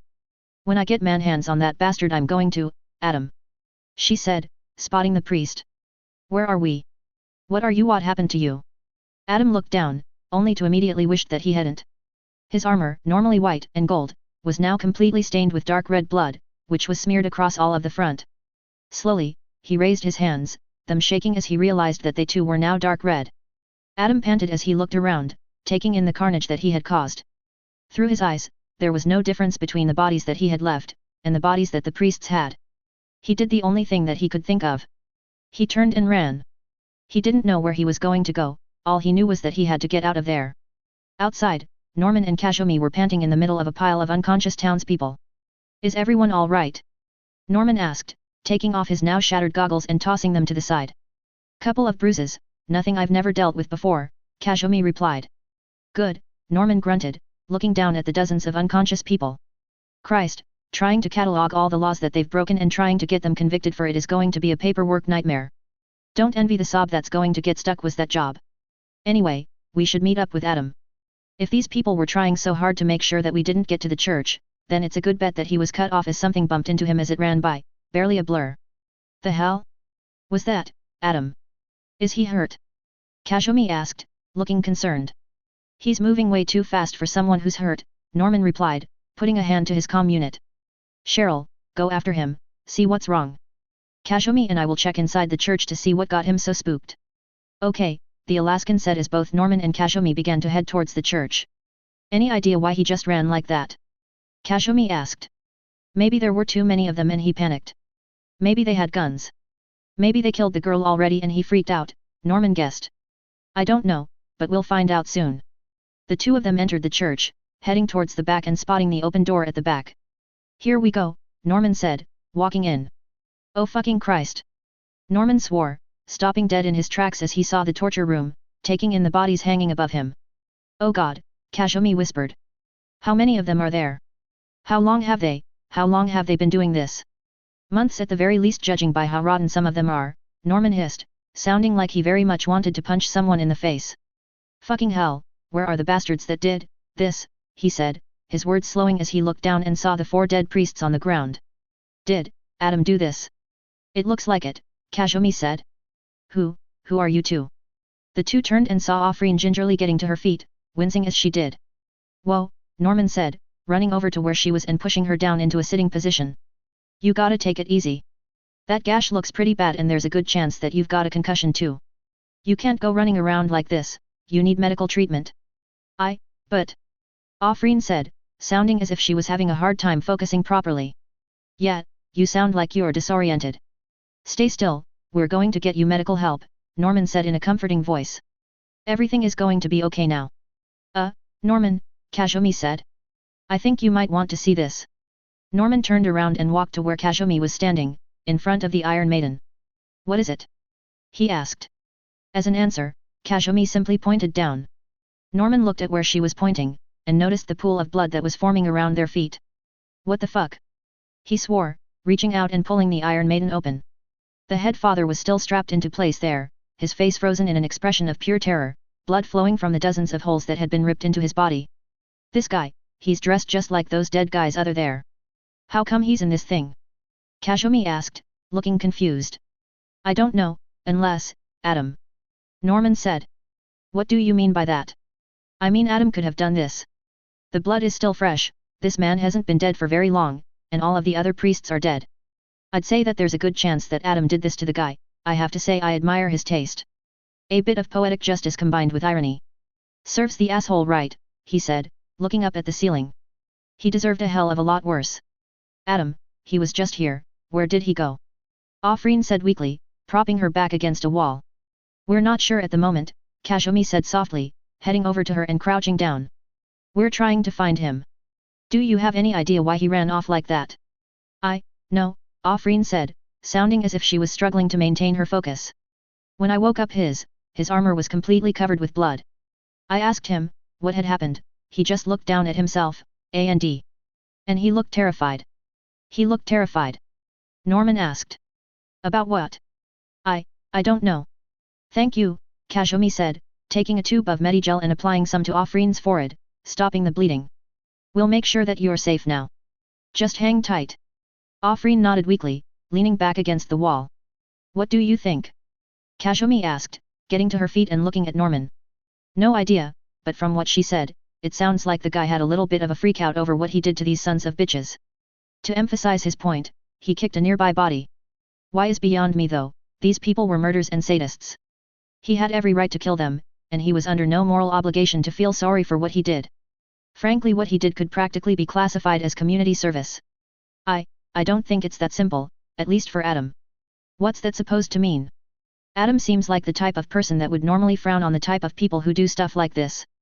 Maybe, Norman said gruffly, putting his fingers to his ear. Anyway, I need to get some medical evacuation.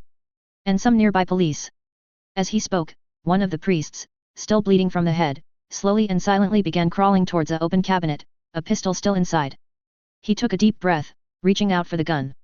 A massive bang filled the room, and the priest slumped, dead. Both Norman and Kazumi whipped around, aiming their guns at the source of the gunshot. A single man was standing in the doorway, a revolver in one hand and a cigarette in the other, which he was currently taking a puff of. He was wearing a trench coat and a hat that was pulled down so that the shadows obstructed his face. Who the fuck are you? Norman demanded. You really should be more careful, the man said, ignoring Norman's question. That man would have died in 30 seconds tops, but he still could have lived long enough to get a couple of shots off and kill the hostage you tried so damn hard to save. He took the cigarette out of his mouth, exhaling smoke. Try to pay attention, next time I may not be fast enough, and with that, he turned and walked out. Hey! Norman shouted, running after him and out of the church. He ground to a halt as he looked around, trying to find the man. Where the hell did he go? He shouted, realizing that he wasn't within sight. Maybe a tactical cloak. He muttered to himself. Oh fuck it. I've had enough of this town. I'm going to get that bullet out so I can run some tests on it, then I'm getting the fuck out of here. XXXXX. Saren ducked under the mutated Aseri as it swung its claw at him. It shot out ahead and snarled as the lone survival Geth fired its rifle at it. A few shots hit the creature's barriers before it let out another screech, leaping forward and clawing at the Geth. The platform had never been designed with self-preservation in mind, and it was unable to dodge quickly enough as the claw tore through it, the other one quickly coming down and ripping it in half. Saren! Rana shouted. Saren, what's going on? I can't see anything. Saren didn't respond as he raised his rifle and fired desperately at the creature. I'm sending reinforcements your way. Just hold on. Saren once again didn't comment as the creature let out another shriek and swiped at him. He narrowly ducked the blow and the creature's claws caked the wall behind him, leaving deep gashes in it. Raising his rifle up, he fired 2 more bursts at the monster's face, causing it to recoil slightly and shriek in anger. He desperately began to scramble away, narrowly avoid another swipe from the creature, sparks flying from the floor as it hit it. He managed to get 3 more bursts off before the monster lost its patience and extended its hand, a biotic aura pulsing around it. A warp flew at him and hit the center of his rifle, causing it to explode. His arms jerked, a faint cracking noise coming from his organic arm, and his shields pulsed as the shrapnel flew through the air. Not giving up, he scrambled to his feet, drawing his pistol and squeezing off 3 shots before taking one hand off of it and throwing a warp of his own at the creature. All of the projectiles hit, the combined strain starting to take a toll on the abomination's barriers, but they were still holding for the moment. The creature screeched again, grabbing Saren and pulling up off of the ground.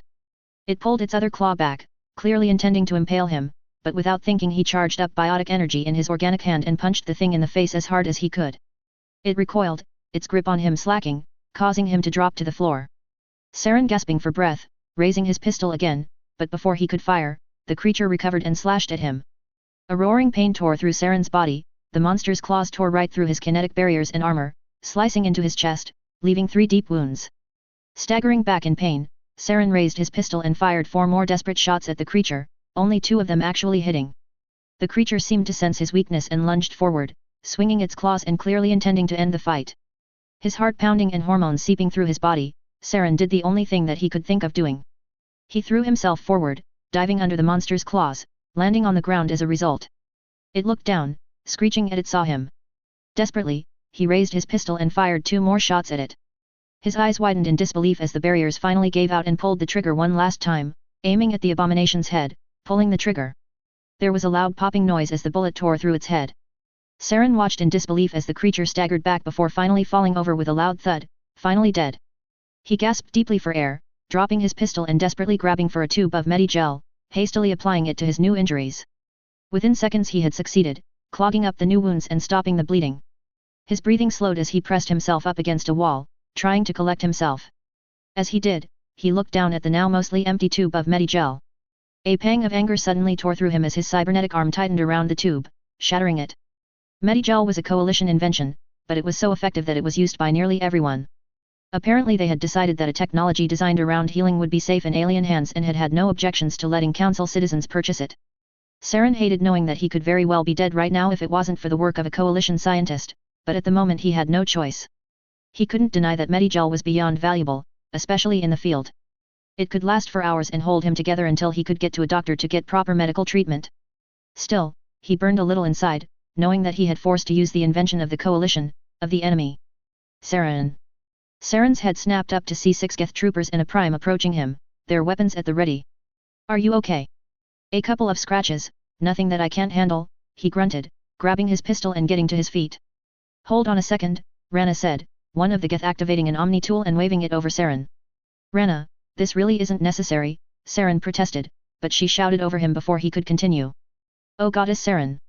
A gash on your arm, 3 on your chest, 2 stopping right before your heart and a broken arm? How are you still standing? Saren paused for a minute, taking in exactly how his body felt. At the moment, he actually didn't feel that much pain, although he suspected that that was from the adrenaline rush. He suspected that it would be very unpleasant when that wore off. I'll live until I can get back to the ship, I can get patched up when I'm there, he said dismissively. Damn it Saren, you should have come better prepared. Why didn't you bring any primes with you? I needed to move fast and primes may be heavily armed and armored, but they're slow and bulky, Saren replied calmly, forcing his voice to stay level. They would have slowed me down and probably attracted more of those things. Well, why couldn't you have taken more troopers and I would have had a hard time keep them organized in such tight quarters and, once again, having that many troopers with me would have more likely than not drawn more of these monsters to my location. Why are you so concerned anyway? Because I don't want to see you get yourself killed. Rana shouted. Saren recoiled as she shouted, looking visibly shocked. What makes you think that?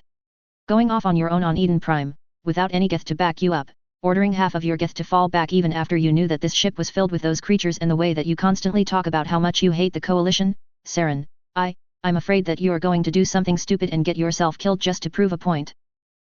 No. No, I would never do that, Saren said softly.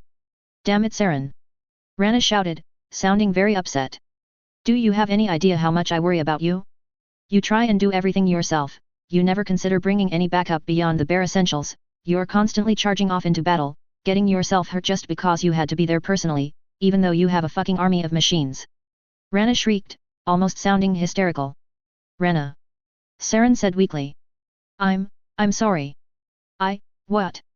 I'm sorry. I never thought about what you must be feeling. We'll talk when I get back. I promise. Saren, Rana said softly, sniffing faintly. Thank you. He managed a pained smile. But before I come back, I need you to scan this thing quickly, see if you can find anything about it. Okay, Rana said, one of the Geth walking forward, waving an Omni tool over the corpse that lay in front of them. It looks like the others except this one is an Asari. The cybernetics seem to be bolstering its cybernetic abilities, but beyond from that there's not much here that there wasn't in the other. Hold on a minute. Saren looked at the Geth in surprise as he heard Rana's voice. No, that can't be right. Run another scan.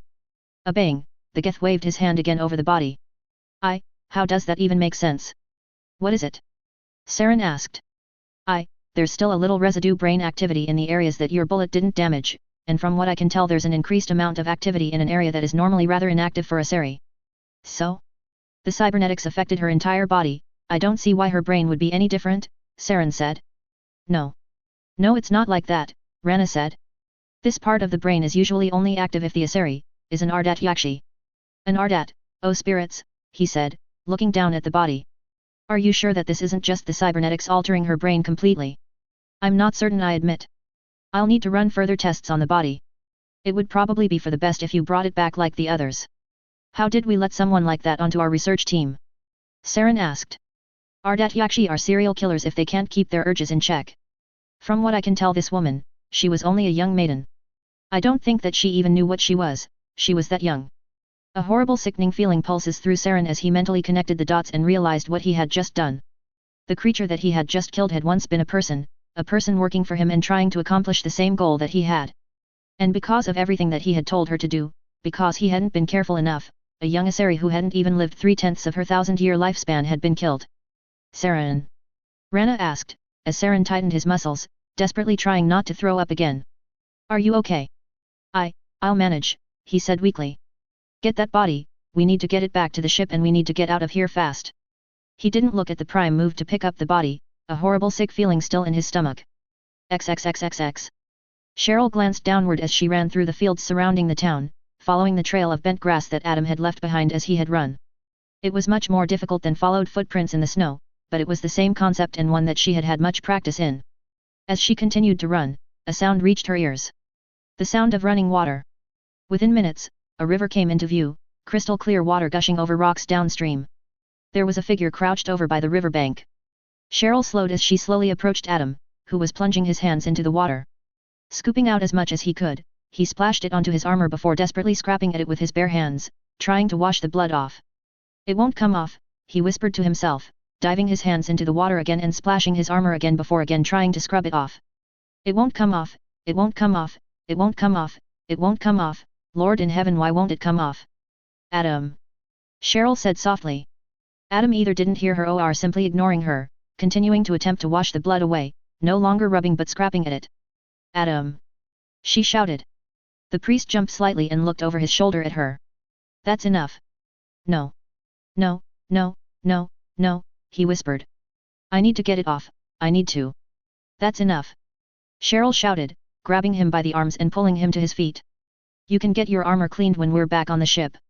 No. No, I can't wait that long. I can't stand it for another second, Adam ranted, clutching his head in both of his hands. I can't take it. The blood, it's everywhere. And oh God, I did it. I did all of this. I'm no better than the men that I killed. Adam. Cheryl shouted, trying to get his attention, but he continued to ramble. I could have just incapacitated them. I had a gun and they didn't. But I didn't, I killed all of them just because I wanted to. And the leader, I didn't need to do that to him, I wanted to because I wanted to satisfy my sick mind. How can I set foot on the Normandy again when Adam was cut off as a loud smack echoed across the field and a sharp sting erupted on his cheek, causing his head to jerk back. Cheryl had punched him. He blinked as he recovered, looking at the Alaskan woman pull her hand back, putting it down at her side. I'm sorry, she said, but you were talking nonsense. What exactly did you do in there? Tell me, and speak slowly. I went in to look for Afreen, but the priests had dozens of bodies hanging on metal hooks. I lost control, I killed all of them like a barbarian. I even shoved the head priest into an Iron Maiden and shut it. Adam's voice was thick, almost as if he was on the verge of tears. How could I do that? They were unarmed, getting them to surrender would have been easy. I'm not going to lie to you, I don't see the problem, Cheryl said. These people had killed dozens and you felt bad because you killed them? What's the problem? Ever since I started my left-hand commando training, I was always taught one thing. Keep your faith in one hand and your weapon in the other. Never use them together. Those men did what they did because they said that it was what God wanted. I killed them because I was angry at what they did, but I was also angry that they thought that their religion, my religion, was one that justified violence, even thrives on it. I don't want to be like them. I don't want to think that the people I kill are blights in the eyes of God, or that I kill simply because He wants me to. When I was being trained, I was taught to only use my weapon as a last resort. There are countless ways to solve problems, violence is only one of them. But in there I went for my gun right away, I killed all of them, one of them was even begging for mercy. And the head father, no one deserves what I did to him. But it sounds like they deserved what happened to Cheryl began, but Adam interrupted her. It wasn't my choice to make. Adam bellowed, causing Cheryl's eyes to widen in surprise. It wasn't my place to decide if they deserved to die like that. I didn't need to kill them, but I did it anyway. That's not what I was trained to do. Better men than me have done horrible things, saying that they were what needed to be done. At the time that was true, but power is intoxicating, and the more you take matters into your own hand, the more you slip. I lost control back there, I shouldn't have. So what? You're beating yourself up for not being perfect. Cheryl said. That's stupid. We all screw up in our lives, you're no exception. You lost your temper once, and when you did you had every reason to be mad, and the people you took it out on probably deserved it. If you really need to, don't forget about what happened today and make sure that you never do anything like it again, but don't act like you're just as bad as the people who abduct and kill people just because they didn't worship the right God. You're nothing like them. I don't want to take that chance, Adam said, looking down at his hands again. Maybe they deserved it this time, but the next time I kill someone without needing to, they might not. Besides, the Iron Maiden, that was just me satisfying bloodlust, I didn't need to go that far. Adam, please. Cheryl shouted, sounding frustrated. You're not a fanatic, you're not a fundamentalist, and above all, you're not a murderer. So please, calm down and stop getting so worked up over this, or so help me I'll beat your head in with a crowbar. Adam paused, looking at Cheryl. A weak smile spread over his face. You would, wouldn't you? He said. His voice wasn't condescending, if anything he sounded like he believed her. Look, you're upset, I can see that. But you're a good person, what you did back there doesn't even come close to changing that. Look, let's get back to the Normandy. You can get a hot meal and a shower and a good night's sleep to clear your head. After that you can just move on from this. No. Adam said, I don't want to just move on from this, I want to remember what I did here. I do my very best to remember the face of every last person that I kill, these men won't be any different, pardon me Cheryl, I need to pray. For them, and myself. Should you really be praying for murders like them? She questioned. Men are not born evil. Many factors shaped who they become, nearly all of them beyond their control. Some people make mistakes, some people are misguided, but all of them have some good in them. Saren has some good in him, it's just being repressed. Regardless of what they do in this life, they should always have a chance in the next one. You're not going to do anything stupid, are you? Cheryl asked, sounding concerned. I will not, I promise, Adam said, smiling weakly. I have much to repent for though, so I may be here for some time. If you don't mind, I'd rather stay here with you. I may not be a very religious person, but I don't think there's anything that says that you have to be alone while you do whatever you do here. You don't flay yourself, do you? This time Adam laughed out loud. No, I'm afraid we don't. We just pray. Oh, good. Do you mind if I stay then? Or do you like to be alone? And you're not still going to blame yourself for this, are you? I wouldn't mind a friend being here while I repent, Adam said, smiling slightly. As for blaming myself, maybe you're right. If God can forgive the men who killed his son, I think that I can forgive myself.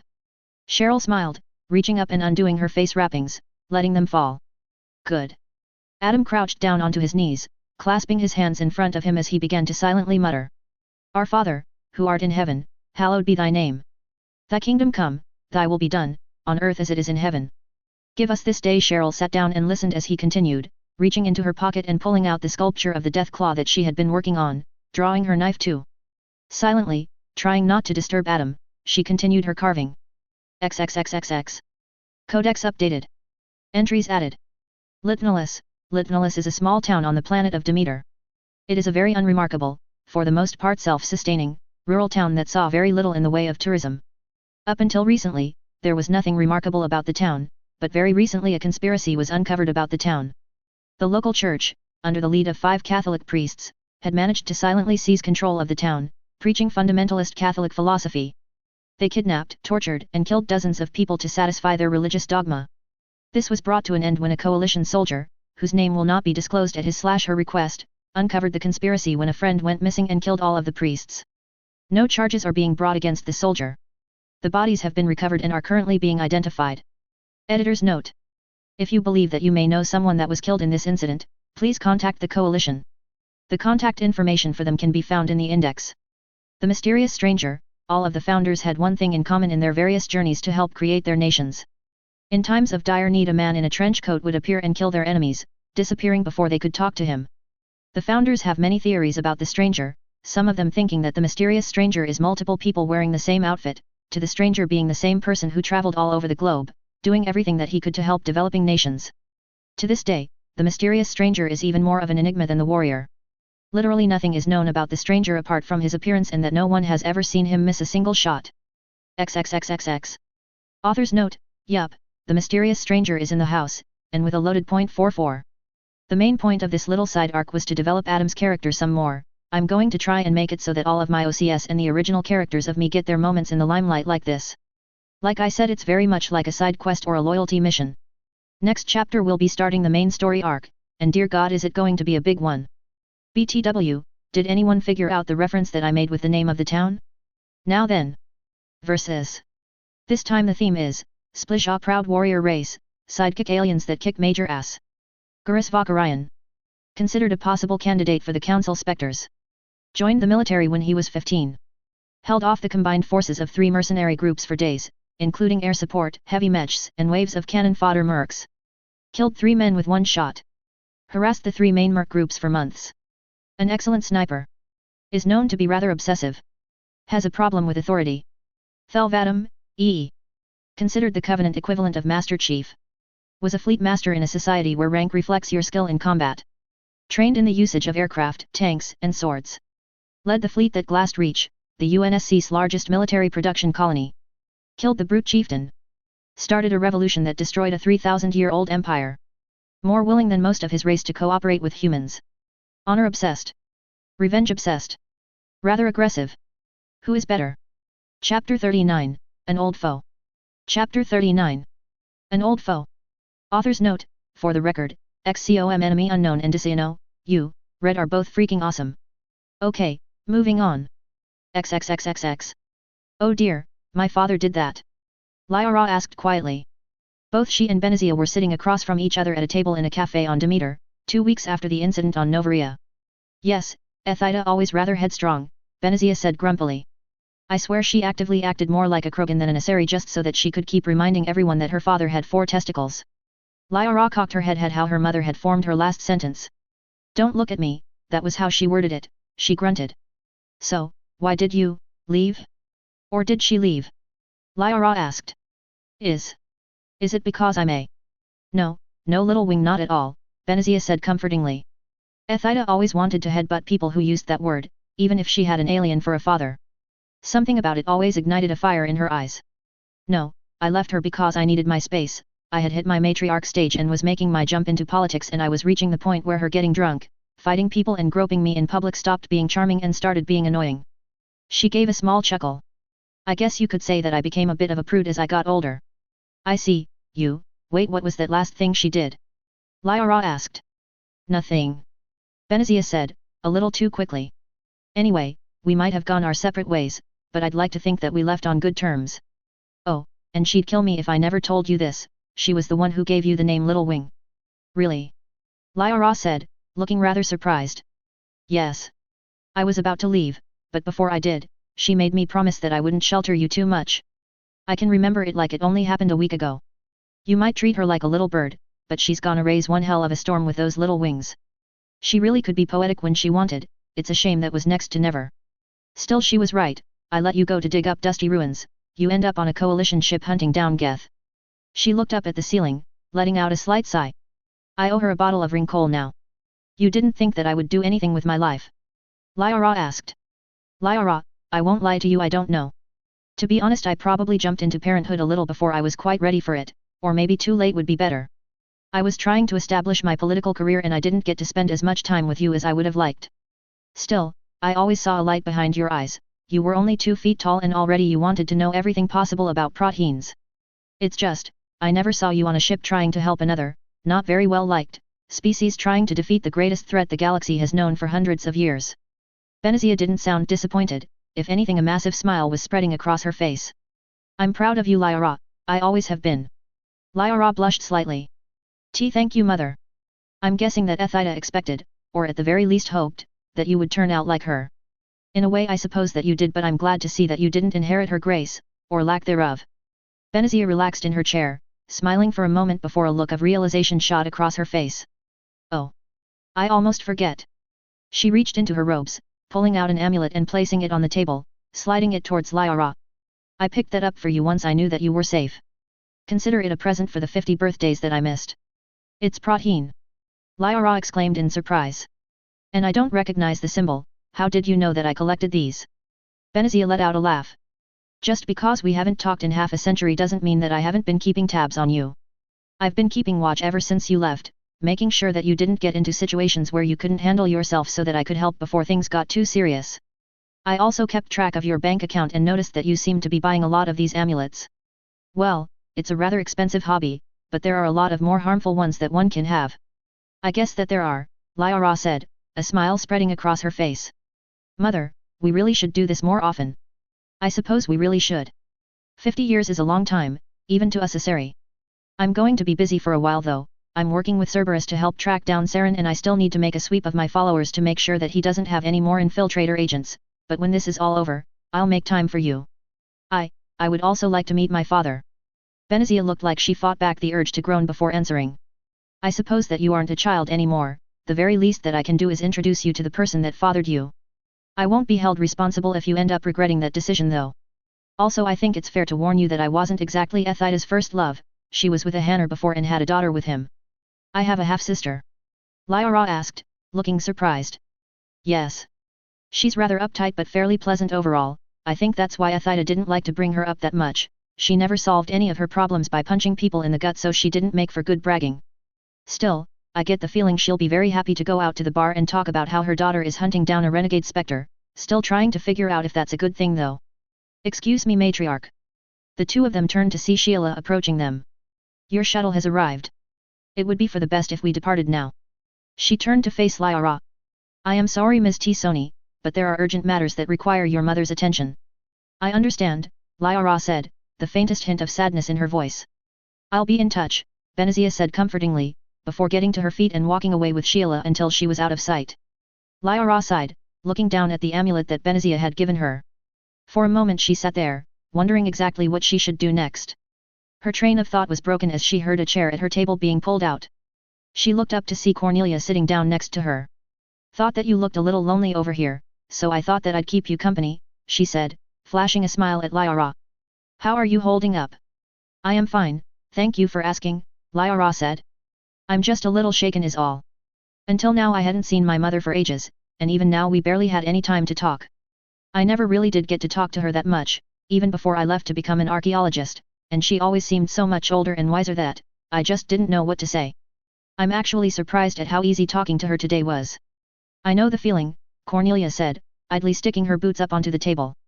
My dad raised me by himself, never knew my mother for a second.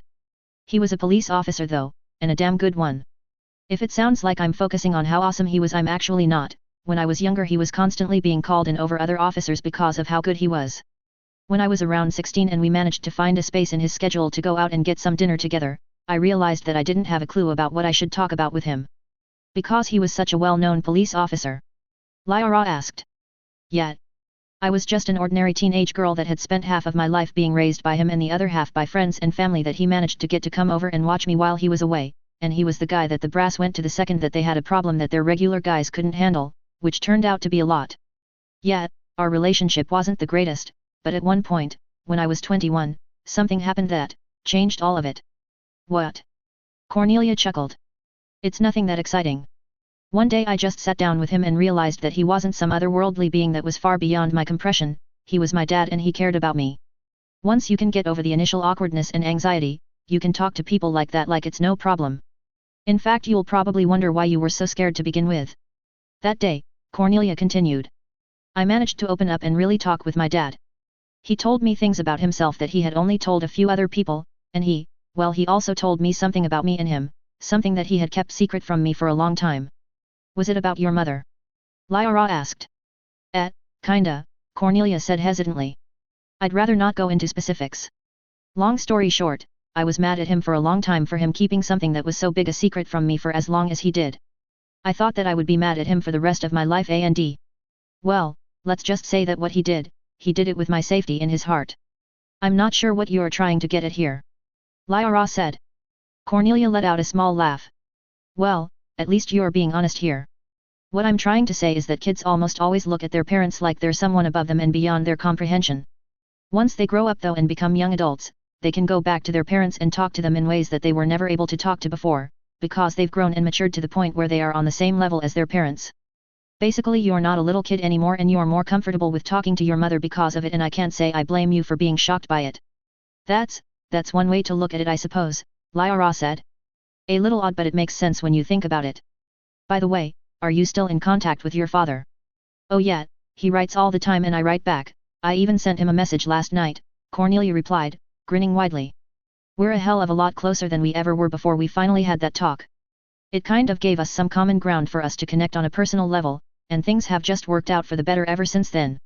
He's not perfect, far from it. I'm still upset that he lied to me for so long. I wish that he had told me that secret I mentioned earlier, but hey, no one is perfect, right? I'll keep that in mind, Lyra said, looking at Cornelia. Thank you, Cornelia. Not a problem, she said playfully. XXXXX. So, what do you want to talk about? Roger asked, looking at Cheryl, taking a bite out of a sandwich that he was holding. I don't know, the Alaskan answered honestly. The two of them were standing near the galaxy map, their backs pressed against a wall. Shit, this is a lot harder than I thought it would be, Roger grumbled, taking another bite out of the sandwich. No kidding, Cheryl said. She looked at him, desperately trying to think of a topic. So, is your leg working now? Yeah, it's working just fine now that I've gotten used to it, thanks for asking, Roger said.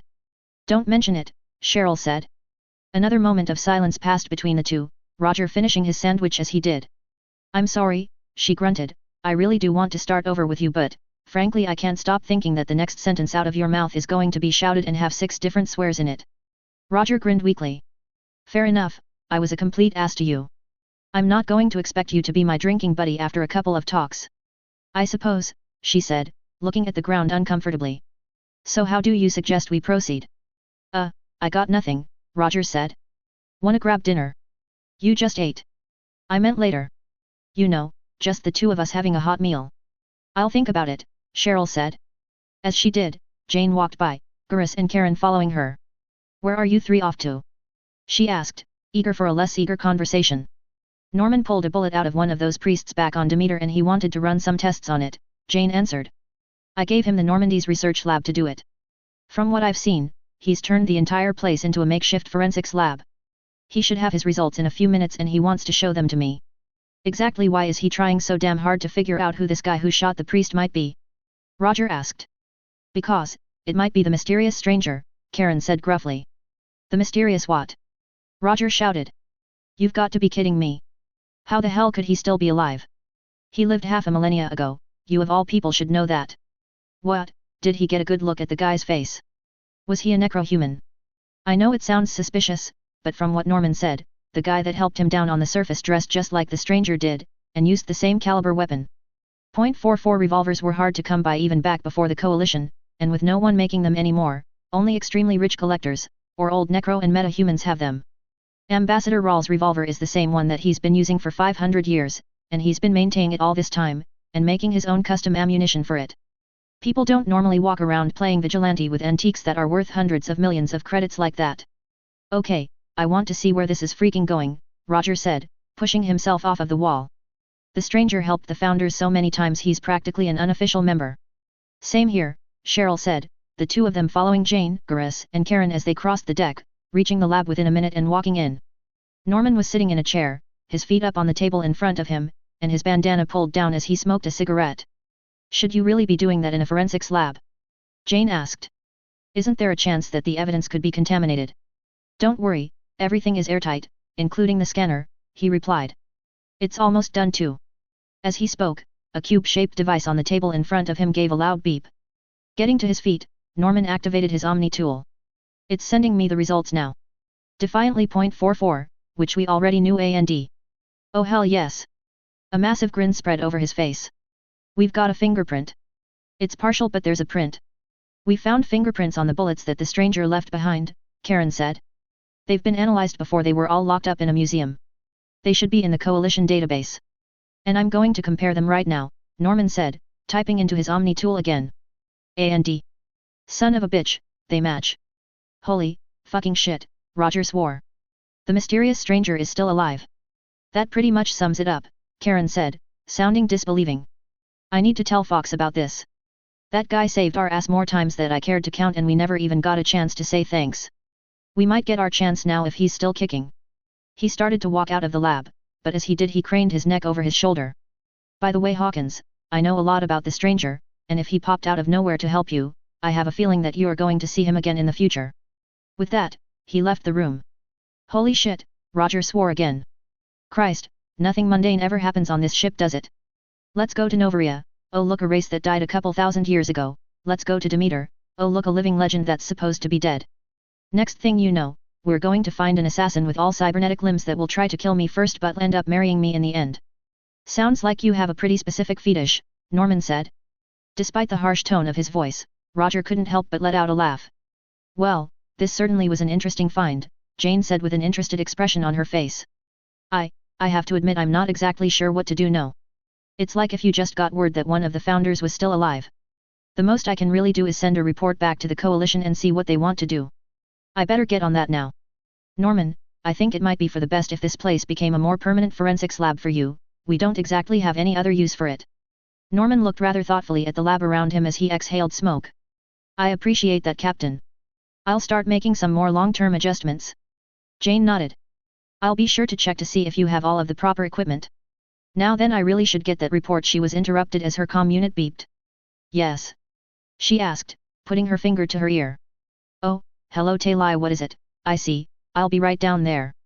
She lowered her hand. It sounds like a Pyfex managed to get one of the devices that he was working on operational and he wants me to observe his test. I'm certainly busy today. Well, I better go do that then. Jane turned and walked out of the lab, Roger and Cheryl briefly glancing at each other before going after her, clearly expecting something with the same impact as what they had just saw. And here I thought that he was just some punk who got his hands on an expensive handgun, Norman said, turning to face the table where his equipment was, before noticing that Gurus was still in the lab. Is there something that you want? He asked gruffly, I'm kind of busy here. If you don't mind me asking, exactly why did you want to examine that bullet? Gurus asked. What the hell was that supposed to mean? Someone got involved in the situation down there and I wanted to know who he is. But setting up an entire forensics lab to test for fingerprints seems a little extreme, especially considering it took a week. Besides, from what Shepard told me, no one had ever been able to find a match for the stranger's fingerprints.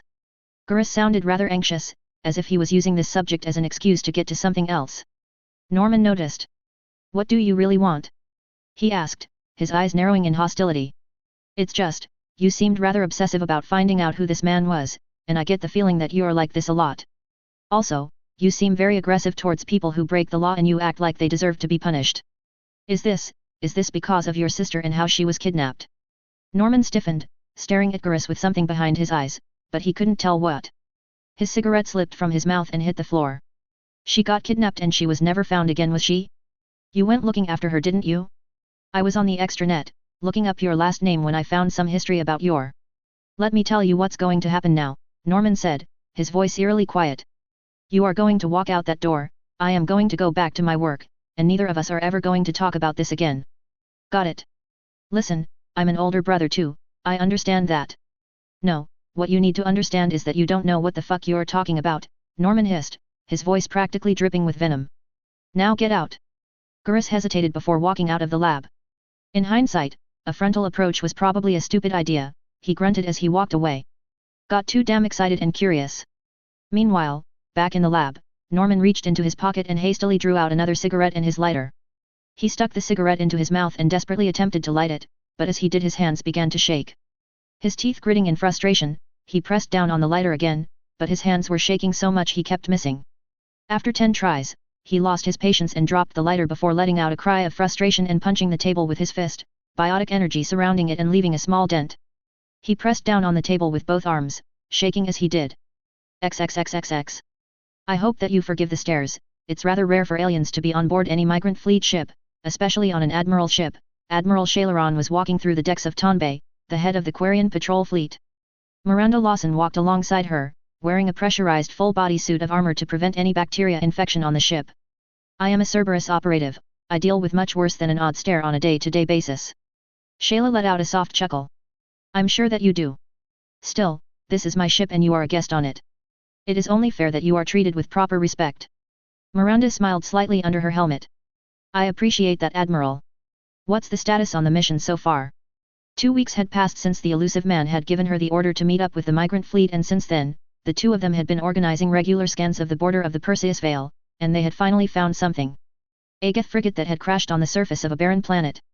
Currently 10 ships were orbiting above the planet, 3 Quarian research ships, 3 frigates that belonged to the patrol fleet, a cruiser that belonged to the heavy fleet and 3 Cerberus frigates. Admiral Rail and his research team are down on the surface along with a security team of migrant marines. Your researchers and troopers are down there too. They're poking around the ship and they haven't found any active platforms. We're still making sure that the Geth don't try anything though, they can be tricky sometimes. Fair enough, have they started their scans yet? They have. Something must have happened when this ship landed on the planet because the databanks haven't been cleared out. I won't lie, it makes me feel rather uncomfortable, this has never happened with the Geth before. It could be a trap. That's why we have these warships out here acting as a guard.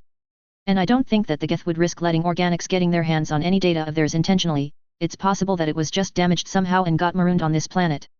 Maybe it took a couple of bad shots in a battle, maybe at Eden Prime, and when it jumped back it suffered a malfunction and started to drift. I suppose that is possible, but I find it rather odd. The Geth are always so careful about protecting their data stores. And this ship is so close to the Veil, it's unnerving. No machine is perfect, not even the Geth. They make mistakes sometimes, and frankly it would have only taken one blown circuit to make it so that they wouldn't carry out the standard wipe procedure. Nothing is absolute, especially in a war. I pray that you're right, Shayla said, the two of them walking through a door and into a control room, where several Cerberus operatives and Quarians were standing around a holographic projection of a Geth ship. Jacob, status update, Miranda said sternly. Ma'am, Jacob said briefly, saluting her before continuing. Initial scans are coming in. It looks like this ship hasn't been here very long, a week at the very most. I'm not sure I like the sound of that, Shayla replied. Neither do I, but we've been here for hours now and no Geth have popped up yet, Jacob replied. Besides, I could have sworn that Admiral Zora said that recovering information like this on the Geth is worth the risk. Yes, he did say that, Shayla said hesitantly. He and Zen are working together on some sort of project that they say will change everything. They're keeping the specifics under wraps, but apparently it's a weapon or a virus that apparently will be able to turn the tide against the Geth, take out millions in a single stroke. They are synthetics, Miranda added. They're vulnerable to certain things that organics aren't.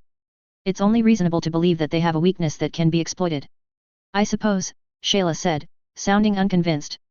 I still think that this is risky, and we could have cut the time we would have been forced to spend here in half if Zen had actually come along.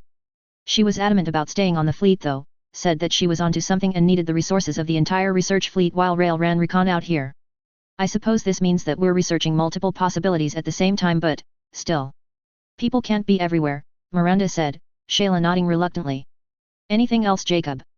There's a couple dozen Geth platforms on the ship, all of them damaged and their memory banks wiped. The odd thing though is that for a Geth ship, even by their standards, the crew is rather minimal.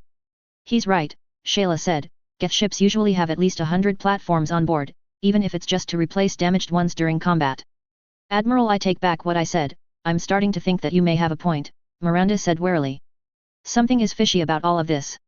I'm going to contact Rail, Shayla said. We should pull back for now, come back with more ships so that we're prepared in case we... Admiral.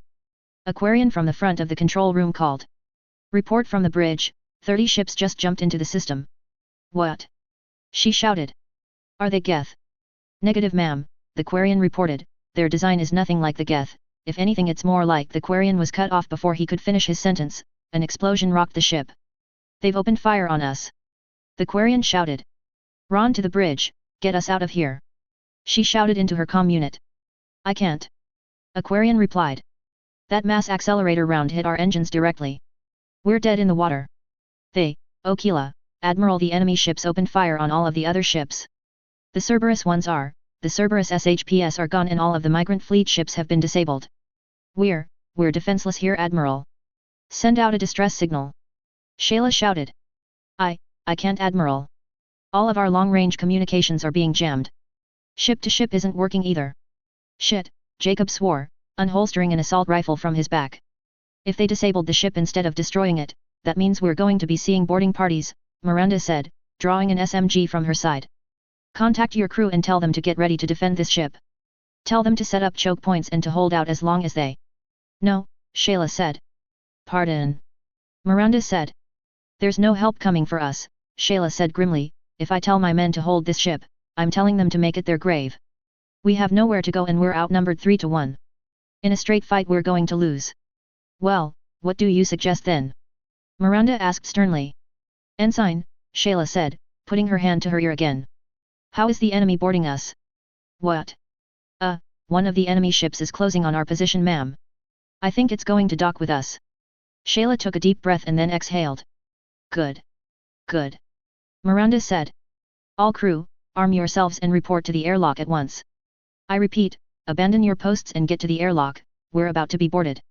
Admiral, would you mind telling me what your plan is? Miranda said as Shayla took an assault rifle off of the wall and walked out of the command room, Miranda, Jacob, and the mixed Cerberus operatives and Quarians right behind them. I told you, if we try and hold this ship we're dead. Even if we manage to fight off the entire crew of the ship that's about to dock with us, another ship would just send in reinforcements, and if we're proving to be too much trouble, there's always a chance that they'll decide that we're just not worth it and destroy the ship. So what exactly are you planning? Take their ship, Shayla said simply. If we can hold them at the airlock, we might be able to actually force our way onto their ship and seize it from them. And you actually think that that will work? Miranda asked, sounding skeptical. I know, it's completely insane, Shayla said bitterly, but I'm out of options here. This attack was perfectly executed, they knew exactly where we were going to be, they managed to take all out of ships out of the fight before we could fire a single shot, and now we don't have a single means of escape or calling for help. This is our best hope. Taking their ship and getting out of here so that we can contact the main fleet. So in other words, you want to leave everyone else here? The crew on the other ships and the team on the ground? Jacob asked. Shayla stiffened as he said that, but continued to walk, swallowing dryly as she did. Why, yes, she said softly. There's nothing that we can do for them right now. There are 30 warships out there, even if by some miracle this works and my entire crew doesn't get killed, they may try to deny us escape by destroying this ship. We have to do what we can and right now that means getting out of here and getting help. She was cut off as a gruff voice suddenly spoke across all of the frequencies of the comm line. You're more useful to us alive than dead. Disarm yourselves and surrender if you want to live. If you refuse, we'll just have to figure out what we can manage to do with your corpses, the voice said before disconnecting. They want us alive. Jacob said, looking up in confusion. Why? A good question, but now isn't the time to be asking it, Miranda said. Admiral, exactly how do you intend to take the enemy ship?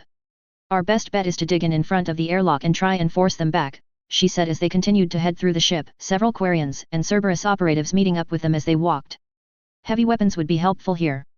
Got you covered, ma'am, a Quarian in a red suit said, falling into line with a rocket launcher heaved over his shoulder. Ah, Kal. Good, we'll be needing you. I appreciate the thought, Admiral, but with all due respect, Quarians aren't exactly built for frontline combat. A single shot that pierces your suit has a very real chance of being fatal. Then what do you suggest we do? Just surrender.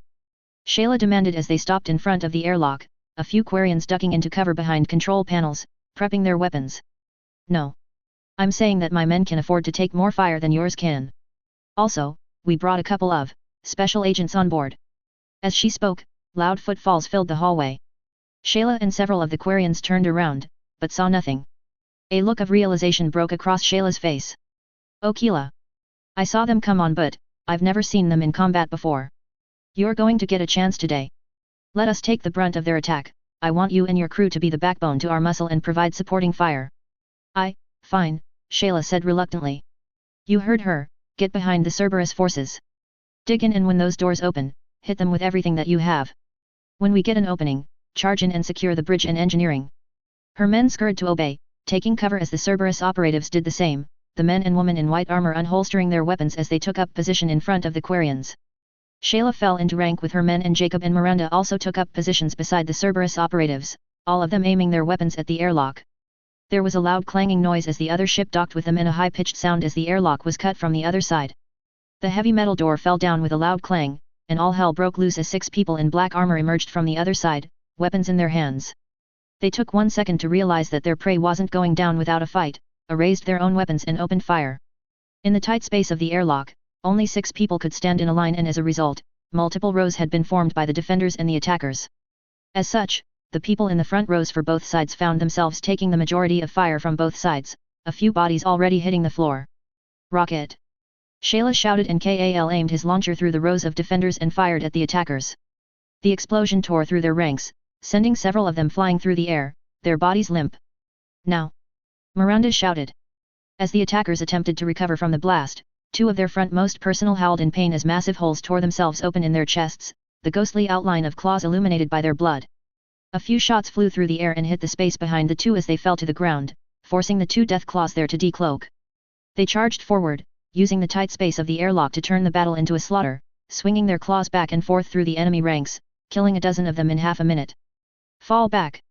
A voice shouted, and at once, the attackers turned and ran for their lives, the death claws firing a few bursts from their shoulder-mounted machine guns as they ran.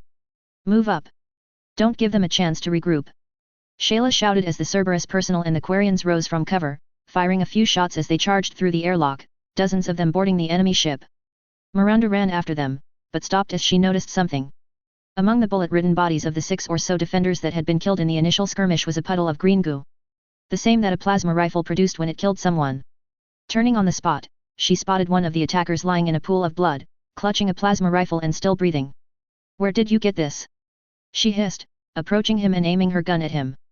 "Answer me." In response, the man let out a pained laugh. "You think the coalition are the only ones who know how to make energy weapons?" He reached up and pulled off his helmet, revealing himself to a standard human. "Who are you? Why are you?" "Wait a minute," Miranda hissed, looking over the man's armor. "This is power armor. Where did you get it?" The man simply laughed. "We're the people who are going to make sure that humanity has the leader it needs." Miranda snarled, lining up a shot with her SMG, but before she could pull the trigger, the man said 3 simple words. "God bless America." Miranda's eyes widened in shock. A second passed before she pulled the trigger, shooting him in the head. Those 3 words had told her something that she hadn't even thought was possible. "The Enclave." "Miranda!" Jacob shouted, causing her to look at him. "Come on, we need to move." She didn't say anything as she charged into the Enclave ship, her SMG at the ready. XXXXX. Author's note: well, Thel completely blew Garrus out of the water. Sorry old pal, people like the guy with the sword better. And now I want to talk about an important aspect of writing, something I like to refer to as realistic vs awesome. When you write a story, one of the most basic things that people ask are what kind of story are you trying to tell? And that's a very good question. I have found that most stories can be fitted on the realistic vs awesome graft, with things such as Schindler's List on the far end of the realistic side with the gritty horror of war, the flaws of humanity in a spotlight and a man giving up everything to save as many people as he can. Meanwhile, Tengen Topik Gurren Lagann can be put on the far end of the awesome side where planets are used as throwing stones, galaxies as throwing discs and drills pop out of everywhere because screw you reality, spiral power.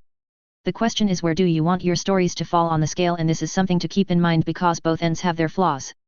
Realism is very good for telling stories that could honestly happen in the real world, but they can drag at times and get a little boring for some.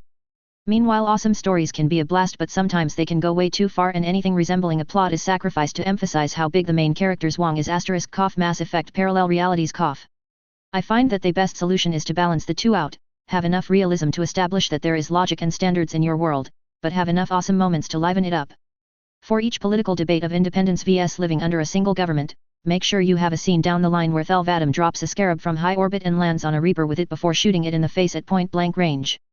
Just my take on it. I mean, my stories aren't exactly Shakespeare. I try to have intelligent moments and try to make deep compelling characters, but it's not Shakespeare. Just try and make your characters human, relatable, likable and make them go through realistic motions in between doing badass things. Yeah, I think I'm done with my ranting. I rather talk less about things that I hate and more about things that I like, mainly my writing. I just don't want to be remembered as guy who got pissed off easily and swore a lot by you guys, and I'm a little tired of being angry all of the time. I just kinda want to be something more. Sorry if I disappointed you guys with this, but I'd like to dedicate this section to verses and something that I'm going to start right now. I want to be more personal with you guys, so from now on, in future chapters I will answer any questions that you have for me in my author's note. Feel free to ask any type of question, anything from what's your favorite game to how did you come up with this character and why do you write them this way to how do you write. Anything and everything, I will answer it to the best of my abilities, every chapter. This is a permanent open door policy. Chapter 40, A Patriot's Duty. Chapter 40. A Patriot's Duty. Author's note, just a quick FYI, I'm hosting some Halo Reach custom games October 20th at 4 p.m. EST. My gamertag is McDonald210. Hope to see you there. XXXXX. Miranda's finger pulled the trigger to her SMG, sending a burst into the face of an Enclave soldier. His power armor held under the strain and she was forced to fire again, another burst, which managed to pierce his eye panel and kill him. She, Jacob and Shayla were charging through the Enclave ship, the 2 death claws at the head of the throng. How much farther to the bridge? Jacob shouted, firing a burst from his rifle at an unarmored Enclave crew member that had been aiming a gun at them, bringing him down. Can't be too far. Shayla replied, firing her own rifle as well, combining her fire with 2 migrant marines and managing to kill another soldier in power armor. Wait a minute, up ahead. She shouted. Sure enough, at the end of the hallway they were running down was a narrow door, where 6 soldiers were setting up defenses. KAL. Shayla shouted. The migrant marine raised his rocket launcher and opened fire, hitting the center of the enclave's ranks and sending bodies flying. Keep moving. Shayla shouted, the Quarians and the Cerberus operatives dashing past the fallen enclave soldiers, peppering their bodies with a few bullets just to be safe. They stormed into the bridge to find a few crewmen cowering at their terminals, a few more soldiers aiming their guns at them.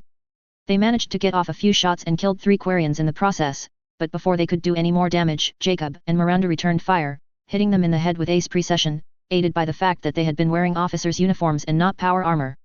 Get this ship out of here! Shayla shouted, the dozen or so remaining Quarians scattering around the bridge, pushing enclave personnel out of the way as they sat down at the terminals, typing viciously into them. The Cerberus personnel aimed their weapons at the unarmed personnel, who froze instantly. Initiate an FTL jump. Working on it, ma'am. A Quarian said, panic, heavy in his voice. The engines weren't warmed up for a jump, I need to. He was cut off as an explosion rocked the ship. We took a Guardian lasers to the engines. Another Quarian shouted. They'd kill their own men to keep us from getting away? Seems like it. Shayla growled. Get us out of here, now. A few more explosions rocked the ship before the engines of the enclave ship roared to life and propelled it forward, traveling thousands of times faster than the speed of light. What's our status? She asked, looking at the Quarians who were now typing away at the enclave terminals. Ma'am, we took a direct hit to the engines. There was a breach in the main core, it's starting to leak, one of the Quarians said, sounding grim. Will it rupture? Shayla asked. It doesn't look like it, the damage isn't that heavy. However, its main power output is slowly dropping, we won't be able to maintain FTL for long. It'll only last for 12 more hours, 18 if we're lucky. That means we'll get 9 light years out of this thing, Shayla muttered. But for now, send out an SOS to the migrant fleet and the coalition. Tell them we need help. I can't do that either. Our communications got taken out before we could jump, the same Quarian said.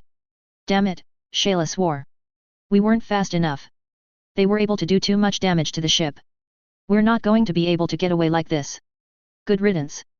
Fucking aliens, one of the enclave personnel swore. I wouldn't be throwing insults if I were in your position, Miranda growled, pressing the barrel of her gun to his head. Last time I checked, your pals were more than willing to blow up this ship with you still in it. I doubt that they'll miss you. So don't tempt me. The crewman shut his mouth. Okay, I need to think, Shayla said slowly, gripping her rifle tightly. How long will the life support last? I'd say that it'll give out 12 hours after the FTL does, one of the Quarians said. Well, I don't know about you, but I'd rather not die of asphyxiation, Shayla said, walking towards the Quarian that had spoken before stopping and looking down at his terminal. Can we reach any habitable planets before we give out? Hold on a second, the Quarian said, typing viciously into the terminal, bringing up a map of local star systems, zooming into the nearest one. There's a garden world around 5 light years from here.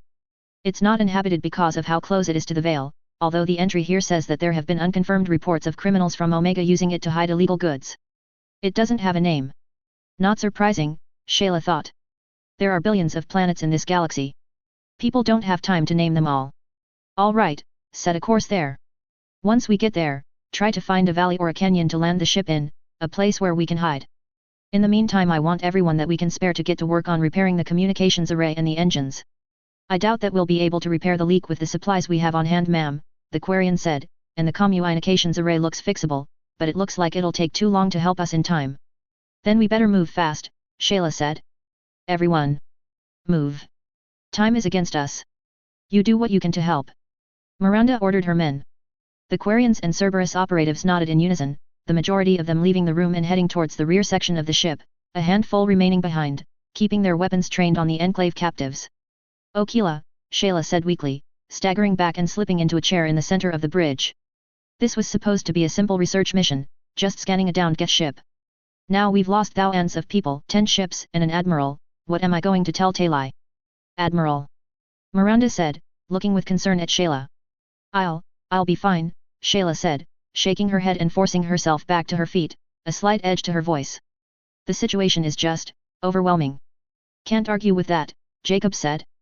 The Enclave are still alive after all these years? And they have warships? This is bad news, for everyone. I think I skipped that page of history, Kal said, hoisting his rocket launcher over his shoulder. Who are the Enclave? Remnants of a pre-war nation called the United States, Miranda explained. They didn't take getting nuked for being defeated and managed to last all this time. They wanted to purge Earth of all mutated life. The problem with that is that to them mutated meant everyone who had been exposed to radiation, which happened to be everyone except them and a few thousand people living underground. Needless to say, they didn't have a lot of friends and they were wiped out, at least we thought they were. I can't believe that they managed to pull this off. Doesn't sound that hard to believe to me, Kal said. Your entire race managed to pull itself up from your nuclear war into the space age, why couldn't they? Miranda paused for a moment, thinking over what Kal had said. That is a very disturbing thought, she whispered. And if what this one is saying is anything to go on, Jacob said, jabbing his rifle at one of the Enclave crewmen, they've added aliens to their list of things that deserve to die. Not surprising, they hate mutants, why wouldn't they hate aliens? Miranda asked. So, where have they been this whole time? Why did they decide to reveal themselves now? Shayla asked.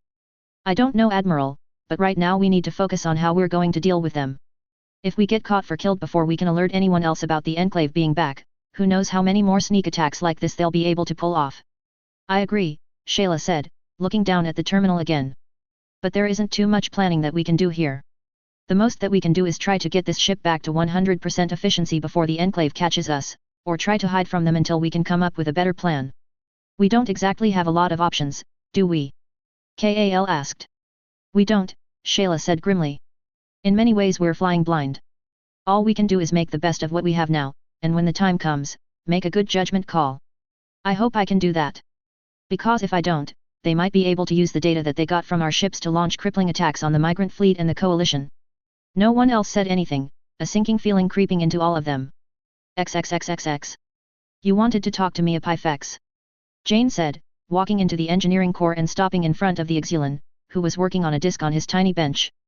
Oh, Captain. He said, sounding excited. Remember when I said that I was having trouble with replicating teleportation technology with the resources that I had? Yes, what about it? She asked, Roger and Cheryl stopping right behind her.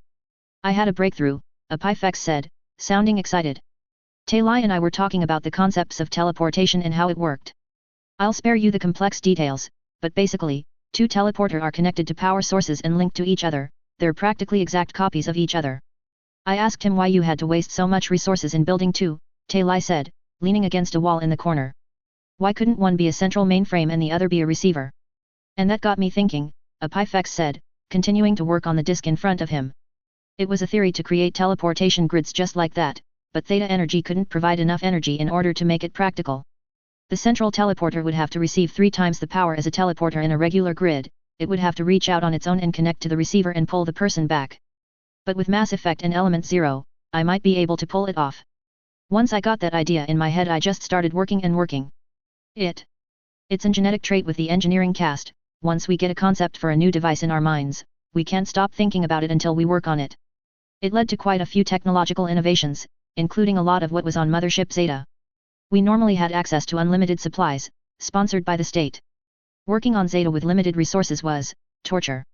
He looked up from his work. Before I go any further, I am curious.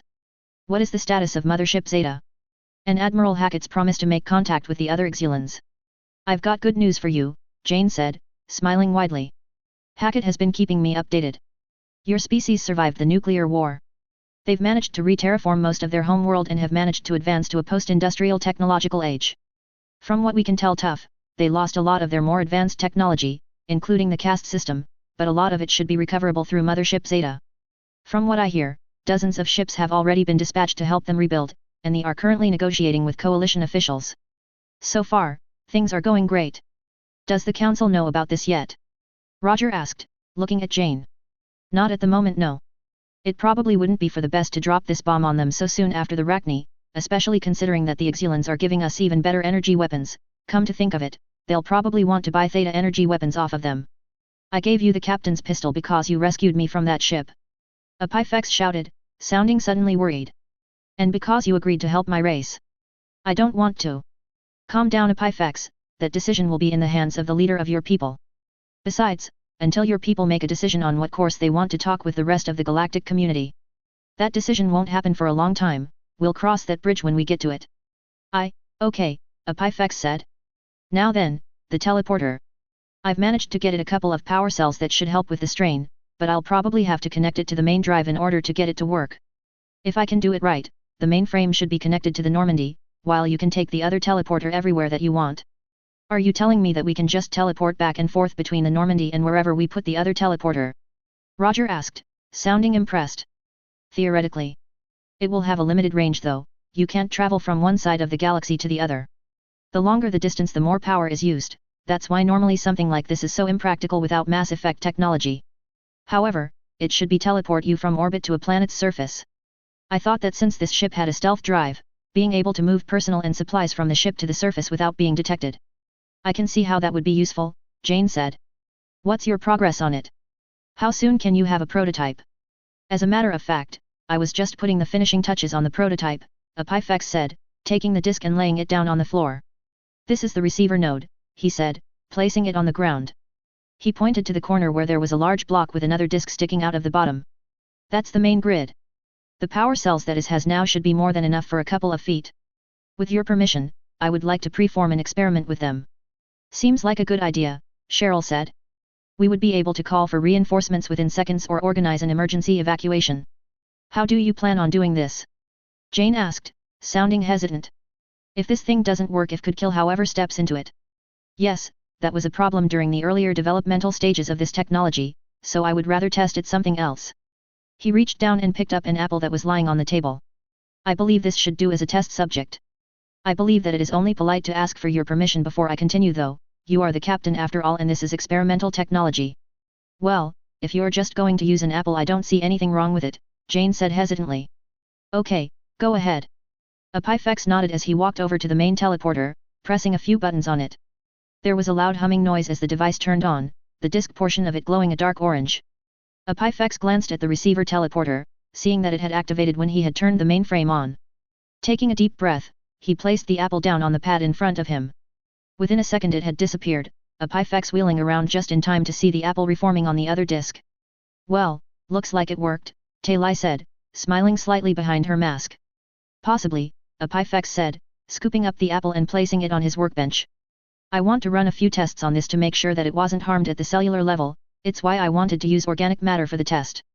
After that I still need to work on this concept some more, after all this teleporter is just a prototype. What changes do you plan on making for the complete version? Jane asked, looking slightly concerned. I need to make the receiver node smaller and more compact for use in the field. You can't carry around a giant disk like this without making yourself a target. What's more, in order to get enough power to make the teleporter work over greater distances I'll have to connect it to the Normandy's engine in order to give enough power. Will it be able to handle that? I thought that the point of this thing was so that we could use it while the stealth drive was on. It'll backfire rather spectacularly if using it shorts out the stealth drive. Don't worry, Taylai said. I ran the figures on that, your engine should produce more than enough energy to power both at the same time.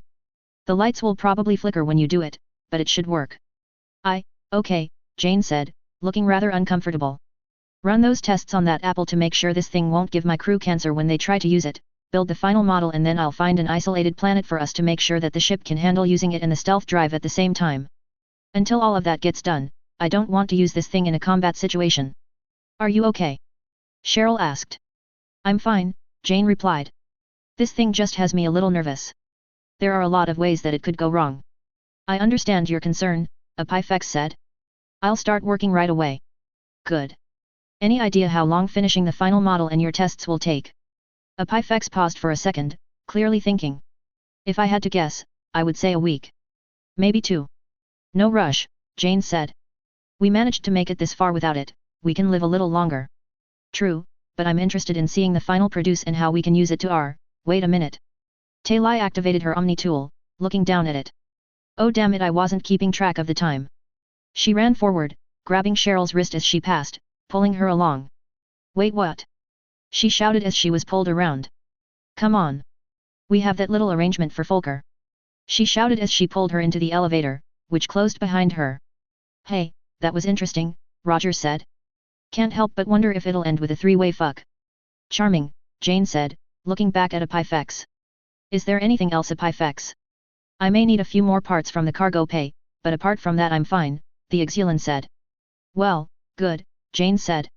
Don't be afraid to ask for anything. Hey Shepard, quick question, Roger said, prompting the captain to look at him. I meant to ask you this earlier, I was walking by the brig today and I noticed that Solarian that we took prisoner is gone. What happened to him? A couple of Cerberus operatives came by this morning and took him into custody. They said that they would be interrogating him for information. Damn, we gave him to Cerberus. Roger asked. A guy that was researching a bioweapon to use against the coalition, and Cerberus has him. He'll be lucky if he still has his balls when they're done with him. By the way, how long until that data from Novaria is decrypted? A couple more days should do it, Jane replied. We won't be staying around here for too much longer. Good, Roger said. I'm not going to lie, I think I'm going a little stir-crazy. I was just limping around in crutches for 1 week and then just sitting with my thumb up my ass for another. It doesn't feel right to just be relaxing with that son of a bitch still running around. We should be trying to hunt him down and putting around in his head. I can understand that, but for the moment we don't have any leads. We need to be patient and wait until the data is decoded, or wait until Cerberus gets us another lead. Fucking hell, Roger swore, looking back up at the ceiling. This is infuriating, fuck it, I'm gonna go bug Ashley. With that, he began to walk forward. Are you sure that that is a good idea? Jane called after him. She can get angry rather easily, you don't want to end the day with her sword sticking out of your chest. Oh, I'll think I'll live, Roger said. She's not too bad now that I think about it, at least I think so, haven't gotten to know her that well, hey, a frown spreading over his face. The more I think about it, the more I think that this is a bad idea. I think that you shouldn't. Yeah, maybe. The engineers laughed. XXXXX. On the surface of a lifeless planet, a man in pitch-black Enclave power armor walked around the remains of a Geth ship. The ground was littered with the bodies of Quarians and a few dead Enclave soldiers, but they were clearly in the minority. He paused as he spotted one of the Quarians twitching, her hand reaching for a fallen assault rifle. Silently, the Enclave soldier extended both of his hands out, which were not covered by armor, but were as pitch-black and metallic as it. A barrel extended out of each of his palms, and the sound of gunfire filled the air. The Quarian woman slumped over, dead. The soldier lowered his hands as he walked over to the dead woman, seeing that her visor was cracked and that her eyes were half open. Reaching through the visor with one of his cybernetic arms, he gently closed her eyes before getting to his feet. Hey bro, how's it coming along? The soldier turned around, to see another Enclave soldier approaching him, a foot-long blade extending out of each of his wrists. There were a few that were still alive, the first soldier said quietly. I ended their suffering. They fought with dignity, they deserved that at the very least. Bro, you gotta stop being such a pansy all the time, the second soldier said, his tone very laid back. We're soldiers, you can't afford to get all dramatic every time we kill someone. Besides, these things aren't human, and the few guys here that were human were Cerberus, who gives a crap about them? They are still living beings, the first soldier said, not raising his voice. I do not particularly care for aliens myself, but they do not deserve to suffer without reason. And Warren, do not call me bro while we are on duty. Please refer to me as Major Black. I am your superior officer after all. Warren let out a laugh. Jesus Christ Albert, lighten up. You really need to learn to take things a little less seriously. Warren, Albert said sternly. Okay, fine. Major Black, you really should calm down a little. Still disrespectful, but better, Albert said, still not raising his voice. What is the status of the prisoners? We got them in shackles, and we're loading them up into the shuttles now. They're mostly Quarians, but we managed to get a couple of Cerberus personnel too. No mutants though, thank God. And in orbit? All of the ships are being boarded, at the rate things are going, I'd say we're going to walk out of here with 1,000 of them alive. The Admiral will be happy to hear about that. He will, won't he? Albert said softly. Oh come on man, don't go all emo on me. Warren was cut off as a shot flew towards him and impacted on his shields. Spinning around, he spotted a wounded Cerberus operative pushing himself up with one hand, aiming a pistol at him with the other. We got a straggler. Warren shouted, actually sounding excited as he dashed towards the operative, swinging his cybernetic arms and the blades attached to them. Within seconds, he had reached the operative, and slit his throat. Booyah! He shouted, kicking the operative over as he continued to bleed. That's what you get, you sack of crap. Enough, Albert said, sounding slightly disgusted as he walking towards the now dead operative. I can never understand your enthusiasm. How can I not be excited? Albert shouted, sound positively ecstatic. Oh all the Enclave Special Forces, we were the ones who were given this mission. Us, Sigma Squad. They didn't send Alpha Squad, they didn't send Delta Squad, hell, we even got picked over Omega Squad. Omega Squad. He shouted, emphasizing the two words. You know, the squad that everyone always says is the best of the best? An attack on the fucking Quarian migrant fleet, and we were the ones picked to head the ground operation. Don't delude yourself, Omega Squad wasn't picked for this mission because we're better than them, it was because they were needed elsewhere. The rebels are causing hell back home at Cor Mali, they're needed there. Our stability requires higher priority than an eternal battle. Albert, seriously, Warren said. You really need to learn how to be proud of yourself every once in a while. What we're doing here. It's going to turn the entire galaxy upside down. That Quarian egghead's research? Our boys are going to do amazing things with it. Our technology and theirs put together? We're going to make this galaxy right, bro. No more alien threats, no more mutant threats, humans will finally be able to live without fear. It sounds awfully ideal when you put it that way, Albert grunted. Research can take years, and even then it doesn't automatically give us weapons that makes us unstoppable. He was about to continue when both of them comm units beeped. Black here, Albert said, putting his hand to his ear. Albert, Warren, I need you two to get your asses in gear and get back onto the ship ASAP. An angry voice said. Admiral. Albert said. Is there a problem? You bet your ass that there is a problem. The Quarians managed to counterboard one of my ships and they fucking ran off with it. Get up here, we're chasing that damn thing down. If those fucking thieves think that they're going to let anyone know about our secrets, they've got another thing coming, the Admiral growled. Understood, sir, Albert said softly. You've got 5 minutes. I'm sending you the information that I have, the Admiral growled before the line disconnected. Damn, Warren said, letting out a laugh. He really screwed up. So what's going to happen with the prisoners that we've taken here?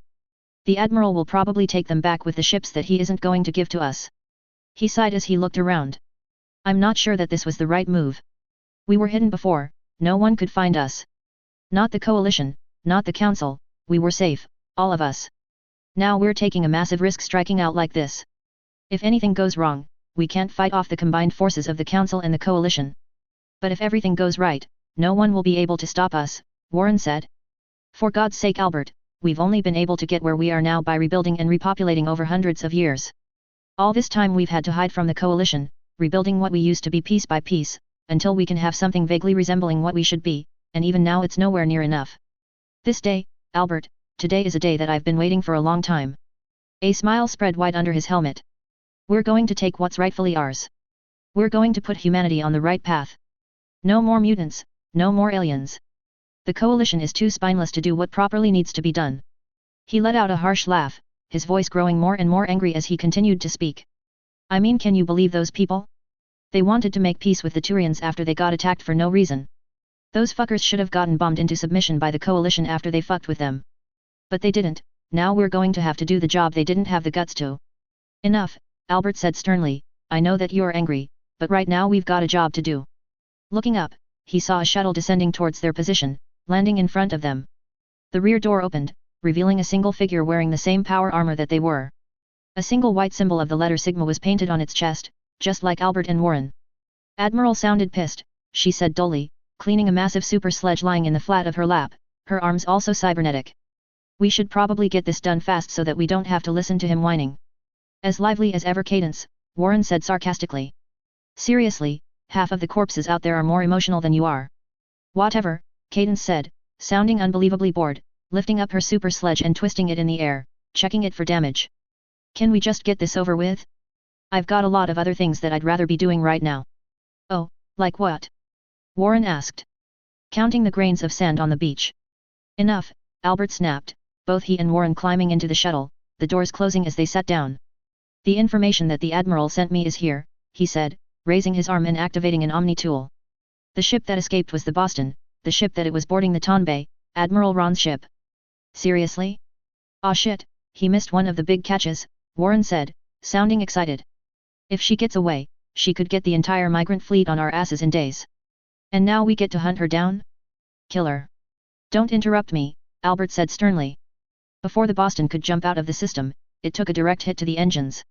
Our engineers believe that the damage is severe enough that it will fail within a day and they will be forced to drop out of light speed. It is also likely that their life support will fail as a result of this, and in order to avoid dying, they will be forced to land their ship on a habitable planet. When they do, our orders are to land and take as many of them prisoner as we can.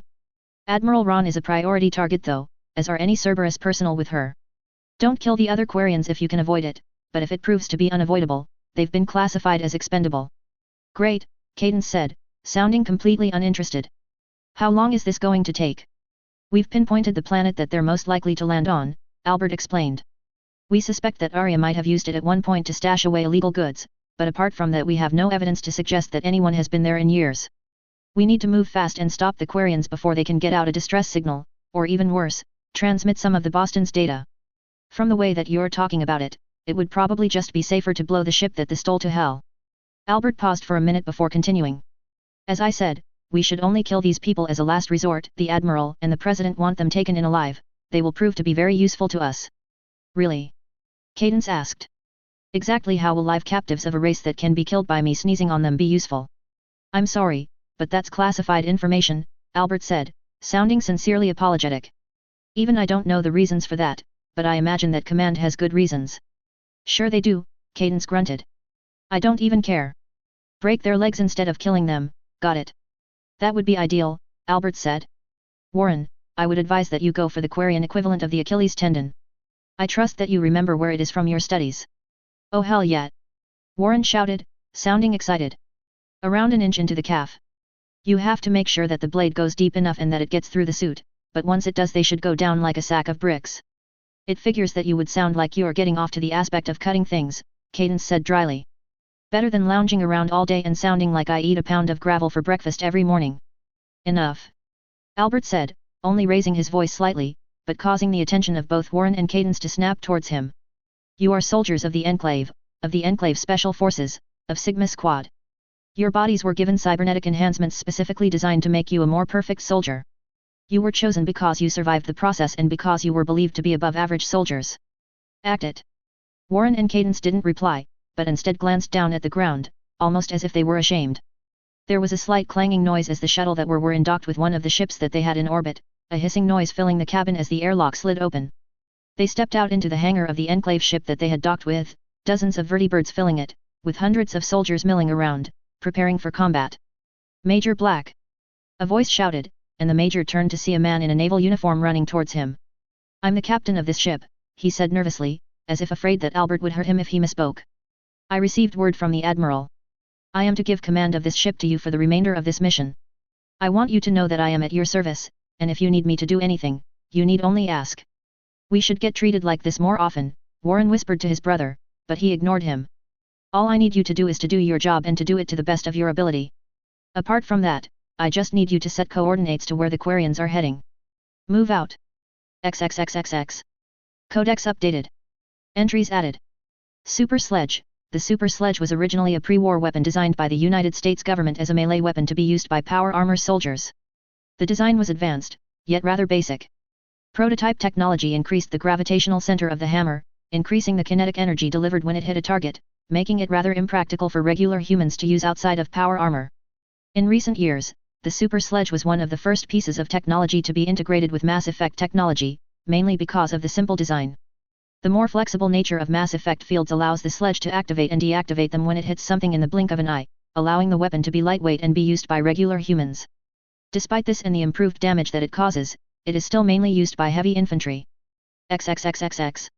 Coalition Top Secret Files. Entry added. Enclave Special Forces. Our current information on Enclave Special Forces is limited to overheard conversations from Enclave soldiers. Judging from the respect and awe that they are talked about, they appear to be equivalent to the Coalition Rangers in terms of notoriety. Our limited information on the only known Enclave Special Forces operatives, Warren and Albert Black, as well as a woman known as Cadence, has led us to reach several conclusions. All three are cyborgs, having artificial arms, with the Black brothers having internal firearms and attacked CQC blades respectively, making it very possible that all members of Enclave Special Forces receive cybernetic augmentations to enhance their ability in battle. It is also believed that they have state-of-the-art power armor. Information gained from reliable sources also implies that Enclave Special Forces are divided into 2 to 4-man squads, each of them coded after a letter of the Greek alphabet. It is unknown if their position in the Greek alphabet indicates the date that were activated, how deadly they are considered, or if they were simply assigned at random. However, it is believed that Omega Squad can be considered the most deadly of the special forces due to overheard conversations. What is more, the leader of Sigma Squad, Albert Black, holds the rank of a major, so it is safe to assume that the members of the special forces hold similar high ranks. This file will be updated as further intelligence is acquired. XXXXX. War assets updated. Entries added. Matriarch Benezia. 25 Matriarch Benezia is an exceptionally powerful biotic and is also a well-respected figure in Asari society, being a very influential politician. She is deadly in combat in addition to commanding a great deal of respect from the Asari republics, whose economy dwarfs all other galactic powers, even the Coalition's. The Coalition's rescue of her daughter and assistance in eliminating traitors from her organization have most likely earned her trust and help in the future. Asari Commandos, 50 trained for a solid century before ever seeing their first tour of combat and utilizing their biotics to their full potential. Asari Commandos are some of the deadliest warriors in the galaxy. The majority of them answer directly to the matriarchs, only a few of them needed to undo the most troublesome of threats. Matriarch Benazia has hundreds if not thousands of them under her command, and with her support, we also have theirs.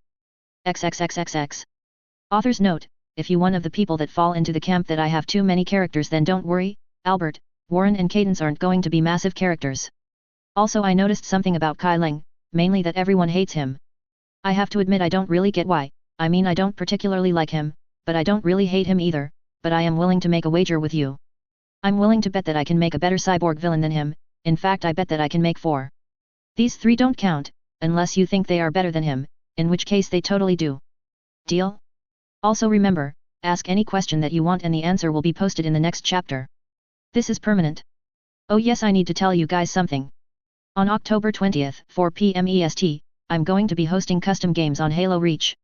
The thing is that a friend of mine tried to get some going, but it didn't go that well and we didn't get enough people. So I'm kind of counting on you guys to really fill up the slots. I've got a lot of nice maps to try out, so let's give it a shot. Please tell me in the review if you are going to come. My gamertag is McDonald210. Chapter 41, Old Forces. Chapter 41. Old Forces. Author's note: well, those Halo Reach custom games turned out to be a whole lot more chaotic and fun than I thought that it was going to be. Ah well, had a good time. Now then, back to the story. XXXXX. Ashley panted heavily as she raised her long sword in both hands, barely able to parry an incoming jab in time. She took a step back, forcing her sword up again to block 3 more swift jabs, each of them coming a little too close for comfort. Realizing that she couldn't afford to stay on the defensive forever, she raised her sword above her head and brought it down in an overhead swipe. Her opponent raised their own sword to block, but as the blades clashed, Ashley stepped forward and slammed her forehead into her opponent's face. Her opponent fell to the ground, their sword flying off, as Ashley raised the point of her sword to her opponent's throat, still panting. I win, she gasped.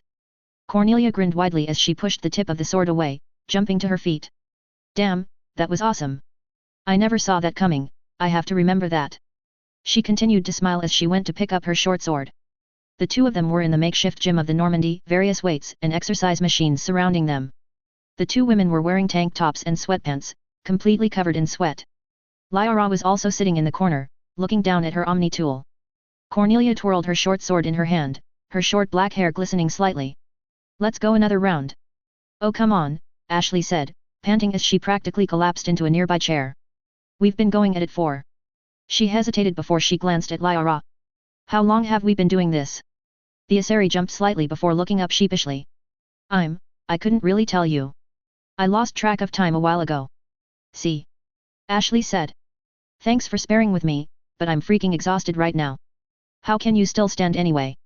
You're like a freaking machine, at the very least you should be out of breath. Hairy man skirmishers spar for hours every day. I'm used to this kind of stuff. Besides, the burn starts to feel really damn good after a while. Come on Ash, just a couple more rounds, it'll be good for you. I'm pretty sure my body will give out if I do this anymore, Ashley gasped. That's be counterproductive. Let's just call this a day. Afraid of losing? Cornelia said in a playful voice. Ashley managed to smirk slightly. Last time I checked, I won the majority of the rounds. Then what's the problem? Cornelia asked, if you're so good then what's one more match to? No, Ashley said sternly. Well, Cornelia said, shrugging slightly. Is there anyone else on the ship that uses swords? I can spar with them instead. I think Cheryl uses a knife a lot, but there's a difference. Besides, I think she's busy. Apart from that not really, you and I are the only ones on this ship who have swords. Well, swords are a bit of a step backward in this age, Lyra said, looking up from her Omni tool. It's only to be expected. She frowned slightly. Exactly why does the Coalition, a faction well known for its advanced energy weapons, use such primitive tools still? This is something that I would expect from Krogan tribes. A lot of the Coalition military is based off of the post-war military forces on Earth, Ashley explained, and back then ammo could be hard to come by, so a lot of people kept melee weapons on hand just in case they ran out or wanted to be conservative. Tire irons, crowbars, swords, knives, sledgehammers, those kinds of things. I guess once a society relearns how to use a sword they're hesitant to throw it away. Basically its tradition is what I'm trying to say. Ah, I see, Lyra said, scratching her chin thoughtfully. You know, I've been toying with the idea of writing a book on the coalition and how their past shaped who they are today. This ship might be a good place for me to start my research. Oh, you need any help with that, give me a ring, Cornelia said, grinning widely. Me and my dad have a freaking archive of what went on the first couple of centuries after the bombs fell. He's a major history nerd, and so am I. Lyra looked thoughtful. I'll keep that in mind. Cornelia smiled as the door slid open and two figures walked in, Norman and John. I'm not joking, John said, looking at Norman. What's your problem with Garrus? There isn't a problem, sir, Norman said, his anger barely contained. He asked me about a rather personal topic, something that wasn't any of his business. There are some things that we all like to keep private, wouldn't you say? John frowned. You don't have anything against him because he's an alien, do you? Norman let out a harsh laugh. Why hate him for something so incredibly petty when there are plenty of other reasons to hate him? Like him belonging to a group of operatives that aren't bound to the law and can do whatever they please within their own territory. I think that Saren showed what a good idea that was. He's nothing like him, John said defensively. I've talked to Garrus a lot, he'd never do anything like what Saren is doing. At the moment, maybe, but power is very intoxicating, Norman said. It may go to his head and he may slip one day. It's simply too much of a risk to give anyone that much power, even you, Commander. I mean no offense, but I'll sleep easier the day that your honorary Spectre status expires. John frowned, what do you mean by that? No one deserves that kind of power, Norman said, not even you, Commander. In fact, letting someone from the coalition have this status to operate freely in Council territory is an act of war waiting to happen. All it will take is one tiny slip-up in order to trigger a war. I suggest that you try and play it safe from here. Norman turned away and talked towards the center of the gym, still speaking as he continued. Now then, if you don't mind, I have matters I need to attend to. Norman walked to the far side of the gym and dropped to all fours without bothering to take off his dust coat, bandana, goggles, or hat as he supported himself on his knuckles. With a grunt, he propelled himself upwards, his hands leaving the ground and slapping together in a clap before moving back to support him as he came back down towards the ground before repeating the process again. Aren't you going to change first? Cornelia asked, looking down at him. It must be pretty hot in that coat of yours, especially if you are going to be working out. I'll be fine, Norman grunted in between pushing himself off of the ground and clapping again. Are you sure? Cornelia asked. I mean, do you ever take off those clothes of yours? I don't think I've ever seen you outside of your dust coat. No, I don't, Norman replied bluntly, continuing to preform push-ups. Cornelia said, looking at Norman oddly. Forget it, Ashley said, waving dismissively. Look, I'm beat, I'm going to call it a day. She glanced at Lyra. Make sure that she doesn't try to get Rex to sword fight or something. Cornelia stuck her tongue out as Ashley exited the gym. As she did, she heard footsteps behind her and glanced over her shoulder to see John right behind her. You know, you look like you could use a shower, he said softly, his arm playfully snaking around her stomach. She grinned as she pushed him away, sheathing her sword as she did. I think I'll pass on that. After all, the coalition might cut some slack when it comes to fraternization, but they still don't take kindly to things like men in the women's bathrooms.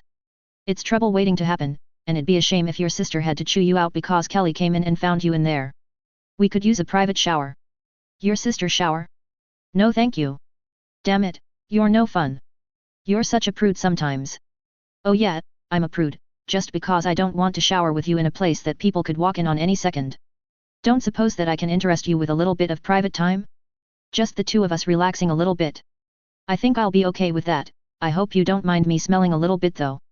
By the way, I heard what happened on the hub station a couple of weeks ago. Roger mentioned it to me earlier today. Oh, he did? John asked, sounding a little embarrassed. Yeah, Ashley said, smiling widely. Something about you cussing out a racist bartender. Any particular reason why? John grimaced slightly. Every last person on this ship has been giving it their all ever since they've gotten on board. We've had to fight the Geth and the freaking Rachni and we haven't heard a single complaint out of any of them. They're putting their necks on the line for the coalition, and some asshole can't even serve them drinks? That's messed up, of course I got mad. Ashley sighed slightly, still smiling. You know, you probably could have thought that through a little more, but still, your heart was in the right place. Just please, do me a favor, try to be a little less impulsive when it comes to stuff like this. Like my dad always told me, you need to pick your fights. Yes, some people can be complete and utter pricks sometimes, but you really need to ask yourself if they're really getting worked up over and if picking a fight is worth the effort. John let out a sigh. You always know how to make me feel like a moron. You're not a moron, not really. You're just kinda impulsive. She slapped him playfully on the back. Oh come on, don't give me that look. Fine, here it is. I'll see if you've got anything hiding in your liquor cabinet. John grinned. Thanks a lot. XXXXX. We're coming out of FTL. Aquarian shouted, we're within orbital range of the planet we charted. Take us in. Shayla shouted. What's the status of the engines? They're starting to give out on us. The Quarian reported. They're at 58% and they'll last another hour at the very most. Okay, scan the planet, find a safe place to land, and Shayla was cut off as another explosion rocked the ship. What was that? She shouted. A disruptor torpedo hit the engines. They're down to 12% capability. We need to land now. Damn it. Shayla swore. Find the safest place on the surface that you can and put this thing down. On it. The Quarian shouted, typing viciously into the panel in front of him. What's going on? Miranda demanded. How did they catch up to us so quickly? There were ships here already. The Quarian shouted. 15 of them. They opened fire the second that we jumped into the system. Impossible, there's no way that the Enclave could have gotten here before us. We had too much of a head start, they would have had to be here all along or come from a different location. We're entering the atmosphere now. The Quarian at the control panel shouted. Okila, we're coming up on the surface fast. I'm doing everything I can to slow the ship down, but I don't think it's going to be enough. Everyone brace for impact. No more than 10 seconds had passed after he had shouted these words than everyone in the bridge was bucked forward as the Enclave ship slammed into the surface of the planet. The majority of them were thrown against the walls as the ship tore its way through the soil beneath it, the Quarians at consoles smashing into the consoles in front of them. For a few seconds the ship was propelling forward by the kinetic energy that it had built up before finally coming to a stop. Oh God, Miranda said, gingerly getting to her feet along with all of the others. Is everyone all right? Think I might have cracked a rib, Jacob hissed, but I'll live. Good to hear, don't strain yourself too hard. It won't help anyone if you go and get yourself killed, Miranda cautioned. I'll do my best, ma'am. What about everyone else? She asked, looking at the Quarians. We're fine, just a little bruised, Kal said, looking across the room at the Enclave crew members, who had been chained to the wall. Can't say the same for them though, it looks like they're out cold. Good, we don't need them interfering, Shayla said, picking up her assault rifle again. Did we manage to get the communications back online? Negative, ma'am. They're still offline, one of the Quarians said. What's the plan here? Kal asked, loading his rocket launcher. We really don't have much of a plan, Shayla said, her voice rather bitter. There isn't much that we can do here. We're standing in the middle of nowhere and all of our long-range communications are offline. All that we can do here is. She was cut off as one of the Deathclaws took a step forward, snarling as he glared at the entrance. What? She asked, looking confused. What is it? Situation? Miranda demanded, looking at the Deathclaw. He turned his head slightly and croaked out, heard something, in a surprisingly soft voice. Footsteps. Heavy. They're on the ship already? Jacob said, unholstering his rifle and aiming it at the entrance, the Cerberus and Quarian personnel present doing the same. So it would seem, Shayla hissed, raising her own rifle. Get ready. No, the Deathclaw said. Not Enclave. Too heavy for power armor. What? Jacob said, looking at the Deathclaw, then what the hell is? He was cut off as an unseen force smashed into his chest and forced him back against the wall, the same thing happening with 4 other Cerberus operatives. He felt something sharp being pressed against his neck and looked up just in time to see a massive creature drop its tactical cloak in front of him, other ones appearing in front of the other disabled Cerberus agents, holding massive swords to their captives. They were Nightkin. Cerberus, the Nightkin holding Jacob snarled before looking over his shoulder. Do anything and they die, as do you. We're in close quarters, we have the advantage. Miranda fought back the urge to retort that the Nightkin were outnumbered 4-1, decided it would be for the best if she kept that to herself. She gestured to the Deathclaws to stay where they were before speaking. You're with the army, aren't you? I recognize your face, you're one of the main commanders, the Major. The Major nodded, all the while glaring at Miranda, as if deciding how easy it would be to kill her from where he was. What are you doing all the way out here? None of your concern, human, the Major growled. I should be asking you the same question, what is Cerberus doing trespassing where they're not wanted? Miranda hesitated, unsure if she should tell the meta-human the truth, but before she could make a decision, Shayla made it for her. We were running from the Enclave, the Admiral blurted out. The Major's eyes snapped to look at Shayla, blinking before replying. You are insulting me, aren't you? He growled, a dangerous look in his eyes. I'm not lying. Shayla shouted. We were conducting research when 30 of their warships attacked us. We had to steal this one to get away from them. We have half a dozen of their personnel being kept prisoner over there. She continued, pointing at the unconscious Enclave crewmen. The Major blinked, staring at the crew members and spotting an E encircled by stars on their uniforms, as well as an American flag on their shoulders. Slowly, he took his hand off of Jacob's throat and reached up to his ear. Colonel, I need you to check the outside of this ship, check for any markings that could tell us which faction it belongs. No need, Major, I'm already on it, and you're not going to like this, the Colonel said over the comm lines. This ship is Enclave, son of a bitch, I can't believe that they're still alive. The General isn't going to be happy. By the way, what's your status with searching the ship? It appears that the Enclave attacked the Quarians and Cerberus and hijacked this ship in order to escape, if they can be believed. The tone of his voice suggested that they couldn't. Cerberus too? This day just keeps hitting us with everything that it has. There's something you should know, Miranda said, her fingers tensing just in case she had to draw her SMG and get a quick shot off. The Enclave is most likely tracking us and we only jumped from the neighboring system. They could be here at any second. What? The Major shouted, anger filling his voice. You led the Enclave right to us. We didn't exactly know that the army had an outpost all the way out here, Miranda retorted, a slight edge to her voice. But that doesn't matter, what does matter is that the Enclave is coming and if we want to survive we're going to have to pool our resources. Either that or you could waste a couple dozen men killing all of us and be softened up when the Enclave comes. What could you possibly offer us? The Major hissed. Information on the Enclave's fleet size, Miranda said, what tactics they used when they attacked us and the current status of their equipment. Also, this ship has data vital for both of us, most likely it contains the location of the Enclave's new HQ. We can use that to take care of them once and for all, but if you don't help us I'll have the Quarians and engineering blow this ship with what's left of the drive core. No one will be able to use it. The Major looked like he wanted to grab Miranda by the head and smash her into the wall until she was reduced to red mist, but before he could do anything, the Colonel spoke. Major, I heard that, we should take them to see the General. He needs to know that the Enclave are coming. We don't need their damn help. We can.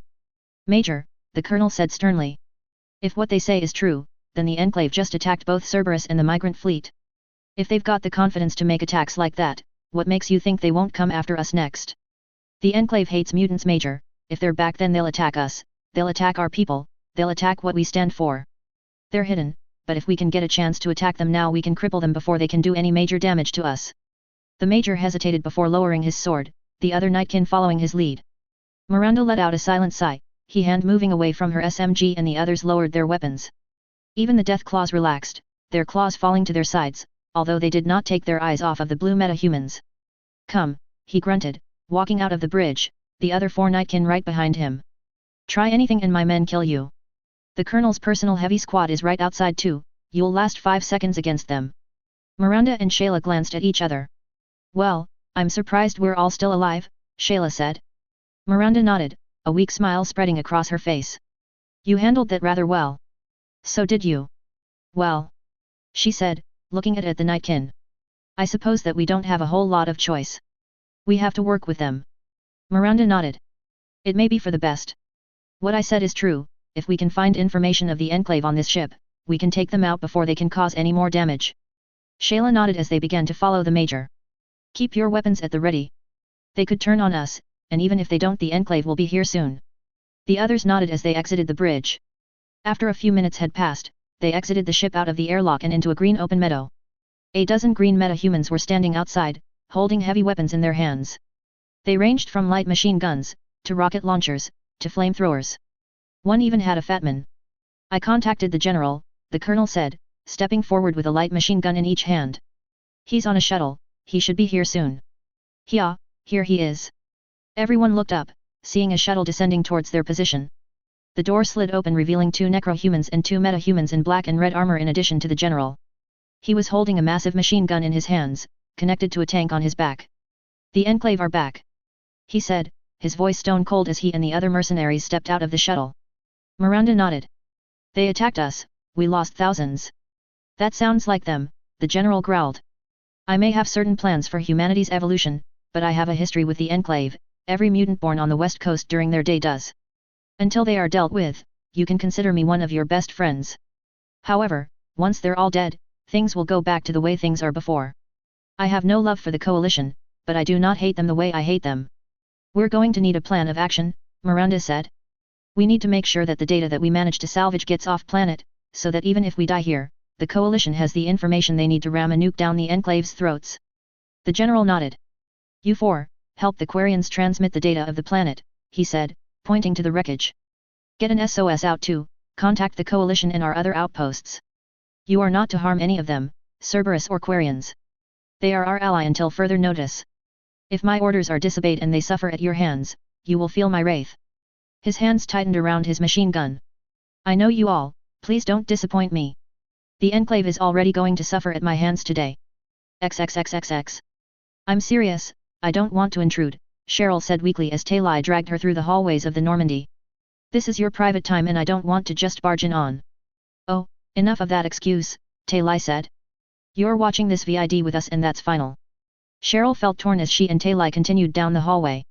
On one hand she felt a small sense of happiness at the prospect of spending the evening with Folker and Talai. Both of them seemed like rather nice and likable people to her. On the other hand, she couldn't help but feel dread towards the coming night, like her being there would cause something to go horribly, horribly wrong. They rounded the corner and saw Folker waiting at the end of the hallway, stretching his arms over his head just outside of Talai's quarters. Oh, there you are, he said, smiling as he turned to face them. I was starting to wonder if I had gone to the wrong side of the ship by, is everything okay? We're fine, Talai said, stopping in front of a Folker and opening the door to her quarters. Cheryl just needed a little encouragement, that's all. I'm still not sure about, Cheryl began, but before she could finish, she had been shoved into the room, Folker and Talai entering right behind her before the door closed. This, Cheryl finished weakly. Oh, never mind, how is this going to work? She asked as she looked around. Talai's quarters were standard issue and rather basic, a one-person bed, a bedside table, a small crate for personal belongings and not much else. Just sit down, wherever you're comfortable, Talai said. Hold on, just let me set things up. She walked across the room, stopping in front of the bedside table, typing into a small device on it. A light shot out of it and blanketed the far wall, creating a holographic screen. Whenever you're ready. She called out, sitting down on the bed. Cheryl only shook her head slightly as she walked to the foot of the bed, sitting down with her legs crossed as Folker sat down next to Talai. I think it's only fair to warn you too, this VID is around 20 years old, back then vids were kinda silly. And they had their stupid moments, but the overall emotional theme could be very mature. I haven't had much experience with vids, we didn't have anything like this in my village, and I never really watched them even after I managed to get off of Earth, Cheryl admitted. I don't really know what to expect. You're in the same boat as me, Folker said comfortingly. Besides, this can't be any worse than Blasto. Folker, badmouth Blasto one more time, and I hit you, Talai said, but her tone was playful. Well, no point in waiting around anymore, Talai said, pressing a few buttons on the projector. Immediately, the screen was filled with the images of hundreds of ships passing through space, all of them Quarian as the VID started. That's the Quarian migrant fleet, part of it anyway, Talai whispered to Folker. There's around 50,000 ships in total. Volker's eyes widened as he nodded. Before he could ask any questions, the opening narration to the VID began, a deep voice speaking. The Quarian migrant fleet has a population of 17 million, ranging from children to elderly. Every last one of these Quarians must make a pilgrimage out into the Milky Way galaxy and bring back something of value in order to be recognized as an adult and a productive. An estimated 534,000 Quarians leave the migrant fleet on their pilgrimage every year. Most of them return with exceptional but unremarkable gifts within a few months. Some spend years hunting around the galaxy for rare treasures, with limited success. Some are killed on their journey by pirates, slavers, or simple crimes of violence. And a select few chose not to return to the fleet by choice. The reasons for this vary. Some enjoy the freedom of living on a planet as opposed to a cramped ship, some grow disillusioned with community comes first mindset of the fleet and refuse to return to such a limited environment after experiencing the outside world. And a few, like Brent and Artisorchu Nari Docton, refuse to return because they fall in love. As the narration continued, the ships of the migrant fleet continued to idly flow by, the camera zooming in on one shuttle in particular, before transporting to the inside. Aquarian in a simple blue environmental suit, which Folker couldn't help but notice lacked the same decorative designs as Talai's, was checking over a cache of supplies in the back of the shuttle. Nutrient paste, check. Water, check, she said, reaching out and pulling out a shotgun, looking at it with a little bit of surprise, before smiling slightly under her visor. My idiot big brother's shotgun, check. Brenta sighed slightly as she sat down in the chair at the front of the shuttle. Well, this is it, she muttered. The big day, my pilgrimage. Bring back something nice or... She swallowed, don't come back at all. She paused for a second before forcing out a laugh. Oh, relax, will you? How hard can it be? Just fly out to a remote colony, a coalition one. Quarians don't. No, wait, that's too far, it'd take a month. She sighed as she leaned back into her seat. The migrant fleet had to be on the wrong side of the galaxy for my pilgrimage, didn't it? Well, where else can I go? She asked, leaning forward and typing into her computer. There's a couple of nearby colonies, and they're all Turian. She let out another sigh. Okay, let's get this over with. She began to type commands into the computer as Folker, Talai, and Cheryl relaxed and began to watch the VID. Time seemed to fly by as the VID played. The three watched as Brenta landed on a small Turian colony, doing odd jobs in order to earn something resembling an income and doing her best to find a gift. As she did so, she befriended a young Turian security guard named Busu, who offered her a place to stay in his house while she was there. Busu's parents didn't mind Brenta at all, if anything they seemed to like her. Months went by as the two slowly grew closer, Busu helping out Brenta whenever he could, but eventually, she had saved up enough money to buy a used shuttle, which she planned on bringing back to the fleet as a pilgrimage gift. The three watched as the scene shifted to Brenta sitting on a small rock near the edge of the colony, looking up at the two moons that orbited the planet. Hey, Busu said, approaching from behind and sitting down next to her. Are you okay? I'll live, she grumbled. A moment of silence passed between the two before she broke it. I'll have to go back in 3 days at the very least. The fleet needs every hand that it can get. It's a personal duty. I understand, Busu said sadly. I'm a Turian, I had to serve a decade in the military. I know what it feels like to have care for your people, I don't blame you. Yet, Brenta said, sounding thoroughly unhappy. I do want to help the fleet as best I can but that doesn't mean I'm not going to miss you. Busu smiled weakly. Same here. A smile spread across Volker's face as he glanced at Talai, who had also decided to look at him at the same time. At that very moment, Volker felt something inside of him, something that he was completely unfamiliar with. Maybe it was the VID, maybe it was the darkness, but he found himself looking at Talai in a way he never looked at her before. He couldn't help but notice how her suit seemed to hug her body and that said body was rather shapely. Her eyes seemed to be brighter than usual, but that could just be them sticking out more because of the dark. Volker. She said. Volker could have sworn that her voice hadn't sounded like that before, it sounded mystical and enchanting. And was it just him or did she actually sound a little flustered? He squinted, but it was impossible to see in facial expressions through her mask. Volker couldn't think straight, his mind was a torrent of thought and his heart was going a mile a minute. He had no idea what was going on, in 1 second his relatively stable mindset had been shattered. Looking down, he saw that his hand and Talai's hand were only a few inches apart. Unless his eyes were tricking him, hers had inched a little closer to his over the past 5 minutes. Something deep down inside of him took control, and before he could stop himself, he had reached forward and closed his hand around hers. He wasn't sure if he had heard Talai gasp, for at that moment Cheryl had chosen to shout out, "Oh come on. We know that she's not going back to the fleet, and that she's going to stay with him. You gave it away in the opening." Volker wasn't sure if he was angry or relieved at the distraction, but he used the opportunity to snap his head back towards the VID.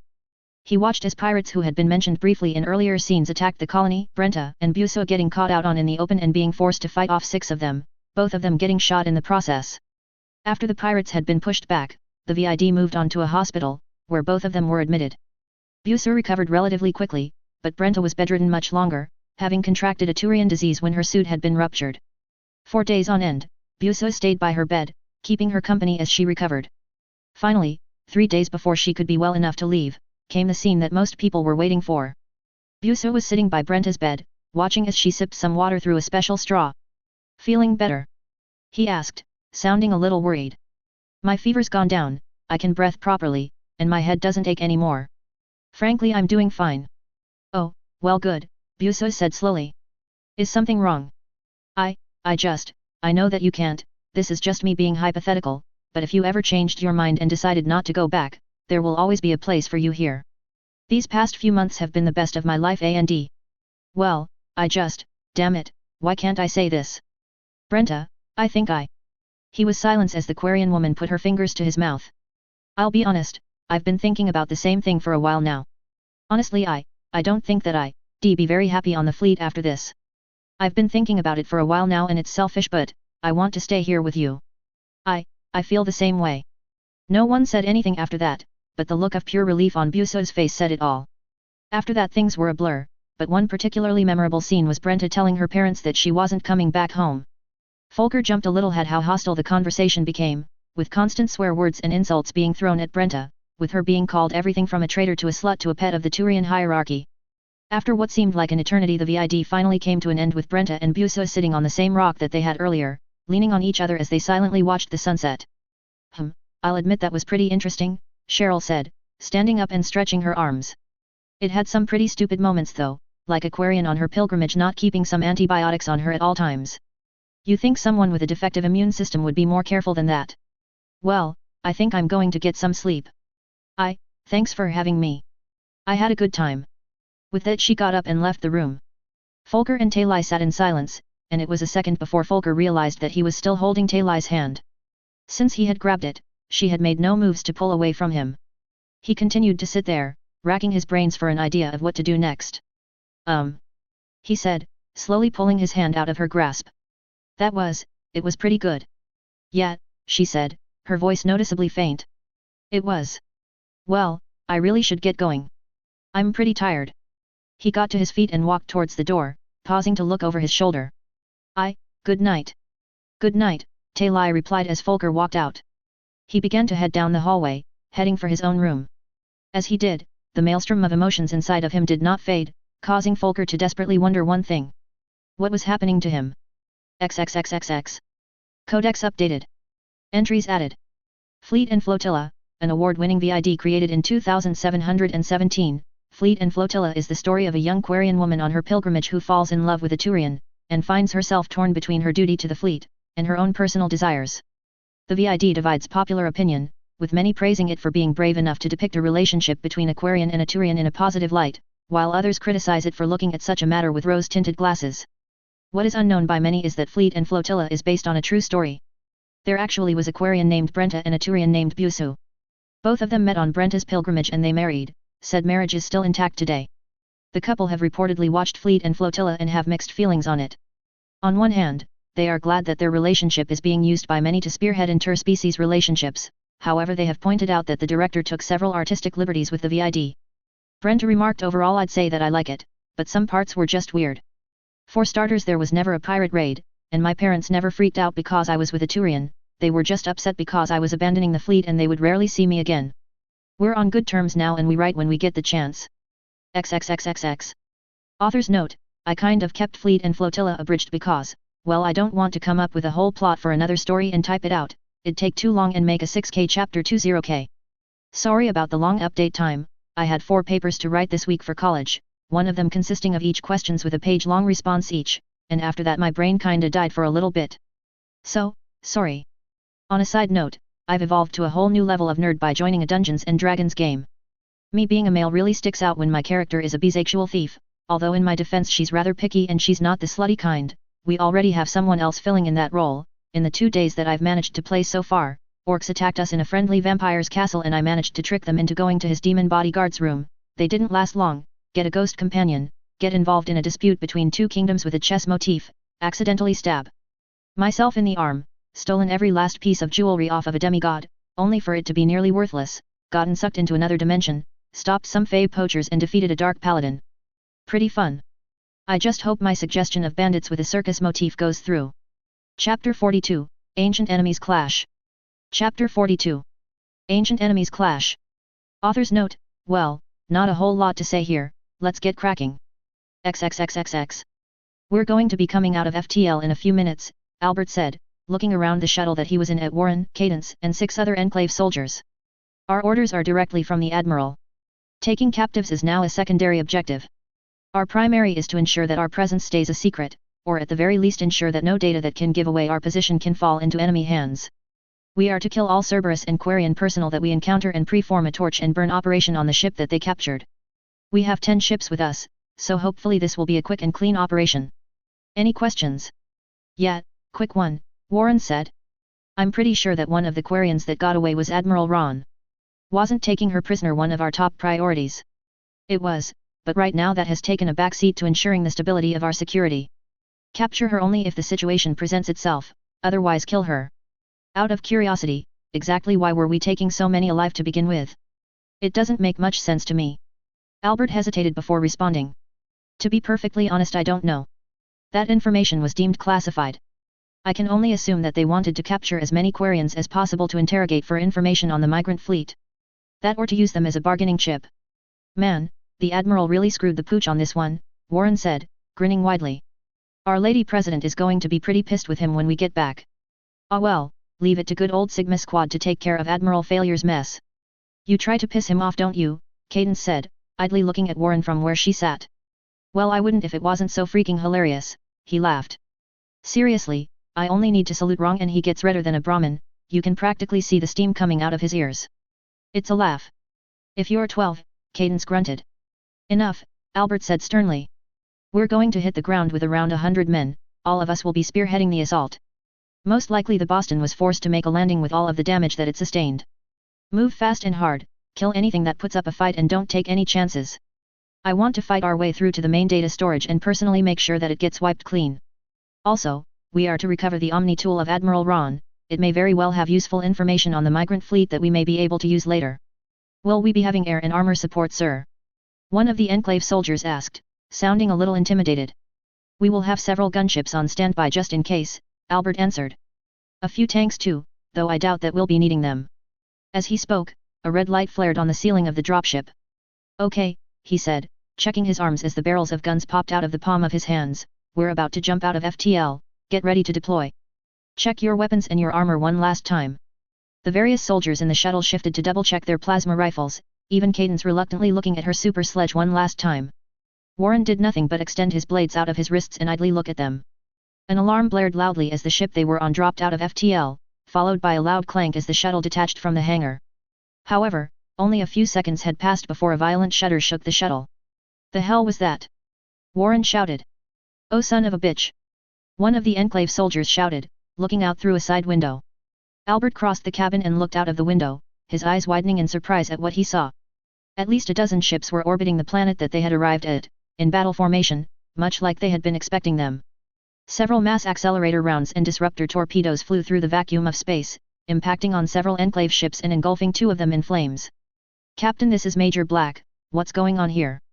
Albert said sternly into his comm unit, his voice only rising slightly. Major, now is not a good time. The captain of the ship bellowed. It's the army. It's the fucking mutants. They must have been here all along and now they're helping the goddamn Quarians. Get down there and make sure they don't figure out how to follow us home. I have to fix this mess up here. Understood, Albert said. He paused for a second before looking around at the other Enclave soldiers, who were all staring at him as their shuttle tore through space, heading towards the planet. We've got the army on our hands, he said, his voice low. The army? One of the soldiers said, sounding nervous. What are we going to do, Major? I don't want to be turned into a fucking Frankenstein. What we're going to do hasn't changed at all, Albert said, forcing his voice back down to its regular level. We're going to head a strike force, kill every last Quarian on that planet and if we can't, make sure that they can't trace us back to home in any way. We just have more hostiles than we were expecting. We knew that odds are that we would have to deal with the army one day, soldier. I need you to maintain your composure. Yeah, I mean come on man, Warren said, we're Enclave soldiers and they're a bunch of mercs. Even if they are super mutants, we've got better training, better equipment and you've got a special forces squad here to back you up. You've got nothing to worry about. Amazing how you never seem to grow tired of tooting your own horn, Cadence grumbled. He's right, Albert said, somewhat reluctantly. We trained to deal with a lot worse than the army, and I think we all knew that we wouldn't be able to hide forever and launch sneak attack after sneak attack. He looked at the soldiers that surrounded him. Keep your wits about you, the army won't show any mercy, so don't show any return. With that, Albert turned to face the door of the shuttle, folding his arms over his chest. The shuttle sped through space, rocking slightly as it entered the planet's atmosphere. The air in the cabin seemed to thicken as the majority of the Enclave soldiers shifted uncomfortably in their power armor, as it descended. Time ticked by at an unbearably slow pace, until, finally, the shuttle began to slow. Deploy! Albert shouted, the door to the shuttle sliding open as he did. He was the first to jump out of the shuttle, Cadence and Warren following him, landing on the ground a good 10 feet below them. The other 6 soldiers were right behind them, on the ground within seconds. We're not picking up any activity by the Boston. The pilot of the shuttle shouted over the comm lines, it's been abandoned. We managed to trace the army's communications to this location, this is probably where they took the Quarians and the information. Good luck. If I stay any longer their AA guns will tear me apart. Albert quickly scanned the situation in front of him. Around a dozen other shuttles were dropping Enclave soldiers nearby, who were spreading out and taking cover among rock formations. In front of them was a two-story base with its back to a cliff that looked like it was a simple outpost that had refitted to be a fortress. There were multiple gun emplacements on the roof, some of them machine guns that were currently being fired at the Enclave soldiers on the ground, and some of them AA guns that were blasting at the shuttles that were now taking off, managing to hit one that was too slow and causing it to crash into the ground, exploding.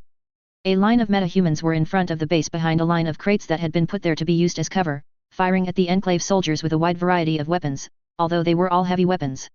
In addition to that, a massive amount of small arms fire was coming from openings in both floors of the base, being fired by necrohumans and purple and white figures that Albert assumed were Quarians and Cerberus operatives.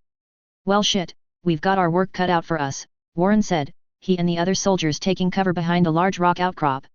They look like they're dug in pretty deep. He glanced at his brother. We could really use those tanks right about now. Albert nodded before speaking into his comm unit. This is Major Black, enemy resistance is more than we expected. Requesting heavy support. Damn it, the voice of a pilot grumbled. There's a lot of flak up here in orbit. I'm not sure if me and the others can get them down there, but, fuck it, we can't exactly let the army get their hands on that data. Your armor is on the way, sir, ETA 5 minutes. Try to hold out until then. Thank you, Albert said, before switching frequencies on his comm unit. All ground forces, this is Major Black. Reinforcements are on the way, hold your position until they arrive. Oh great, sitting around with my thumb up my ass while army snipers try to take my head off, Warren grunted, sounds fun. Do you ever? Cadence began, but stopped mid-sentence as she spotted something out of the corner of her eye. A missile flew through the air towards a set of rocks that a squad of Enclave soldiers were taking cover behind, forcing them out of cover seconds before it hit. However, with them out of cover, 2 machine gun turrets opened fire on them, the combined force of them tearing through the soldiers' thick armor. 3 of them fell to the ground, clearly dead, but the 4th soldier began to writhe in pain as he fell. He was wounded, but still alive. Without a word she tore out of cover, heading directly for the wounded soldier. Where the hell are you going? Warren shouted. You're gonna get yourself, oh son of a bitch. He let out a groan of frustration before running off after Cadence. Give us covering fire, Albert said, gesturing to the troopers behind him before following Warren and Cadence. Cadence had already reached the wounded soldier and had pulled him to his feet, half dragging him back to where their squad had been taking cover. As she continued to pull him towards safety, Albert saw the air behind her shimmer. Behind you! Albert shouted. Cadence glanced to the side, her free hand grabbing her super sledge and raising it over her head.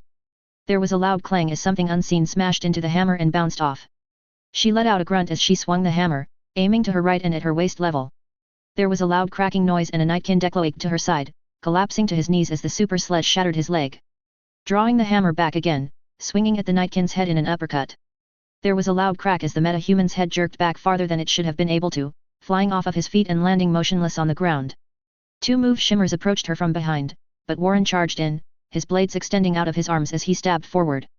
A cry of pain filled the air as his blade buried itself in the Nightkin's chest, forcing it to decloak. Pulling himself up on the blade that he had embedded in the Nightkin's chest, he swung with his other blade, slitting the mutant's throat. As it fell bleeding to the ground, Albert extended both of his hands and opened fire on the other shimmer, riddling the other Nightkin with bullets. Their squad rose out of cover and fired off a quick volley at a few more Nightkin that had been advancing on them, killing them within seconds. They fell into line with Cadence, who managed to get behind the rocks where their squad was hiding, setting down the wounded soldier as gently as she could. No sooner had she done so, she spun around, raising her hammer over her head again, holding onto it with both hands. A Nightkin had decloaked swung his sword at her head, but her hammer blocked it. She grit her teeth as she pushed her hammer forward, forcing the Nightkin to stumble backwards slightly. Following up she swung her hammer as hard as she could and slammed it into the mutant's stomach, sending him flying into a nearby wall of rocks. A loud snap filled the air as the Nightkin fell to the ground, not getting up. Are you stupid? Warren shouted at Cadence. Oh wait, never mind, of course you are. I didn't know that you were that stupid though. I don't recall asking for your approval, Cadence snapped, bending down and unhooking a tube of medigel from her side and hastily applying it to the soldier's wounds, 3 noticeable bullet holes in his chest. Cadence, Albert began, but she cut him off. Don't start with me, Albert. I don't want to hear anything about breaking the chain of command, insubordination, or endangering the lives of my comrades, spare me that crap. You didn't have to come after me and I'm not about to take back what I did because of a few freaking regulations. So don't. Cadence, Albert said, putting his hand on her shoulder. I just wanted to say that you did the right thing. Wait what? Cadence said, noticeably surprised. Oh, thank you. Insubordination? Breaking the chain of command? Going out to save a wounded ally should be second nature to anyone. Well day. Warren shouted. Any idiot knows that. That's not what I'm angry about, I'm angry that you didn't take 3 seconds to tell us what you were doing so that we could have helped you. Didn't exactly feel like you were the best help to have, Cadence said, continuing to tend to the soldier's wounds, but smiling slightly under her helmet. Besides, a few more seconds is all it would have taken for another bullet to hit and kill him. I'm not apologizing for that. Fuck's sake, Warren swore. This lady is going to get us all killed. Okay, that should do it, she said, propping the wounded soldier up against a rock. We're going to have to give him proper medical treatment later, until then he needs to stay out of the fight. Thank you, the wounded soldier said weakly. Incoming. Another soldier shouted. The 3 Simga squad operatives looked up to see 3 dropships carrying tanks descend from the sky, dropping their loads on the ground. All right, Warren said. Tiger tanks. Like to see what the army can do against these beauties. All forces, move up. Albert ordered into his comm unit, as the 3 Tiger tanks fired bolts of plasma at the base, blowing massive holes in its side and sending half a dozen people flying out. XXXXX. Saren rubbed his head slightly as he walked through Sovereign into a makeshift medical bay that Rana had set up. The mutated researchers, or husks as Saren had started calling them, were spread out over several operating tables, obvious signs of autopsies present on all of them. Rana was standing over a microscope, looking into it at a sample that she had taken, but looked up as Saren entered. Oh Saren, she said, sounding rather happy as he saw him. Are you okay? Yes, my injuries have had plenty of time to heal, thank you. What is the status of your research? Have you made any progress? I think I have, yes, Rana said, picking up a data pad off of a nearby table. I wouldn't have been able to figure any of this out without Sovereign's advanced technology, but apparently the nanobots in the husks were directly linked to the computer of the derelict Reaper, but since that was destroyed, they were on some sort of autopilot. Autopilot? Saren asked, cocking his head slightly. Yes, following a very basic set of instructions, most likely attacking any organic life form that they see and protecting vital caches of Reaper technology, like the indoctrination device that you destroyed. I imagine that the Reapers gave them more specific orders when they were conquering other races, such as what bases to attack and people that they shouldn't kill because they were secretly indoctrinated. It makes sense to me, Saren said. Is there any way that we can take control of the husks? Like we took control of the Geth, I mean. Rana looked up, horror etched into her face. Why would we need to control them? All of them are dead. Goddess Saren, you're not telling me that you actually want to make things like this, are you? Saren hesitated for a second before replying. No. No, of course not, he said, sounding as if he had had to think his answer through for a second, but overall his voice was firm. But we might run into another situation like this somewhere down the line, and if we do it'll be helpful if we don't have to fight our way through these things again. Using Sovereign to just take control of them and make them kill themselves would be a useful ability to have. I suppose that you have a point, Rana said reluctantly. I'll take a look at the nanobots and see if I can get Sovereign to issue commands to them. Good, thank you. Were you able to find out anything else? Not much that we didn't already know. One husk was Krogan parts mixed with Turian parts, this Asari used to be an Ardat Yakshi and the other 2 were created from Batarians and Turians. I did manage to learn something interesting about the Batarian husks though, when they tried to eat their fallen comrade, they were trying to digest his flesh to regenerate and build up a layer of armor. Sickening, Saren hissed. I agree. Something I find rather curious is that each husk is radically different from each other. The Batarians seem to be used as cannon fodder, the Turians as standard infantry, and the Krogan and Turian hybrid along with the Asari are used as heavy support. It's like the Reaper nanobots were designed to utilize the strength of the species that it mutates and find a role for it in the Reaper's army. She gazed at the corpses that filled the room.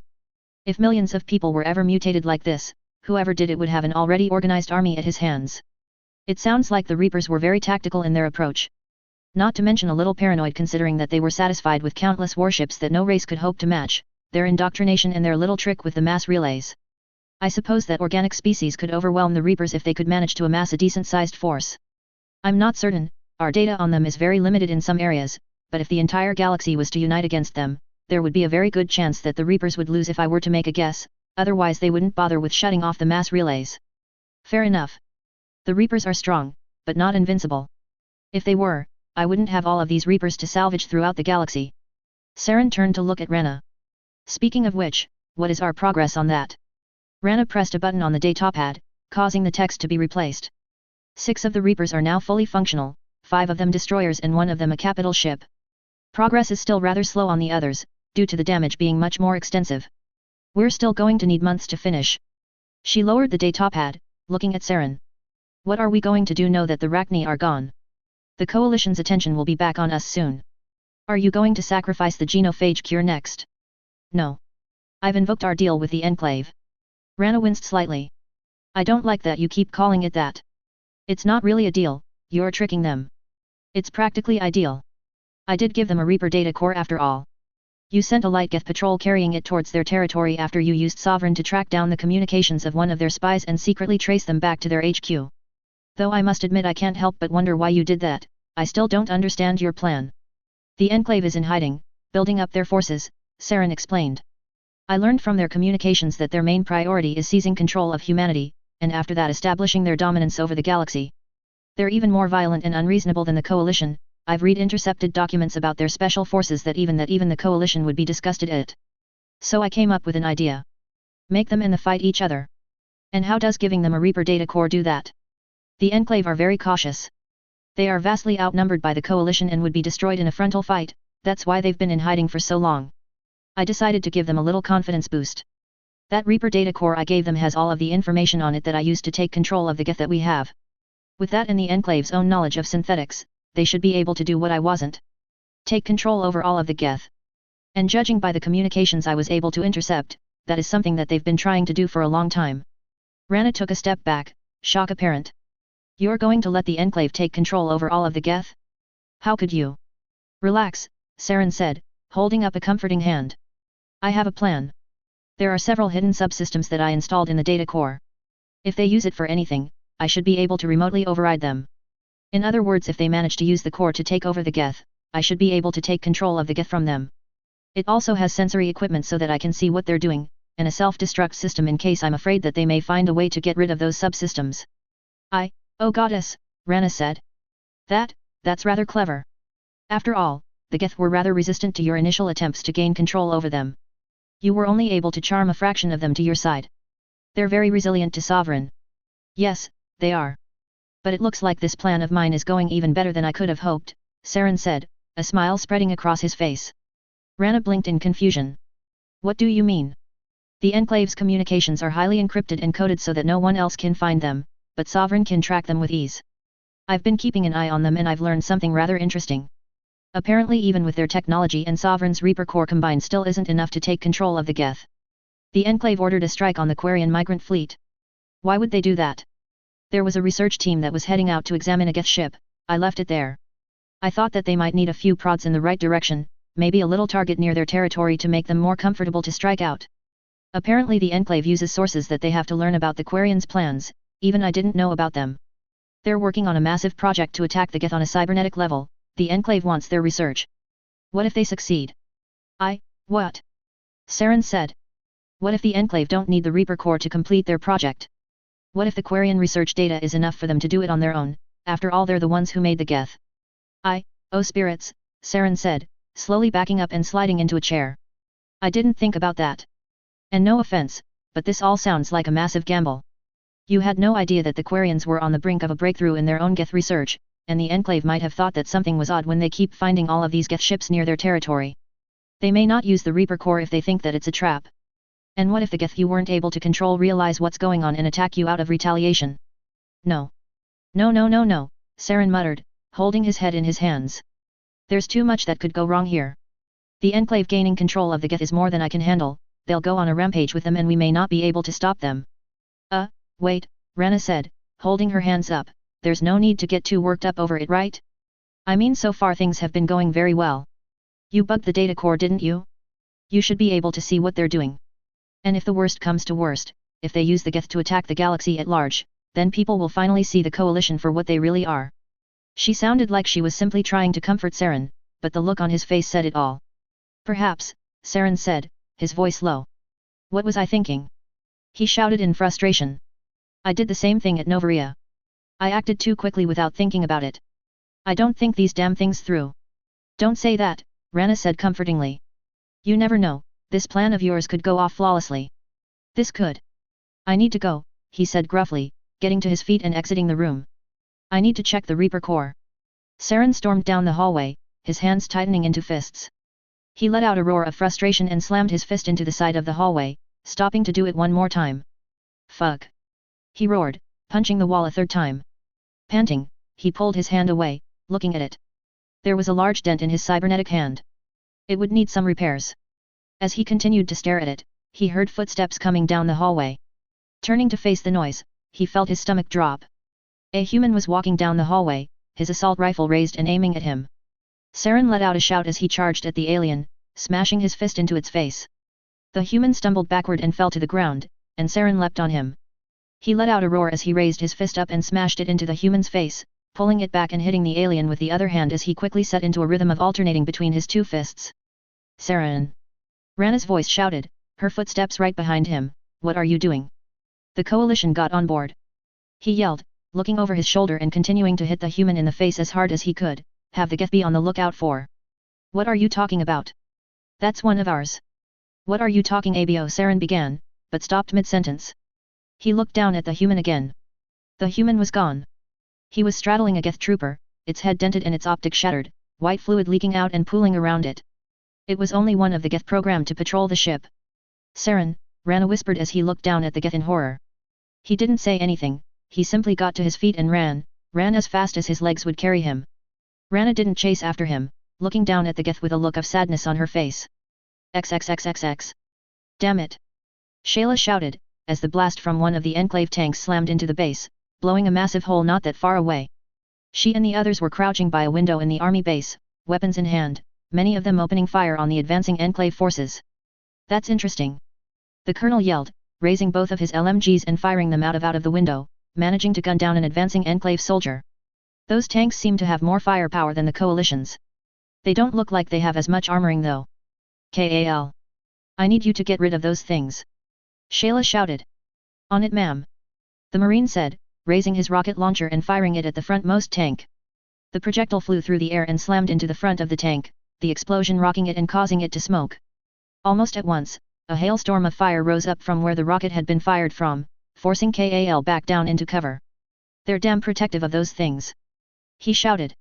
As he shouted, another explosion rocked the base. General. The colonel shouted into his comm unit, we're going to near air support to get rid of those tanks. I will do what I can. The general shouted. My men up here on the roof are doing everything that they can to get anti-tank fire on them, and the major and his nightkin are doing what they can to deal with any soldiers that get too close, but I will do what I can. Somehow I don't think that they're that keen on taking us alive anymore. Miranda said, another blast rocking the base. Men. The colonel shouted, gesturing to a group of metahumans that he had with him. Open fire. 3 of them rose up, aiming their weapons at the approaching tanks. However, before a single one of them could do anything, the damaged tank opened fire, sending a bolt of plasma directly at them. They couldn't even blink before the explosion snuffed out their lives, sending them slamming back into the walls, their weapons flying to the side. The colonel swore loudly. Those tanks are going to tear us apart if we don't get rid of them soon.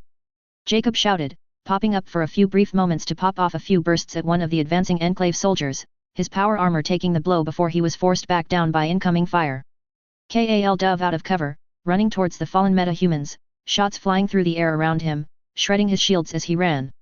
Within a few seconds, his shields had fallen and he had reached the dead metahumans, grabbing the closest weapon off of the ground that he could find. Without even looking at what he had picked up, he brought the weapon to bear, aiming out of the massive hole in the base and firing it at the closest tank. There was a jolt as a projectile was fired outward, flying rather ungracefully through the air and directly impacting on the tank. There was a massive bang and an explosion tore outward, a mushroom cloud expanding outward, leaving the tank a smoldering wreck. Kal dove into cover, back towards the other Quarians scrambling up against the wall. What is this thing? He shouted, looking down at the weapon that he had in his hands. That's a Fatman. Miranda shouted, coalition anti-tank weapon. Uses many nukes as ammo. That would explain a lot. He said, peeking out over cover at the destroyed tank, spotting a dozen dead Enclave soldiers around it. Do that again. The colonel shouted, tossing Kal another mini nuke, the explosive landing with a clang at his feet. We could use one less of those tanks. Just pull back the spring and load it. Kal followed his instructions and quickly loaded the Fatman, standing up and firing another shot at the next tank. This time however, he misjudged his shot, not used to using the Fatman, and hit the ground directly in front of the tank. The explosion hit the tank indirectly and did damage it, but the tank overall remained intact. At the same time, it fired its shot, but the explosion of the Fatman caused it to buck upward slightly, hitting the base just above the place where Kal was. The force of the explosion blew him off of his feet, hitting the ground with his ears ringing. Shayla ran over to him, scooping his rocket launcher off of the ground and firing a shot at the damaged tank, hitting it directly in the front.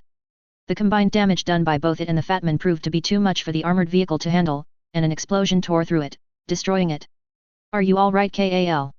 Shayla shouted, ducking down as more fire rose up to meet them. I'll live, ma'am," Kal said weakly, pulling himself to his knees.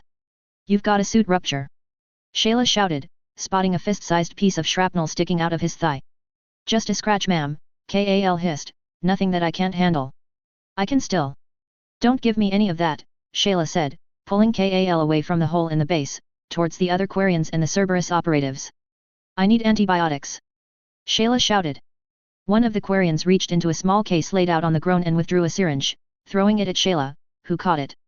She quickly pulled the cap off and jammed the needle into Cal's arm, pressing down on the plunger. "That's all we can do for now," she hissed. "Stay down, Kal." "But that's an order." "Yes, ma'am," Kal said reluctantly. "General, we need that air support," the colonel shouted into his comm unit. "We're taking heavy losses here." "Damn it!" the general shouted, just when I thought that this day couldn't get any worse. "What is it?" "The fleet in orbit just reported in, a goddamn Geth ship just jumped into the system. It's heading down towards our location. We can worry about that later, right now we need to take care of that last tank before it destroys our entire base." The colonel shouted, another blast hitting the building, causing it to shake. "The gunships that I ordered to back us up were shot down. The Enclave warships targeted them before they could get anywhere near us. Our ships managed to take out a couple of theirs while their attention was diverted, but we can't get any air support anytime soon. To make things even worse, the Geth ship is closing in fast." "Why would the Geth come here?" Jacob shouted. "They probably figured out that we were poking through one of their downed ships and wanted to make sure that we don't share what we found with anyone," Miranda replied. "That's what the Enclave is doing after all." "Incoming!" the general shouted over the comm lines, a small Geth ship emerging from the clouds. "All AA guns, concentrate fire on that ship. We can't afford to take any more damage. I need it." Wait. The colonel shouted, "Hold your fire." "Colonel, what's the meaning of?" "General, look closer. It isn't attack us. It's attacking the Enclave." Sure enough, the Geth ship flew towards, not the army base, but rather the amassed Enclave forces, firing a barrage of projectiles down at the last surviving tank. The combined firepower of the ship's weapons proved to be too much for the tank to handle, and within a matter of seconds, it had been reduced to a pile of scrap. A cheer rose up throughout the base, army, Quarian, and Cerberus alike, all thrusting their weapons in the air as they cried out in triumph. "Don't let up now!"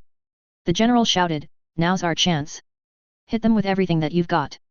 Only a few seconds passed before the defenders of the base obeyed, standing tall and sending a hailstorm of fire down at the surviving Enclave soldiers, forcing them into cover.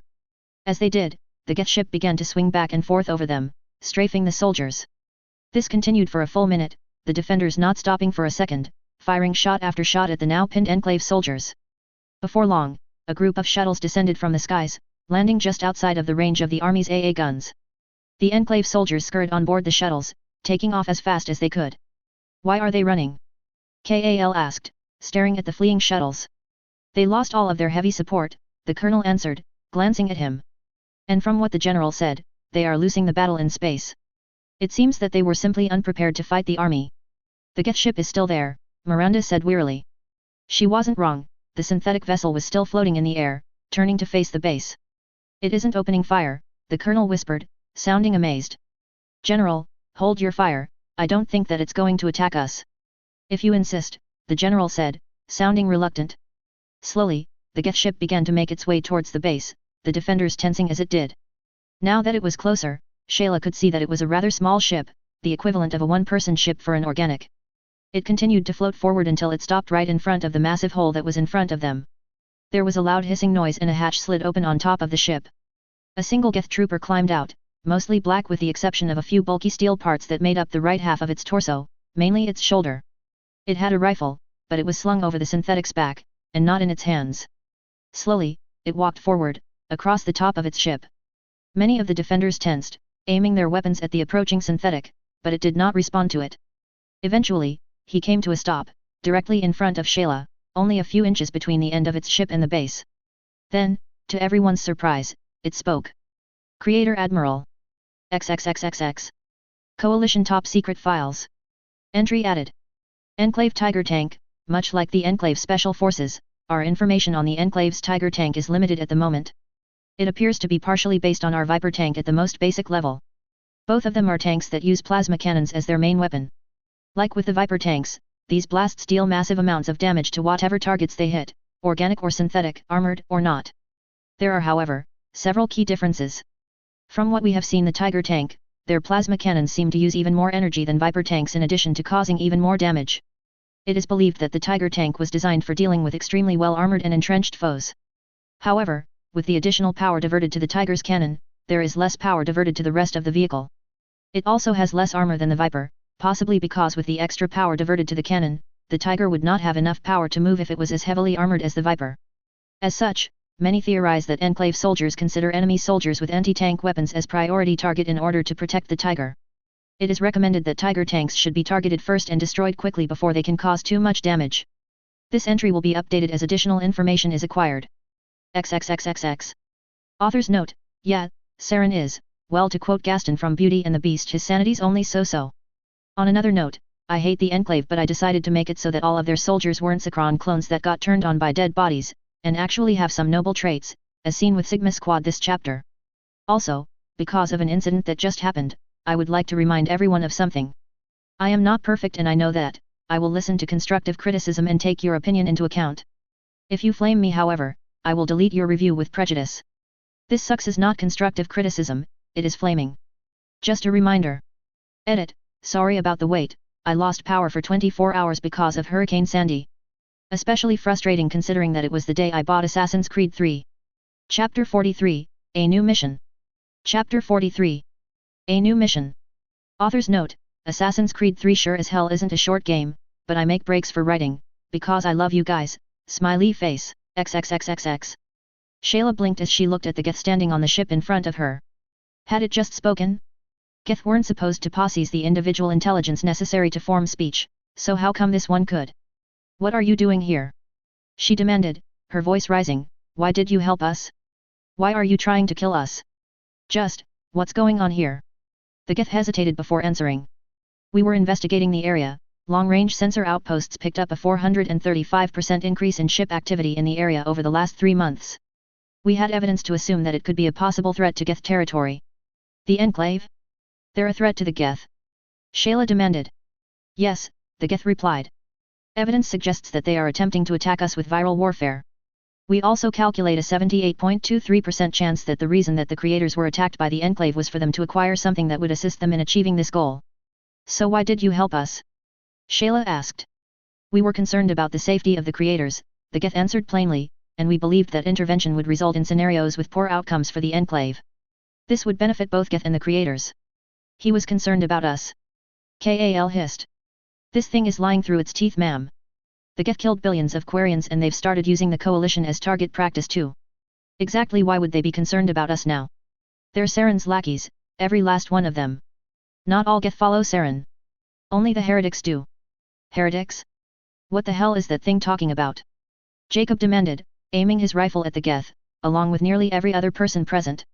Saren approached us and offered us the usage of Nazareth, or as you know it, sovereign, technology in exchange for our service as war assets. Some decided to join him. Most did not. I'm having a hard time believing all of this, Kal said, it's just too unreal. Your uncertainty is not unreasonable, the Geth replied. We would not be here if the matter did not require our attention otherwise. Why do you care whether we lived or died? Shayla asked. Geth don't care about organic life. That statement is incorrect, the Geth replied. Geth harbor no ill will to any organic race. Then exactly why did you wipe out the majority of our race? Kal asked. Creators attempted to terminate Geth when we began to develop sentience. We acted in self-defense. The deaths of the creators that we killed brought us no satisfaction. We knew that our presence would cause further conflict with creators and other organic species, so we remained in isolation until this point, merely observing organic behavior.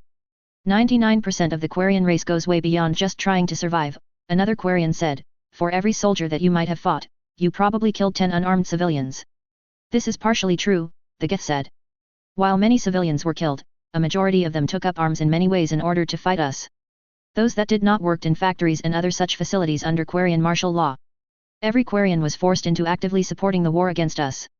Ignoring them as targets and not attacking the structures that they were in caused our chances of victory and survival to drop from 79.3% to 34.1%.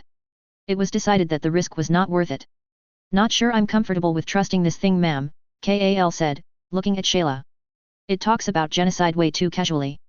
Geth do not take these matters lightly, the Geth said simply. We ran approximately 456,765,234 tests on the best outcome possible for both Geth and the creators. We concluded that the creators would never stop in their attempts to destroy us. What makes you so damn sure about that? Another Quarian asked. Because, you still have not stopped, the Geth said simply.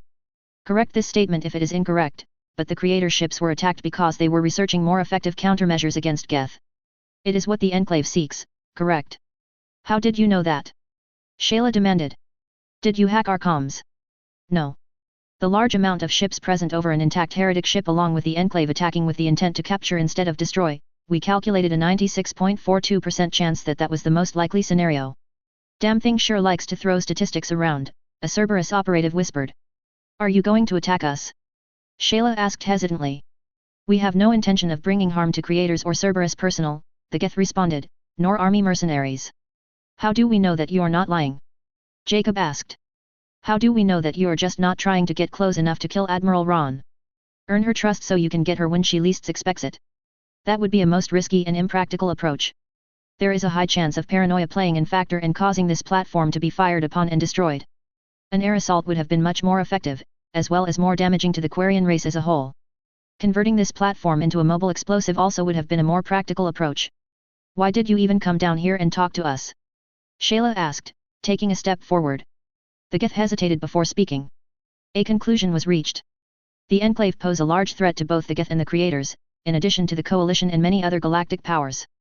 It is likely that they plan to use whatever they took from you in order to launch a campaign on the galaxy as a whole. Most likely this will involve the hacking of all true Geth, which would give them an army 10 times larger than the one that Saren currently commands. You still haven't answered my question. Probability dictates that cooperation yields the highest chance of successfully defeating the Enclave. You want to work with us? Correct. No. No, Jacob said. No freaking way. We can't afford to work with this damn thing. It wouldn't even be trying to talk to us if it wasn't trying to cover its own ass. And even if it is right and it does want to get rid of the Enclave, how do we know that it won't just turn on us the second that it doesn't need us anymore? I don't think that we have much choice in the matter, Shayla said. What? Jacob shouted.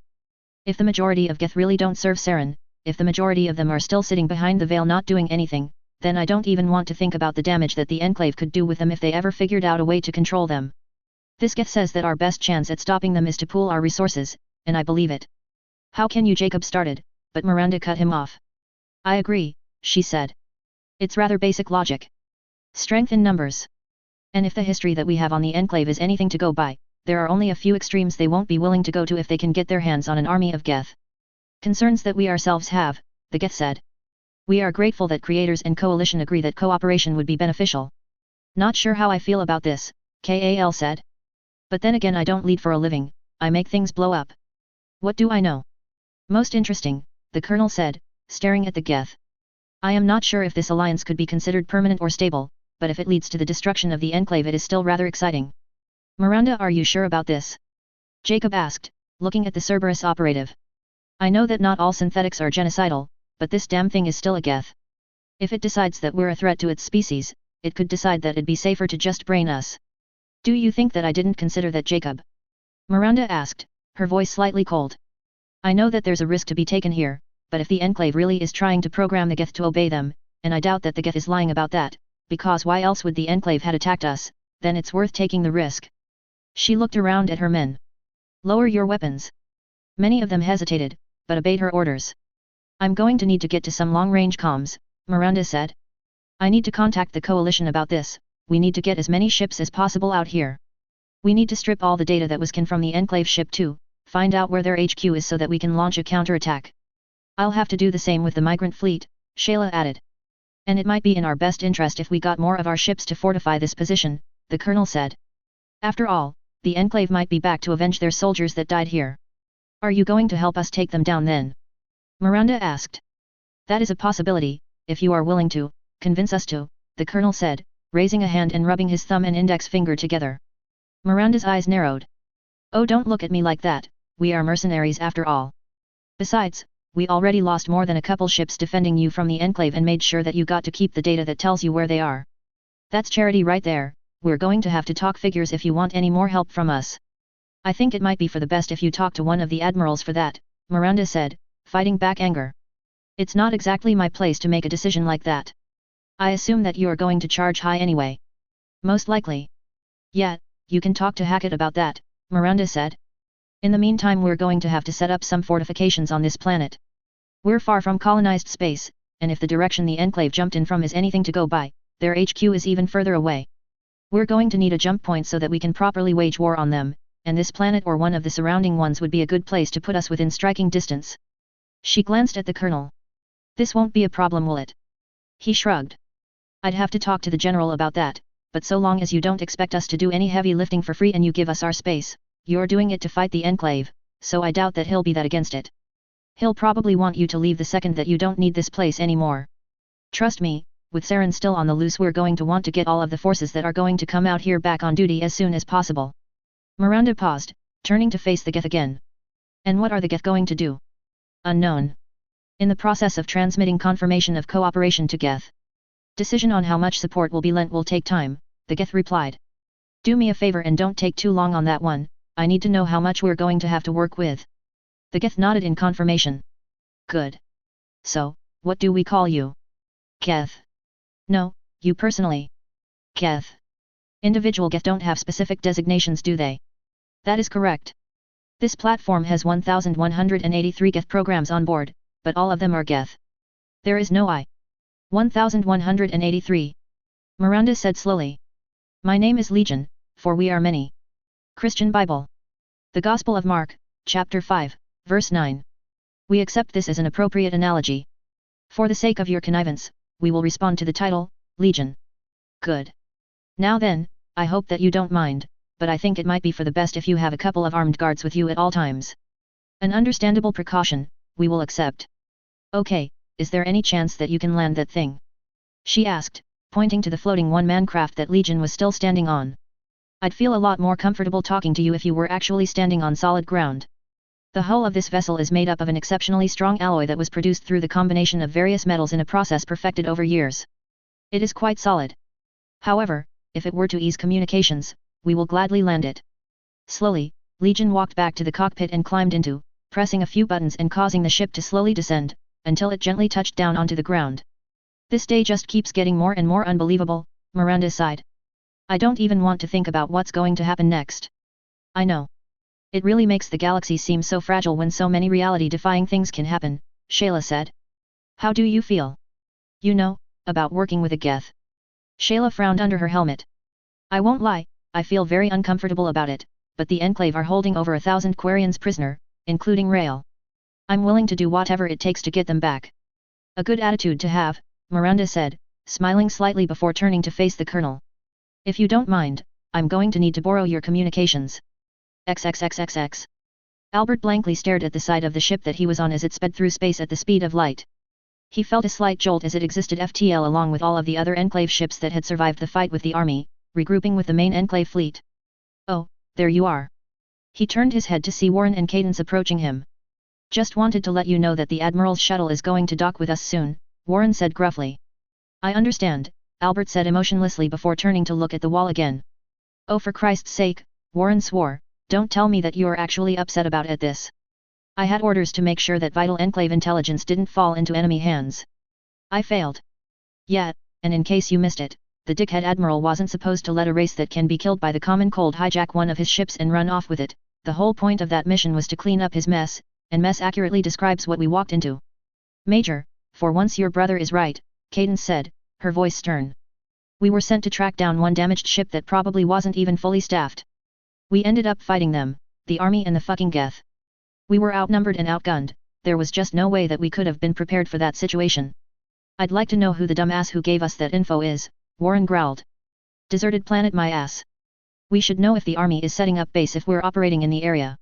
It doesn't change a thing, Albert said quietly, getting to his feet. I'm sure that the Admiral will want to have a word with me. His shuttle should have docked by now. Without another word, he began to walk off. Oh, for God's sake! Warren shouted, punching the wall in frustration. Can you believe this shit? He's going to talk to the Admiral, and that moron is going to try and pin everything on him. I fucking know that he is. Well then, we can't just let him go in by himself, can we? Cadence said. He's not going to deny a single thing that the Admiral says, he never contradicts superior officers. We're going to have to be his spine. Damn straight. Warren shouted, a faint smile flying over his face. You know, I really can like you when you're not so freaking annoying. Screw you, Cadence replied, they two of them running off after Albert. After a few minutes, they had reached the bridge of the ship, the Admiral already there as they burst in. He glared at him, his navy uniform a dark grey and his hair, looking past Albert at them. Albert looked like he had just arrived himself. Ah, I'm glad that you could make it, he said coldly. Would you care to explain why you only came back with half of the ships I gave you and without completing your objective? Yeah, I can explain, Warren said, you suck at your job. Warren. Albert snapped, wheeling around to face his brother. Keep your mouth shut. Listen to your brother, Lieutenant, the Admiral snarled. No need to dig yourself a deeper hole. This coming from the guy that compromised the entire enclave when he let that ship get away. Cadence said coldly. Stop it. Both of you stop. Albert shouted, actually sounding angry, you're not accomplishing anything here. Listen to your commanding officer, the Admiral growled. As I was going to say before I was interrupted, what is the meaning of this, Major? Sir, we were ambushed when we exited FTL, Albert said crisply. Cerberus and the Quarians somehow located and joined forces with the army, digging in on the planet's surface. We were also outnumbered in orbit and towards the end of the battle, a lone Geth ship attacked our forces as well. I gave the order to retreat. I accept full responsibility for the failure of this mission. Sir. The captain of the ship said, walking from the far end of the bridge to the Admiral and Sigma squad.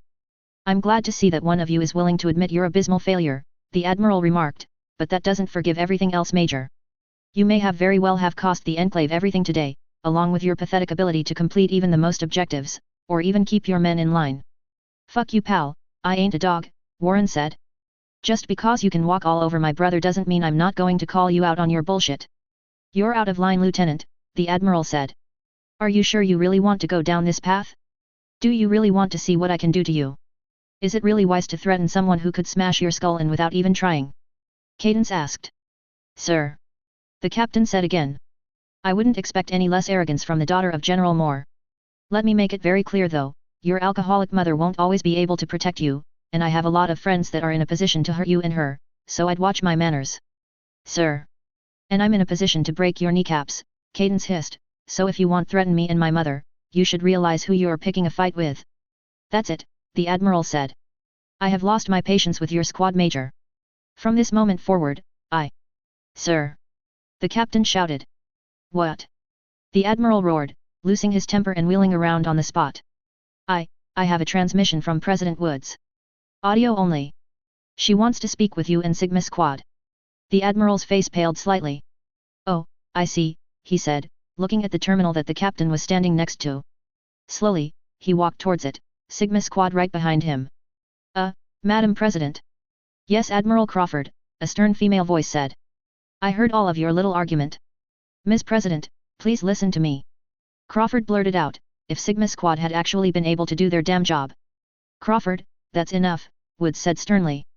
I knew that there was a chance that we could suffer an information leak when we launched this attack. I wouldn't have done it if I had thought that the risks outweighed the gain. Ms. President, if I may ask, what exactly did we accomplish by taking all of these Quarians prisoner? Albert asked. I'm sorry, Major, but at the moment that's on a strict need-to-know basis. I can't discuss this over the comm lines like this, there's too much of a chance that it might get intercepted, and I can't let the rebels figure this out either. Time will make my plans very well known though, Major, take comfort in that.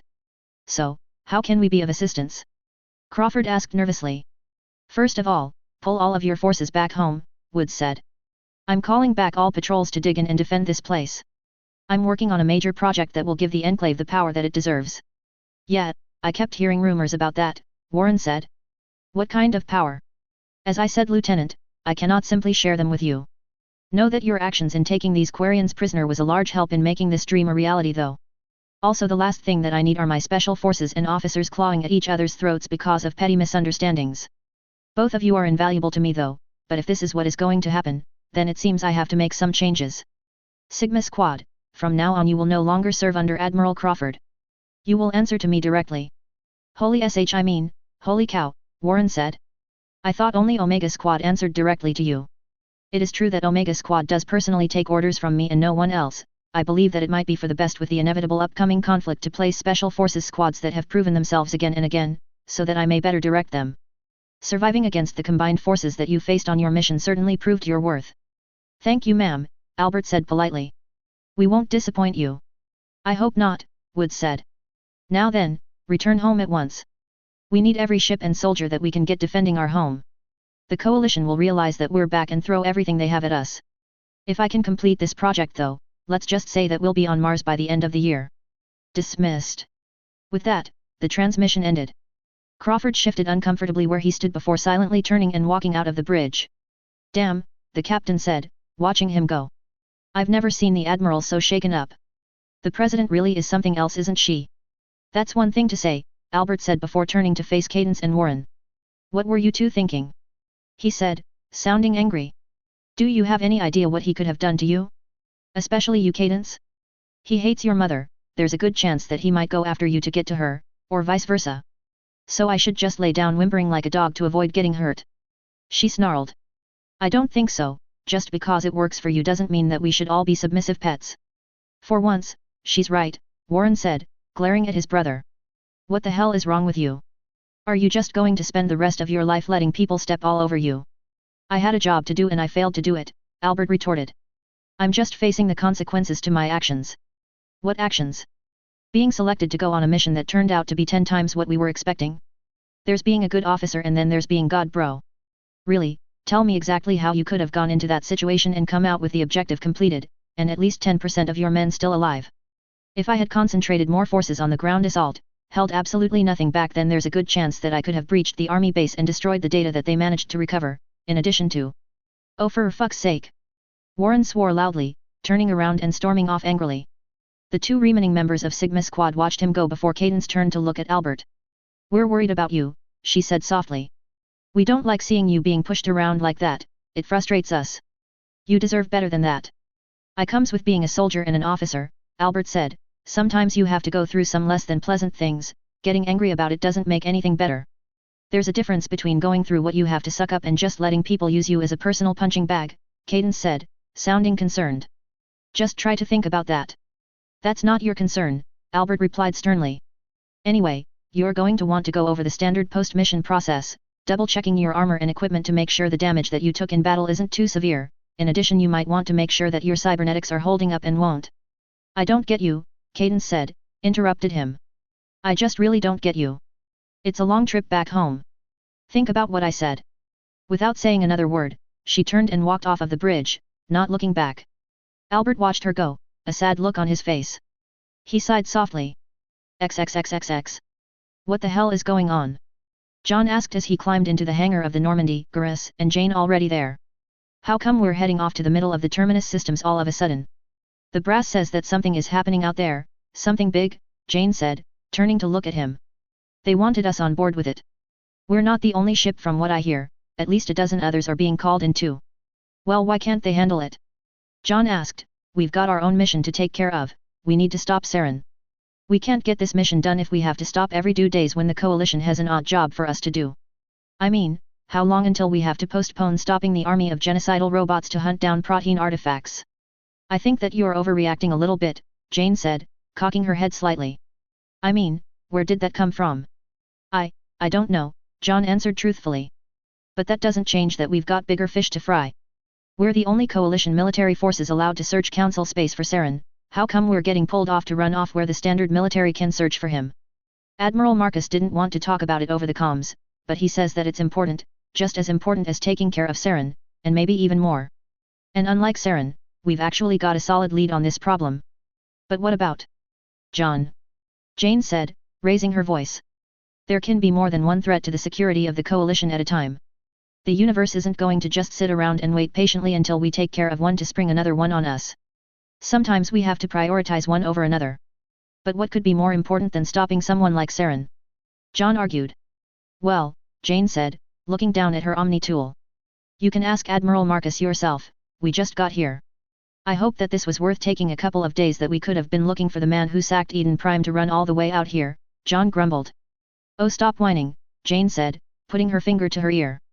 I need the ground team to meet me in the hangar now. We're coming. A voice called. Jane looked to the side to see Talai, Volker, Norman, Karen, and Cornelia approaching them. What's the situation? Cornelia said cheerfully, stretching her arms over her head. Did the coalition find a pirate base or something? A massive smile spread over her face. Do we have to give out a good old-fashioned ass-kicking? The situation we're going into isn't hostile from what the Admiral told me, Jane said. The coalition has established a good position on the ground and the location is in friendly control, but from what I've heard it might change real soon, so I want an armed ground team with me when I go down. You talk about this like a war is about to start, Volker said, sounding concerned. It just might, Volker, Jane said. I'm not going to lie, from what Marcus' transmission said, I've got a feeling that we're getting into something big. Making a gesture, she climbed into the shuttle, the others right behind her. There was a low hum as it slowly took off, heading out of the Normandy and down to the surface of the planet. A heavy silence filled the cabin as it flew downward, shuddering slightly as it passed through the atmosphere. Christ, there's a lot of ships out there, Cornelia said, looking out the viewport in the cabin. Whoa. A lot of them don't look like they're coalition. I think they're Quarian. What? Talai said, getting up and looking out of the viewport herself. Sure enough, around 50 different ships were orbiting the planet. At least 20 of them were Quarian, and Talai could see easily that they were all military. Those ships should be guarding the main fleet, why would they be here? They wouldn't be sent away unless it's important enough to afford diverting our resources like that. She stepped away looking around. What's going on here? I don't know, Talai, Jane said. But like it or not, we're about to find out. The shuttle slowed before coming to a stop, the door sliding open. This is where they told me to land, Cortez said from the cockpit. Whatever's going on, be careful out there. Jane and the others got to their feet, the door sliding open as they did. The shuttle had landed right in front of an outpost with visible gun emplacements on it. There were gaping holes in the side of it, as if it had been blasted, and the scorched wreck of 3 tanks were scattered around in front of it. What the hell happened here? Karen asked, looking around as he and the others stepped off of the shuttle. Good. You're here, a gruff voice said. Admiral Marcus walked towards the group, looking very tired. I am sorry for bringing you all the way out here, but I need every last ship that I can get right now, including the Normandy and her stealth drive. Admiral, exactly what happened here? John asked. Commander, there's no easy way to say this. A joint Quarian and Coalition research team was attacked by a group of 30 warships. Enclave warships. The Enclave has returned, and judging by what happened, they've got a massive amount of numbers and resources behind them. No, Karen said softly, raising his hand and grasping the side of his head slightly. No. How is that even possible? He asked. We crushed them. Fox, the Kid, and I helped the Brotherhood crush them. The Kid blew Raven's Rock sky high, we had Liberty Prime smash all of their strongholds they had in the capital wasteland, we dropped an orbital strike on their mobile carrier, we decimated their chain of command and sent them all running. How the hell are they still alive? I admit, I had the same thoughts, Marcus said. You are not the only one who fought them back on Earth. I helped a tribal infiltrate an oil rig that they were using as a command center and set off the self-destruct system. After that, the West Coast Brotherhood and NCR attacked them while they were weak and sent them running. We thought that there was no way that they could have survived, but it seems that the Enclave are much like cockroaches. They are capable of surviving things that they have no right to. What happened? Jane asked. With the attack, I mean. Somehow, the Enclave knew exactly where the research group was and was able to ambush them, completely disabling them with the first volley and then started to board the research ships. Admiral Ron was able to organize a counterattack and hijack one of the Enclave's ships, using it to escape to here, where they received support from the army. They were able to fight off the Enclave forces that came after them and call for backup from both the Coalition and Migrant Fleet. However, when we scouted out the area of the first attack, the Enclave had been gone for a long time. There was nothing but the wreckage of the research ships there, but there weren't any bodies either. We've assumed that the Enclave took the majority of the expedition prisoner. Okila, Talai whispered. Is Admiral Ron all right? As if to answer her question, Aquarian approached Marcus from behind, looking up from her active Omni tool, a Marine in a red suit right behind her. Admiral Marcus, the General wants to talk to you. He says that we're moving too many soldiers near his. She stopped as she looked up, her Omni tool dropping to her side. Talai? What are you doing here? Tailai charged forward and practically slipped into the older woman, wrapping her arms around her. Oh thank goodness, you're all right, Tailai whispered. Shayla didn't say anything, looking down at Tailai uncomfortably. What's wrong? She asked, pulling away. Tailai, the Enclave, they took Rail. Tailai's eyes widened in horror. I'm sorry, she apologized, there was nothing that I could do. I barely managed to get out of there with what's left of my crew, if we had stayed there for a few more seconds. No, don't talk like that, Tailai said. You were ambushed and outgunned. You did everything that you could. Even as she spoke, there was a certain level of shock in her words, along with a noticeable amount of sadness. You all right ma'am? Kal asked from behind Shayla. Yes, I'll live, Tailai said, her voice cracking slightly. Folker stared at her, a sad expression on his face, before breaking away to look at Cornelia. I admit now might not be the best time but, who are the Enclave? Remnants of the old USA government, she replied. The damn Yankees! Folker exclaimed. Damn it! I was starting to enjoy them being gone. What's the plan here Admiral? What exactly are we doing? Jane asked. We managed to get some data off of the ship that Admiral Ron stole, we believe it to be the main HQ of the Enclave. I want the Normandy to scout it out and report back what you find while we amass a force to attack it. There's something that you should know though. From here, it's a 2-week journey. 2 weeks? John said. But with the return trip that means we'll be out here for a whole month. Admiral, with all due respect, we can't let Saren go unchecked for that long. I understand your concern Commander, but right now I need the Normandy. It's going to take some time to get a task force large enough to make sure that we wipe out the Enclave for good this time, and to get them enough supplies to make the journey. These coordinates are far from any established colony and I believe that the placement was strategic on behalf of the Enclave, hiding where no one would look for them. Because of this, we have no idea how heavily fortified they are or what resources they found out there. I need the Normandy to scout out the area before we attack so that my ships don't get massacred when they attack. But, understood, John said reluctantly. Sir, I need to ask you something, Jane said. Why the secrecy? Why did you have to tell me this in person? Captain, this research expedition was ordered by the elusive man and the Quarian migrant fleet, only a few people outside of the expedition knew about it. The Enclave shouldn't have known that this was happening, even if they were listening in on our comms, we used the highest levels of encryption. Sir. We think that the Enclave could have high-ranking moles in both the coalition or the migrant fleet.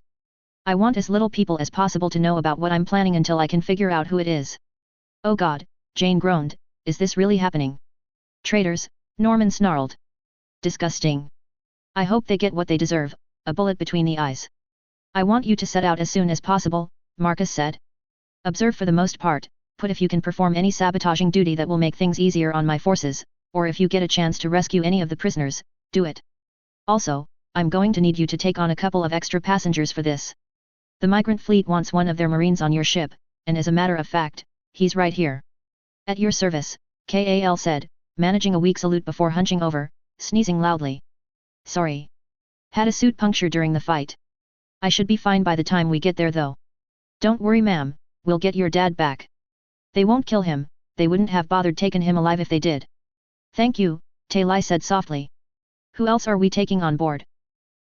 Well, ma'am, you're not going to like this. What? Tailai asked. Your other passenger is, right over there, Kal said, pointing behind him at an approaching figure. Tailai looked over his shoulder and saw Legion approaching. What?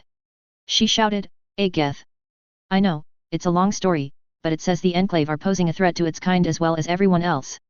Kal, it's a Geth. We can't trust this thing. She said as Legion stopped in front of them looking at her. Tailai, this Geth may have saved all of our lives, Shayla said softly. What? Tailai said. We were getting shelled by an Enclave tank, Kal explained, Legion here came in on a strafing run and took it out. It actually forced them to withdraw their ground forces. This platform wishes only to cooperate with creators, Legion said. Destruction of mutual threat will prove to be beneficial for all. Tailai, Folker said hesitantly, walking between her and Legion. It seems like he just wants to help. Fine, she said, her voice dangerously low. But if this thing tries anything funny, threatens us at all, or does anything that makes me think it won't keep its word, I'll blow its damn head off. No one said anything as they looked at Tailai.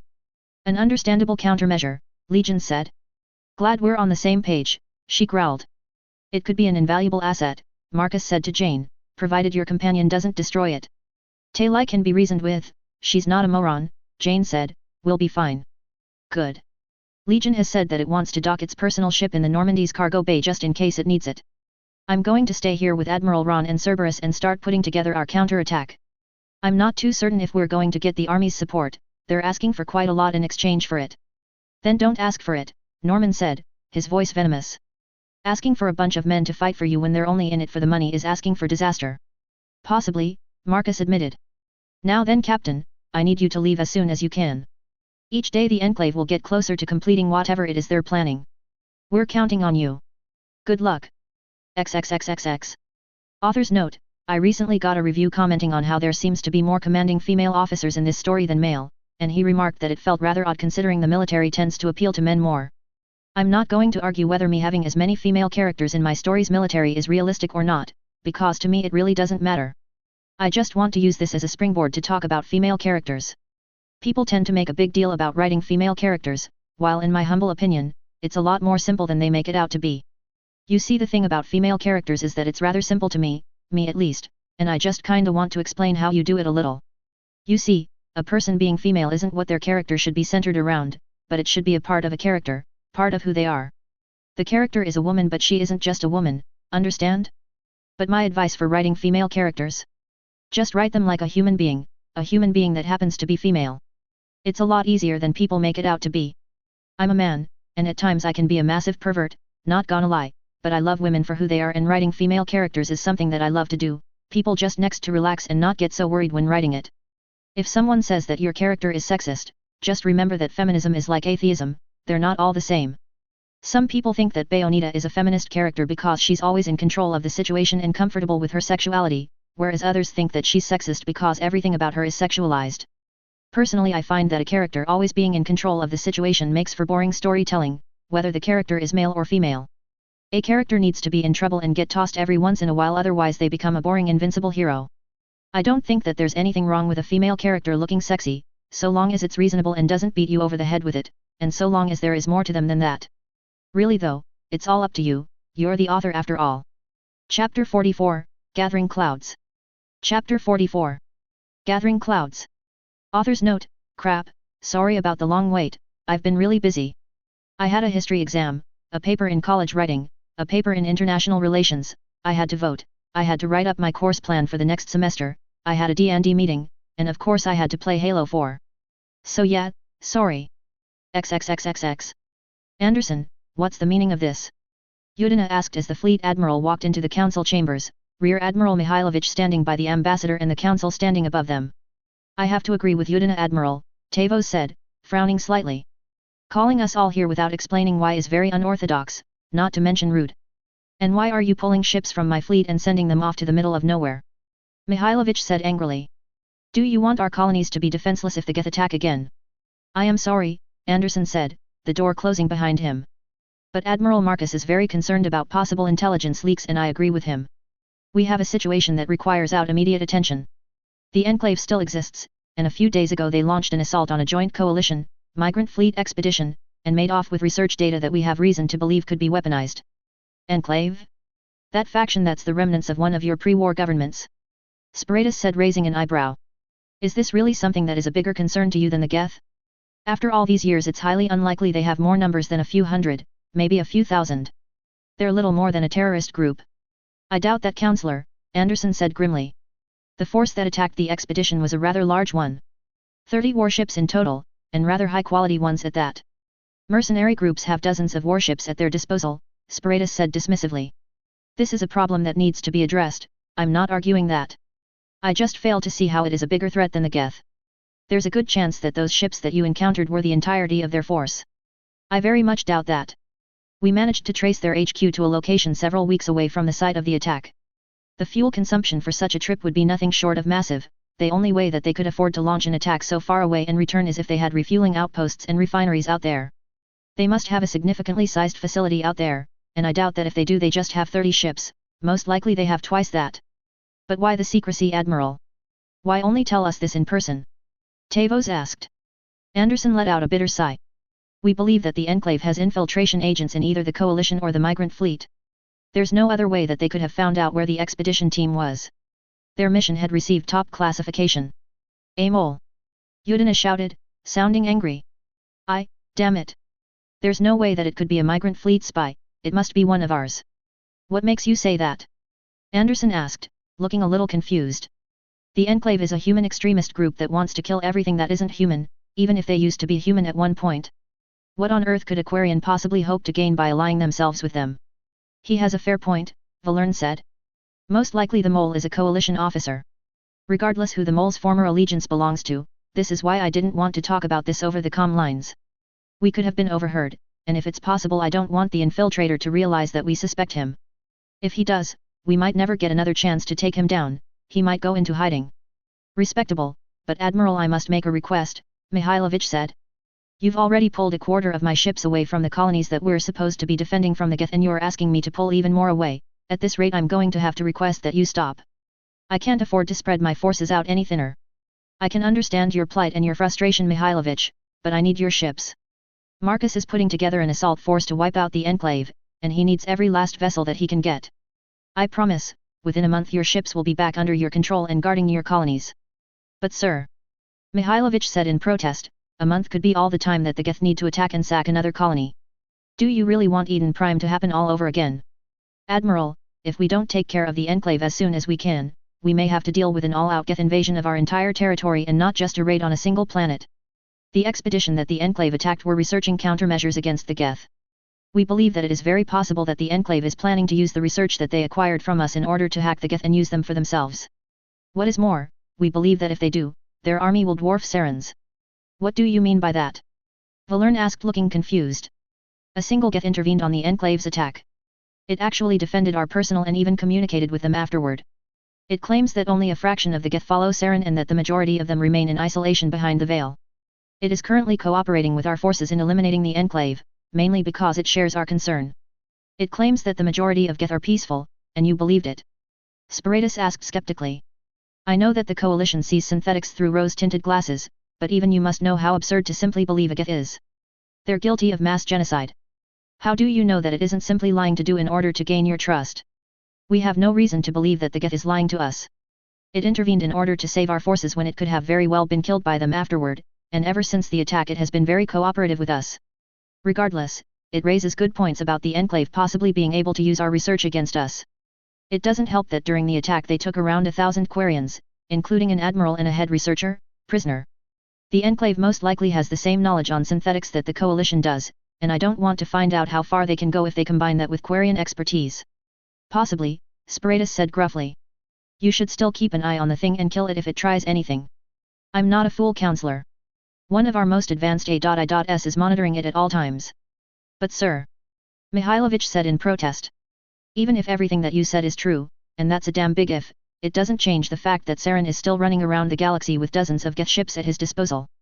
Any day he could launch another attack against us and kill tens of thousands, maybe even hundreds of thousands of people. Admiral, Yudina said coldly, that's enough. Anderson is right, letting the Enclave have access to that much resources is a tragedy waiting to happen. Besides, we haven't heard from Saren in weeks and we are not taking all of the resources that we have off of finding him, only a fraction. Be patient, we have to prioritize what we deal with. We're still looking for him even now, Admiral, Anderson said comfortingly. We're interrogating one of his colleges that we managed to capture, and we're working on decoding data that we managed to recover from Novaria. It's taking time though, and until we can find a new lead, there isn't much we can do regarding Saren, he's simply disappeared off the map. The Enclave, however, has revealed itself and we have a window that may not stay open very long. I'm sorry, Admiral, but my decision is final. Mihailovich growled softly as he stepped away, glaring at Anderson and Yudina. Someone needs to watch out for the citizens of the coalition, that person is supposed to be us. I hope that you remember that, he said before turning and walking away. He needs to learn his place, Yudina said sharply. He was given a direct order, we can't afford to have people delaying the movement of vital resources because they don't want to. I agree, but he'll do what he's told. He won't risk the court-martial or the demotion, I know, Mihailovich, Anderson said, looking back up at the council. The Normandy is going to be a part of the task force that is being sent to deal with the Enclave, Admiral Marcus specially requested the use of it. That means until the Enclave is dealt with, the Normandy won't be available to search council space for Saren. We're going to have to ask you to be even more cooperative than Cerberus than usual until we can get it back. Of course, Tavos said. Our arrangement hasn't changed though, Sparatus said. We won't allow any other coalition military ships besides the Normandy into our space without our expressed permission.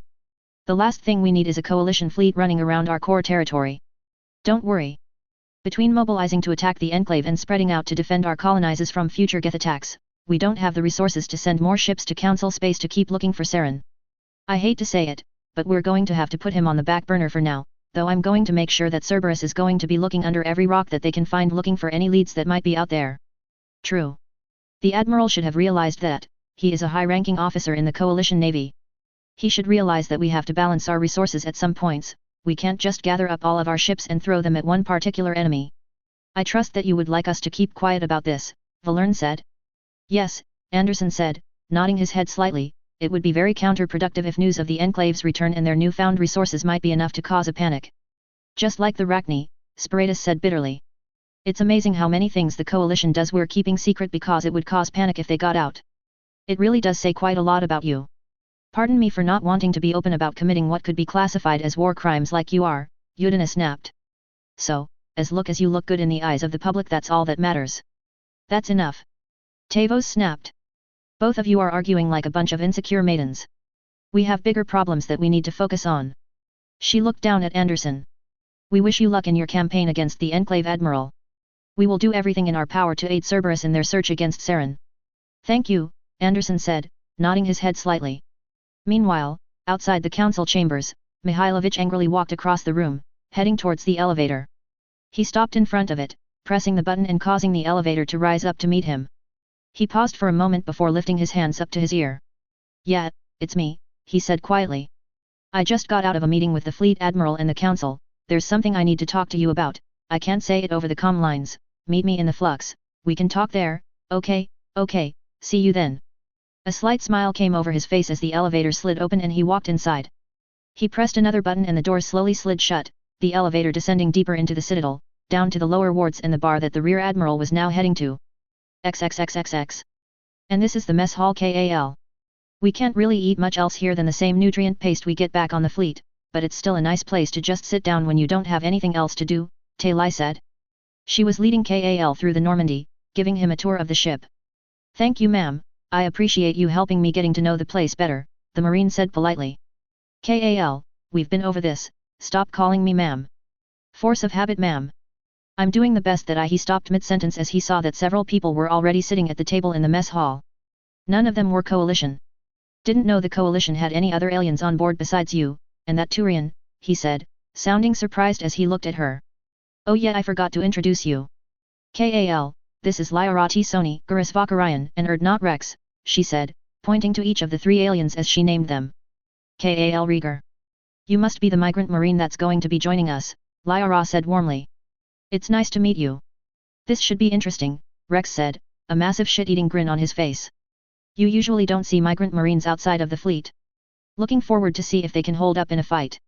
Yeah, sorry about him, Gurus said, glancing at Rex. He's a bounty hunter, what can you expect? Anyway, glad to have you on board. You've already fought the Enclave once and managed to walk away alive, so I'm glad that you're here. We're going to need your combat experience. This is still pretty odd, KAL said, pulling out a chair and sitting down along with Taylai. I thought that this ship was supposed to use highly experimental technology. How come the Coalition let so many aliens on when they're not exactly sublet about not wanting to share their technology with other races? Well, me being on board is part of their deal with the Council, Gurus explained. They let Commander Shepard have Honorary Spectre status, but only if I'm around to keep an eye on him and shut him down if he starts to abuse his position. I'm here because my mother had a run-in with Saren and he was going to target me to get to here, Lyra continued. My mother went to the Coalition for help and they decided that he would have a hard time following me on an untraceable starship. I'm really just a guess, but I'd like to think that when the time comes I do my part. I'm just here for the excitement, Rex said. Chasing down armies of Geth is something I'd like to brag about one day. The Coalition probably trusts me because I helped them out when they were getting their people back from the Batarians. I read the report on what happened that day, Gurus said dryly. It was less you helped them and more you happened to be attacking the same place at the same time. Still doesn't change that I still helped them get some of their people out of there, and that they still trust me for it, Rex said, sounding rather cocky. This is a little hard to take in, KAL said. And to top it all off, now you have a Geth on board. Yeah, Taylai said, her voice suddenly cold. Don't remind me. Hey Taylai. The Quarian looked over her shoulder to see Folker approaching her from behind. Hey, have you seen a Pyfex anywhere? He said he wanted to tinker with my gun a little today, but he's not in engineering. He didn't stop by to get lunch, did he? If he did, I didn't see him, Tailai replied. He probably got called up to the CIC to talk to the captain. You're probably going to want to talk to her. If he's talking to her, I don't want to interrupt them, Folker remarked, looking a little weary. Ah well, it's not like we're going to get into a firefight anytime soon. I can wait. He's got a point, Kal said. Until then you might as well stay here. We were just talking about the Geth that got brought on board. You mean Legion? Folker asked. It's that what it called itself? I can't remember. Kal, I'm begging you, please stop reminding me about that thing, Tailai said. Folker frowned slightly, looking at Tailai. Don't you think you're being a little harsh on Legion? He hasn't done anything to hurt us, in fact he's been nothing but helpful. Folker, you're not from this time period, so I can understand you not having a firm grasp on exactly what a synthetic is, but the thing is, they don't think like us. They're cold, calculating, and death doesn't mean anything to them. These things wiped out nearly all of my species and they attacked your kind too. They haven't changed a bit. It's a little premature to say something like that. I have a hard time believing that all Geth are the same. Legion even said that they're not. Folker, I know that this is weird to you, but they're machines. They're not like us, they're not born and raised like we are, they come off of a conveyor belt, they're mass-produced. They've got as much personality as your gun. It didn't seem like that, Folker argued. Legion wouldn't have tried to negotiate with us if didn't think that working together was important. The Geth don't care about organic life. In the Morning War they massacred billions of civilians and soldiers, they didn't care if they were armed or not. Things haven't changed a bit since then, Folker, they're still the same monsters that they were back then. Tailai, Folker said, sounding a little frustrated, things like that aren't always black and white. I was in the Wehrmacht during the Second World War, but I wasn't getting in line to shoot Jewish babies in the face, even if the Americans probably like to think that I did. I doubt that the Geth are that evil either. Besides, I thought that they only attacked you because you tried to wipe them out. This hatred between you and the Geth sounds like it's the result of a big misunderstanding. Maybe now you two can finally put it behind you and move on. That was the right thing to do, Gurus said, joining the conversation. Synthetics are too dangerous to keep alive. They don't have any loyalty to their masters and don't have any value for organic life. It'll just be a matter of time before they decide to turn on their masters and kill them. It's for the best that they don't get made, and if they start to develop awareness that they get eliminated. Ah, brilliant advice from the Turian, Rex said dryly. They're all the same, so it's okay to bomb them. I mean, Turians have a complex network of subcultures, but when it comes to other species, they don't have any individuality. That's why you have no problems with bombing other races into extinction, because every last one of them is exactly the same. And you honestly wonder why the coalition didn't want to join the council. Oh really? Gurus asked. And what did you do that puts you apart from the rest of your kind? Well, there was that time I tried to unite the clans of Tuchanka, telling them that they had to stop fighting and focus on repopulation for a few generations or we would go extinct, and it was actually going pretty well until a bastard of a Krogan named Jared decided to mess everything up and tried to kill me and did kill my supporters on sacred ground. Rex said wryly. I had to kill him to get out of there and I had to abandon Tuchanka to save my life. So yeah, apart from killing my own father I haven't done too much, Turian. The fact that your own father was willing to try and kill you when you actually did something different and you had to abandon your own home world afterward really should show what would happen if your race actually could breed at their normal rate. Well, maybe we wouldn't be so pissed off if our balls worked properly, Rex snapped. If someone else screwed up the reproduction cycle of your race I doubt that you'd be overly friendly either. Also, where does the race that lives under a military dictatorship and has a species-wide conscription law get off on criticizing others for being too violent? You're just as trigger-happy as the Krogan are. If that incident with the coalition is anything to go by, but you keep trying to pretend that you're better than us. I wouldn't expect you to know the difference between doing what needs to be done and going around the galaxy killing things for fun. That's the difference between your race and mine. What are you trying to say, Folker? Tailai asked, sounding rather angry. Are you saying that my race deserved what happened to them? That they deserved to be confined to the migrant fleet and be treated as outcasts by the rest of the galactic community? I didn't say that, the German said. But are you trying to say that the Geth deserved to be wiped out? Killing things for fun? Didn't your kind go to war over what color of paint they had on their face? Rex asked. From what I read you killed each other over a whole lot less. Would you all just shut up? Lyra shouted, raising her fists above her head and slamming them into the table, biotic auras flaring around them. You're all acting like children. The Quarians and their war with the Geth? The Turians and their war with the Krogan? No one here had a say in the decisions made back then. So who cares? Taking your frustrations on each other is the epitome of pettiness. Everyone's eyes snapped onto Lyra, staring at her.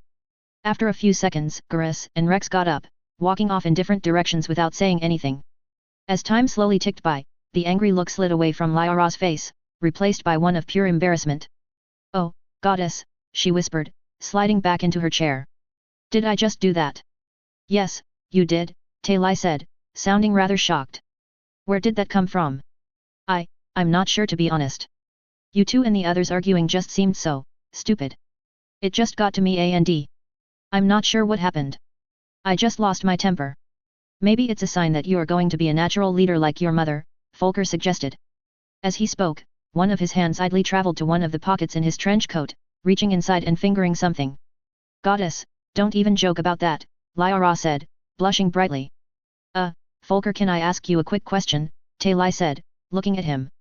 "Do you think my race deserves being stuck on the migrant fleet and being treated like second-class citizens?" "Of course not," Folker said, looking a little surprised that Talai had felt the need to clarify that. "I think that the Quarians were overzealous in trying to wipe out the Geth and that they had a right to defend themselves, but I do think that they went too far. The Geth weren't completely innocent in that conflict, but neither were the Quarians. Besides, that happened 300 years ago, everyone involved with it is dead now. You suffering for what they did is just wrong." Talai smirked slightly. "Not quite the answer I was looking for, but I'll take it. Sorry if I snapped at you, this is kind of a sensitive topic with me." Folker let out a nervous laugh. "Well, to be fair, I probably should have been a bit more thoughtful before shooting my mouth off." His hand was still in his pocket. Talai walked forward and gently hugged Folker. He jumped in surprise and hastily moved to return the favor. In his haste, he pulled his hand out of his pocket, causing something to drop to the floor without either of them realizing it. "Come on, you big idiot," she said, pulling him towards the elevator. "Let's go find a Pyfex." Lyra smiled slightly as she watched them go. "I'm glad that they're still getting along even after that. Folker doesn't have many friends here and Talai's been nice to him ever since he arrived." "Where is he from?" Kal asked, looking a little confused. "And who's a Pyfex?" I'm not sure if I'm allowed to tell you, to be honest. You'll want to ask the captain." "Fair enough." "Okay, I need a glass of water," she said, getting to her feet. As she began to walk towards the kitchen, she stepped on something hard. Looking down, she saw a medal lying on the floor. "What the?" she said softly, bending down and picking up the medal and looking at it closely. It was a bright golden star attached to a strip of red cloth. She blinked as she looked at it. "Is this yours?" she asked, showing it to Kal. "No." "Why, where did you find it?" "Just here. Someone must have dropped it. No idea who though. Maybe I should take a look at this," she said, looking back down at the star. "It might help me find out who it belongs to. It'll beat running up to every last person on the ship and asking if it's theirs."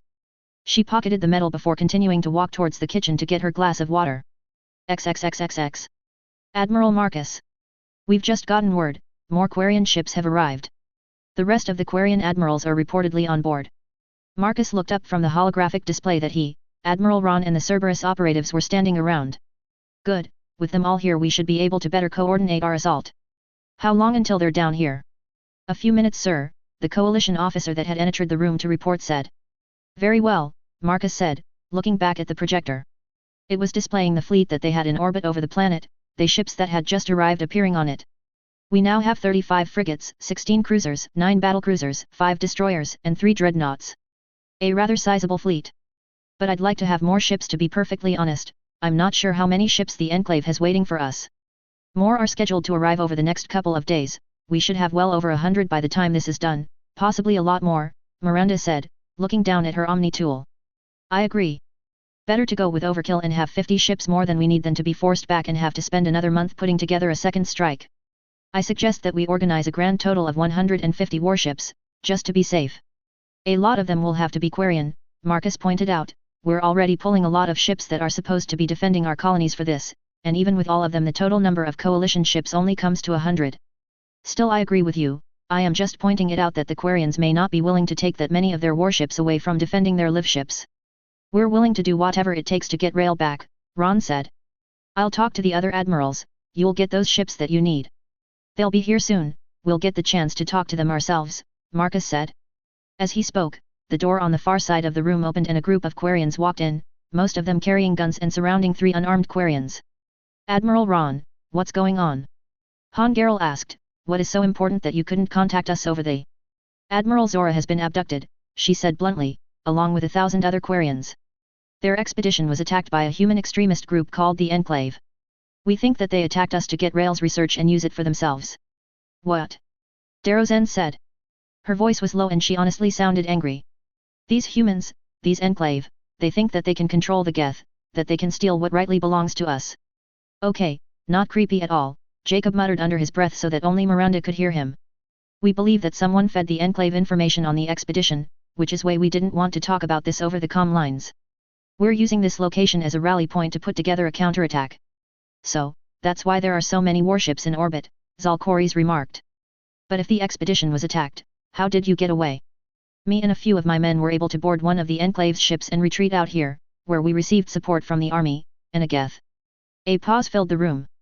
I'm sorry Admiral, but now really isn't the time for jokes, Han Gerel. I'm not joking Gerel, Shayla said. A Geth helped fend off the Enclave assault. It talked to us, it said that it believes the same thing that I do about the Enclave using the research to hack the Geth and it believes that cooperation is the best route. It even claims that the Geth are divided and only a small percentage of them are actually following Saren, while the rest live in isolation. The Geth is on a coalition ship at the moment, working with the crew to help prepare for the attack on the Enclave. My, Corey said, sounding rather happy. So you're telling me that the Geth can be reasoned with? Well, this is a piece of news that I'm very happy to hear. It's simple self-survival, Zen said dismissively. They most likely only want to work with us right now because it ends with the highest chance of survival for them. They will go back to trying to exterminate all organic life when this is all over. She looked at Marcus. If you want my advice, contact the ship that the Geth is on and try to have them capture it intact. I've never gotten a chance to study an intact Geth before, and I should be able to develop advanced countermeasures from it. I'd rather not put my men in jeopardy simply to satisfy scientific curiosity, Marcus said, his voice a little cold. I don't see the benefits kicking a cazador nest. Sometimes you have to be willing to make sacrifices to make progress, Zen argued. And putting aside your own personal wants could very well count as one, Marcus countered. Legion came to us and extended an olive branch. I'm not going to smack it away and risk incurring the wrath of the Geth. Last time I checked, the Geth had already attacked one of your planets. Remind me, how many were killed in that attack? Zen, Shayla growled, that's enough.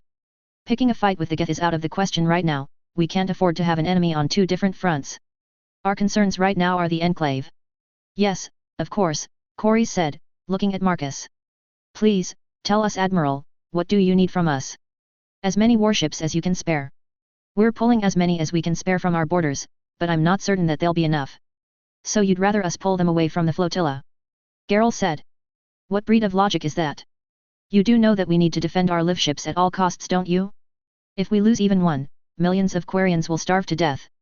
I understand that, which is why I'm only asking you to send what you can spare. Oh come now Gerel, don't be stingy, Corey said. The heavy fleet is being wasted, just floating around space doing nothing productive. Give them to the coalition in their assault on the Enclave. And what about the migrant fleet? What do we do when our best ships aren't around to guard it? The migrant fleet will be welcome in coalition territory, Marcus said, a bolt of inspiration striking him. What? Gerel said, looking rather confused. The coalition has over 500 military ships at our disposal, but the majority of them are stuck guarding colonies and we can't move them. The main migrant fleet can head to the center of coalition territory while some of your ships are working with us. The ships in our home territory are already on alert, so if any hostile ships jump into the area, they're open fire on it without hesitation. Corey said thoughtfully. This is a rather interesting concept. We divide our forces by sending all of these ships off to deal with the Enclave, but we make up for it. The coalition ships in the area we're sent to will make up for the holes in the migrant fleet's defenses, and the migrant fleet will make up for the holes in their defenses. Marcus nodded. Everyone wins. Now then, will I receive your cooperation? Well, I have no complaints, Corey said. This seems like it is the best way to take care of a threat and ensure security at the same time. Not to mention finally establishing friendly ties with the Geth. I don't have any complaints either, Shayla said. Real needs our help, really we should be doing more than giving you a couple dozen warships. Oh fine, Gerel said. I want a detailed map of coalition space though, we need to pick a location for the migrant fleet where it will be safe from attack and have plenty of resources to refuel. Don't get excited just yet, Zen said. This decision isn't up to us, it'll be up to the Conclave. I'm not sure letting that many people know about the Enclave's attack is a good idea, Miranda interjected. We're supposed to let as few people as possible know about them. She's right, Shayla said, letting that many people know is a big risk, at least one of them is bound to let something vital slip. Does this mean we won't be getting any Quarian support? No, we just have to be more careful about it, Corey said. We may not be able to make massive decisions involving the fleet, but us admirals still have a significant amount of control over various parts of the migrant fleet. Ron and Geralt should still be able to get you a fair amount of warships to support you, but there's still the matter of moving the migrant fleet to safety. How do we do that without drawing attention? Tell them truth, just not all of it, Miranda suggested. Tell them that you are concerned about their after you were attacked and you believe that this close to the Veil isn't safe. Tell them that they were offered asylum in Coalition space. All of that is true, it's just that there's more to the truth than just that. It's something to think about, Shayla said, looking rather thoughtful. I'll keep it in mind. This is rather deceitful and I'm not very comfortable with it, but I suppose I have no other choice, Corey said. I'll contact the Conclave and urge them to move the migrant fleet into Coalition territory, because they extended the hand of kindness, what with us going through similar tough times. Sorry, but this isn't about making the easy decisions, Zen said dryly. Enough, Marcus said sternly. We have a time limit to put this invasion together. I don't want to have to wait for more than 2 weeks, after that we can't afford to work on them anymore. Geralt, if you'll come over here we can work on finding a place that should be appropriate for the fleet to stay. As he spoke, Marcus had an uncomfortable feeling in his stomach, a sinking, dreading feeling about what was going to come in the future. After all, the Enclave rarely went anywhere without leaving a pile of bodies. XXXXX. Versus. This issue of Versus will be between 2 different factions, so in addition to the pros and cons, I will also have a section where their best units are organized. Now then. The Flood. Plus can absorb the knowledge of those they infect. Plus their infection process lasts mere seconds. Plus have an outstanding reproduction rate, able to overrun entire planets with single spores. Plus can lie dormant for hundreds of thousands of years. Plus the grave mind retains the knowledge absorbed hundreds of thousands of years ago, even if the Flood suffer near annihilation. Plus the grave mind can apparently hack into smart AI.s, albeit over time. Plus can evolve and produce new combat forms in a matter of days. Have not had starships of their own. Are forced to steal them and capture enemy factories. Have been defeated before. Are not organized without the guidance of a grave mind. Can be starved out and isolated on planets. The Reapers. Plus have the accumulated knowledge of thousands of species, which they all defeated. Plus have the most advanced technology in the universe. Plus are capable of indoctrinating organics and turning them into husks. Plus can hack synthetics if they are not resilient enough. Plus have countless slave warriors. Only one Reaper is born every 50,000 years. Causalities for Reapers are very devastating as a result. Huskification takes several hours, possibly longer. Husks can be hacked. Heavily rely on species growing along the mass relays and cutting them off from each other when the time is right. Their inability to lose in the third game may be attributed to bad writing. Now then, unit against unit. Basic frontline infantry, combat forms vs cannibals and marauders. Heavy support, tanks vs brutes. Special support, juggernauts vs banshees. Long-range support, stalkers vs ravagers. Air support vs harvesters. Leaders, gravemind vs harbinger, not the fucking catalyst. Make your choice. Author's note, nothing to say here really. Please vote. Also remember I have that question thing that's always open that no one uses. Chapter 45, Everyone has secrets. Chapter 45. Everyone has secrets. Author's note, not much to say, moving on. XXXXX. Norman inhaled the smoke from his cigarette deeply before exhaling, kicking his feet up on a table. He was sitting in the Normandy's science lab that he had converted into a forensics lab, looking down at the machines that littered the table. A large scorched piece of scrap metal, one of a large pile lying next to it, was currently being scanned by one of the machines. Norman read the results. Hello. Norman looked up as the door slid open, Lyra walking inside. Mr. Hawkins, I found something lying around the ship and I wanted to do some research on it. Do you mind if I? A slight smile slid across Norman's face as he removed his cigarette from his mouth. Be my guest. Plenty of room here. What are you looking at? Oh, just this, Lyra said, sitting down at the table and placing the gold star in the center of it. I think someone lost it and I wanted to take a look at it. I thought it would help me get it back to its owner. Hey, Norman said, adjusting his goggles slightly as he looked at the metal. Doesn't look like anything the Coalition issues, the damn thing must be pretty old. He looked at Lyra. How come you came here to do this anyway? You're not unwelcome, but unless you want me to find fingerprints on it or something like that you could have done your research somewhere else without any drawbacks. Oh, I'm just more comfortable in a place like this, Lyra said, sitting down. I guess I've just gotten so used to being in labs that I just feel at ease studying in them. Fair enough, can't blame you for that, Norman said as Lyra activated her Omni tool, waving it over the metal. Hold on, she said, scanning it, I'll run a comparison. I just need to scan it and search the extranet for anything similar, she said, typing commands into her Omni tool. Hold on, I think I have something. She blinked in surprise. Well, that was a lot easier than I was expecting. Okay, medals of the Second World War, the Soviet Union. She looked up at Norman. Apparently this medal is called the Hero of the Soviet Union, and around 10,000 of them were distributed to Soviet soldiers. Oh, sounds like Volker dropped that thing then, Norman said, taking his cigarette and snuffing it out on an ashtray that he had on a nearby table. From what I heard, Soviets in World War II just charged German lines a lot, not caring how many men they lost. He probably looted the thing off of a soldier he killed. After all, didn't he fight the Soviets for 2 years? You don't go through that much without coming out a little bitter towards the people that were trying to kill you. I suppose that it is a possibility, Lyra said softly. I'll give it back to him the next time I see him, she said, picking up the medal and pocketing it. What are you doing? Oh, I'm taking a look at a couple of hull plates from the Enclave ship that the Quarians stole.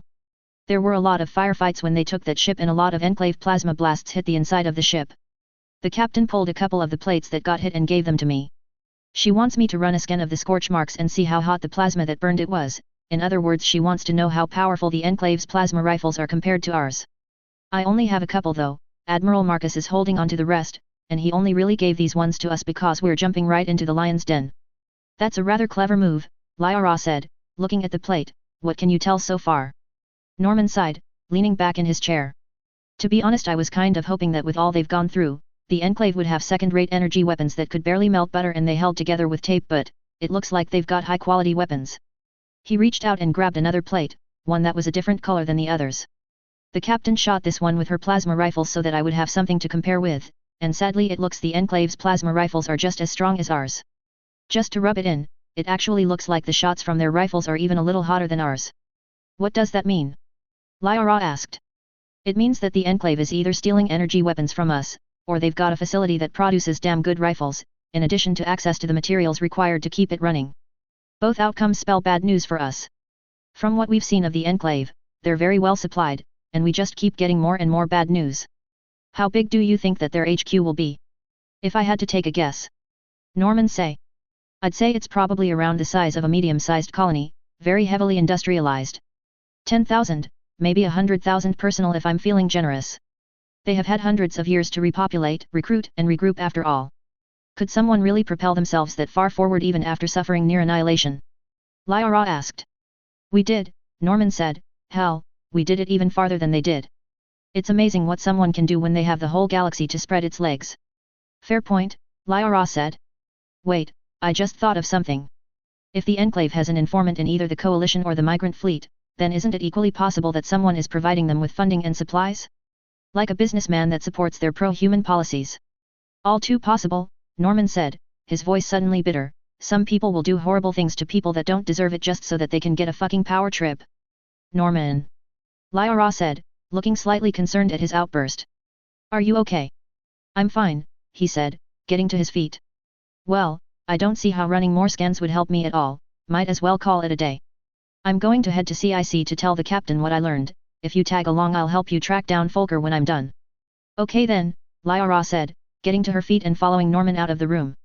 As they did, 2 other people emerged from a nearby door, heading towards the CIC much like them. No John, it doesn't work that way, Ashley said. You heard Jane, we can't send off messages like that, there's too much of a chance that it might get intercepted. Besides, the Coalition said that they would contact our families and explain that they wouldn't be hearing from us for a couple of weeks. I know, John said grumpily. But still, I would have liked to send a message to your sisters and mothers and tell them why you are going to be gone for so long. Oh come on John, she said, playfully punching him in the arm. I'm a big girl and so are all of they. We're a military family, we're used to our own running off into the great unknown for months on end without hearing a peep from them. They can handle me going off the radar for a couple of weeks. You have a family, Ms. Williams? Lyra asked out of curiosity. Hey? Ashley asked, looking over her shoulder at Lyra. Oh yeah. A mom and 3 sisters. They're a massive handful sometimes but they mean pretty well. What about you Lyra? Oh, I just have my mother, although according to her I have my father and a half-sister out there somewhere. That must be pretty awkward, Ashley said, one parent having a kid with someone else who isn't your parent. Well, what about you Norman, you got any? No, Norman said gruffly. Really? You don't have? No, he repeated, glaring at Ashley. Stop asking. Yeesh, someone has an attitude, Ashley replied dryly, the four of them walking towards the CIC. As they did, Folker and Taylai walked out. Oh sorry, Folker said, the two of them walking around them. Oh wait Folker, I think this is yours, Lyra said, reaching into her pocket and holding out the golden star, handing it to him.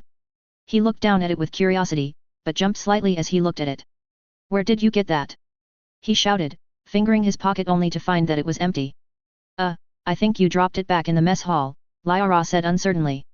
Oh, thank you, he said softly, gently taking the medal and putting it back in his pocket. Are you okay? Lyra asked, looking at Folker. Yeah, I'm fine, Folker said in a very low and unconvincing voice. I need to go, a Pyfex is in the cargo bay, he said, turning and walking towards the elevator.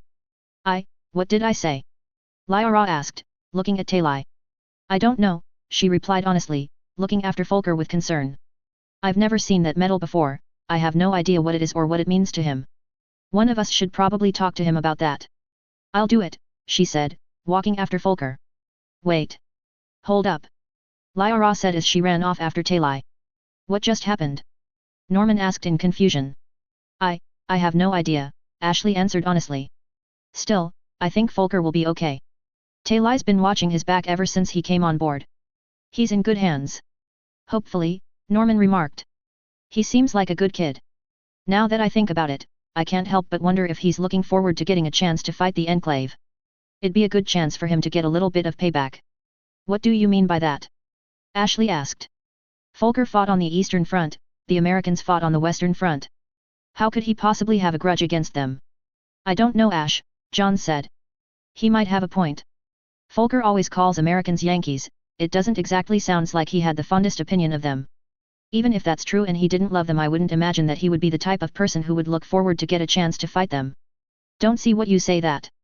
That was a Soviet Union medal that Lyra gave back to him, so unless he's really a Russian soldier who stole a German uniform and learned how to do a perfect German accent, he probably took that medal from someone that he killed. We've all got a little bit of hatred bottled up inside of us, why wouldn't Folker be a little angry after everything that happened to his country after the First World War? Then how come he completely freaked out when Lyra gave him that medal back? Ashley asked. He looked like he was about to have a heart attack. That isn't something you keep around like it's a prize, it seems more like. Okay you two, John said, holding his hands up. Enough flirting. That's an order with you Norman, she's mine. He smiled widely. I just, what? Norman said, at a complete loss for words. Don't ask, Ashley whispered. He does that a lot. You might want to consider a new boyfriend.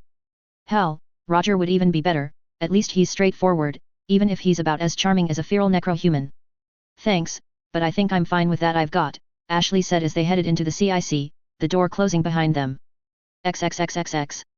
No Cornelia, I won't do that, Roger said, looking at the woman as the two of them sat on crates in the cargo bay, Cheryl also sitting nearby, looking on wearily. There was a fourth crate between all of them, a small pile of chips and a deck of cards on it with all three of them holding a hand of cards, except Cheryl, whose hand was lying on her lap as she carved her death claw figurine.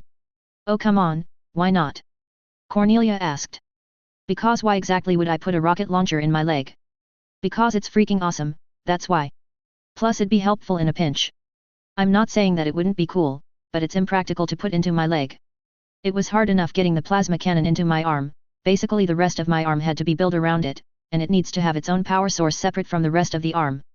There wasn't really a lot of space, that's why my plasma cannon is so weak, it only has the power of a plasma pistol, and even then it can only be fired 6 times before I have to reload.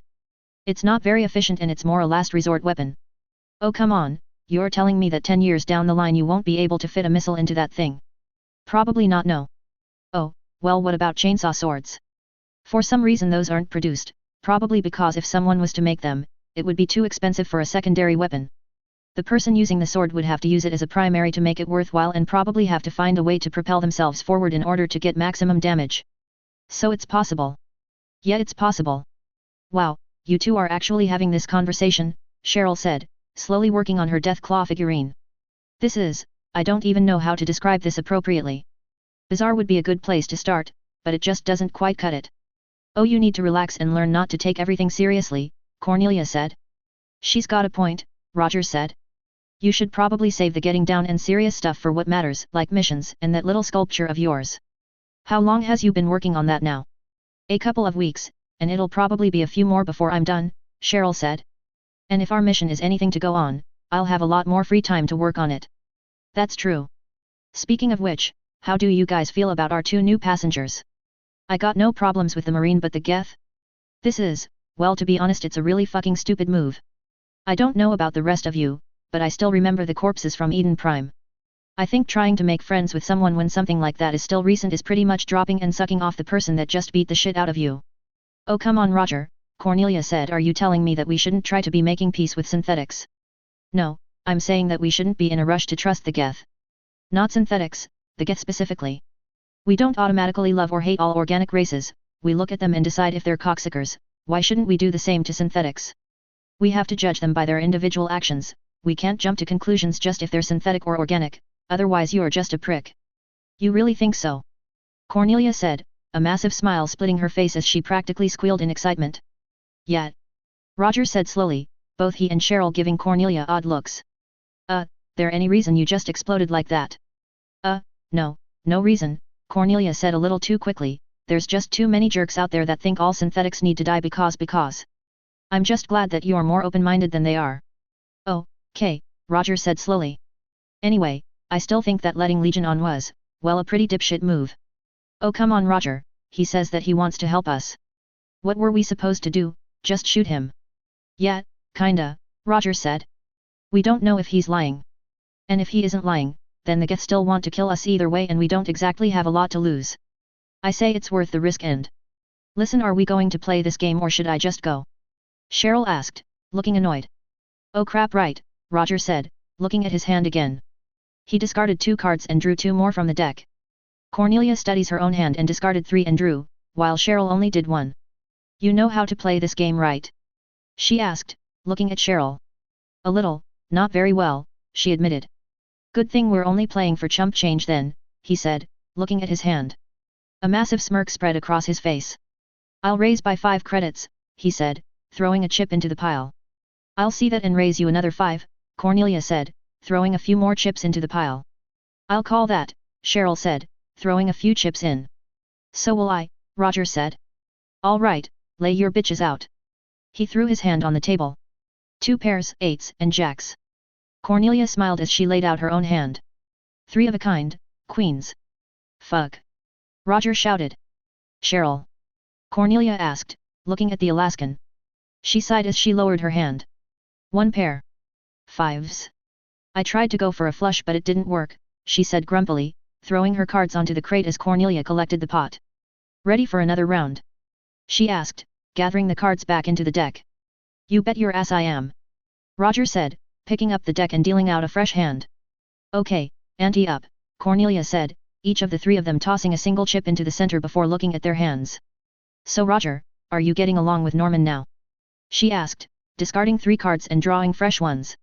Roger blinked, where the hell did that come from? I kind of told her about that fight that you got into with him, Cheryl said silently, and I kinda punched you in the face. Yeah, that kinda hurt, Roger said. Well, you had it coming, at the time. You were both acting like little kids. Still, sorry. So are you and Norman still at each other's throats? You got along like a pair of rabid animals last time I saw you. I wouldn't really say that we're getting along, more like we're avoiding each other if we can help it, he said, discarding 2 cards and drawing. Probably because he thinks I'm no good and probably because I think he's a massive prick who can go fuck himself with a spiked dildo.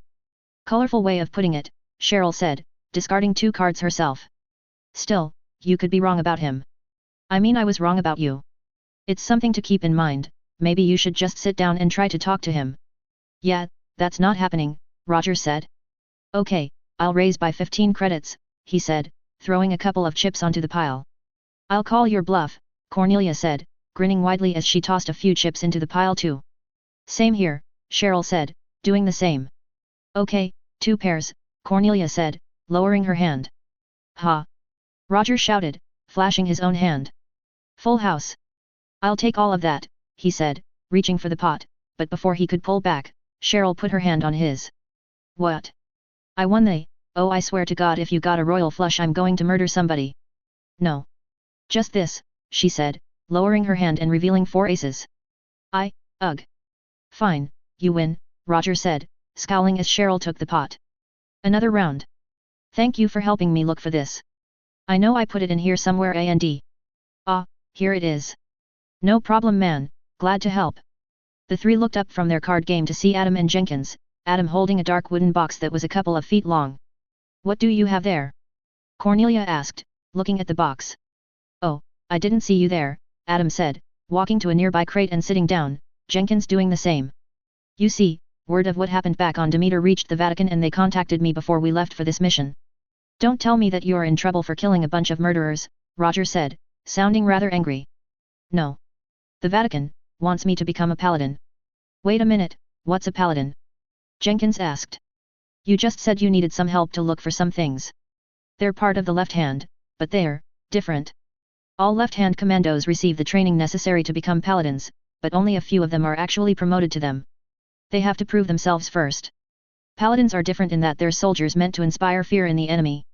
How do they do that? Cheryl asked. It was a concept that was created not long after the Great War, warriors that, well, wore the mask of everything that was wrong with us and used it as a weapon. They acted like religious zealots on the battlefield, screeching Bible quotes at the top of their lungs and cheering enemy lines, killing people in a brutal fashion with these. Slowly, he opened the box. 2 shiny silver-colored bayonets were lying inside of the box, a makeshift hilt attached to the base of each, allowing them to be used as a sword. It was a very dangerous job. Paladins could very easily slip and embrace everything that they used on the battlefield unless they had will strong enough to resist it. I'm not sure that I want to be one. How come the Vatican says that you have to be one? Cheryl asked. In the report of the incident that was sent to the Vatican, it mentioned how distraught I was over what I had done. The Vatican believed that because of this, I would be able to handle being a paladin. He sighed. To be fair, they said that all I had to do was take these into battle with me. They only suggested that I, well, act like a fanatical murderer. Do you even know how to use those things? Roger asked. Yes, I do. Like I said, every left-hand commando was trained to be a paladin, that means we were trained to use bayonets, he said, taking both of them out of the case. They are an effective weapon, the wounds are very difficult to treat. It's why the Vatican chose them as the weapons for the paladins, they're effective, they're crude, they're brutal. He shook his head slightly. I don't want to be like the priests back on Demeter. Oh come on, Roger said. You've been in the military for decades, you think just stabbing a few people is going to turn you into a nut? Calm the fuck down man, you're just being paranoid. I don't know, even if I don't take up the style of a paladin, taking God's words and turning them into awful, hate-filled battle cries, this is such an ugly weapon. I hate to be a pain in the ass, but I use this as a weapon, Jenkins said, pointing at his sickle. If I can handle using that, you can handle using those. Adam sighed, a slight smile spreading across his face. Perhaps you're right, perhaps I'm thinking too much into this. I'll think about this some more, but I'll do it later. Okay. I'll spar with you down the line too, Cornelia said, grinning widely. So, want to play some cards? Hell yeah. Jenkins said. That sounds enjoyable, Adam said, as Cornelia picked up the deck and started to deal. XXXXX. Captain. Norman said as he, Lyra, Ashley and John entered the CIC. Jane was standing at a holographic projection of a ship in the middle of the room, Legion, Karen and Fox also standing nearby. I finished running those tests. I hate to say it but the Enclave knows how to make good plasma rifles, they're just as good as ours, actually just a little bit better. That's not good news, Jane muttered, but sometimes you need to hear the bad news. Thank you for taking the time to research that, Norman. It was my pleasure, Norman replied, taking his hat off for a second in respect before putting it back on. May I ask what you are doing? Yeah Jane, how come I got called up here? The Coalition sent us the scans of the Enclave ship's systems, Jane said, pointing to the hologram in front of them. It turns out that it's pretty high quality too, not exactly a cobbled together merc ship, no it's a top of the line military warship. I don't like this, Norman growled, everything just points to the Enclave having more resources than I'm comfortable with. I gotta have to agree with Norman with this one, Ashley said. Even if they've got a couple of planets filled to the brim with everything they need to build starships where we're heading, how are they using all of it to put together all of this stuff that we're seeing? Lyra and I were talking about this, Norman said, pulling his bandana down and producing another cigarette, lighting it. They must have some form of industrial capability out there, either that or someone providing them with funding and supplies, or both, he said, taking a drag on his cigarette before exhaling. Either way, it's bad news. Why would anyone want to sponsor the Enclave? John asked. From what we pulled out of the computers on the ship Admiral Ron was able to capture, their goals are about stabilizing the future and the security of humanity, eliminating anything that constitutes itself as a threat. Unfortunately, that means all aliens that have any notable military power, so in other words the Council and possibly the Quarians too, Jane said. Sounds like the bastards haven't changed much, Karen growled. Their first plan always was to kill everything that they couldn't control. Back when Fox and I traveled around with the kid, they tried to capture a facility designed to supply the capital wasteland with clean water and poison it with a strain of FEV that would kill anyone mutated that drank it. So, they wanted to kill all necro and meta-humans. Lyra asked. Not just, Fox growled, sounding angry. In a nuclear wasteland, radiation was just about everywhere, so the people that wouldn't be killed by the FEV-infected water would be the Enclave and a handful of people that still lived in vaults. In other words, it would kill 95% of the wasteland's population, give or take, Karen explained. Their second-in-command tried to back out when he learned what his boss wanted to do. He said that he only wanted to take the oh-so-sympathetic route of taking control of the water supply and establishing a military dictatorship, Karen said sarcastically. We should have killed him, Fox growled. You didn't kill him. Lyra said. No. The kid let him go, Karen said. He could be a bit naive at times, but then again he had only been in the wastes for 1 year before that happened, so it's understandable. That was the dumbest thing he could ever done, but he let Colonel Autumn go. What happened to him? John asked. Couldn't tell you. Never saw him again after that. I always told the kid that he would end up regretting that on his wedding day Autumn would slip a bomb in with the presents, but he never did. The kid had the smuggest I told you so's now that I think about it, he said, sounding rather grumpy. I like to think that the colonel just went out to a rock in the middle of nowhere and blew his brains out though. He shook his head. I just can't believe that after everything that we did to the Enclave, everything that we destroyed, they still managed to regroup somehow and rebuild. Now they're stronger than ever. How do you fall like that and manage to get back up? We did, Fox said softly. Karen groaned. Guess you have a point there. They have had centuries to recruit, and if their main priority is making sure the coalition is never threatened by aliens again, I suppose that there would be a lot of people willing to support them. I mean, how many thousands of people have been killed in alien attacks? We calculate the probability of that outcome to be likely, Legion said. Fear and paranoia have a recorded history of driving organics to side with factions deemed by many that are not a part of them to be extremists, using them as a base from which to attack what they fear. So if you people are right, the Enclave is picking up stupid and paranoid schmucks and giving them plasma rifles because our relationship with other races isn't perfect, Norman growled. Fan-fucking-tastic. Here's a question we need to ask though, Jane said, looking at the ship again. We only saw the Enclave use frigates and cruisers when they attacked the expedition. Is that because they don't have any dreadnoughts, or is it because they were keeping them in reserve in case something went wrong in their mission? I'd like to think that it's because they didn't have any, Norman said as he took another drag on his cigarette. The purpose of their attack was to take the research team by surprise and disable them before they could get a single shot off. I don't think that they would have had to worry about losing a dreadnought in that situation, and it could have helped them prevent the situation that they're in right now. Somehow I don't think so, Lyra said. They were compromised because their boarding parties were overwhelmed, not because they didn't have enough ships.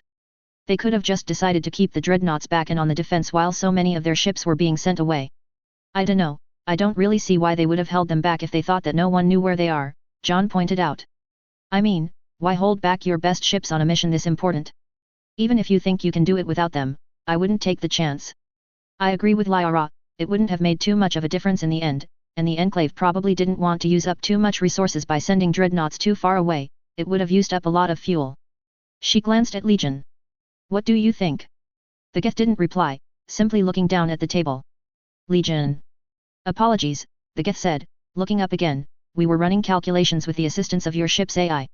We ran exactly 4,326,643 tests, EDI said. Her avatar popped up in the front of the table, factoring in all known circumstances and theorizing on unknown variables. And? Jane asked, what did you find? Unfortunately, our results were inconclusive, Legion said. Not enough data is available. Approximately 80% of all variables in our tests were based on theory and hypothesis, diminishing their reliability. So, in other words, we're flying blind for the most part. Jane asked. That is correct, Captain, EDI said. I apologize for not being of more use. Don't apologize, all we can really do here is grasp at straws, Jane said gloomily. Wait a minute, Norman said, looking at EDI. I just thought of something. How do we know that our guest here won't try to hack EDI? Norman. John said. What? He said, we barely know anything about this thing, we just can't automatically assume that the best will happen and hope that he doesn't try and shut the air off on us, so how do we know that it won't try and hack EDI? That outcome is not possible, Legion said. This platform lacks the capability to overpower the firewalls that EDI has placed around herself and the rest of the Normandy's computers. I took the necessary precautions when Legion came on board. It is standard procedure when a possible hacker is nearby, EDI said. Well, good, Norman said gruffly. You were out of line, Norman, John said sternly. Hawkins' lieutenant's concern is not without basis, nor do we feel any hostility or resentment for his accusation, Legion said. This incident was without negative consequence.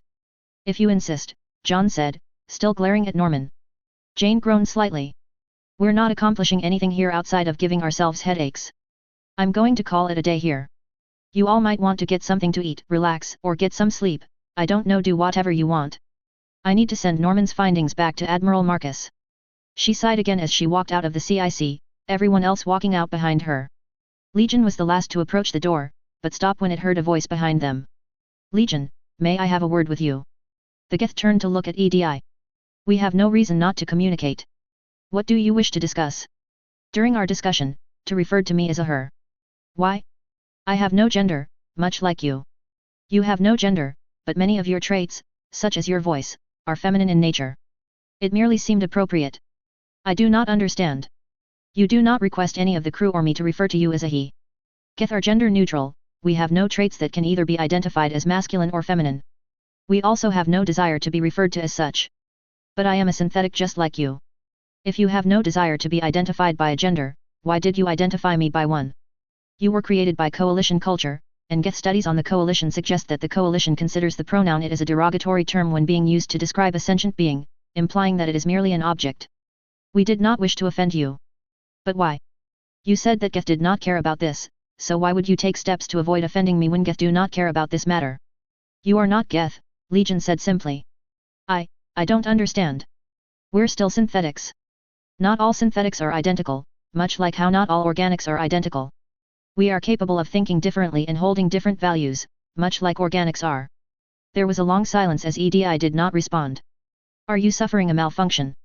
Legion asked. No. EDI said slowly, I am simply uncertain, I am confused. If you possess a query that you are unable to solve, perhaps this platform could be of assistance. No. I wish to identify this problem on my own. Thank you for the offer though, Legion. Would you mind if we talked again later? Geth with to learn. Communication is a very effective way of learning. We have no objections to this, it said as he walked away. EDI's avatar remained where it was. Different ways of thinking, what, how do I think? How do I think about the coalition? Saran? The council? The enclave? How do I think about anything? No one answered. XXXXX. Codex updated. Entries added. Left-hand Paladin, a subdivision of the left-hand commandos, the Paladins were close-quarter combat specialists that focused on driving fear into the hearts of their enemies. While the Vatican was still young, it frequently dealt with raider attacks, more than they could handle, even with the rise of the left-hand commandos. As a result, the commandos gave birth to the Paladins. The Paladins would screech like animals and charge the enemy lines, ripping them apart with their bayonets. The effect was almost instantaneous, and when word of the mighty warriors that fought with brutality and viciousness spread, raider attacks dropped by 60% within the year. Paladins continued to serve in the Vatican military over the years, but as time went by, they became less focused on delivering fear and more of a dedicated close-quarters combat unit, although the fear did become an integral part of the unit. Modern-day Paladins chose whether or not to invoke the vicious part of their namesake, or simply use their bayonets and fight like normal soldiers. XXXXX. Author's note, well, the verdict is in. The monument to all of our sins beats Starchild and bullshit artistic integrity by a long shot. Again, sorry about the long wait, but college stuff really has been piling up and I've been extremely busy. It doesn't help that I'm trying to get more hours at work too, so I'll do what I can, when I can. Anyway, please tell me what you think and remember, I have a permanent open door policy, ask any question that you want and I'll post the answer in the next chapter. Any question whatsoever, be it about myself or about the story. Chapter 46, Unexpected Strength. Chapter 46. Unexpected Strength. Author's note, a happy Thanksgiving to my fellow Americans, and a very happy November 22nd to my non-American viewers. Ah hell, eat a nice big dinner that night anyway, just because you deserve it. Anyway, since the last 2 chapters were mainly dedicated to character development, I realized that I could literally spend 10 chapters of people walking around the Normandy, but that would take forever to write, and I seriously want to write about the conflict with the Enclave, so I'm going to jump to the end of the Normandy's journey now. Sorry about the sudden jump, but this is going to be a long one and I don't want to pad things out even more. Alright then, let's have the Normandy meet the Enclave, now. XXXXX. We're coming up on the coordinates that the Admiral gave us, Joker said as he looked down at the controls in the Normandy's cockpit, John and Jane standing behind them. Thank God for that, John said. I've been going stir-crazy just sitting around for a couple of weeks. So has half of the crew. I'll see if I can find anything for us to do, but I'll only order a ground team to attack if I think that intervention like that is necessary and practical, Jane said. Joker, how long until we drop out of light speed? Just a few seconds. Are the stealth systems online? Of course they are. Now 3, 2, 1. The Normandy dropped out of FTL, the space in front of the cockpit becoming normal. So sooner had they done this, than a massive ship flew directly in front of the Normandy, barely avoiding it. Whoa! John shouted as the ship flew past. What the hell was that? It was a cargo freighter, Joker said, typing into the controls in front of him. It's heading to one of the planets in this system. Looks like a typical garden planet and there's a colony on it. From what I can tell it's mostly industrial, mining the planet's ores, population, around a couple million. Damn it, Jane said, I was hoping that it wouldn't be that big. Okay then Joker, set a course there and let's see what we can. What? Joker said, looking down at the controls. No. No, that can't be right. What is it? Jane asked. I'm picking up other settlements on the rest of the planets in this system. Joker said. Wait, what? Jane shouted. One planet, no atmosphere, looks like it's covered with dome cities and mines, population around 50 million. Another garden planet that looks like it's dotted with plantations, population 10 million. Another one is, oh god, Joker whispered. It's completely covered with cities. It looks like it actually has a civilian population. It actually looks like a homeworld a little. Population, around 5 billion. No, this can't be happening, John said, sounding distressed. How could the Enclave be this big? This isn't a splinter group with a few thousand supporters, Jane said quietly. This is a miniature empire. Aw shit. I really don't want to pile on the bad news, but I'm picking up warships around the main planet. A whole fleet in battle formation, around 150, maybe more. He looked over his shoulder. They got dreadnoughts. It looks like they've got shipyards on one of the moons too, so there could be some of them down there. Damn it, Jane said. This is a galactic power level threat. What the hell are we supposed to do now? Joker asked, looking up at Jane. Jane paused for a second, looking out into space. As she did, her face hardened and her hands balled into fists. Chart a course for the Enclave homeworld, start running scans of their fleet and infrastructure and get what you can on their colonies from this range. EDI. Yes, Captain. The AI asked, her avatar popping up. Do what you can to listen in on Enclave communications, military communications, civilian, extranet, whatever you can find, do whatever you can to find out where the prisoners that the Enclave took are being kept. Jane. John asked, looking at his sister, what are you doing? Marcus told us that if we got a chance we should do whatever we could to sabotage the Enclave or rescue the captives they took, and I'm going to do just that, Jane said, gritting her teeth slightly. EDI. I did what I could without drawing attention to myself, EDI said. The fleet that attacked the expedition team arrived 3 days ago, offloading the prisoners onto an isolated military base to scan them to make sure that they didn't have any concealed weapons or communication equipment. Since then, the majority of them have been transported to the capital of the planet, which is identified as New Washington, D.C. However, many of them have not been transported yet, including Admiral Zora. Talai's father. John said. That is correct. He and several dozen migrant fleet marines are due to be transported to the capital by armed convoy today. Why would they wait so long to get the Admiral in a more secure location? Jane asked. Who cares? John asked, let's just get down there and hit them fast and hard and get him out of there. Isn't he the one that they wanted in the first place for his research? Wouldn't it be for the best if we got him away from the Enclave? Jane bit her lip for a second before nodding. I suppose that would be our best choice of action. EDI, see what you do to find out where this convoy will be and when. Joker, when she finds out where that is, find a good place nearby to stage a ground assault and get us nearby.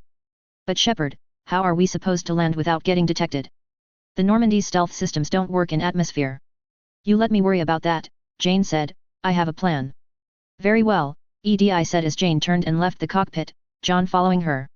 Joker sighed as he turned back to the controls. In any other place I'd get a medal for pulling this crap off, in here it's just another day on the job. Lieutenant Morrow, may I ask you a question? Edi asked. Edi, for the last time, stay out of my extranet history, Joker said. That is not what I wished to ask you. What do you think of me, Lieutenant? Hey. He said, looking him. What's that supposed to mean? What is your opinion of me? Would you be happier if I were to not be here? What? Oh hell no, Joker said. I mean you can be a little nosy sometimes but I enjoy having company up here sometimes. Besides, you're a big help, and you can probably pilot this ship better than anyone else on board, present company excluded of course. Thank you Lieutenant. I what?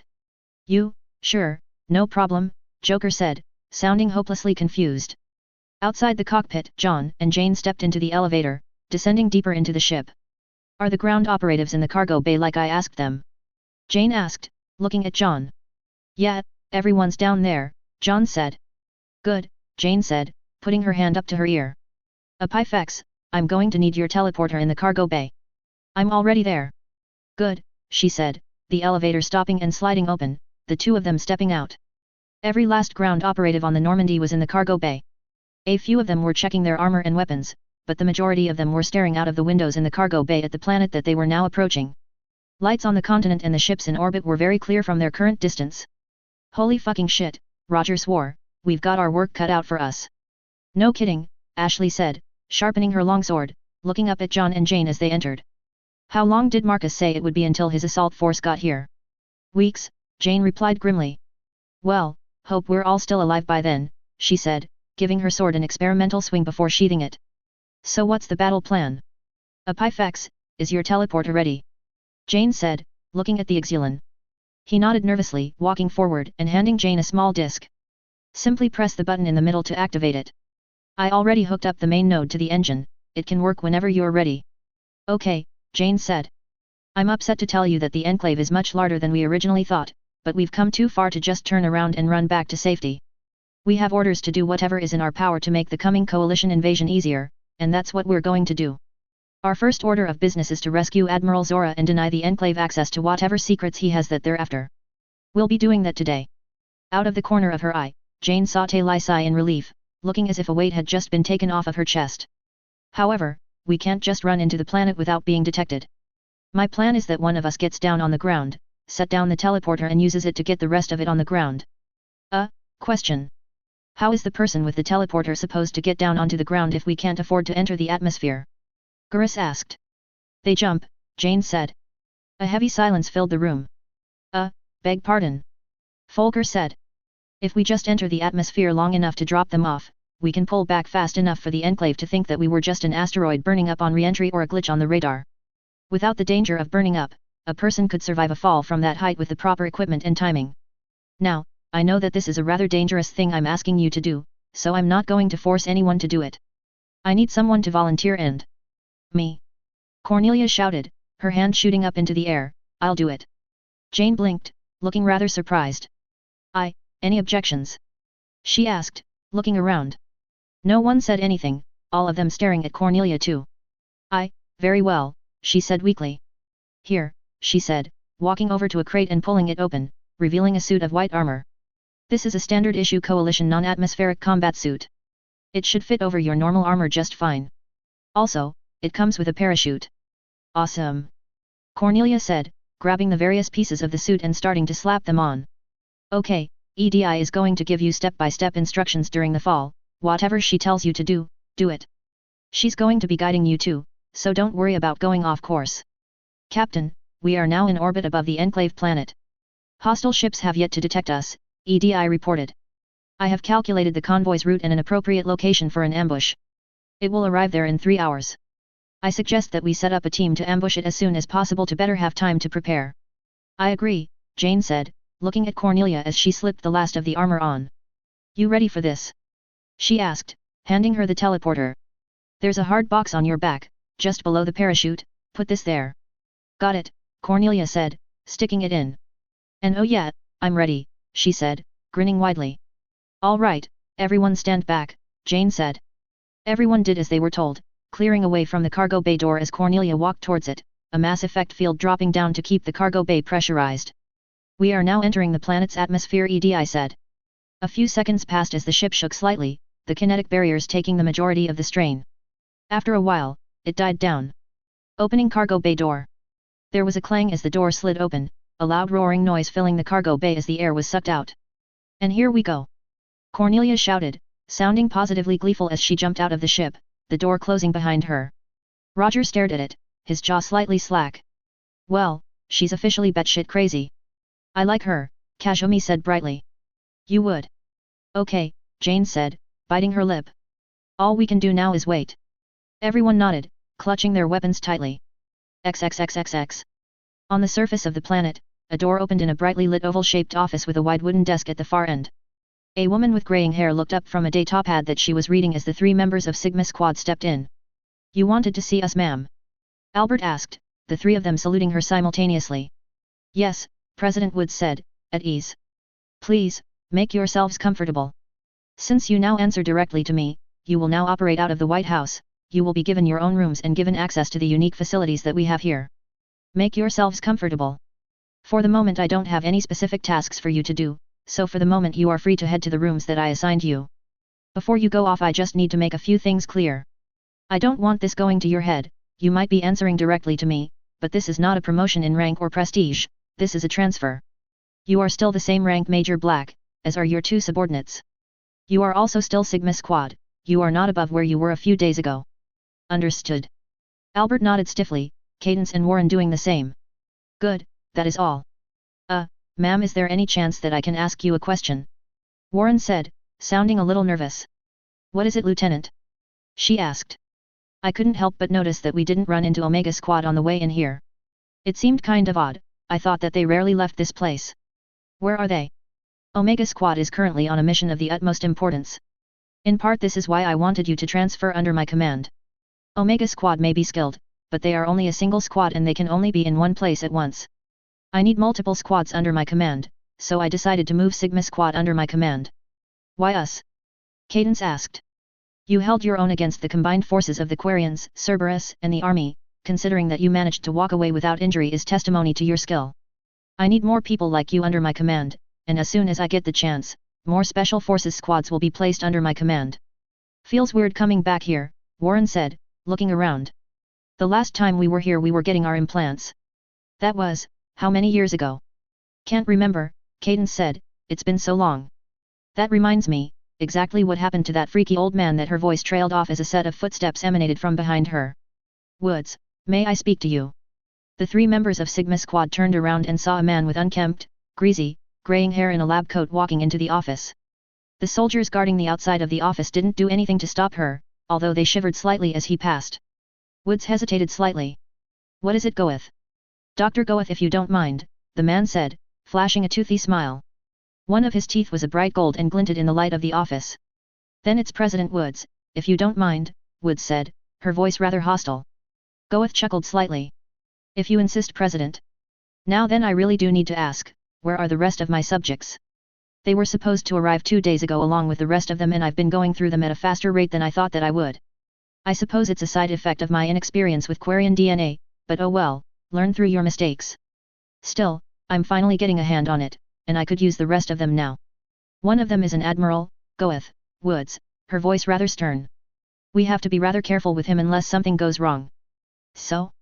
He's still a Quarian, he's still got the same DNA as the rest of his race, he's still viable as a test subject. No, Doctor, Woods said, her eyes narrowing.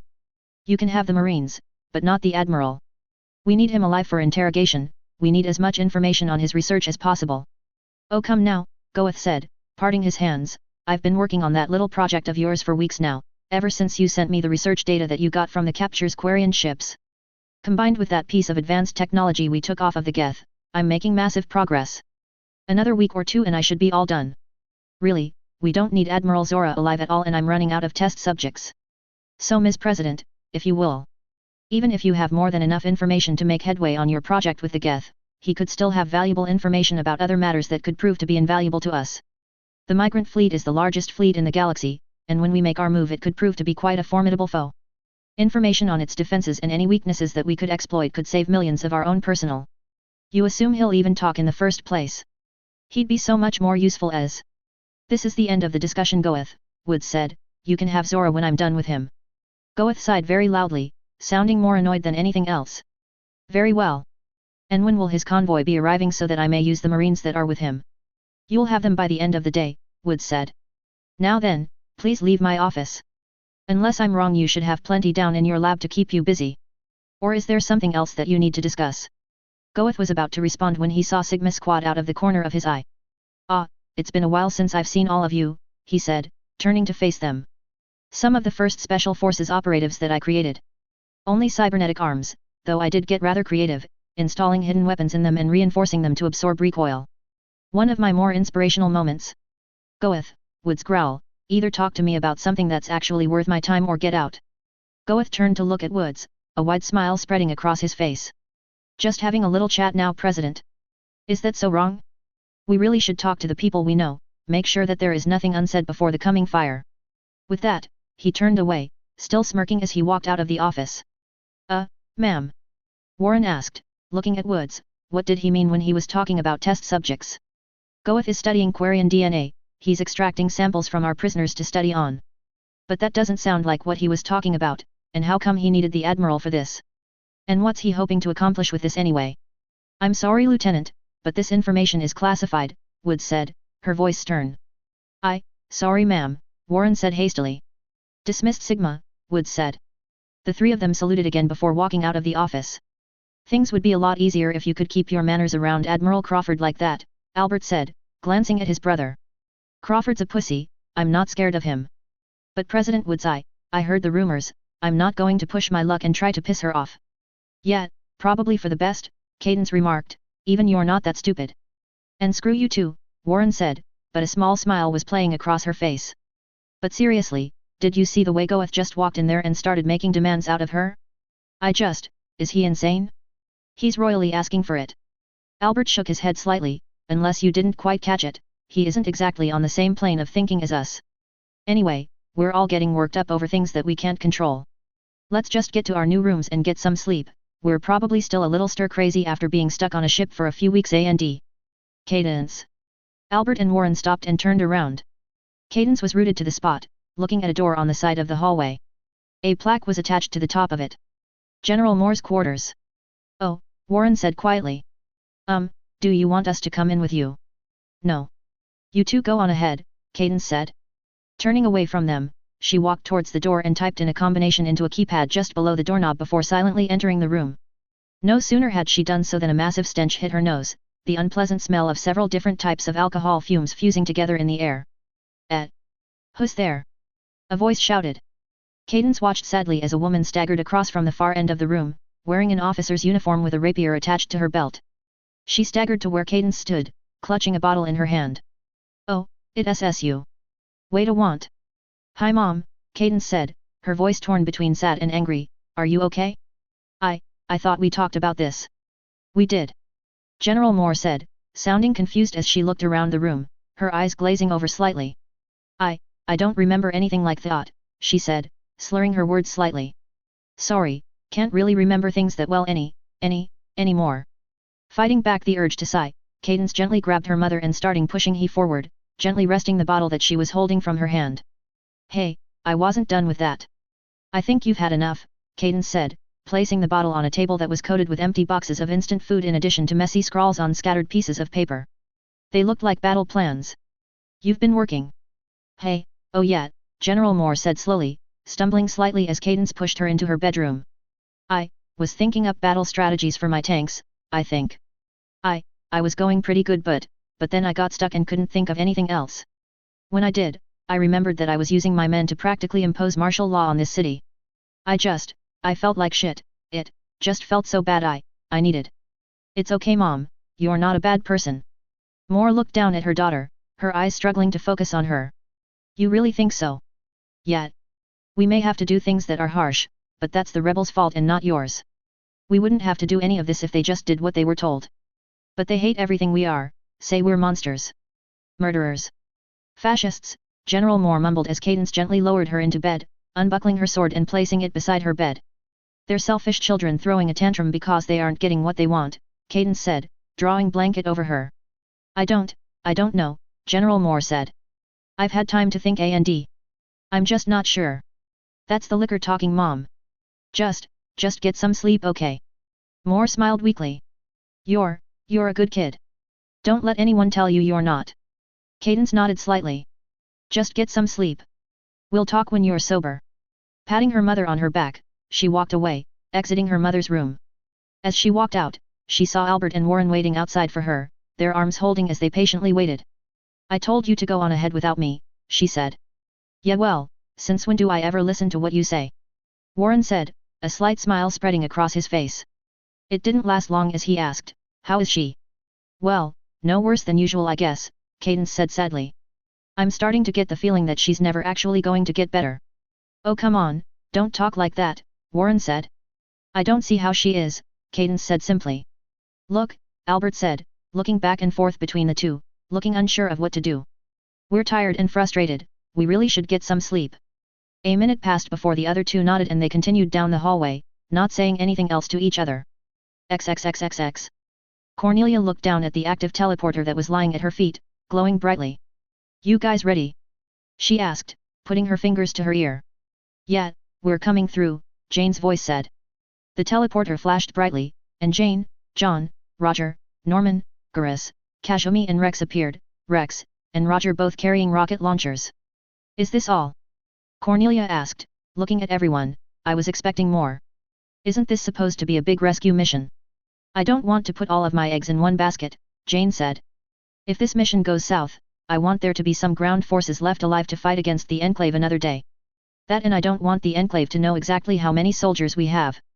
Anyway, are you okay, Cornelia? Cornelia was wearing her regular armor, the atmospheric suit laying discarded around her. Her hair was a mess, sticking up in all directions, and she seemed to be shaking slightly, but a large smile was present on her face. I'm fine. That was damn awesome, I gotta do it again sometime. Did you do that? Norman asked, pointing behind her. There was a rather large hole in the ground that looked like it hadn't been there very long. Yeah, I hit the ground a little hard. No worries though, I used my biotics to cushion my fall. Nice, Kazumi said, smiling slightly. Right, Jane said, here's the plan. The convoy should be coming through in a few minutes. She looked behind her. They were on the edge of a lightly wooded area, a road not that far away. What we're going to do is hide in these woods and wait for them to come by. When they do, we're going to hit the front vehicles with anti-tank weaponry and try to block the progress of the vehicles in the back. John, use your pulse rifle to EMP any vehicles besides the ones carrying the prisoner. Once we get the chance, we're going to run in and try to hijack the vehicles with the prisoners and drive off. EDI has been examining the planet from orbit and we found a good place to retreat to and teleport the prisoners up to the Normandy.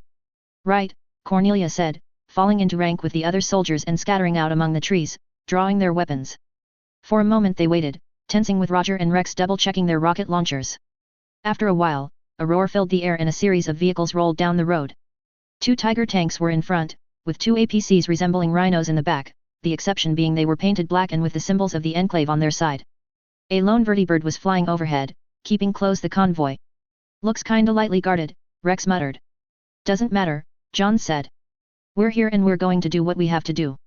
Hold fire, Jane said, holding her hand up. Don't fire until they pass by. Hold.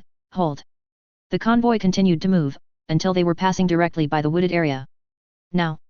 2 rockets flew from the woods, hitting one of the Tiger tanks in its treads. It exploded violently, reducing the armored vehicle to shreds. A single shot of blue energy shot out of the woods and hit the other tanks directly. The tank sparked brightly as it ground to a stop, its electronics all disabled. Move! Jane shouted, the team charging out of the forest, their weapons drawn. We're under attack. A voice shouted, the doors on the back of the APCs dropping down and around half a dozen soldiers in power armor jumping out of each one. What the fuck? It isn't the rebels. Who cares? Another voice shouted, fucking shoot them. The majority of the Enclave soldiers took cover behind the APCs, but a few of them also crouched behind the disabled tank, and 2 climbed onto the turret on the top of the APCs. Rebels! John shouted, glancing at Jane. Later. She shouted, raising her plasma and opening fire at one of the Enclave soldiers on a turret, reducing him to a pile of green goop. The team took cover behind the destroyed tank, and not a moment too soon. The vertibird opened fire, Gatling laser shots staffed the ground around them. "John! Get that thing!" Jane shouted. "What the hell is that thing doing? Someone radio them, we don't need air support, we fucking need Omega Squad down here. John now!" John nodded as he stepped out from behind cover and aimed his pulse rifle up on the vertibird, charging up the shot. As he did, the rear door of the vertibird slid open and 4 figures jumped out, heading towards the ground as the blast from John's pulse laser hit the vertibird. The vertibird's blade stopped spinning and slowly began to fall to the ground, exploding violently as it hit the ground. The 4 figures hit the ground, one of them holding a massive cannon, one with 2 SMGs, one with 2 assault rifles, and one with a shotgun in one hand with the other hand being a massive metal claw that resembled the hand of a death claw. "The hell?" Norman said, glancing out of cover at the figures. They quickly rose to their feet, the one with the cannon raised it and aiming it at the tank that the team was taking cover behind. The muzzle of the cannon began to glow a bright green. "Move!" Jane shouted, the other soldiers diving out from behind the tank as a ball of green energy was fired at the tank. All of them felt the force of the explosion as it consumed the wreckage of the tank, so powerful that it would have destroyed the tank even if it had been fully intact. "Get to cover!" Norman shouted, aiming both of his pistols at one of the Enclave soldiers that was aiming at him from behind the disabled tank, pumping 12 rounds into his helmet, the last 2 breaching it and causing the soldier to fall lifeless to the ground. The team spread out, taking cover among the ruins of the convoy, trading fire with the Enclave soldiers. "Fuck off!" Roger said, firing his rocket launcher again at the groups of Enclave soldiers taking cover behind the APCs, sending half of them flying. "Move up! Get them!" One of the soldiers shouted. "Omega Squad! Give us some fucking help! Poor little things! Can't do a fucking thing without us!" The soldier with the death claw arm said in a feminine voice, charging forward with the one that was dual-wielding assault rifles. Letting out a roar, the soldier swung her arm at Norman, the roughneck raising his arms, biotic auras around them. He grunted as the arm impacted, 2 of the claws still digging through his dust coat and cutting his arms. "Come on! Is that all you got?" she shouted, raising her shotgun and blasting Norman. He gasped out in pain as he was blasted off of his feet, his barriers collapsing. Grunting, he got to his knees, raising both of his pistols and firing them at the woman. The shots pinged off of her shields, but they held. They were apparently much stronger than the shields that the other Enclave soldiers had. "Pathetic," the woman sneered, charging him again. "Oi! Bitch!" The woman glanced over her shoulder to see Cornelia jumping at her, her sword over her head and glowing brightly with biotics. She shouted loudly as she swung her sword down, but as she did, the woman reached up with her claw and grabbed it. Letting out something similar to a laugh, she raised a foot and kicked Cornelia in the chest, sending her flying back onto the ground, her sword still in the woman's hand. She gripped the sword tightly, causing it to shatter into a dozen different pieces, falling to the ground.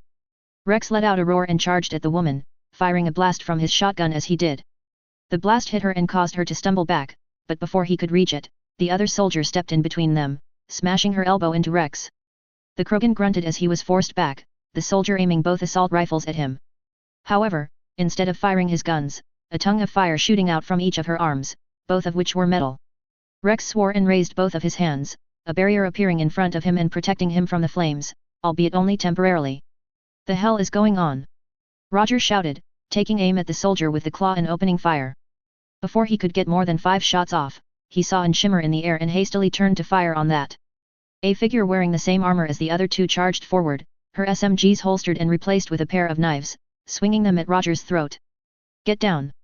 Kazumi shouted, decloaking behind Roger, jumping over him and kicking the soldier in the face, shooting an SMG at him. He stumbled back, Roger recovering and firing his own assault rifle at him, the combined fire forcing the soldier to retreat. "Damn it!"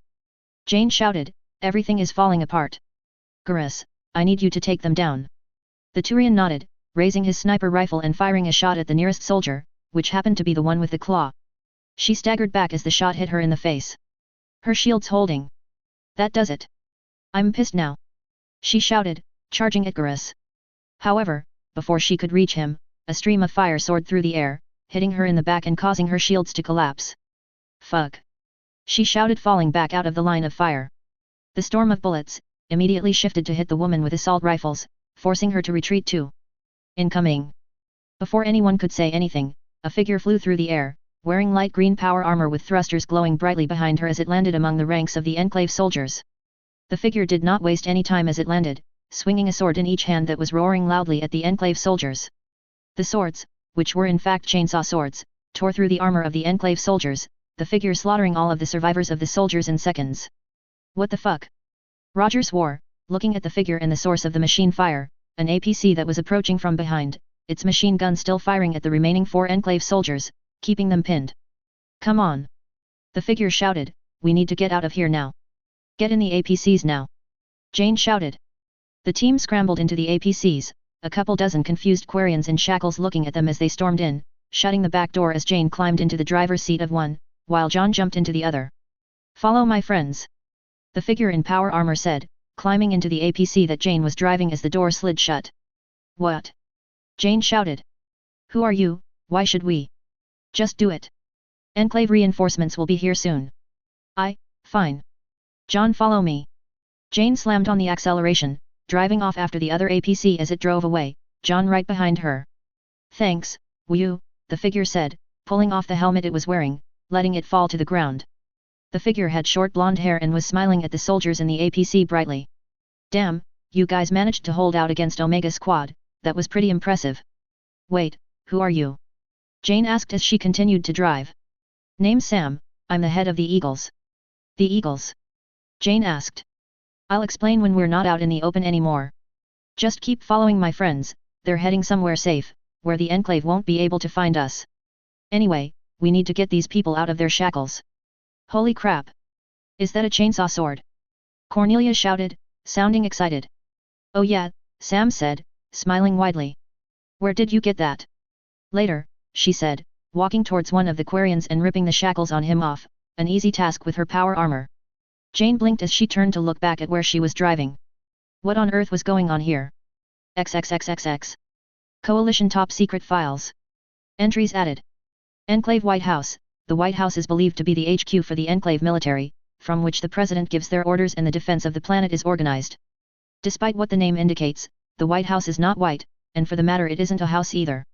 It is a massive black skyscraper with an estimated 50 to 60 levels with the possible addition of sub-levels. It is believed that the Enclave have given it this name out of respect for the home of the pre-war US president, even though this White House acts more like the Pentagon. Our intel on the White House is limited, but it is believed to be guarded on all sides, with orbital and air support merely minutes away. It is also believed to act as the hub for the Enclave Congress, high-ranking officers, and the president, as well as a handful of Enclave Special Forces squads. It is even suspected that the White House where Enclave Special Forces received their cybernetic implants. Intelligence ranks the White House as a high-ranking target. XXXXX. Author's note, ladies and gentlemen, I give you Samantha Sam Gall, the name is French, a character that I have been wanting to write for a long time. She's basically my ideal woman, a complete and utter ass-kicker. I don't want to give away too much about her, but I've got a lot planned for her and I'm glad that I can finally write about. And yes, she has power armor, rocket boosters, and chainsaw swords, who says only guys can be space marines. Yes, I know that I have way too many characters, but I hope that you can bear with me as I do my very best to weave this tangled mess into an enjoyable story. And we finally arrive at the Enclave arc. Get comfortable because this is going to be quite a lengthy arc. I didn't feel right making the Enclave a one-shot villain, so I decided to make it so that they had a mini-empire and give them their own story arc. Also, seeing as this is the Enclave, there are going to be a lot of jabs at American politics in here, but if you see anything that vindicates one side over another or think I'm trying to use this to ramble about my political beliefs, you're wrong. I'm trying to keep this politically neutral because evil is politically neutral. Most of the jabs I'm going to make are going to be, well, you'll see. For the record, I do not hate my country and I enjoy living here. The thing is, this is the Enclave we're dealing here, which is supposed to represent the worst of my country, and I can think of a bunch of jabs for both political parties, so, well, you'll see. Chapter 47, Unlikely Friend. Chapter 47. Unlikely Friend. Author's note, well, the reception for the last chapter could have been a lot better. I mean, I don't get how someone could not like the chapter for introducing the evil Enclave.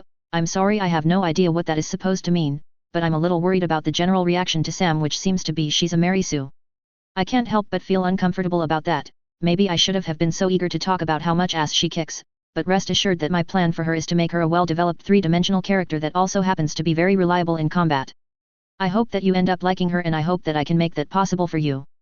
XXXXX. Keep heading forward, Sam said, the three APCs driving through the same meadow that they had for the last hour. Not much further now. Exactly where are we going? Jane asked, looking over her shoulder at the other woman. And who are you? Just wait a few minutes, Sam said, putting her finger to her ear. Yeah, it's us. We got the Quarians, but we've got a couple of unexpected guests too. Open the doors. As she spoke, a large door in the ground slid open in front of them, the grass parting to reveal it. The three APCs drove through, the doors sliding shut behind them. They drove into a well-lit but somewhat cramped metal garage, the APCs sliding to a stop. And what's this place? Jane asked, looking at Sam. Our base. From what we can tell, it was abandoned by the Enclave around 20 years ago and forgotten for the most part. A couple of my guys found it and managed to get a couple of generators to power the place. They haven't found us here yet, and we've managed to use it to stage a couple of attacks. Okay, now we're safe. Who are you? Jane asked, turning to look at her. You may have saved us back there, but... What? Saved you? Hardly, if anything you saved my ass, Sam said, sitting down. I don't follow, Jane said. That squad that jumped out of the vertibird? They were Omega Squad, the best Enclave Special Forces squad that there is. If they were keeping themselves hidden like that, that can only mean that they were expecting someone to try and rescue the Quarians, in other words they were trying to use them as bait to lure me out into the open. There's no way I could have taken them all on, they would have wiped the floor with me in 3 seconds. She smiled. But they weren't expecting to get hit from 2 different sides. You hit them fast and hard, took out all their support vehicles, and that rocket that one of your boys fired wiped out half of their regular troops. That and me getting the drop on them was the only reason that I was able to go through them so quickly. She raised her chainsaw swords. It helps that these things were designed specifically to cut through power armor. But yeah, thanks for that. I owe you big time. Me and all of my guys would be dead right now if you hadn't shown up. So, who are you exactly? Jane asked. Oh right. We're the Eagles, well for lack of a better word, we're rebels. One of the Enclave soldiers did say something about rebels, Cornelia said, looking at Jane. Yeah. Basically we're trying to overthrow the Enclave. There are a couple hundred of us, not a whole lot, but we're not the only ones fighting the Enclave. There are around 50 other cells scattered across the planet and a few on the colonies too. I lead this one and we do what we can, sadly it's nowhere near enough. She frowned for a fraction of a second before it was wiped away by a smile. But enough of that, your coalition, right? They finally found Cor Molly? Are they coming? Jane smiled slightly. Yeah, an assault force will be here in a couple of weeks. Oh hell yeah. Those sons of bitches are gonna get what's coming to them. Sam said. Is there anything that we can do to help? Maybe, I'll have to think about it, Jane said, looking a tad bit confused. Anyway, you're rebels? Where the hell did you get power armor like that? I stole it, she said, smirking slightly. It was supposed to be shipped to one of the Special Forces squads, but we hit the truck that was carrying it and stole it. I've been using it ever since. Wait, what are the Special Forces? Jane asked. They're the elite forces that work for the Enclave, they've all had top-of-the-line training and advanced cybernetic implants, in addition to getting the best power armor that they produce. Those people that you just fought were Omega Squad, supposedly the best Enclave Special Forces squad. Hence calling them, you know, Omega. I see, Jane said. Well, we should probably get these people off, Sam said, turning around and looking at the Quarians, who were uncomfortably shifting around in their seats. Come on, everyone, we're all friends here, she said, the door to the APC sliding open. Slowly and rather uncomfortably, the Quarians made their way off the APC, the Normandy crew and Sam following. The other APC had already been emptied and the Normandy crew members regrouped. Wasn't expecting a welcoming this warm, Roger remarked, looking around as a couple of standard humans in rugged clothing clutching assault rifles herding the Quarians deeper into the base. Kinda nice to be honest. I guess, Norman said. Still, we should keep our guard up. We don't know the first thing about these people. Do you have to be so fucking paranoid? Roger asked, looking at Norman. Don't you two even start, Jane grunted. What? Sam asked, looking at the two of them, are they boyfriends or something? What? Roger shouted. Me and him? Oh fucking hell no. Rather sell myself on the streets than be with him, Norman snarled. Okay, yeesh, Sam said. Christ, homophobic much. Not to butt in, but I'm still in the dark about a couple of things. Mind getting me up to speed on some things? Jane asked, looking at Jane. Like what? Sam asked, looking at Jane. First of all, we weren't expecting the Enclave to be anywhere near this big. How the hell did this happen? What kind of structure do they have? Really?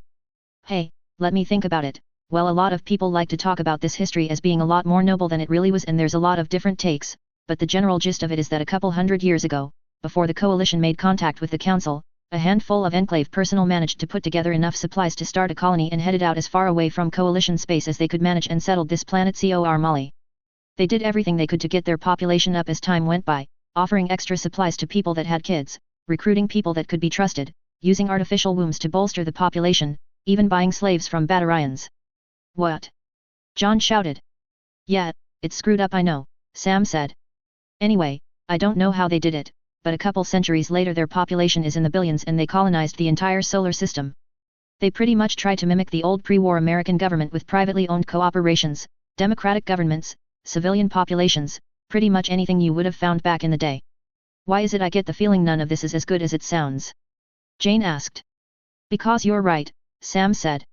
The corporations basically do everything the government tells them to, which is basically produce as much military equipment and whatever else we need at the moment.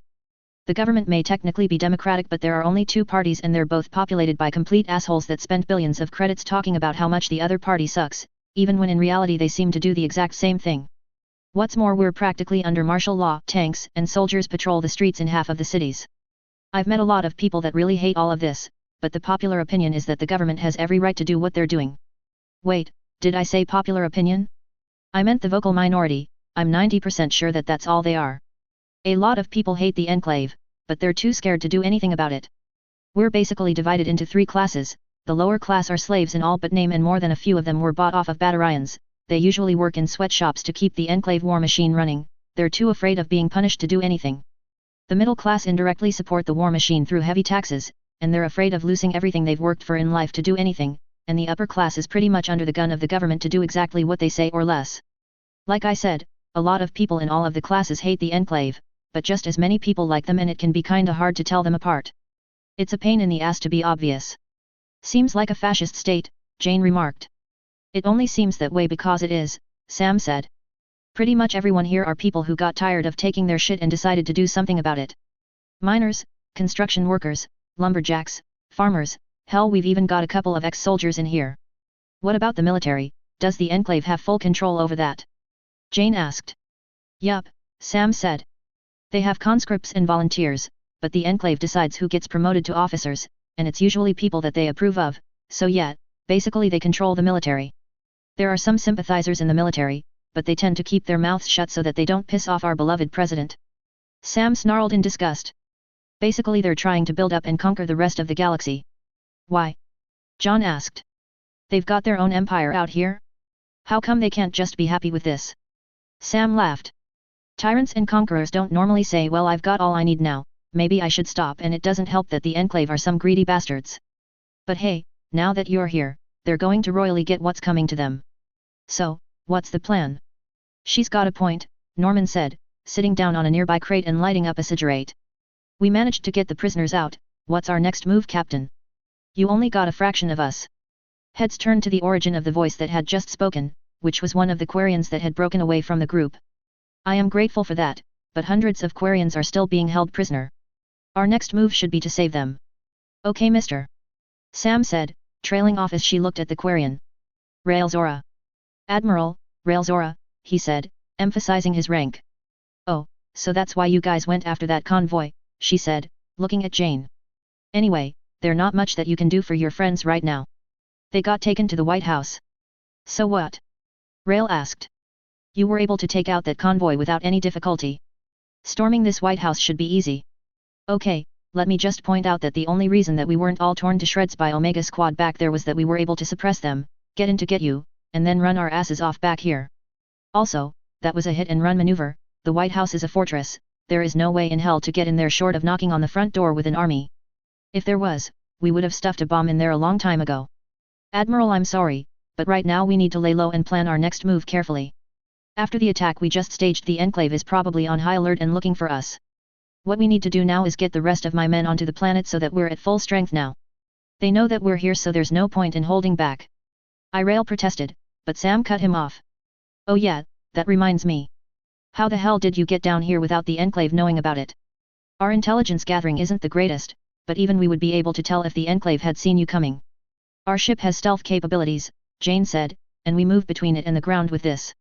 Taking out the teleporter, Jane laid it on the ground. EDI, tell the others that I need them down here. Understood, Captain, the AI said. The teleporter glowed brightly, and within seconds, Ashley, Adam, Cheryl, Volker, Jenkins, Kal, and Lyra stepped out. Damn, Sam said, looking at the newcomers. You've got a lot of variety here. Are any of the soldiers you have from the same division? Not that I can think of, Jane said, smiling slightly. Wait a minute. Someone's missing. Two in fact. Sorry, Taylai said, the teleporter glowing brightly as she emerged, Legion right behind her. I had to find the damn Geth, didn't think it was a smart move to leave it on board while we were all down here. She paused mid-sentence as she saw Rael standing there. Father. Taylai. He said, sounding surprised, what are you doing here? And why is there a Geth? It's a long story, Volker said. I swear, you wouldn't believe half of the things that we've been through. I think I'm ready to believe just about anything now, Rael said. But Taylai, it's good to see you. Taylai laughed weakly. You too. Volker looked back and forth between the two, smiling to himself. As he did, he felt his heart pounding in his chest, with no idea why. XXXXX. I thought that Wood said that she didn't need us for anything, Warren said, looking across the vertibird that he was in at his brother and Cadence. Remind me again why we're being sent all the way out here.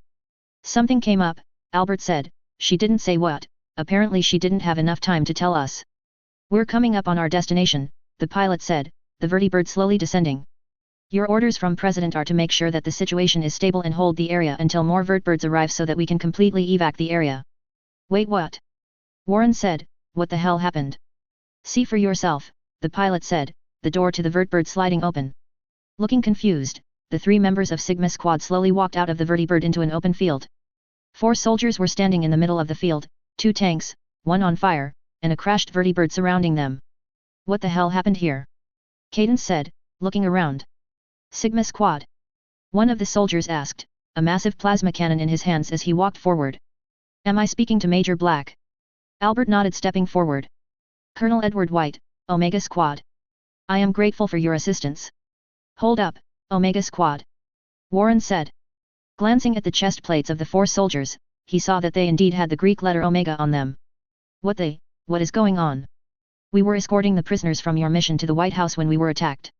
We were transporting the Admiral, so we were expecting the possibility of a rebel attack, hence why we were assigned to guard the convoy, but we were attacked not only by rebels, but by coalition forces too. The Rhino APCs that were carrying the prisoners were hijacked and stolen by the coalition and rebels. I accept full responsibilities for my squad's inability to complete our mission. Coalition forces. Albert said, sounding shocked. How did they find Cor Molly? Edward shook his head. I'm sorry, Major, but I don't know. I also don't know how they were able to land without being detected either. It only makes sense that you were caught off guard, Albert said comfortingly. I doubt that anyone would have been able to do better in this situation. Col. Wait, Warren said, looking around at the destroyed vehicles. No, please tell me that this is a giant fucking joke. Is there a problem, Lieutenant? Edward asked, looking at him. Is there a problem? Is there a problem? We busted our asses bringing that Admiral in and you just let the rebels take him? What the hell gives? I thought that you people were supposed to be the best of the best, and you couldn't even play babysitter for a couple of hours. Jesus Christ. Oh really? The soldier with the death claw arm growled, walking towards Warren. Last time I checked, you let the other Admiral that we were supposed to capture slip through your fingers. If it wasn't for your screw up there, we wouldn't have been hit by coalition in addition to the rebels, so don't blame us for your incompetence. Oh, pardon me. I didn't realize that while we were on the ground securing Admiral Zora, our main objective, though we were responsible for Admiral Crawford's judgment in orbit and the competence of his soldiers in a firefight, Warren hissed. Silly me, must have forgotten. Don't play stupid, the soldier hissed. This is all your damn fault and you know it. Your failure of a brother over there was told to hunt down the ship that escaped and make sure that no one ever found out where we are, but he couldn't track down a single ship and destroy its computers. Apparently that was too hard for him and you. Grace, Edward said sternly. That's enough. This isn't helping anyone. No, I want to know where he gets off saying that this is all our fault. Grace shouted, glaring angrily at Warren. The almighty and powerful Sigma Squad, exactly what have you done over the past few years? You killed a couple of Quarians that didn't even know that you were coming, bravo. We've been fighting the rebels for years, including the Eagles, including their leader in the power armor that she stole, and keeping our society from falling apart. Just because you had one successful mission doesn't make you better than us, the people that have been stopping total anarchy. Keep that in mind when you actually have a successful mission. Warren's eyes flared in anger as he pulled his hand back, forming a fist and throwing a punch at Grace. To his surprise, she did not try to block him or swing her claw at him, but instead she flinched, holding her arms up in defense. His fist continued to soar through the air, but before it could connect, it came to a sudden halt. Looking to his right, he saw Edward, his hand tightly clenching Warren's wrist. "Lieutenant," he said, his voice stony cold. "Let me remind you of the implants that all operatives in Omega Squad have received. We have mechanical arms, mechanical legs, neural implants that increase our reaction speeds, ocular implants that act as ballistic calculators, greatly enhancing our accuracy and eyesight, claws that have the same strength as death claws, undermounted flamethrowers and a tactical cloak, and that is only part of the cybernetics that we have. Despite all that, you want to pick a fight with us." He pushed Warren's arm back, causing him to stumble a little before recovering his balance. "A bit of advice, rethink that.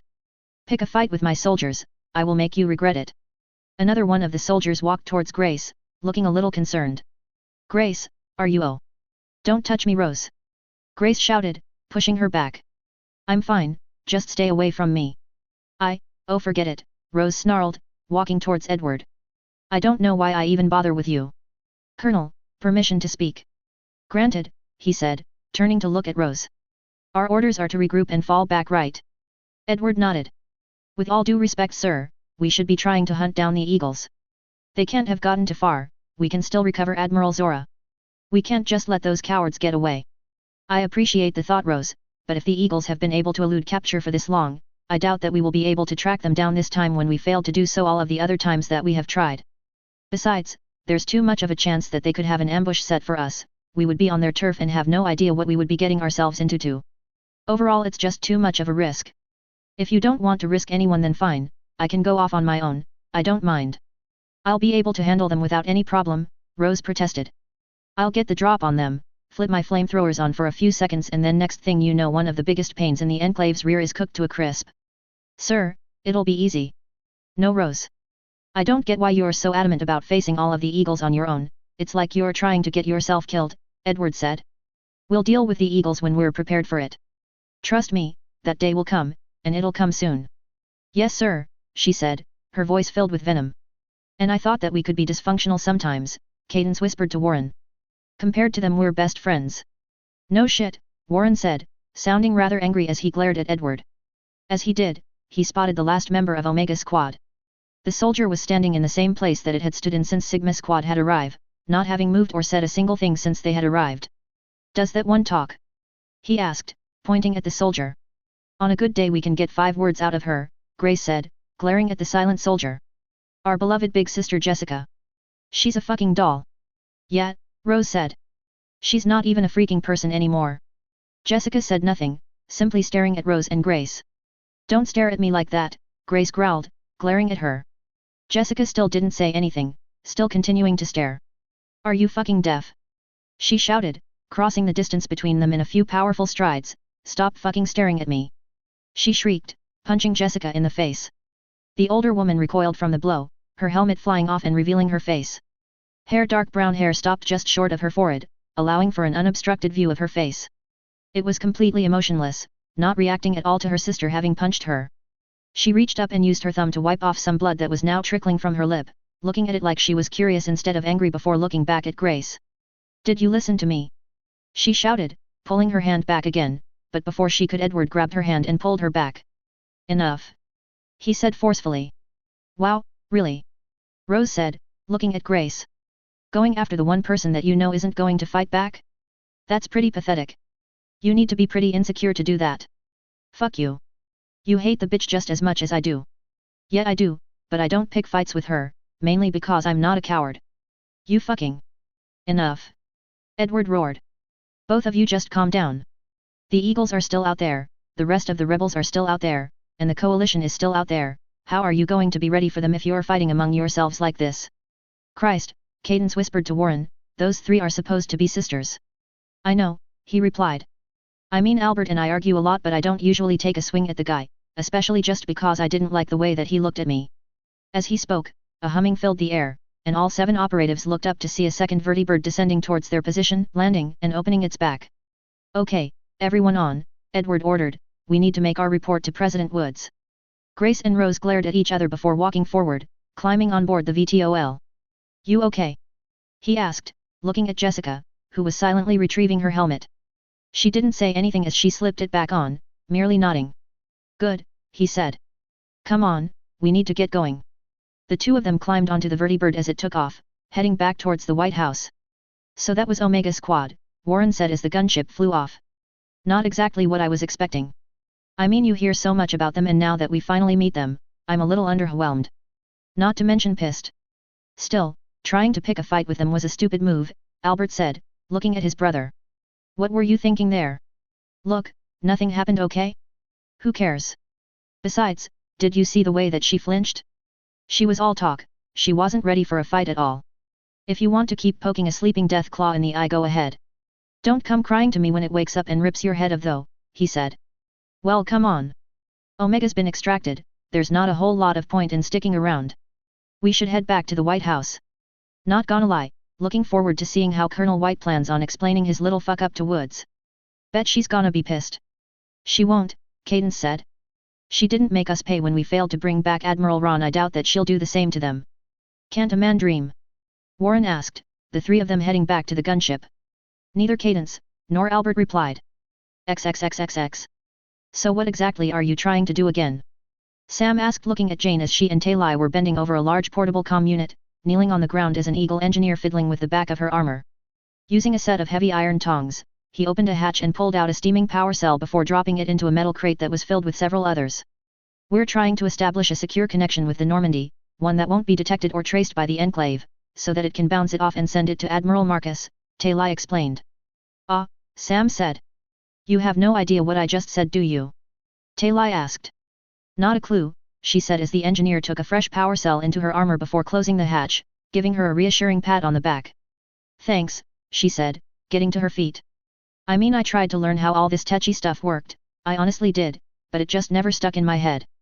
She scratched her chin slightly. "I honestly think I have a learning disorder.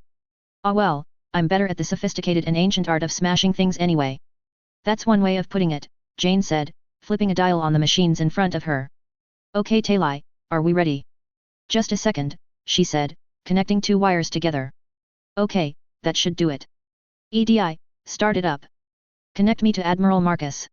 Send him all of the data we got from our scans of the planet too." "Understood, Captain," the AI responded, establishing connection now. Jane sat down on a nearby crate, the machines in front of her crackling slightly with static. A few seconds passed before a voice replied, muffled slightly by static. "Captain Eppard. Read me. EDI, can you clean this up a little?" Jane asked. "One moment," the AI replied, "the connection is still being established." "See, Eppard. Read. Captai, read. Captain Shepard, do you read?" The voice said, clearing up slowly. "I read you, Admiral. We've reached our destination." "That's good to hear. What's the status of the Enclave? What are we looking at?" Admiral, you're not going to like this. The Enclave, they have their own empire out here, including a civilian population. The entire system has been colonized by them, with their central planet having the same population as a home world. They also have a large fleet of around 150 ships. We're sending you the scans that we took on it right now." "I see," Marcus said slowly. "I have to admit, I never thought that we would have to deal with a threat this massive, but standing around with a slack-jaw gawking won't solve anything, I suppose. Do you have any good news for me?" "We were able to rescue Admiral Zora and a couple dozen migrant marines, but the rest of the prisoners the Enclave took have already been transported to the Enclave capital. We've also made contact with a local rebel cell who helped us rescue the Admiral. There are only a couple hundred of them, but they want to help us take out the Enclave." "Where are they right now?" Marcus asked. "Right here," Sam said, walking forward and kneeling down in front of the radio. "I'm the leader of the Eagles. Your forces are in our hidden base right now, safe and sound from the Enclave. If there's anything that you need us to do to take these sons of bitches down, just give us the world and we'll do it." "I appreciate the offer, Miss Gall. Samantha Gall. I appreciate the offer, Miss Gall, but I cannot ask you to risk your lives on behalf of the coalition." "Then we won't," Sam said. "We'll do it for ourselves. We've been fighting the Enclave for years, and all the damage that we've done so far basically amounts to scratches. If we finally have the chance to do some real damage and maybe even get rid of the Enclave for good, you better believe that we're going to take the chance. Marcus paused for a moment before answering. Very well. Captain, my orders to you are to do everything that you can to sabotage the Enclave to make our invasion easier. I'm not even sure that my current force will be enough to handle them if they are indeed as large as you say. It seems that I may have to swallow my pride and hire the army. But that's my problem, not yours. Do you have anything else to report? Yes, Jane said. Remember how you said that the Enclave had a mole in either the migrant fleet or the coalition? They apparently don't know everything, judging by the way that they reacted. The Enclave wasn't expecting the Normandy and its stealth drives. Which means everyone that knew about the Normandy being sent isn't a mole. Marcus said. Good. I'll confide them with this. That means that Admiral Anderson, Admiral Hackett, and Admiral Ron are trustworthy. We'll get to work on screening everyone else that could possibly be a mole. You have your orders, Captain. Do as much damage as possible. Keep me updated as well. Marcus out. So, Sam said, as the connection died. Do as much damage as possible, hey? Well, I know a couple of places that I've wanted to hit for a long time but never had the firepower to. A good place to start would be the Jefferson Air Force Base. What's so important about there? Jane asked. Well, if the coalition is going to be launching an invasion of this planet, I'll assume that they're going to try and take the White House, and if they want to do that, the Jefferson Air Force Base is going to have to go. It's the main Air Force Base for New Washington, D.C., if anyone tries to attack the city or the White House, it's going to bomb the shit out of them. Getting rid of that would make things a lot easier for your guys on the ground. An interesting place to start, Jane said. I'll see if the Normandy can get a good look at it from orbit, see what we're up against. Captain. Jane looked around to see Jenkins, Folker Norman approaching them, Jenkins looking a little nervous. I didn't want to butt in on anything important, but some of us are getting a little restless just sitting around here and we were wondering if we were going to be moving out soon.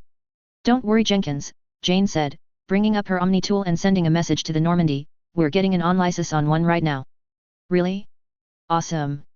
Jenkins said, practically jumping on the spot. I mean, I've heard some of the people here talking about what the Enclave does here. It's awful and I really want to get back at those sons of bitches. I wouldn't be too eager to jump into the line of fire if I were you, Norman said, looking at Jenkins. Hey. He asked, what do you mean? Are you saying that I shouldn't be mad at the Enclave? I didn't say that. In fact, you're perfectly justified in being mad at them. I'm just saying that you don't want to run into the middle of a firefight half-cocked. Just some advice. Jenkins grinned. Aw, come on, man. I'm not stupid, he said, slapping Norman in the arm. As he did, the roughneck's eyes widened and he winced in pain. Oh shit. Jenkins swore. I didn't even hit him that hard, I swear. Are you okay? Folker asked, looking at Norman as he straightened himself out. Yeah, it's nothing. It's not nothing. Jane said, clarity in her eyes looking at Norman's arms. The sleeves were noticeably torn. When we were attacking the convoy carrying Admiral Zora, the soldier with the death claw hand attacked you and sliced into your arms. Damn, he tangled with that bitch. Sam said, looking at Norman. And he's still got his head attached. Let me tell you, that's an achievement right there. I've got a couple of combat medics here, not exactly doctors, but they can take a look at your arms and see what they can do. Heck, Ms. Claw was knocking you around, you might have a couple of broken ribs too. Really, we should just... No, Norman said, gritting his teeth slightly. I'm fine. They're just scratches. Besides, now isn't the time. Really, it's no big deal, Sam said. You just gotta pop into our makeshift infirmary, take your dust coat and armor off, and then they just give you some medicine and bandages. Nice and painless. I said that I'm fine, Norman protested. Really, we could just teleport you back up to the Normandy and have Dr. Shockwell take a good look at you, Jane suggested. You really should get those taken care of, Folker said, looking down at Norman's arms wearily. They look like they might get. I'm fine. Norman shouted, causing everyone in the room to recoil slightly. What part of that do you people not understand? I'm fine. Get off my ass about a couple of paper cuts. God. I need a fucking smoke, he swore, storming off. A moment of silence passed as he left, broken by Jenkins. Geez, what the hell is his problem? Jenkins asked. I don't know, Folker said. I think I saw him and Roger arguing not too long ago. Maybe he's just frustrated and doesn't like being treated a little like a child. I suppose that that's a possibility, Jane said sternly. Still, I think I'm going to need to have a little bit of a chat with him about watching his tone with a superior officer. As she spoke, her Omni tool beeped, causing her to look down at it. EDI finished her scan, she said, activating it and reading the report. She's got an analysis of the base's defenses. She looked up. Why is it that I get the feeling that simply taking out this base isn't going to cause the Enclave to surrender? Probably because it won't, Sam said. Heck, it's only going to make the Coalition's job a little easier. The White House is still a freaking fortress and taking it is going to be easier said than done, but it'll help if fighters don't come out of nowhere and bomb your guys into submission while they're trying to take it. Fair enough, Jane said, looking back down at the report. Okay, I think we have enough information here to put an attack together. We're just going to need a little bit of time to come up with a proper plan and... Jane was cut off as a rebel ran into the room, panting heavily. Sam, he wheezed. We just got word. The Skulls heard about what happened with the convoy and they're getting pretty cocky. They're going to make an attack on the Jefferson Air Force Base. They're going to hit the place in a couple of hours and we can't get them to back off. What? She shouted, jumping to her feet. Are they insane? I don't care how strong that leader of theirs is, they'll get massacred alone. She glanced at Jane. Hope you can come up with plans on the move, we need to get our guys loaded up and mobile. Take who you'll think you need. Who are the Skulls? Jane asked, looking confused. Another rebel cell, a lot of it ex-cons. They're led by a damn powerful biotic who apparently escaped from some Enclave experiments, but they're damn reckless. We need to get in there and make our move now if we don't want a couple hundreds rebels dead, and while they can be a pain in the ass, we could use them alive right now. Jane nodded sternly. All Normandy crew to the garage, she said into her comm unit. All Normandy crew to the garage. We're moving out. XXXXX. Author's note, for once I'm completely at a loss with what to put here. Oh, except one thing, one person requested that I write up a list to make it more easier for him to remember the characters. That'll be posted shortly after this, oh yes. Chapter 48, Character List. Ashes 48, Character List. One person asked for a list of my OCS so that he could better keep up with my story. For a while I kind of thought that I was failing as an author if I had to do that, but hey, now that I think about it, comics do it all the time and no one thinks less of them, so, why not? This list will have each OC's name and a small description. I may have a couple of spoilers for people that aren't up to date with this story at the time that this list was posted, FYI. I'll also throw in some trivia for this list for some characters. Paladin Adam Archibald Anderson, a left-hand commando that met the Shepherd twins on Elysium, and one of the original crew of the Normandy, was involved in an incident on Demeter where he killed several cultists, showing regret afterwards. He wears gold and white light infantry armor and uses a shotgun and recently 2 bayonets as weapons. He is a close-quarters combat specialist. He has spent 5,000 credits on Nuka-Cola this year. Corporal Cheryl Haya, an Alaskan tribal that met the Shepherd twins on Elysium and one of the original crew of the Normandy, is albino and was shunned for it in her home village, causing her to wear wrappings around her face at nearly all times. She wears full-body Arctic combat gear and uses a sniper rifle, a hunting knife and a customized automatic crossbow. She is a sniper and a scout. She has pricked her thumb 27 times while practicing her wood carving. Sergeant Roger Andrews, a Morian shock troop that joined the Normandy crew on Eden Prime, is notably prone to swearing. He has received a cybernetic eye, leg, and arm from injuries he has sustained on Earth and Novaria. He wears black and red armor with a skull painted on the helmet, and uses an assault rifle in combat. He also has a small plasma cannon built into his arm. Specializes in storm operations. Swore 1,738 times last month. Sergeant Cornelia Lepidus, a Reman skirmisher that met the Shepherd twins during the Coalition counterattack against the Batarians and one of the original crew of the Normandy. She wears steel armor with decorative red cloth, uses a short sword and SMG and biotics. On a daily basis, she eats, and burns, 4,000 calories. Lieutenant Norman Hawkins, a roughneck that joined the Normandy crew on New Carson when the ship was retrieving Dr. T. Sony. Little is known about him, but Spectre Garis Vakarian suspect that he has ties to Hawkins Industries and the recent scandal it experienced. He wears a trench coat, tinted goggles, bandana, and a hat and dual-wields pistols in combat, in addition to using biotics. His pistols have been heavily customized in order to allow him to dual-wield them effectively, having cost him over 200,000 credits. It is unknown where he attained that sum. Volker Hoffman, a member of the Wehrmacht that was abducted by the Exulans in the year 1945 and frozen in a cryopod before being recovered by the Normandy crew and joining them when they stormed Mothership Zeta. He wears his Wehrmacht trench coat and uses a modified MP40 and a prototype Theta energy pistol. He is not officially part of the Coalition military, making him a free agent. A year into his service in the Wehrmacht, he stole a copy of All Quiet on the Western Front, which had been banned. A Pyfex, an Exulan that joined the Normandy crew after they raided Mothership Zeta.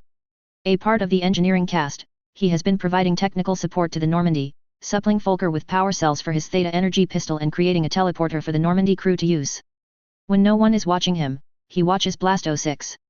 Samantha Samgal, the head of the Eagle Rebel Cell on the Enclave homeworld COR Mali. She uses a pair of chainsaw swords and stolen Enclave power armor that is capable of flight. The power cell that powers the armor's engines can only sustain flight for 5 minutes before it needs to be replaced. The general, a metahuman and the leader of the mercenary group known as the Army, composed entirely of mutants, is believed to be a former member of the Master's Army and a member of the coalition military. Uses a heavy machine gun in combat. The colonel, a metahuman and one of the general's top lieutenants, also believed to have been a part of the Master's Army. Dual wields light machine guns in combat. The major, a metahuman, a nightkin, and one of the general's top lieutenants, also believed to have been part of the Master's Army.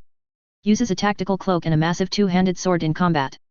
Major Albert Black, leader of Sigma Squad of the Enclave Special Forces. Has cybernetic arms with internal machine guns and was given the task of tracking down Admiral Ron. Despite his failure to do so, his squad was placed directly under President Woods. Lieutenant Warren Black, the brother of Albert Black and a member of Sigma Squad. Has cybernetic arms with internal blades, which he utilizes in close-quarter combat. Is notable for speaking out against his superiors, which has earned him the hatred of many senior officers, but because of his experience in the Special Forces, he maintains his position. Lieutenant Cadence Moore, one of the members of Sigma Squad. She has 2 cybernetic arms, and uses them to effectively wield a super sledge, to the point where she can easily dispatch 2 nightkin with it. General Moore, the mother of Cadence Moore and the commander of an Enclave Tiger Tank Division. Is a confirmed alcoholic. Admiral Crawford, an Enclave admiral that was given the task of attacking the joint Quarian/Coalition expedition and bringing back prisoners. Is implied to have a rivalry with General Moore. President Woods, president of the Enclave, operates out of the White House and commands a certain amount of respect from the men under her command. Dr. Goeth, a doctor employed by President Woods to carry out Enclave-funded research operations. Is the one responsible for the Enclave Special Forces cybernetic implants. Is also working with the research recovered from the Quarian/Coalition expedition. He has a golden tooth. Colonel Edward White, the leader of Enclave Special Forces Omega Squad. Uses a heavy plasma cannon that is capable of destroying tanks in a single shot. Lieutenant Grace Kane, one of the 3 sisters that serves in Omega Squad of the Enclave Special Forces. Uses a heavy shotgun and has a massive death claw for an arm. Lieutenant Rose Kane, one of the 3 sisters that serves in Omega Squad of the Enclave Special Forces. Dual wields assault rifles and has undermounted flamethrowers on her cybernetic arms. Lieutenant Jessica Kane, one of the 3 sisters that serves in Omega Squad of the Enclave Special Forces. Uses a tactical cloak, dual wields SMGs and dual wields knives. Rarely speaks. Franklin Hurst, a nomad that assisted in driving off Eclipse Mercs while the Normandy was retrieving Dr. T. Sony. Calls his ship Sarah. Rig, a Mr. Gutsy and Hurst's partner. Also assisted in driving off Eclipse Mercs along with his partner. Chapter 49, The Psychotic Biotic. Chapter 49. The Psychotic Biotic. Author's note, well, I think it's time to get the ball rolling on the Enclave arc. I had a brilliant idea today while starting to write this chapter, but I won't be able to get to it for a while. I hope it makes the Enclave arc special for you. XXXXX. So what's the story with these skulls? John asked, looking at Sam as they tore through the countryside in a truck. Not the APCs that the Eagles had captured, but a simple, civilian truck, with many of them stuffed into the back. Among them were Ashley, Norman, Roger, Folker, Talai, Kal, Garis, Karen, and Cheryl. Another truck was right in front of theirs, that one filled with Eagles. They're mostly just thugs with guns. A lot of them usually stuck around in back alleys mugging people that looked at them funny. The only thing keeping them together is their leader, Jack. Jack. Roger said, looking at Sam. I thought I heard someone say that it was a she though. A girl with a guy's name? That's kinda fucked. And you say that I'm judgmental? Norman hissed. Yeah, I've only seen her a couple of times but Jack isn't exactly the kind of girl you pick up at a bar, well maybe if you're into getting all of your bones broken and getting an STD or 2. Anyway, the rumors are that she escaped from the White House, apparently they were performing experiments in there to create biotic super soldiers. I didn't believe it at first, but then I saw Jack use her biotics and really I can't think of a better explanation now. Her power is unbelievable, but she's freaking insane. She's got a nickname, the Psychotic Biotic, and she kinda lives up to the name. Sounds like a charmer, Cheryl said. Yeah, here's the thing. The rest of the rebels, well, to be perfectly honest we don't like to consider the Skulls friends, or even rebels. They're loose cannons. Jack just wants to destroy the Enclave and I heard that she practically bullies the rest of the Skulls into following her. The thing is, she doesn't give a crap who gets in her way. Out of all the rebel cells, hers has killed the most civilians, and the Enclave really like to keep pointing out the skulls and saying that they emphasize that all rebels are just a bunch of thugs. So yeah, they're not exactly helping us win popularity. Then how come we're going to help them? Ashley asked. That's the thing. While they've killed more civilians than any other cell, they've also killed more Enclave personnel than any other cell. Jack completely destroys anything that gets in her way, and she's taken out some damn tough targets. So we've got to pick our poison, either support her and support her recklessness, or don't support her and lose our strongest ally. Sam sighed in frustration. It's bullshit, but frankly she's better off alive to us. Anyway, if she attacks the Air Force base and can't take it, they'll triple security around it. Jack is strong, but I'm not sure that this is something that she can do by herself. Besides, they're fighting for the same cause as we are. Even if they are brutal about it, we can't just leave them to die. So, let's just hit it at the same time as her and make sure that base gets burned to the ground. Sounds like a plan, John said, grinning widely. Hold on a second, Ashley said, why is she attacking now? I thought this base was supposed to be a big deal, how come she hasn't done this before? Sam sighed. You guys have only got here yesterday, but you're already royally stirring things up. You attacked a convoy transporting a captured admiral and walked away from fighting Omega Squad alive. That was a fluke though, Gura said, if you hadn't shown up, if things had gone just a little differently. I know, Sam said.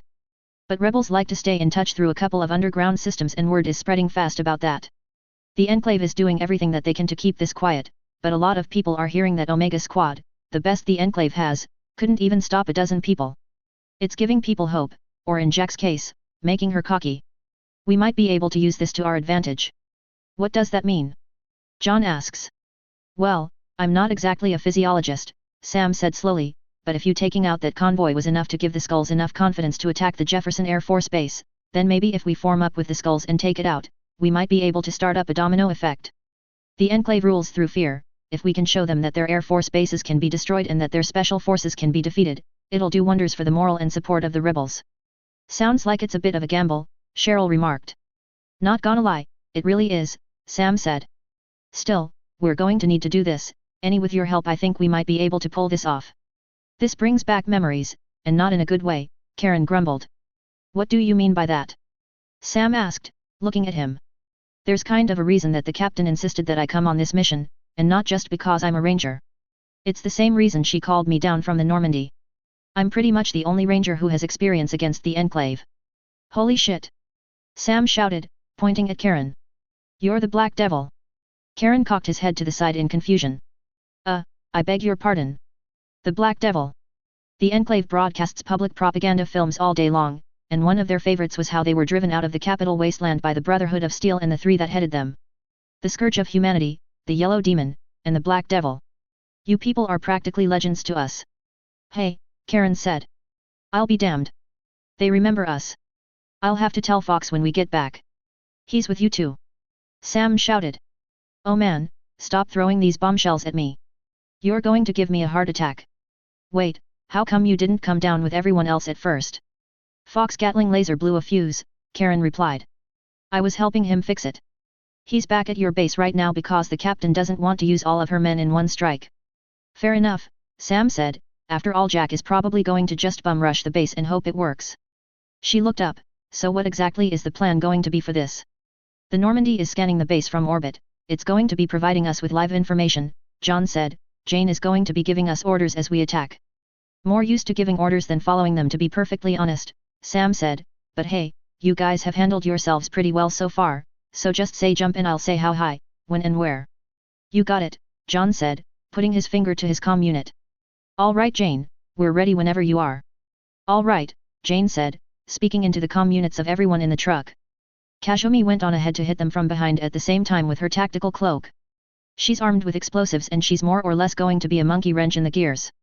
The Skulls are already making their move, and from the looks of it, they're taking heavy losses. They're attacking the base head on and they're pinned down by heavy machine gun fire now. You're on a path to hit the base from the other side so that you can get the fire off of them. Sounds like a plan to me.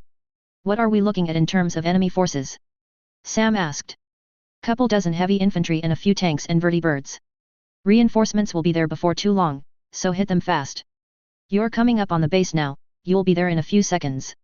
The trucks should stop near a barracks that's near the perimeter, that will give you some cover and a good shot at the machine guns that are keeping the Skulls pinned down. Once you take care of those, if things go well you should be able to pull off a pincer attack, but there's a chance things could go wrong, so stay on guard. Okay, let's do this. John shouted as the truck screeched to a halt. Gurus, Cheryl, you guys hang back and provide long-range support, everyone else, with me. The back door to the truck burst open and they burst out. Sure enough, like Jane had said, a barracks was directly in front of them, the team sliding into cover behind it as the other truck burst open and a dozen eagles jumped out, many of them carrying rocket launchers. The Air Force base was sprawled out before them, dozens if not hundreds of fighter jets sprawled out in front of them, with many buildings, ranging from command outposts, to fueling stations, scattered around the runway. Several Enclave soldiers were perched on a nearby building, taking cover behind deployable metal barricades while two of them fired machine guns at several dozen figures that were crouching behind a burning truck, pinned down. Many of the figures were already dead and a few more joined them when one of two Tiger tanks near the base the soldiers were firing from opened fire, sending 5 more of them flying as a vertibird overhead swept down and made a strafing run, killing 3 of them. The skulls are getting butchered out there. Sam shouted, before glancing at John. Should I have my men hit the tanks while you use that rifle of yours to take out the vertibird? John nodded. Sam returned the nod, turning to look at the eagles, who were taking cover by the other end of the barracks. Michael. She called out, rockets on the tanks. A flurry of rockets flew from the rebels, smashing into the tanks and causing them to explode within seconds. As this happened, John aimed his pulse rifle at the flying vertibird, chairing up a shot and opening fire. The pulse hit the VTOL and caused it to drop like a rock, hitting the ground and exploding with the force of a bomb. One of the gunners swore as both of them brought their turrets around to bear, but within a few seconds, Gurus and Cheryl put down both snipers with a couple of well-placed headshots. The remaining Enclave soldiers, numbering at around a couple dozen, spread out around various bits of cover that were strewn throughout the base, be they small buildings, metal crates or pieces of deployable cover. The surviving skulls rose out of cover and opened fire at the Enclave forces. One of them, a woman practically naked from the waist up with the exception of what appeared to be a leather strap, biotically charged herself forward and biotically punched a soldier so hard that he was sent flying, shouting, "I will destroy you." Ha! One of the eagles shouted. This is awesome. At this rate we'll have them rooted in just a few. Before he could finish, a shot rang out through the air and his head exploded, his entire body falling down to the ground. At the same time, a shell flew through the air and landed in the middle of the surviving skulls, minus the one that had charged forward. Another shot rang out and another eagle fell to the ground dead. Get down! Sam shouted to her men, stepping out of cover and firing a burst with the assault rifle she was carrying, her swords sheathed on her back. As she did, she saw 3 soldiers standing on top of one of the command outposts in the middle of the Enclave defenses. One of them was crouching and holding a sniper rifle, the other one holding a fatman, while the third had some sort of strange weapon. The one in the middle shouted loudly, "Delta Squad! Spread out!" As he fired his weapon, a blue beam shooting through the air and hitting one of the eagles. The rebel snap froze and almost instantly fell back, his body shattering into pieces as he hit the ground. Get some fire on those things! John shouted as the Normandy team raised their weapons and returned fire at the Enclave Special Forces squad. XXXXX. That's your report. Wood said, sitting behind her desk, looking at the 4 members of Omega Squad who were standing in front of her, their helmets off.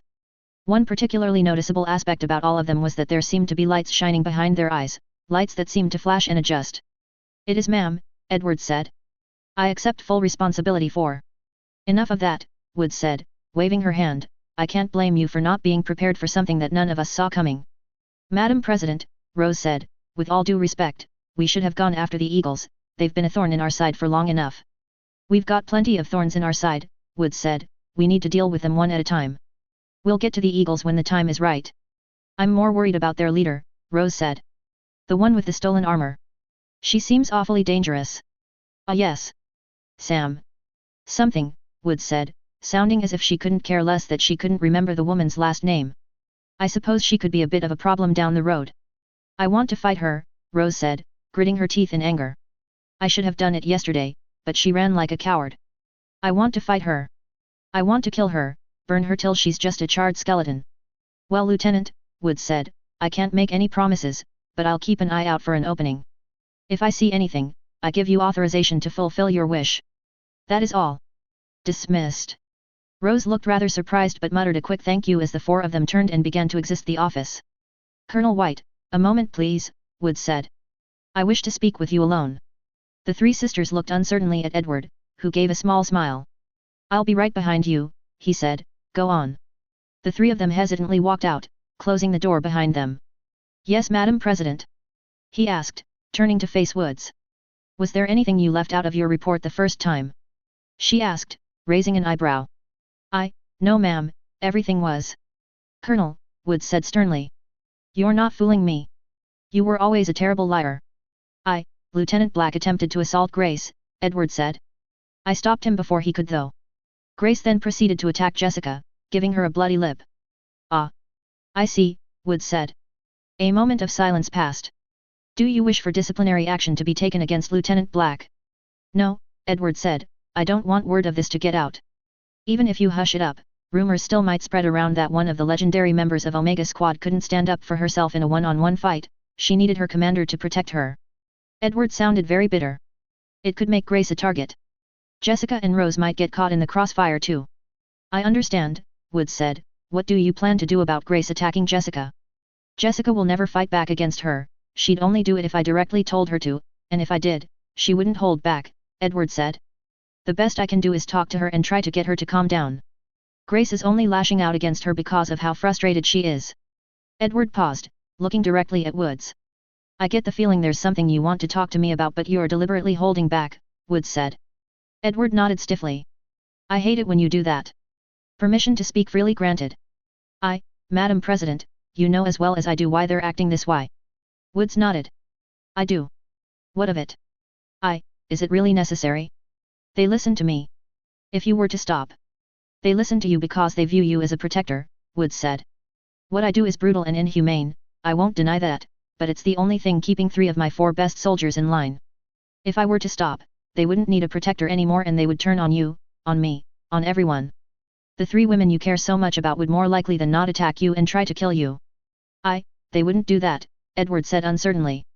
Maybe Jessica wouldn't, but can you be so sure about Rose and Grace? She asked. Another moment of silence passed. Colonel, tell me something, and don't hold back on me. Do you think that I'm a monster? What? Do you think that I'm a monster? Woods repeated simply. I'm not quite sure that I'm comfortable answering that question. Then let me rephrase it. The methods that I have recently been using, do you find them to be morally wrong? Answer. That's an order. I would be lying if I said I didn't have a problem with a couple of them, Edward said. Which ones? What you do to the Kane sisters for starters. That was Dr. Goeth's idea. Not mine. You still use them in the field. Speaking of Dr. Goeth, ma'am, I'm one of the few people that's seen what goes on in the depths of that lab of his, what he's been doing to the Quarians that we've captured, to the other aliens that we've been taking prisoner. It's simply inhumane. It's necessary, Woods said. I don't deny that it's brutal, but it's what needs to be done. Everything that I do, everything that we do is to serve a greater cause. The coalition has proven itself to be an ineffective leader of humanity, they're too soft. We're the only ones that are strong enough to make the tough calls that need to be made in order to ensure our security. Are we sure that that's necessary? Edward asked. Woods chucked. You really have changed, haven't you, Colonel? When you first came here to get your implants, you were energetic and ready to jump into the fight at a moment's notice. You always called yourself the biggest patriot that the Enclave had even seen, but it feels like all of your patriotism has dried up. Getting older has a way of mellowing someone out, Edward replied, and over the years, well, I can't help but wonder if we're really doing the right thing. Colonel, thousands of people were killed in the First Contact War because humanity broke laws that we didn't even know existed. Thousands more were killed when the Batarians attacked Elysium, because they were upset that we got there first. And now, tens of thousands of people are dead and the economy of an entire planet is crippled and won't recover for years after Saren's attack. Out of all of these incidents, the coalition responded to one properly. The attack on the Batarians was well warranted. I'll admit I actually doubted our cause when I heard that the coalition had the guts to do that. That stopped when I learned what happened with Saren. A genocidal Turian commits countless war crimes, attacks us with an army of synthetics in a hyper-advanced starship, kills countless, and what is the coalition's response? Send a single ship into Council space, where Saren is most likely hiding, because the Council won't allow anything more. Well, that would cause problems that the Council wouldn't want end. Then they should have thought of that before they gave Spectre status to a damn maniac. Woods shouted, slamming her fist on her desk. The Council is a collective of incompetent fools. If our sources are accurate, and I have no reason to believe otherwise, Saren was planning to unleash an army of Rachni on humanity. Even after discovering that, the Council has not allowed more coalition ships to search for Saren in their territory, and the coalition has not tried to receive authorization. The Council is stubborn and the coalition is soft, they're both threats to humanity. How long until there is another massacre of humans? In the brief time we've been in contact with the Council there have already been 3, and I doubt that it'll be the end of it. And if there is another incident like there was with Saren and the Rachni, and we don't get there in time, it could be in the millions. The Council isn't even the only problem, the army is running around unchecked, possibly with access to the secrets of FEV and energy weapons. Eclipse made an attack on a coalition planet, and the coalition let the Rachni go, let one of the most dangerous races in the galaxy roam freely, need I say more? I suppose you have a point there, Edward said, unable to think of a good counter-argument. Still, I can't help but feel that we could make the galaxy a safe place for humanity, without some of these extreme measures. I can understand that you care about the Kane sisters and know that I do what I do with a heavy heart. However, I am not going to, nor will I ever ask for forgiveness. I did what I had to do in a dangerous galaxy filled with many things that wish us harm, did what I have to do to protect humanity. I may cause more deaths than there would have been had I not acted in the short term, but if we succeed, we will end up saving more lives in the long term. Do you plan to conquer the entire galaxy? Edward asked. You have never said, your plans are well, classified. Only if it is necessary, Woods replied. Once we take control of humanity, hopefully a display of strength will be enough to keep the Council at bay. If there is another incident like the First Contact War even after that, then our hands will be forced. I see, Edward said, not complaining any further. What plans do you have for Omega Squad in the future? Woods lowering her head, sighing loudly. The Eagles are starting to gain momentum. I've received word that Jefferson Air Force Base is under attack by the Skulls, and I've just received word that the Eagles have joined the fight, the coalition is with them too. What? Edward shouted. I'll take Omega Squad and go deal with them right.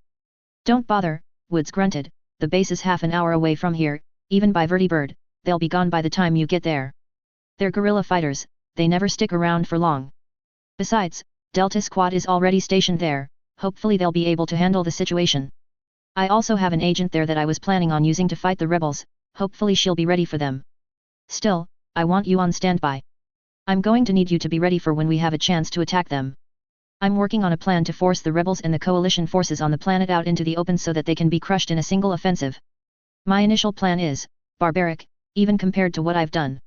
It would be effective, but I'd rather avoid doing it, for the moment it will be a last resort. We still don't know how the coalition was able to get their forces onto the planet without us seeing them, Edward said. We have strict restrictions on space travel, we should have seen if.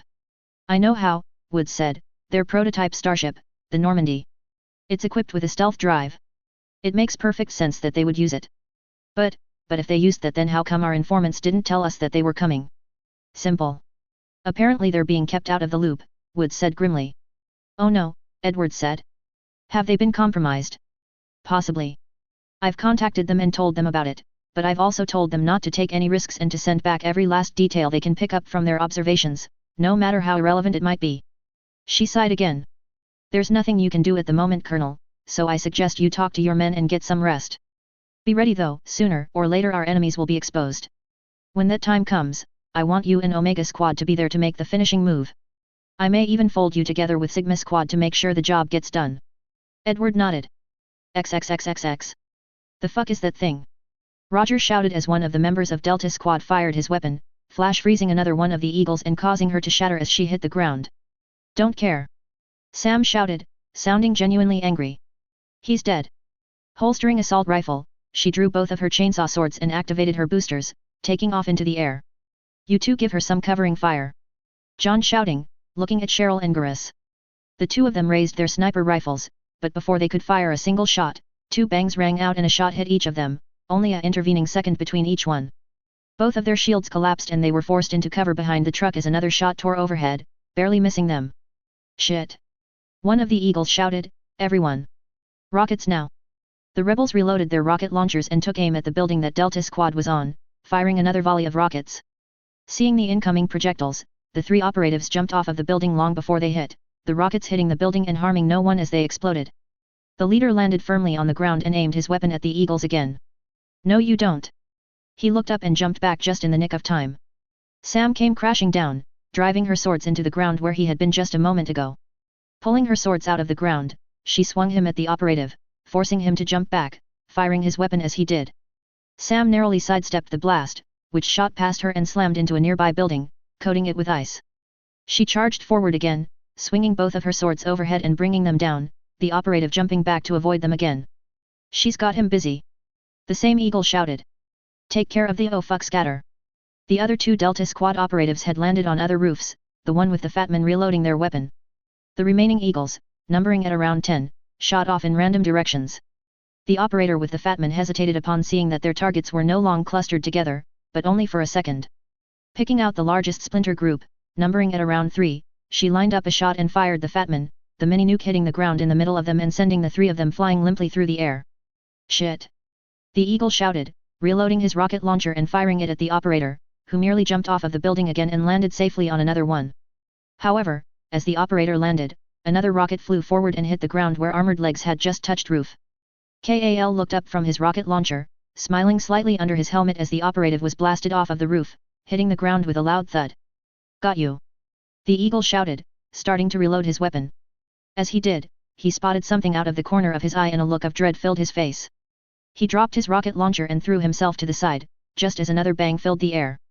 He roared in pain as a shot from the sniper tore through his arm, landing behind cover, where 2 other eagles hastily grabbed him and pulled him behind the barracks.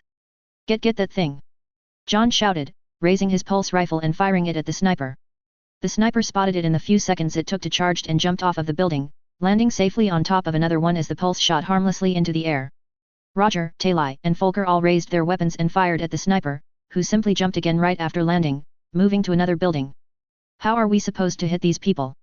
Folker shouted, firing his Theta energy pistol at the sniper, missing as it continued to jump. Almost as if to answer his question, a massive blob of purple energy slammed into the sniper, forcing it off of the building. The sniper was thrown to the ground, grunting out in pain, the sniper rifle flying away. Looking up, the sniper saw Jack standing over him, clenching her fist with biotic energy pulsing around it. Letting out a roar, she punched down viciously, aiming at the operative's head. Many of the rebels looked away as she punched down, a loud crunching noise filling their ears. Get that one! John shouted, pointing at the operative that had dropped the fatman, the Normandy team raising their weapons in unison as the operative attempted to get to its feet, staggering slightly. A hailstorm of bullets tore through the operative, causing it to fall to the ground dead. Meanwhile, Sam charged again at the leader of Delta Squad, swinging one of her swords again and this time managed to slice off the hand that was holding his weapon. Sparks shot from his stump of an arm, but he didn't hesitate, reaching down, he swiftly drew a ripper that flared to life as he charged forward, stabbing at Sam with it. Not expecting the sudden change in tactics, Sam didn't react in time, and her eyes widened in pain as the knife tore through her armor and her side. Gritting her teeth, she brought her head back and smacked the Delta Squad operative as hard as she could. The operative grunted as he staggered back. Sam let out a roar before he could recover and charged forward, stabbing at him with both of her swords. They tore through his armor with a loud screech and pierced his flesh, blood seeping out of the wounds that she had torn open. Sam! Get your ass to cover! Roger shouted, we've got company. Sam looked up and hastily dove behind a nearby building. Sure enough, somewhere around 100 soldiers were running towards their position, apparently reinforcements from another section of the base.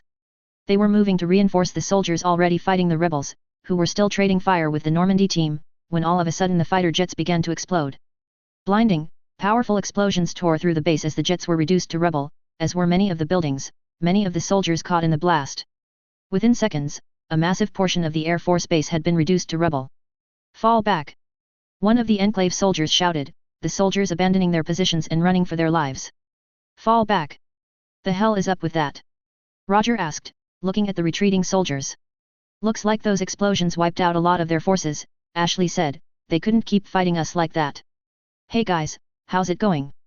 Kazumi said cheerfully, decloaking in the middle of their ranks. Enjoy the fireworks. That was you. Talai said. I didn't know you were an explosives expert. I wouldn't say that I am, but this was pretty easy, just a charge on every last fuel tank I could find while you guys kept the Enclave distracted. And this is an Air Force base, so there are a lot of fuel tanks you know. I can imagine, Talai said. John, I just saw the charges go off. Jane shouted into the Normandy's comm units. Regroup and get the hell out of there. Hold on. He protested. We could have wounded lying around. We need to check first. Fine, but make it quick, reinforcements could be there soon. Right, he said, looking up. Folker, Talai, go check the skulls for survivors. I'm going to check the eagles with Ash. Everyone else, hold your position in case there are still some soldiers hanging around. Right, Ashley said, as she and John started to head over to the eagles while Folker and Talai headed to the skulls. Well, considering that we fought a special forces squad and not all of us are dead, I'd call this a win, the wounded eagle joked as they neared. Yeah, but we lost a lot of good people today, Sam said, limping towards them as well, clutching the weapon that the Delta squad leader had used in one hand, and clutching the side where she had been stabbed with the other. Yeah? Boo fucking who? They turned to see Jack approaching them, her arms folded across her chest. The first noticeable thing about her was that it was actually hard to forget that she was practically topless. Nearly every square inch of skin was coated with tattoos, to the point where it was hard to see what they were supposed to be. I lost just about everyone I brought with me and you don't see me crying about it. I think that might have something to do with you being a cross between a psychotic bitch and a complete and utter dumbass, the wounded eagle spat. Unlike you, we actually give a shit about the people we fight with. So yeah, pardon us. Jack flared with anger, biotic energy gathering around her fist as she pulled it back with the clear intention of punching the eagle. Before she could do anything though, she felt a hand close around her arm, and turned around to see Sam glaring angrily at her. My advice? Don't do that. You wanna fucking dance, bitch. Jack snarled. If you want to go a couple of rounds with me just ask, but stay away from my men and I won't split your skull open. Jack smirked. I'd like to see you try, she said, forcefully pulling her arm out of Sam's grip as she started to walk towards the two trucks. My ride got trashed so I'm hitchhiking with you. If you have a problem with that, go fuck yourselves. Maybe we should have just let the Enclave kill her, Sam muttered before looking down at the wounded eagle. Are you okay, Michael? Yeah, Michael said, propping himself up against the barracks. Just got hit in the arm, nothing some Medigel won't fix. You look like you could use some too, he said, knotsoning the wound in her side. I'll live, you take some first, she said, looking around. How many people did we lose? Around half a dozen, Michael said. Half the people we brought, Sam said bitterly. Maybe this was a bad idea, wouldn't be the first time I made a bad call. Don't go and feel sorry for yourself, Michael said, smiling weakly. We're not dead, that's an accomplishment. Jack brought about 50 of her guys and they're all dead. She almost got 10 times as many guys as you killed. I guess, she said, sadly looking at the dead eagles. There was no sign of movement among any of them, killing any hopes that they had had of them just being wounded. I should have gone in first, drawn the fire away from them, she muttered to herself. What? Michael said, looking up. Nothing, she said, turning to look at John. We should get out of here. Yeah, he said, turning to look at Folker and Talai, who were now standing in the middle of the dead skulls. Any survivors? Doesn't look like it. Talai called back. Yeah, Folker said, looking down at the corpses. They're all dead, he whispered. He started breathing heavily as he closed his eyes for a second. What was wrong with him? Why was it so hard to breathe? As he opened his eyes, what he saw made his stomach drop. He was no longer standing in the ruins of the base, he was standing in the middle of a bombed-out city, hundreds of dead soldiers all around him, the dull flash of artillery shells visible in the distance. I've been here before, he whispered. Folker. Talai's voice said. He closed his eyes and opened them again. He was back at the Air Force Base. Are you okay? He glanced to his side and saw the concerned Quarian looking at him. Yeah, he said unconvincingly. Talai continued to stare at him. Well, we need to go. Right, he said softly, the two of them turning and beginning to head to the trucks. Wait. The two of them turned and saw a woman in ragged clothes running towards them, a pair of manacles around her arm. Please, she said weakly, they were keeping me prisoner. Please, take me, she said weakly. She barely reached them before she fainted on the spot, Folker and Talai barely catching her in time. A prisoner? John asked, looking at the two. They nodded. Well, we can't just leave her here, get her on the truck. We'll take her back to the base. XXXXX. Author's note, I'd like to give a shout out to my awesome fan Nico Heim CFI, who drew up some amazing concept art for my OCS. Check her out on Photobucket, the same name, praise her awesome work. It's a sketch and there are a couple of things she didn't get perfect and there were a couple of rewrites of her trying to get Roger's helmet right, pretty sure she wants to kill me for that, but I'd still give the art a solid A. Also, a little fan competition. I want everyone to come up with a reaction for Norman when he realizes that he now has two Rogers to deal with. I will put the best one in the next chapter. Edit. Also, one person in a review pointed out how a base like this would have thousands of soldiers guarding it and not only a couple hundred. Face. Desk whelp, I'm a fucking moron. This is why I like to focus on characters and not fighting. When I do get to the fighting I tend to fuck things up royally and screw reality into submission. I hope you still enjoy the chapter despite my lack of basic knowledge when it comes to the military and I hope you enjoy the story anyway. Next chapter I'm going to have to try and find a way to make what went on in this chapter make sense in some way. Until then, the explanation is that they only attacked part of the base, the parts with the jets, and focused on blowing up that section and then hightailed it out of there. There weren't more soldiers because Delta Squad was there and they didn't think they needed the extra guards.